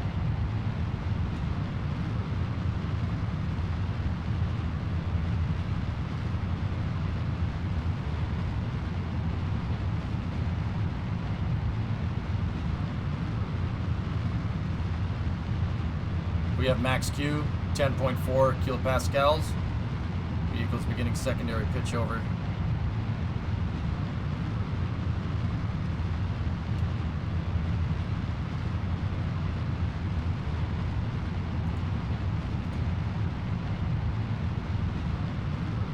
Vehicle's now transonic.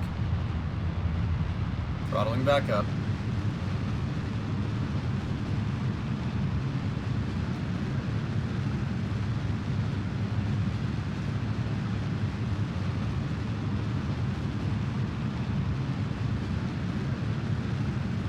Next step in the flight is main engine cutoff and stage separation.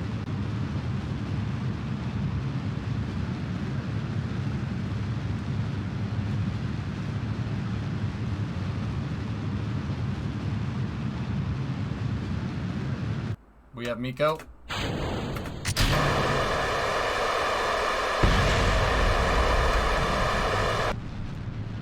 We have Miko confirmed nominal first stage performance.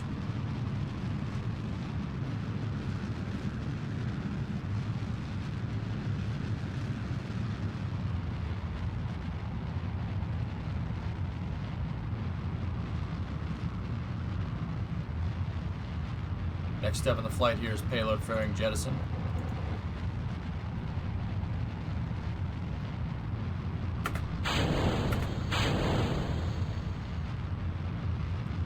Payload fairing jettison confirmed.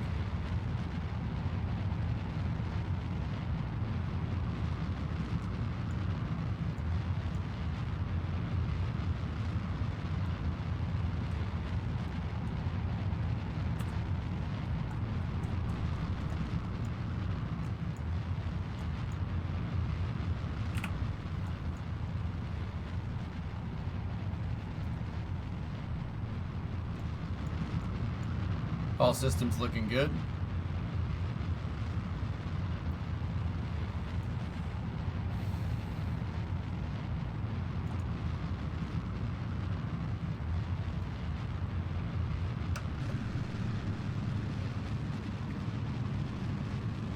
Next step in the flight is second stage engine cutoff, or SECO.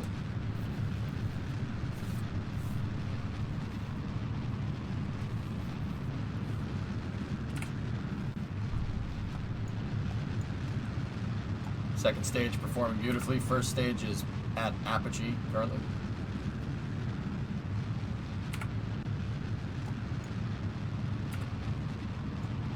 Stand by for SECO.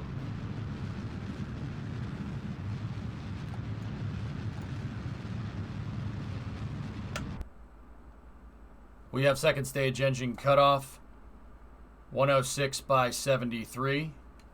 Nominal orbital insertion. Little bit at the high edge of nominal insertion, but we're still good. Still good. Great flight. Station is a little bit behind us, so I let the apogee go high, so we'll catch up.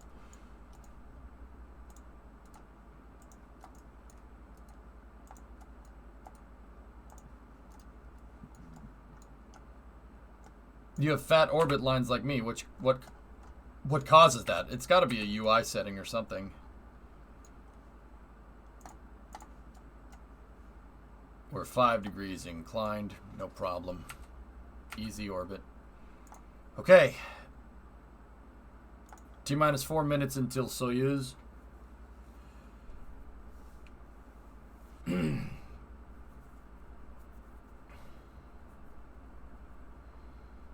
Let's get the second stage through re-entry.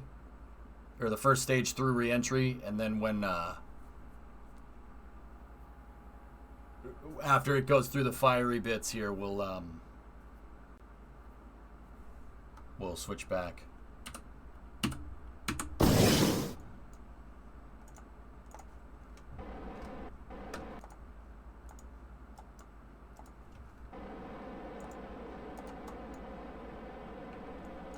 First stage now reorienting. How about that launch camera, guys? That's pretty cool, huh? It's the first time I've ever tried that. Yeah, this isn't good. We're gonna hit the fiery stuff.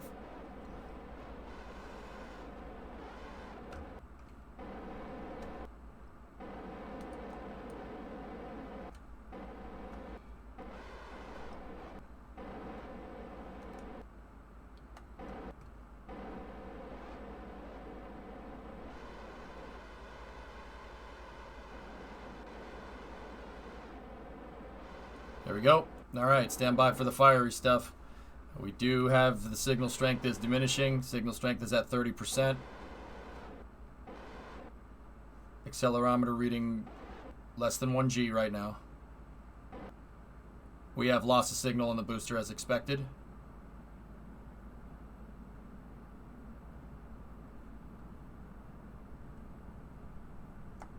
Should have reacquisition of signal. Stand by.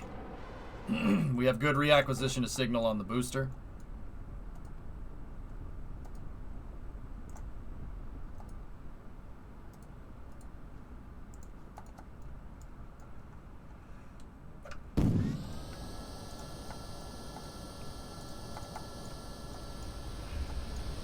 Three minutes. Might want to pause. Yep.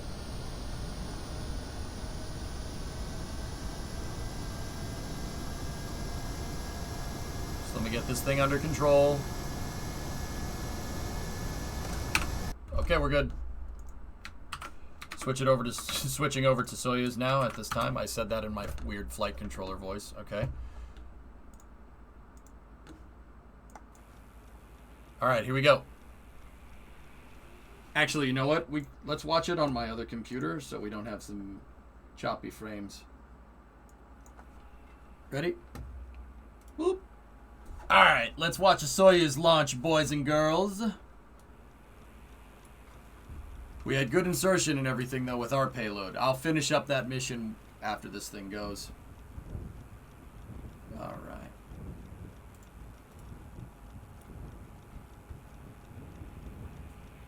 Okay, so what you're gonna there's three folks aboard here. We have 2 cosmonauts, Oleg Novitsky, Peter Dubrov, and Mark Van Hay from NASA. There's 3 people on this. They're going up to the ISS.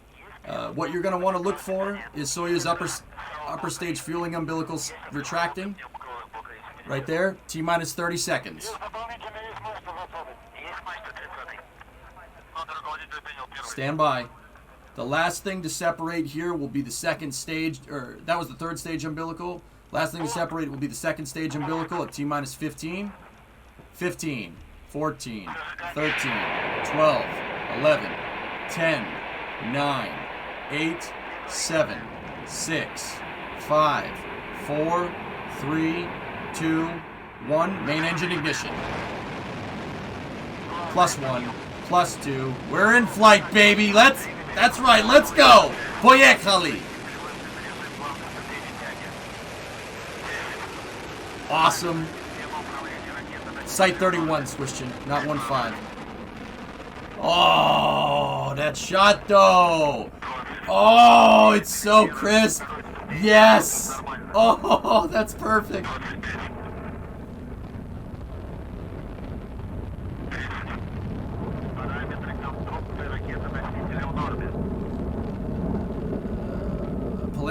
Parameters and telemetry on the carrier rocket are normal.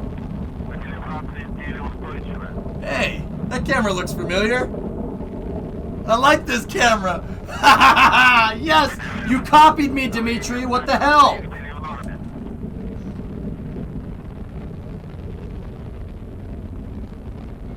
That wasn't main engine ignition. That was main stage of the engines. Oh, be quiet. Oh. Okay.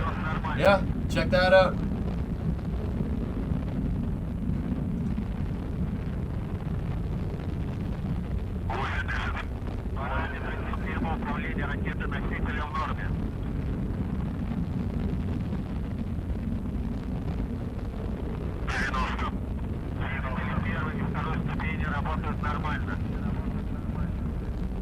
Something about everything being normal.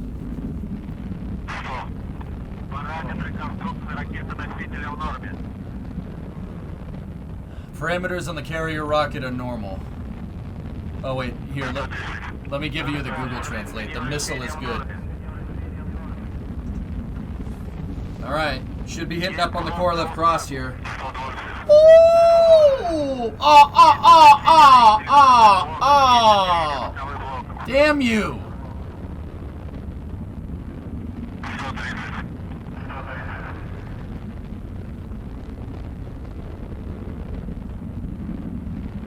There's Oleg and Peter. If they flip to the other camera, you should see Mark.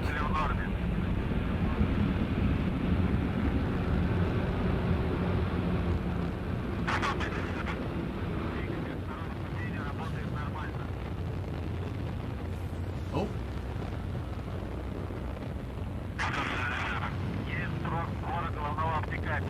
Okay. That was the jettison of the fairing and the traction motors and the launch escape system.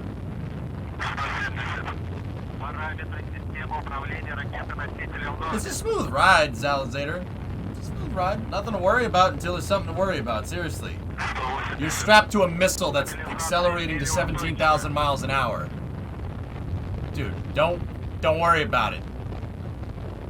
Don't worry unless there's something to worry about. 2,300 meters a second. Oh, turn the telemetry back on. Don't give me this kilometers an hour nonsense.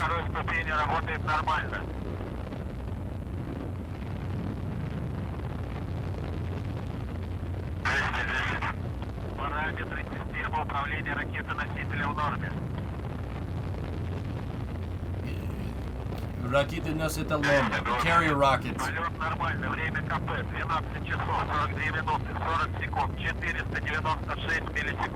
So he called the mission time? He said it did. I didn't get that.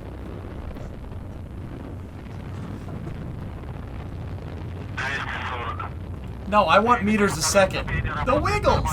Nice, O-Force. I want meters a second, guys. Kilometers an hour is a dumb way of measuring the speed of the spacecraft. So is miles per hour, for what it's worth. If anything, they should be measured in knots. That would make more sense.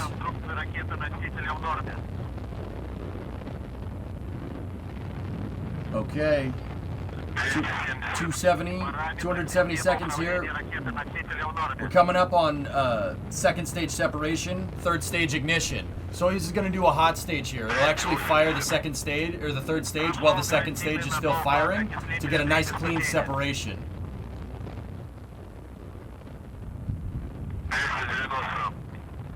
Wait for it. Wait for it. Should be seeing it right around now. Perfect. Good. Real good. It was so smooth he didn't even see the second stage miss. Shinar, what did you say?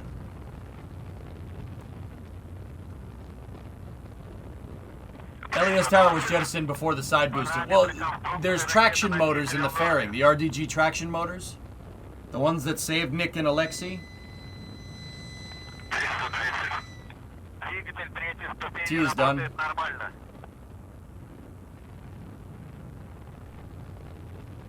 Kilometers an hour is just meters a second multiplied by 3.6. Oh, I'm sorry. Oh, that makes it so much better. I want meters a second, man. KPH is done.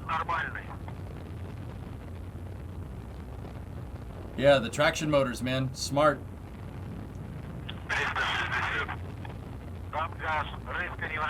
Okay, 360 seconds into flight here. T plus 6 minutes. Everything's looking good.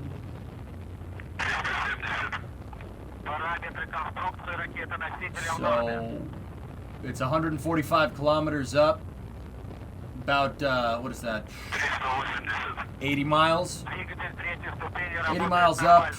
And about 600, no, 550 down, no, 500 downrange.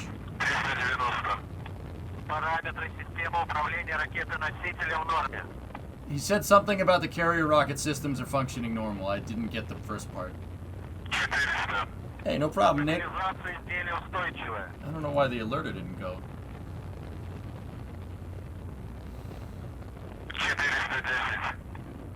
Yeah, they hot staged it. They hot staged it, that's right. Mm-hmm.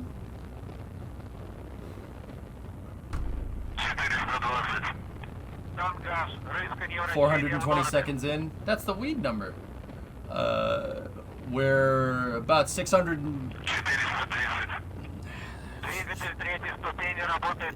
It's actually closer to 700 miles downrange and about 100 miles up.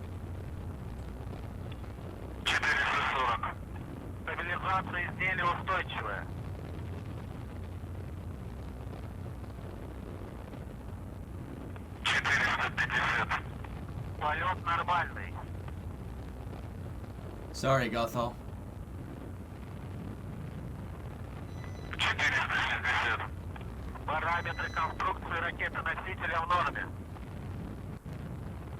What, Shinar, what is these parametry construct? What does that mean? I understood that. Нормально.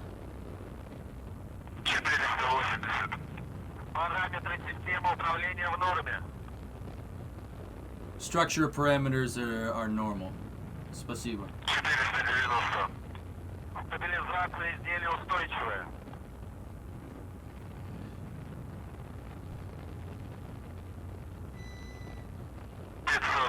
Parameters of the structure are Нормальный. That's what you want to hear. T is done.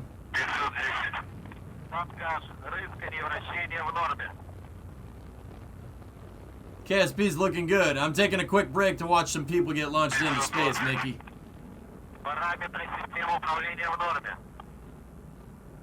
Okay, coming up on third stage separation here. Third stage cut, there it is. Okay, we got separation. Oh, hell yeah! That's awesome! That's so good. No, it's a preview for KSP 2, Mickey.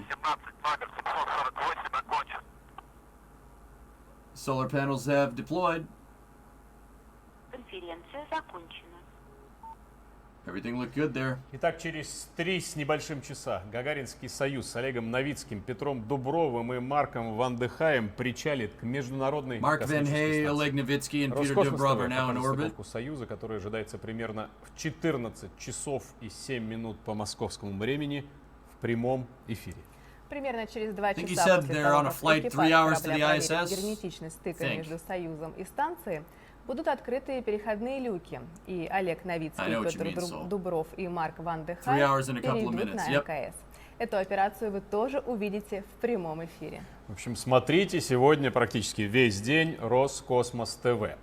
На станции экипаж корабля «Союз МС-18» встретит большой международный экипаж. Большой. Я бы даже сказал коллектив. Потому что сейчас на МКС работают россияне Сергей Рыжиков и Сергей Куцверчков, которые были у нас сегодня. Американцы Кэтлин Рубинс, Майкл Хопкинс, Виктор Гловер и Шеннон Волкер, а также японец Суити Ногути. А трансляцию запуска пилотируемого корабля «Союз МС-18», получившего имя Юрий Алексеевич Гагарин, для вас провели команда Роскосмос ТВ и специалисты космического центра «Южный». До встречи! Увидим. She's talking about Yuri's flight. Nice.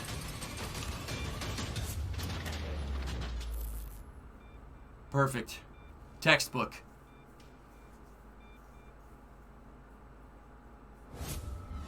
Параметры ракетоноситель норма.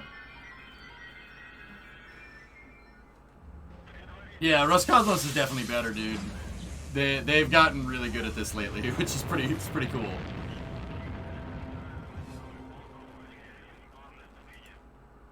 I like it, man. I like their casts. I do. I really do. They're really good. Most people don't realize, but SpaceX have a couple of people full-time on. Okay. You don't know Russian. Yeah, I'm getting there, Gina.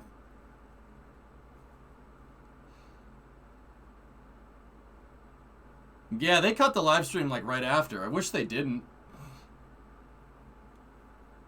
When the Soyuz launches, guys, I'd rather watch the Russian stuff. The Russian stuff always has better camera angles. You see that camera angle on the way up? That's perfect.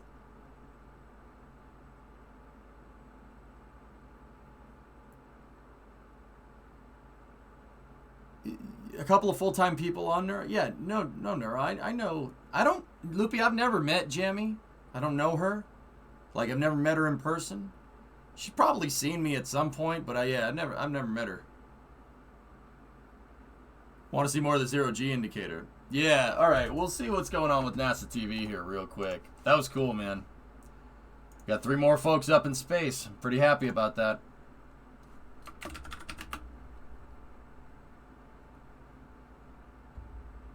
For sure, NASA is great. We're doing things. Yeah, absolutely. We did hear a good confirmation of all solar arrays, both solar arrays and all of the appendages, so all of the antennas did deploy successfully. So we had NASA man, it's how the Russians broadcast. They don't broadcast in NTSC, from what I understand. So it's not 24 frames a second NTSC, right? So it's not TV picture. Their TV picture is different than ours because it's Russian, right? So I find that the Roscosmos streams the cameras are always better, and it's not necessarily because the camera quality is increased, but the cameras are better because NASA is taking whatever the Russians broadcast in and compressing it to, no, not that one. They're compressing it to 4:3 and then rebroadcasting in NTSC, which is just, yeah, it makes the picture look like crap. I don't know what they're using over there. What I find cool is the logo. Yeah, their logo's good, man.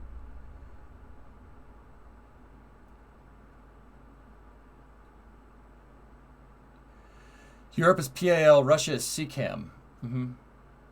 We're going to dock Sigma, Berg. I'll go back. Yeah, we're going to dock Sigma. I have to fly the stage back, too. I can't stop playing KSP right now. I'll lose the stage.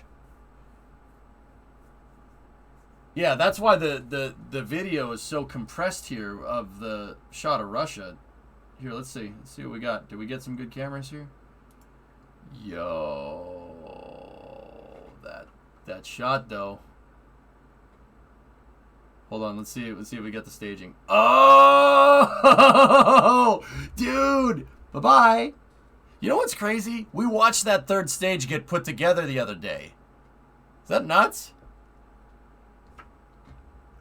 We watched that thing. We watched a video of that getting put together. Solar panel deploy. There it is.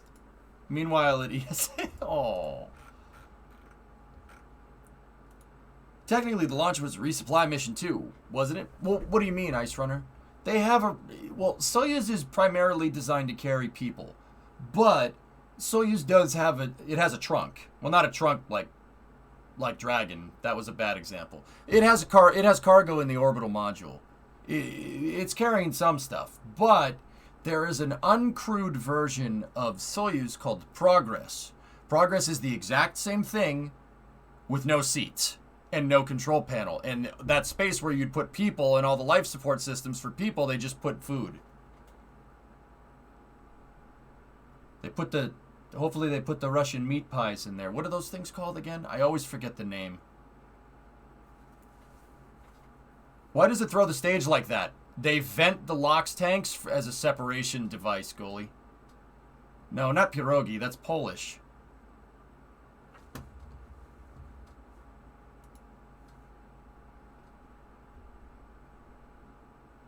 Sorry, missed that. The name of what? Shinar, it's a Russian meat pie. So it's like dough with just meat in the center. A couple of other Russian viewers showed it to me the other day, and as an American, I went, I like that. I like the Poland cannot into space, Cozy. No, it's I'll know the name. Pelmeni might be it. I thought it had an S in it or something. You had me at Meat Tornado. Yeah, Paula, that's about where I'm at. Yeah. Ah, Pelmeni. Yeah. They showed me a picture. Here, let me just Google it. Let me make sure. So, like, they're Russian dumplings, dude. Oh, hell yeah. I'm in. No, this wasn't it, but these do look good. I mean, Russian dumplings. I'm sure they're good. You know what? risky Google of the day. I'm just gonna put Russian meat pie, or what? Let's say meat pastry.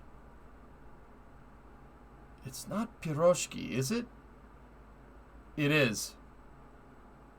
Piroshki. Yeah, that looks good. Here, I'll show you. Hell yeah. Yo, I could get in on this. I could eat this all day. It's just a ball of meat with dough around it. Yeah, I could get in on this. Yeah, we could have this for days. I want it. Yeah, I want. Yeah. See, you look at that and you're like, oh. It's they're basically Russian hot pockets. Yeah, beef dumpling. Yeah. Cheburek? I don't think that's it. Dang it, stop talking about it. I'm sorry. Here, just go back to looking at mission control. Liftoff. Oh, what a great picture. Shinar, when the world isn't crazy, dude, I'm coming over there. And I'm going to eat. I'm going to eat a lot. Okay? That's what I do. To the point where people are going to be like, what the hell? And then you guys are going to be like, he's American, don't worry about it. I'll be like, oh. And Italian, too. So, like, just give me more food. Pelmeni or simply put Russian ravioli. I'm in.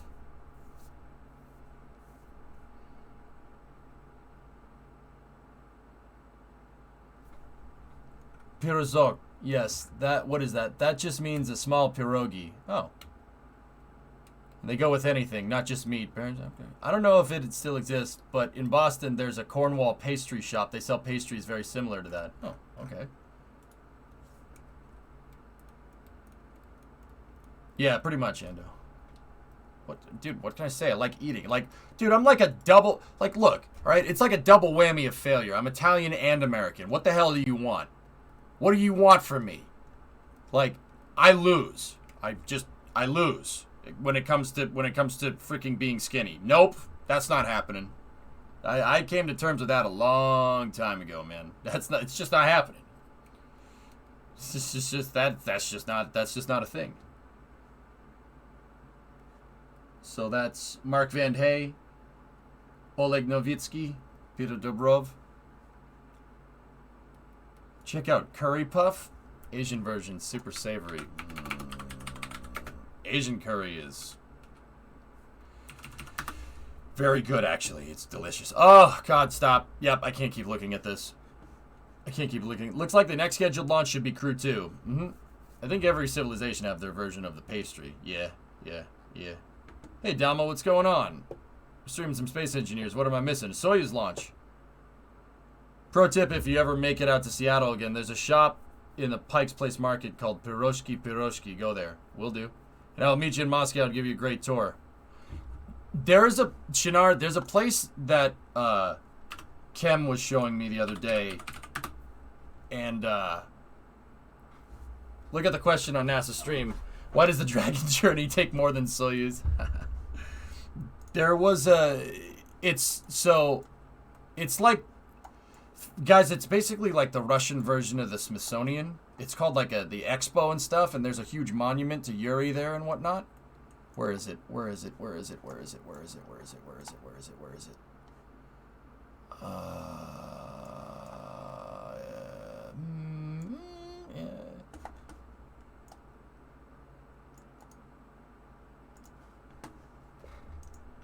Yeah, that's it.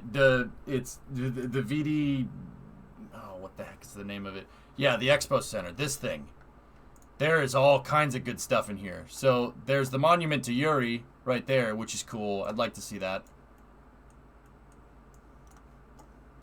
And then you start looking around. Hell yeah. It's not to Yuri, it's to Sputnik. Is it? I thought that was... Maybe I just saw a picture of Yuri standing in front of it with his bomb car. The freaking Alpina or whatever it is. Hey.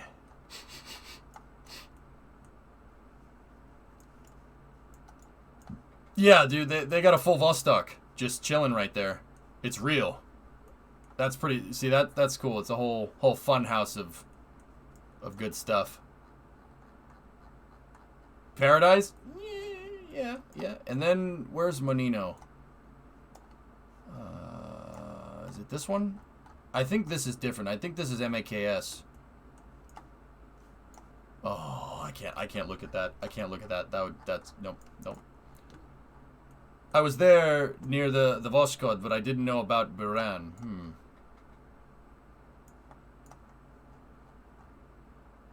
That's the same thing. I don't want to look at it. Where is Menino?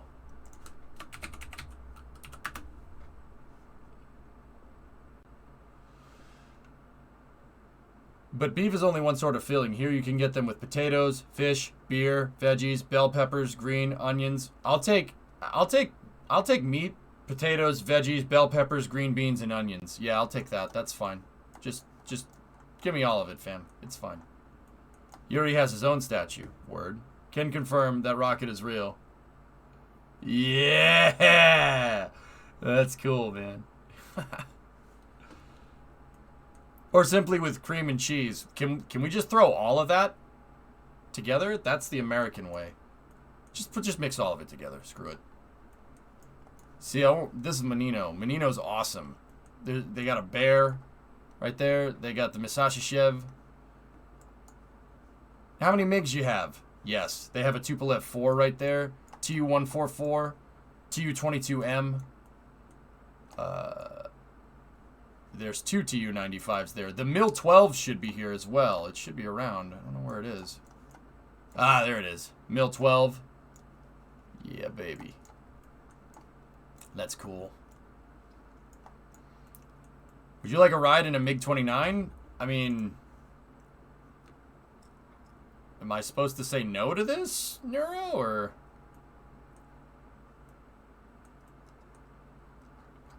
See, and here's the thing, fellas. If you guys ever come over here, I'll show you the Smithsonian.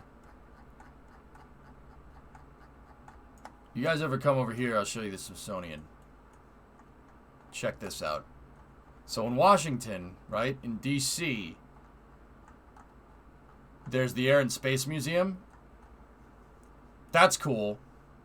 It's pretty cool. There's a bunch of good stuff in there. And that's nice. They have like a real lunar lander in there, but the place you want to go is over here. Okay? I'll show you if you guys ever come around this neck of the woods, I'll show you. Where's Dulles? Right here. This mother. this thing. Let's just go inside, shall we?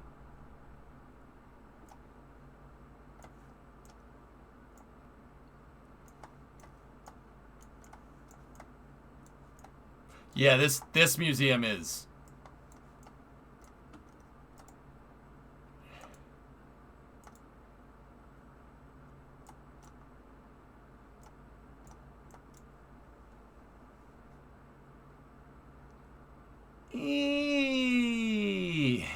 That's nice. Stop making me drool. Sorry, man. There's all kinds of good stuff in here, man. There's MiGs in here, too, if I'm remembering right. They should be over here. They're in the Vietnam exhibit, believe it or not. They have all the Cold War planes over here. Okay, it's past 4 a.m. We'll get back into KSP in a moment. Here, let me just go down and place the street view marker down here. They should have MiGs down here. They have F-105, AH-1, UH-1, CH-46, a Super Sabre. You're staying up to docking? Well, guys, here's the thing. I have something to do tomorrow, basically during the Space News segment. Remo and I have something we got to go take care of. So, yeah, I don't mind if this stream goes a little bit later. Found this in my photos. Can't remember if you've showed it. Time for dessert? What do we got? Is that some... Oh, baklava ice cream cups. Frick you, baklava ice cream cups. Ah, an IL-78. Very nice. So, they have the F-14 here that shot down a Libyan plane. I think it was a Libyan plane. That's what Top Gun is based off of. That F-14 shot down planes, which is pretty cool. Where the hell are the MiGs? The MiGs should be in here. There's an A-7. I thought the MiGs would be over here. There's the F-35. And...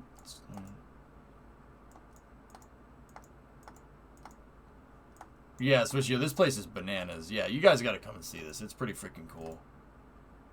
So they got an A7 right there. Or no, that's an F8. F8, well, RF would mean electronic warfare. It's an F8. The A7 looks like the F8, but the A7 doesn't have the variable angle of incidence. Variable AOI on the wing right there for better carrier landing visibility. F4, because screw you, I want to go fast. Hell yeah. Not this one, the one in DC. Well, that one's good too. But yeah. Oh, here we go. Here we go. Here's a MiG. They got a, what is that, MiG-17? Could be a 9. No, it's got to be a 17 because it's next to an F-86. But see, we never get... The thing is, dude, over here, we never get, like, real Russian MiGs. It's all Eastern Bloc. And there's nothing wrong with that, but... Oh, it's a 15. There's nothing wrong with that, but it's not like the real... It's not like the real Russian stuff. You know what I'm saying? Hey. That's a 21F. It's a longer version. Yeah, the Blackbird though. Blackbird though. Yeah, you guys gotta come and see this. There's an ME-163 over there. They have a lot of World War II stuff, which is just nuts. The Enola Gay is here. It's ridiculous. Yeah, that's Udvar Hazy. Yeah, you guys. Yeah, trust me. When the world isn't crazy, we'll figure something out. Hey, Kane. All right. When I went to the Air and Space Museum, I spent the whole day in the space area. Didn't have time to go to the other section. Yeah, Astro, that tends to happen. Where is this? That's at Dulles Airport. It's the Udvar Hazy Annex Center at Dulles Airport. Enola Gay will become canceled soon. Just wait.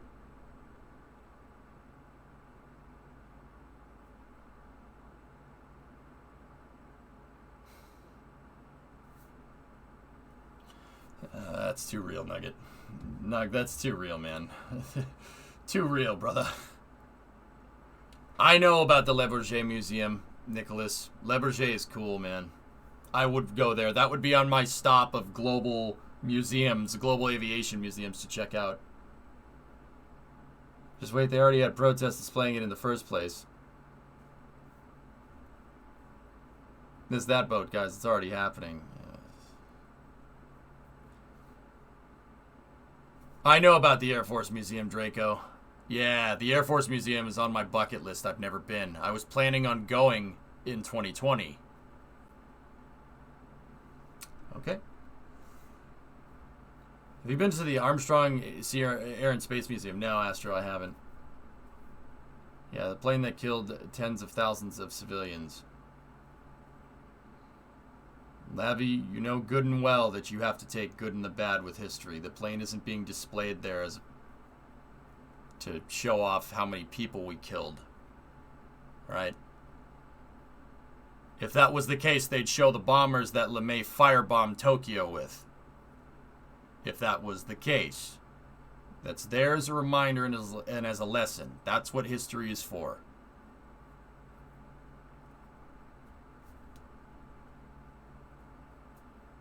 Hey, Loopy, context is everything, dude. You can't just look at it with all the good, and simultaneously you can't look at it with all bad either. The operation that they were going to do to invade mainland Japan would have killed probably another 2 to 3 million people. It's not an ideal situation, and it's not like we just did it out of herder. Let's do it. We knew the things involved. Oppenheimer knew. He knew that it's not an easy decision to make. Even Truman, the president, he knew it was not an easy decision to make, that to just do that. That's not okay. Yeah, I know, Loopy, I know. But it's important to take the good with the bad. And I know you know that, but it's just a general announcement. You have to take it that way. I mean, down the row, or down the aisle from the Enola Gay at the Udvar-Hazy Museum, they have a Focke-Wulf 190, an Arado 234, a Dornier DO 335, and an ME 163 Comet, and a Heinkel 280, the only one in existence, and also the Horton 229 serial number 3 is there. It's the only one left. All those are there too, and they're painted in period correct paint. Gotta learn. Yeah, Curtis, have we bombed them yet? LeMay. Yeah, the guy that chaired SAC for a long time. That's cool, Astro. If you ever go to New Zealand, check out the Omaka Aviation Heritage Place, dude. Yeah, hopefully, Smirks, we could see a Rocket Lab stage find its way over there. Peter Jackson's collection? Oh, okay, yep. All right, say no more, fam. I'm in. Heinkel 280 was a prototype plane. Lols is a prototype. I think it was a 280. I could be pulling that one out of my tail.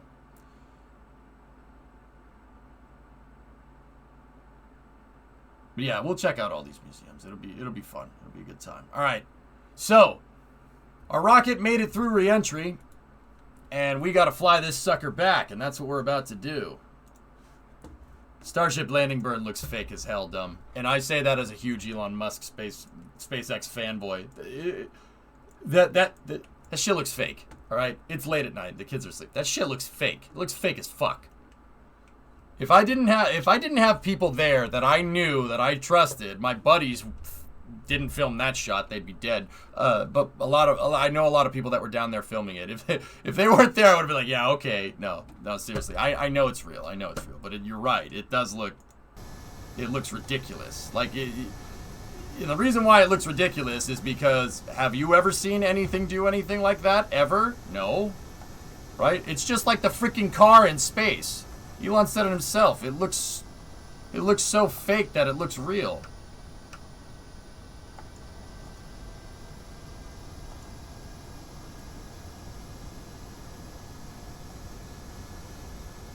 He has an actual piece of canvas from the Red Baron.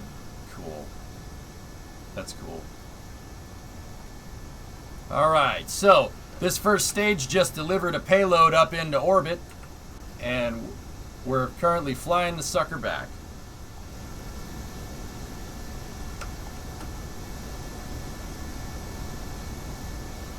Do you have a clip of that you're talking about? What do you mean?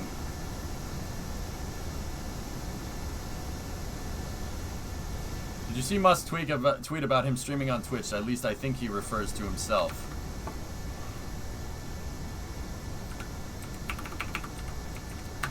Mike, did you make a funny?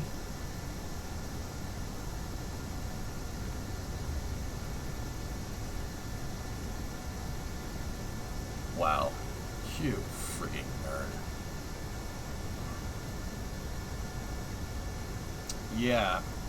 I get what you were trying to do, but also, grammar has foiled you yet again. Did you pause? No. Stage is fine, dude.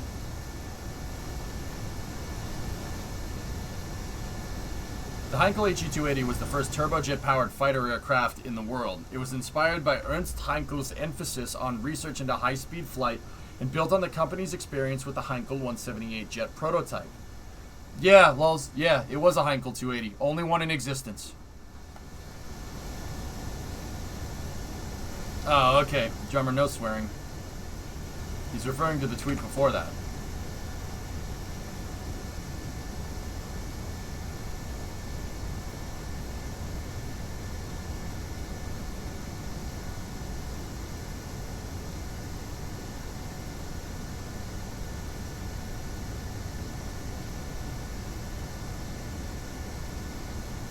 Where are my testicles, Summer? My testicles, where have they gone? It's a great episode. Hi there, why is this stage falling sideways? It's flying. It's flying back to the runway.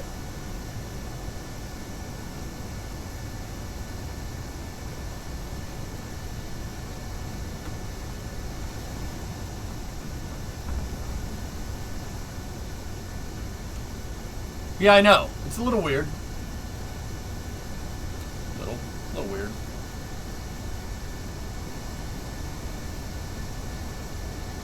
Still falling, mind you.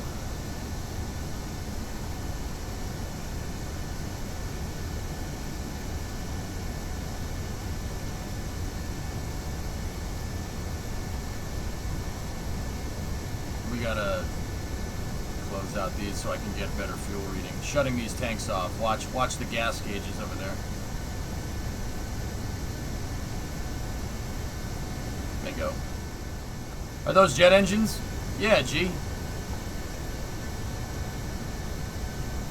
Yeah, it flies engine first, Sean. Sure. Falcon 9 has no problem doing it, so why should my rocket?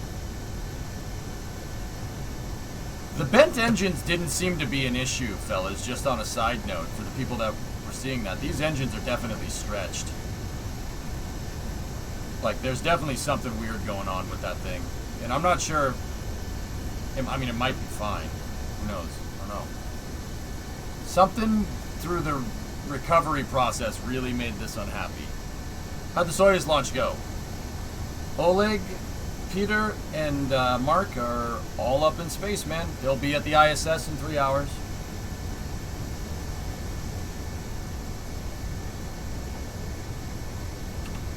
Okay.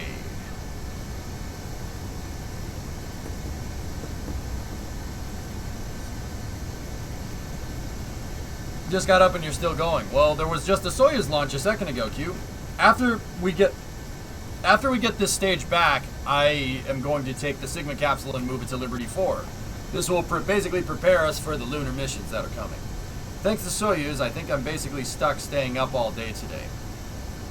Yeah, fellas, if you're heading out after the Soyuz launch, I have something to do tomorrow during normally when Space News comes around.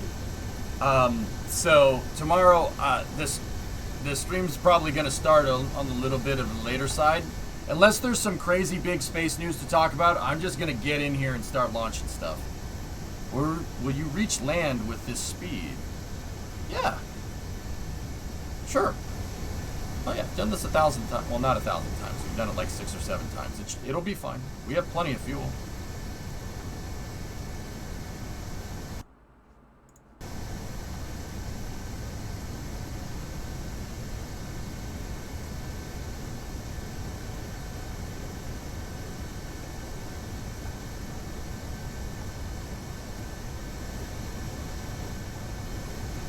When do you expect the stream to start tomorrow? Probably around 5, 6 o'clock Eastern. That's why I have no problem streaming a little bit later today.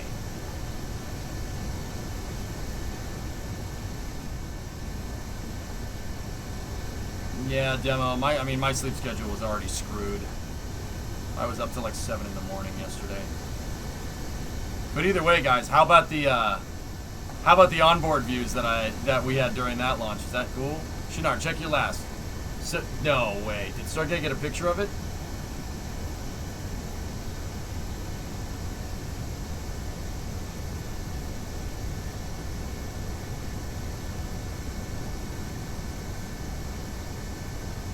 Yeah, he kind of did. Nice, Shinar. There you go.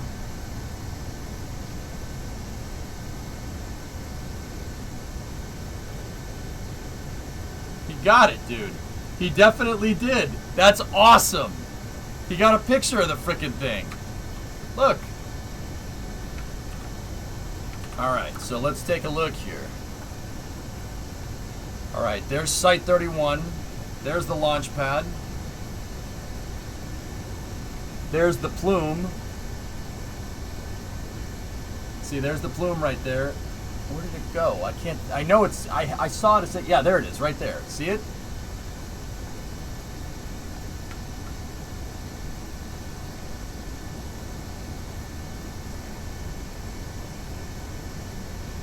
No, that can't be right. That's got to be the launch pad. That's the launch pad right there. The bright thing's got to be it just to the left of it. What was the flight profile for this? Wouldn't the second stage despawn while you fly back? It's in space. Otherwise, so what I do is we separate and I let the first stage just coast past apogee. I circularize the second stage. We get it up in space and payload, it circularizes up there. And then it's up in space, so you don't have to worry about it. And then I switch back to the stage and it goes through re-entry and comes back. To the top left, I think. A bright dot. Yeah, that might be it right there. It's around.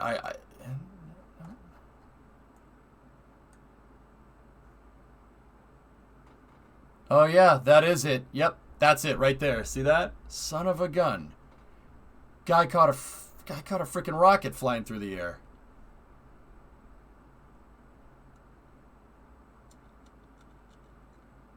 Nicholas, can you post a link? Sure. Yeah, I know, demo. I know what you mean.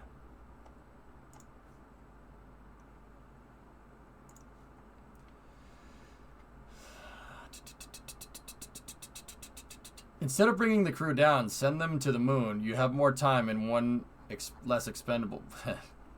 No. We have plenty of time. No, I'm not worried about that. All right. Let's land this sucker, shall we?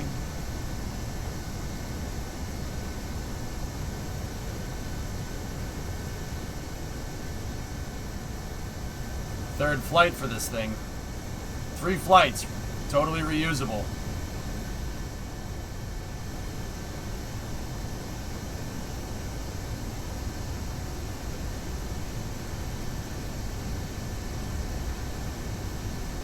Here's a crazy VTOL prototype at Le Bourget. Snecma, man. The guys at Snecma were nuts, dude. Snecma was insane. They made the afterburners for Concorde, for what it's worth.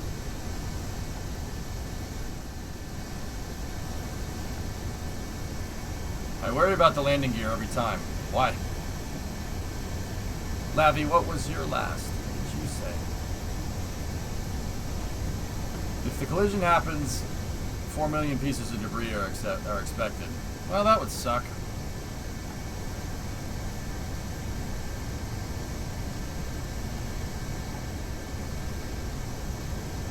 It jumps on touchdown. Nah, it's fine, chief. Okay, 20 kilometers.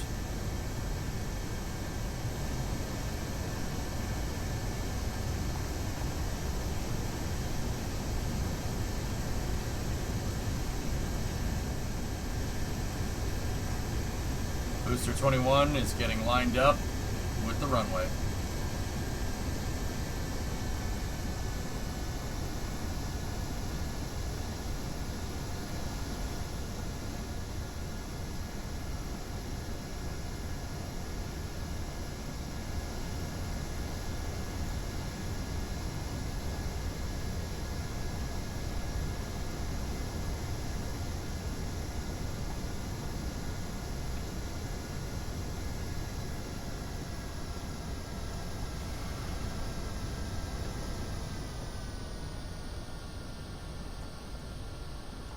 really AP. Jeez.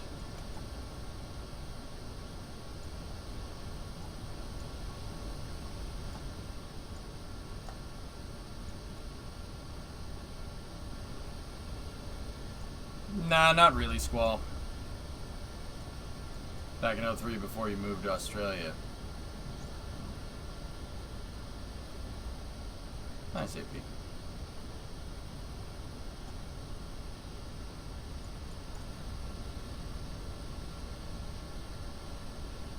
Never seen you land this thing. I thought you'd be landing it vertically. I don't have any fuel to do that.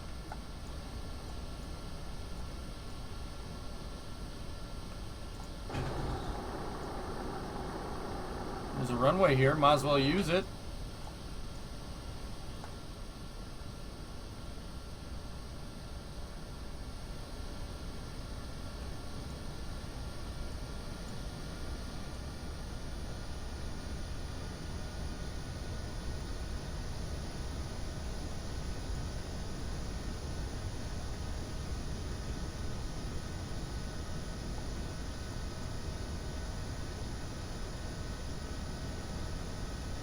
There's the lag from the pad.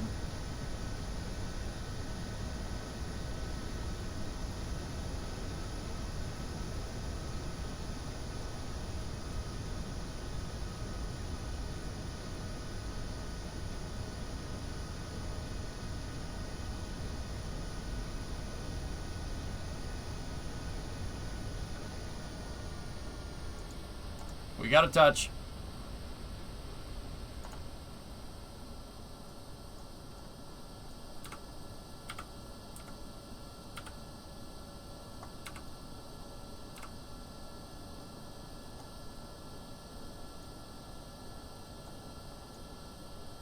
Yeah, if you landed at 90, if you land the thing at 90 meters a second, it glides just fine. But you're gonna need all of the dang runway.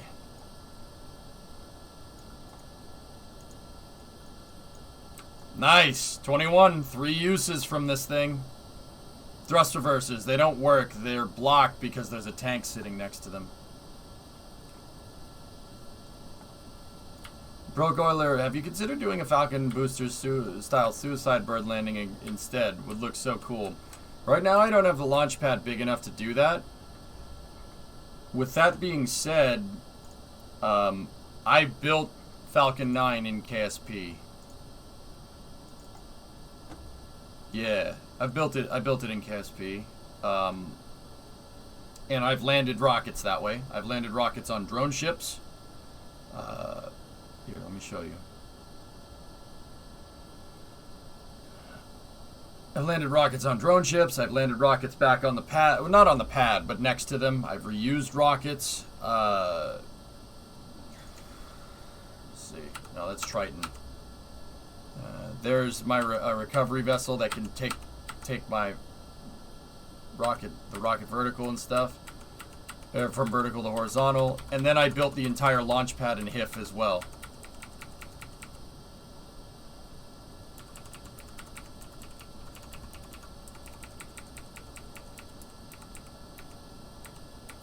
Yeah, you got to put the stage together, and then you got to put it on the pad, and got to lift it up, and put it on the strong back, and then move the strong back to the pad, and test the throw back, and yeah.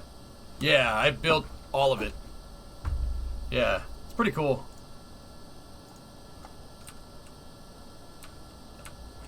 No, Sasquatch. Soichi Noguchi-sama got pictures? The HIF, Horizontal Integration Facility. Oh, Soichi got pictures too. Strong back with a shuttle engine. That one didn't have a shuttle engine. Did it look like the Schwer Gustav? Yeah, kind of.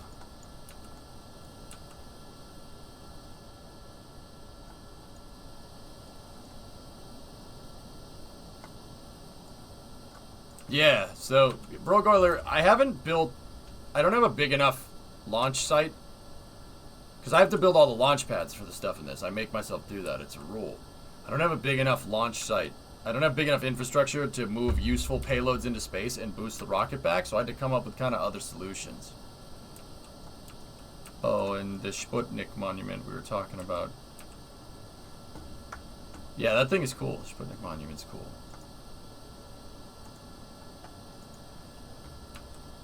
I'm sorry, but this pad feels like a downgrade from Condor's standard, but this one feels much more realistic. It is a downgrade. Condor 9's a better rocket than Freedom 10. Like, way better. But Condor 9, we built that with no expense spared. This thing was built on a budget, and it almost does what Condor 9 can do. Can you show off any of those missions sometime? That's in another save, Astro. Don't worry. We'll get something like this happening in the future. Trust me. Not only do I want to build a boost back and landing booster, I want to build a boost back and landing booster that lands on the pad. I've decided. If Elon's crazy enough to do it, I want to see if it's possible in KSP. Because you know what? It would really help me skip, you know, not having to worry about picking up the first stage and reintegrate it. That would save me a lot of steps. It would be a lot easier that way. It'd be a lot easier.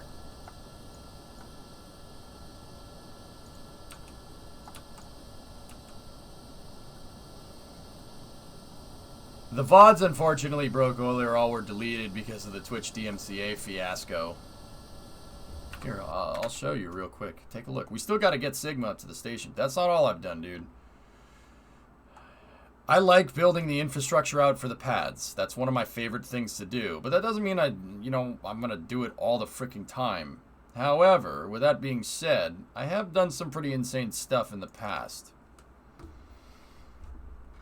Take this for instance, right?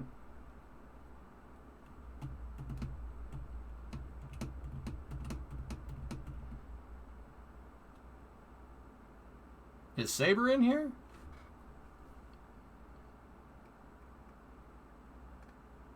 Hey, Saber, what's up, dude? How long have you been in here? Oh, Duxford is pretty... Okay, cool. All right. So, Euler, watch this. I never built a shuttle launch pad. Never did it. But I did build the mate-demate device. You're just lurking away? Right on, man. I did build the MDD. And I took a space shuttle. Ignore that. I took one of my shuttles. I rolled it to the mate-demate device. I picked it up. I put it on my 747. We put pilots on board. I separated it from the 747, did an approach and landing test, landed the 7-4 and the space shuttle, got the crew out, right? Then I took the same shuttle, lifted it up again, got a second crew out, put it back on the 747, launched it again, and did an approach and landing test again without recovering the shuttle or the 747 once. Do I still have the save files for these? Of course I have the save files for these, man. You think it's... I mean, it's impressive reusing Dart, no doubt. But I want to do this in the future. Not necessarily with the shuttle. There's Condor's launch pad, by the way. That's the shuttle engine launch version right there.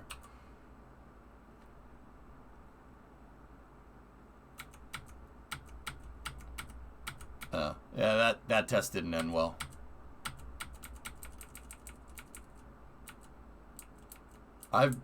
Guys,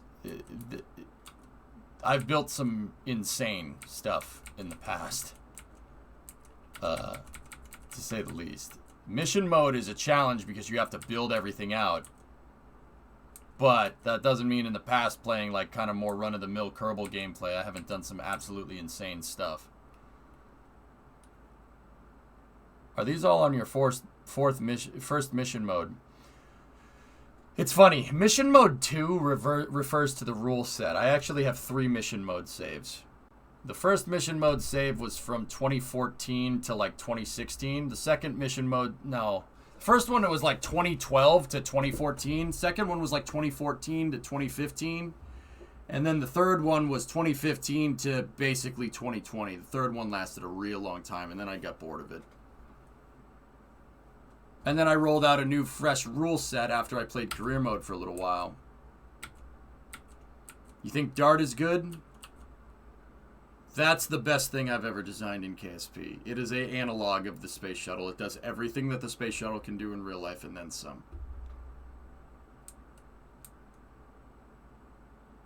I put a Saturn V second and third stage on top of SLS because I could.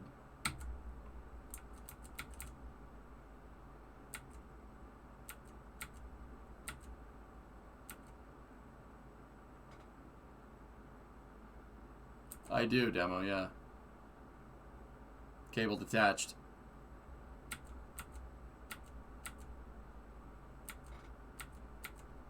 Excuse me, when Grissom?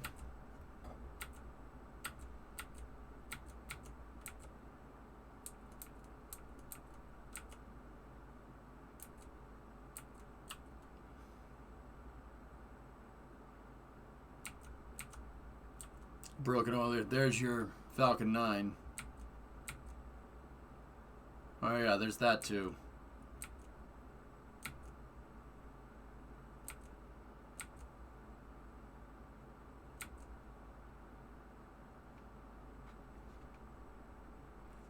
Have you built Falcon Heavy? Yeah, and I've landed the boosters. Flying 2 boosters at once is not easy, but I've done it. With loading.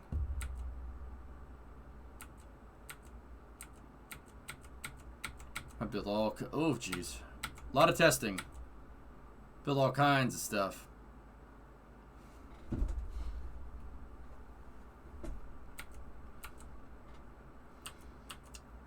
That face when you realize that those fuel tanks are full of fuel. Pad base plate. I strengthened it so much and I figured out an auto strut kind of pattern that literally has no slop. It has no slop. It doesn't have any slop. It is... so little that I flew a drone underneath it because it's hanging off the side of the runway. That was the start of the launch pad. There's the strong back. I based it off a 39A's transporter erector.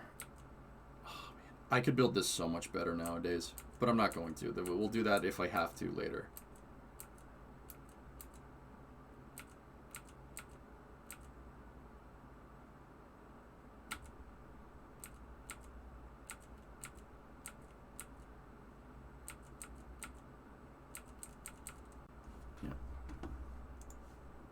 I mean, and that's not even... That's just... Yeah, that's only part of it, man. I've done some insane stuff. If you notice, that's a propeller plane that's flying in-game without any robotics and any hinges or nothing. We made our own jet engines. Made our own gas turbines. See? The mission mode save files are not for download. There's a helicopter. Chinook towing around a reused a stage that I landed.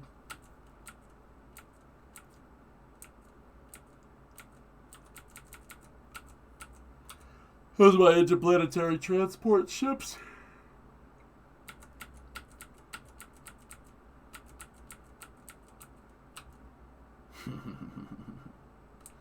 I miss the Kraken Tech meta. It might come back in more ways than one, demo.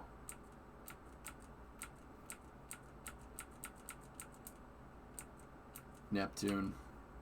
Can you imagine if we ever get to a point where we have to build pads like that? What were your hovercraft you used back in the day? You had 2 prop and single prop variant. I forget, man. Oh, the Tuk Tuk?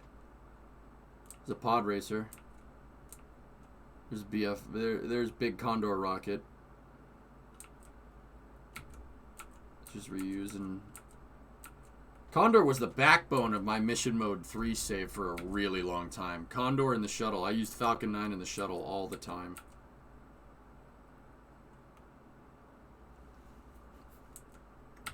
Here's an Avro arrow.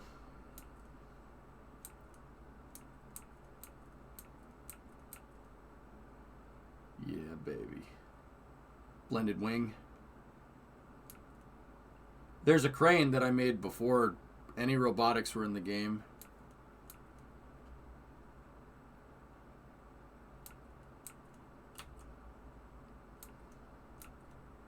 The Donager from The Expanse.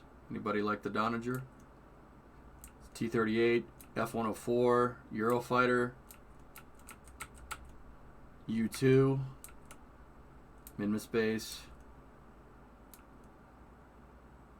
I dropped a Falcon 9 out the back of a C-5 because I could, and then crashed the C-5. The K-28 and the K-28B. 5 years ago. What's that? Oh, God, that thing. Oh, jeez. I mean, it was useful, that's for sure. How many hours do you have on record? I don't know.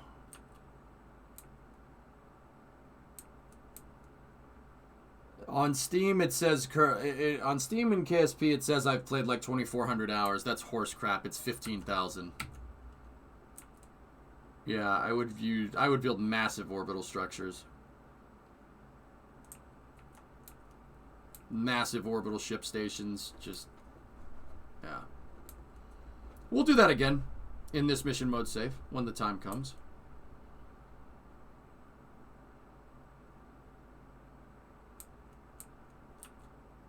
That's an 8-meter core diameter, 28 shuttle engines in the first stage, super heavy lift rocket. It could put 200 tons into space and bring the first stage back. There's Concorde. We made a Concorde one day.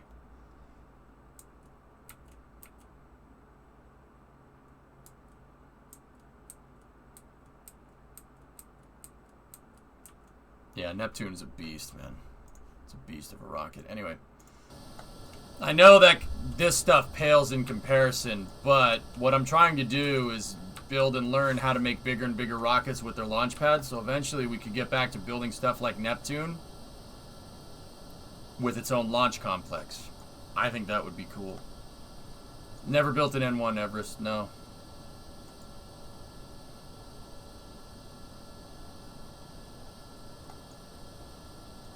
Yeah, Gothel, right? Okay, closing out. Closing out those, the fuel systems, closing out the monopropellant systems. Stage is locked out. Hibernate. How's the pad look?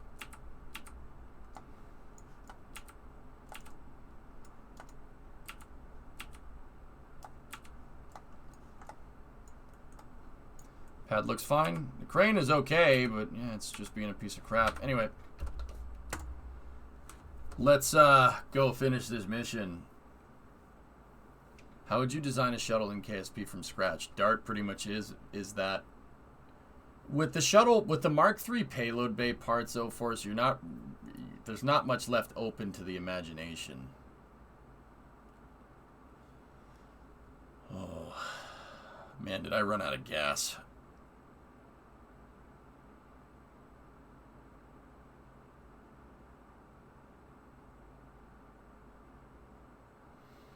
You guys mind if I do the rendezvous tomorrow?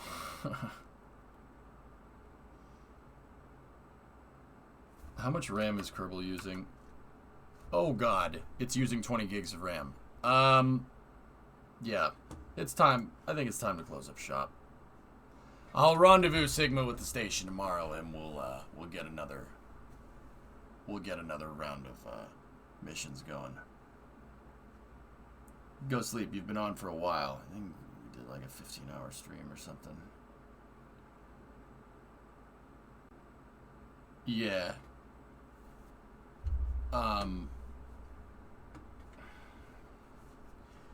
You didn't restart when it was at 17 gigabytes of RAM? No. So, anyway, guys, I don't know who the heck's still streaming, if anybody is around, but we'll finish up that Sigma mission tomorrow. It's just a resupply up to the station. That'll be a good way to start the stream. So, guys, if you're here, spread the word, please. I'm not going to be here for, like, the traditional part where I do space news. Brimo and I have something to do right around 4 that requires both of us. It's just every once in a while you get an RL thing like that. So I'll probably be back maybe around 5, 6 o'clock. And we're basically just going to jump right into KSP. Dean's going to be live? Okay, drummer, do it. Yeah, host Dean, that's fine. Have a good night. Hopefully when you wake up, 770 kilometers won't be an orbital debris shell. Yeah, that would suck. That would suck. I gotta make sure the Minecraft server's working too. I'll go check that out in a little bit.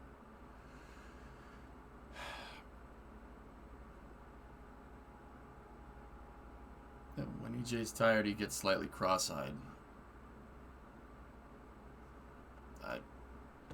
The MC server's working. Alright, I'll check it out. Host Dean, drummer. I'm gonna pop off. I'm still gonna pop in. I want to see the progress that was made.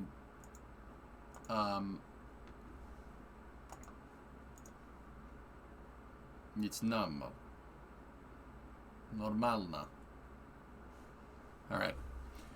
Have a good night, guys. Thank you. Once again, I'm not might. I'll be, like, I probably might stream a little bit during the day if I wake up, but that's unlikely to happen. If not, I'll see you at, like, 5 or 6 o'clock p.m. Eastern time. That's 6 hours after when I usually start. Tomorrow's going to end up being a shorter stream. There's just really no other way to do it. What I was going to do is stream all day tomorrow and then take a break and then come back and stream more, but the Soyuz launch tonight kind of put a damper in that one. So,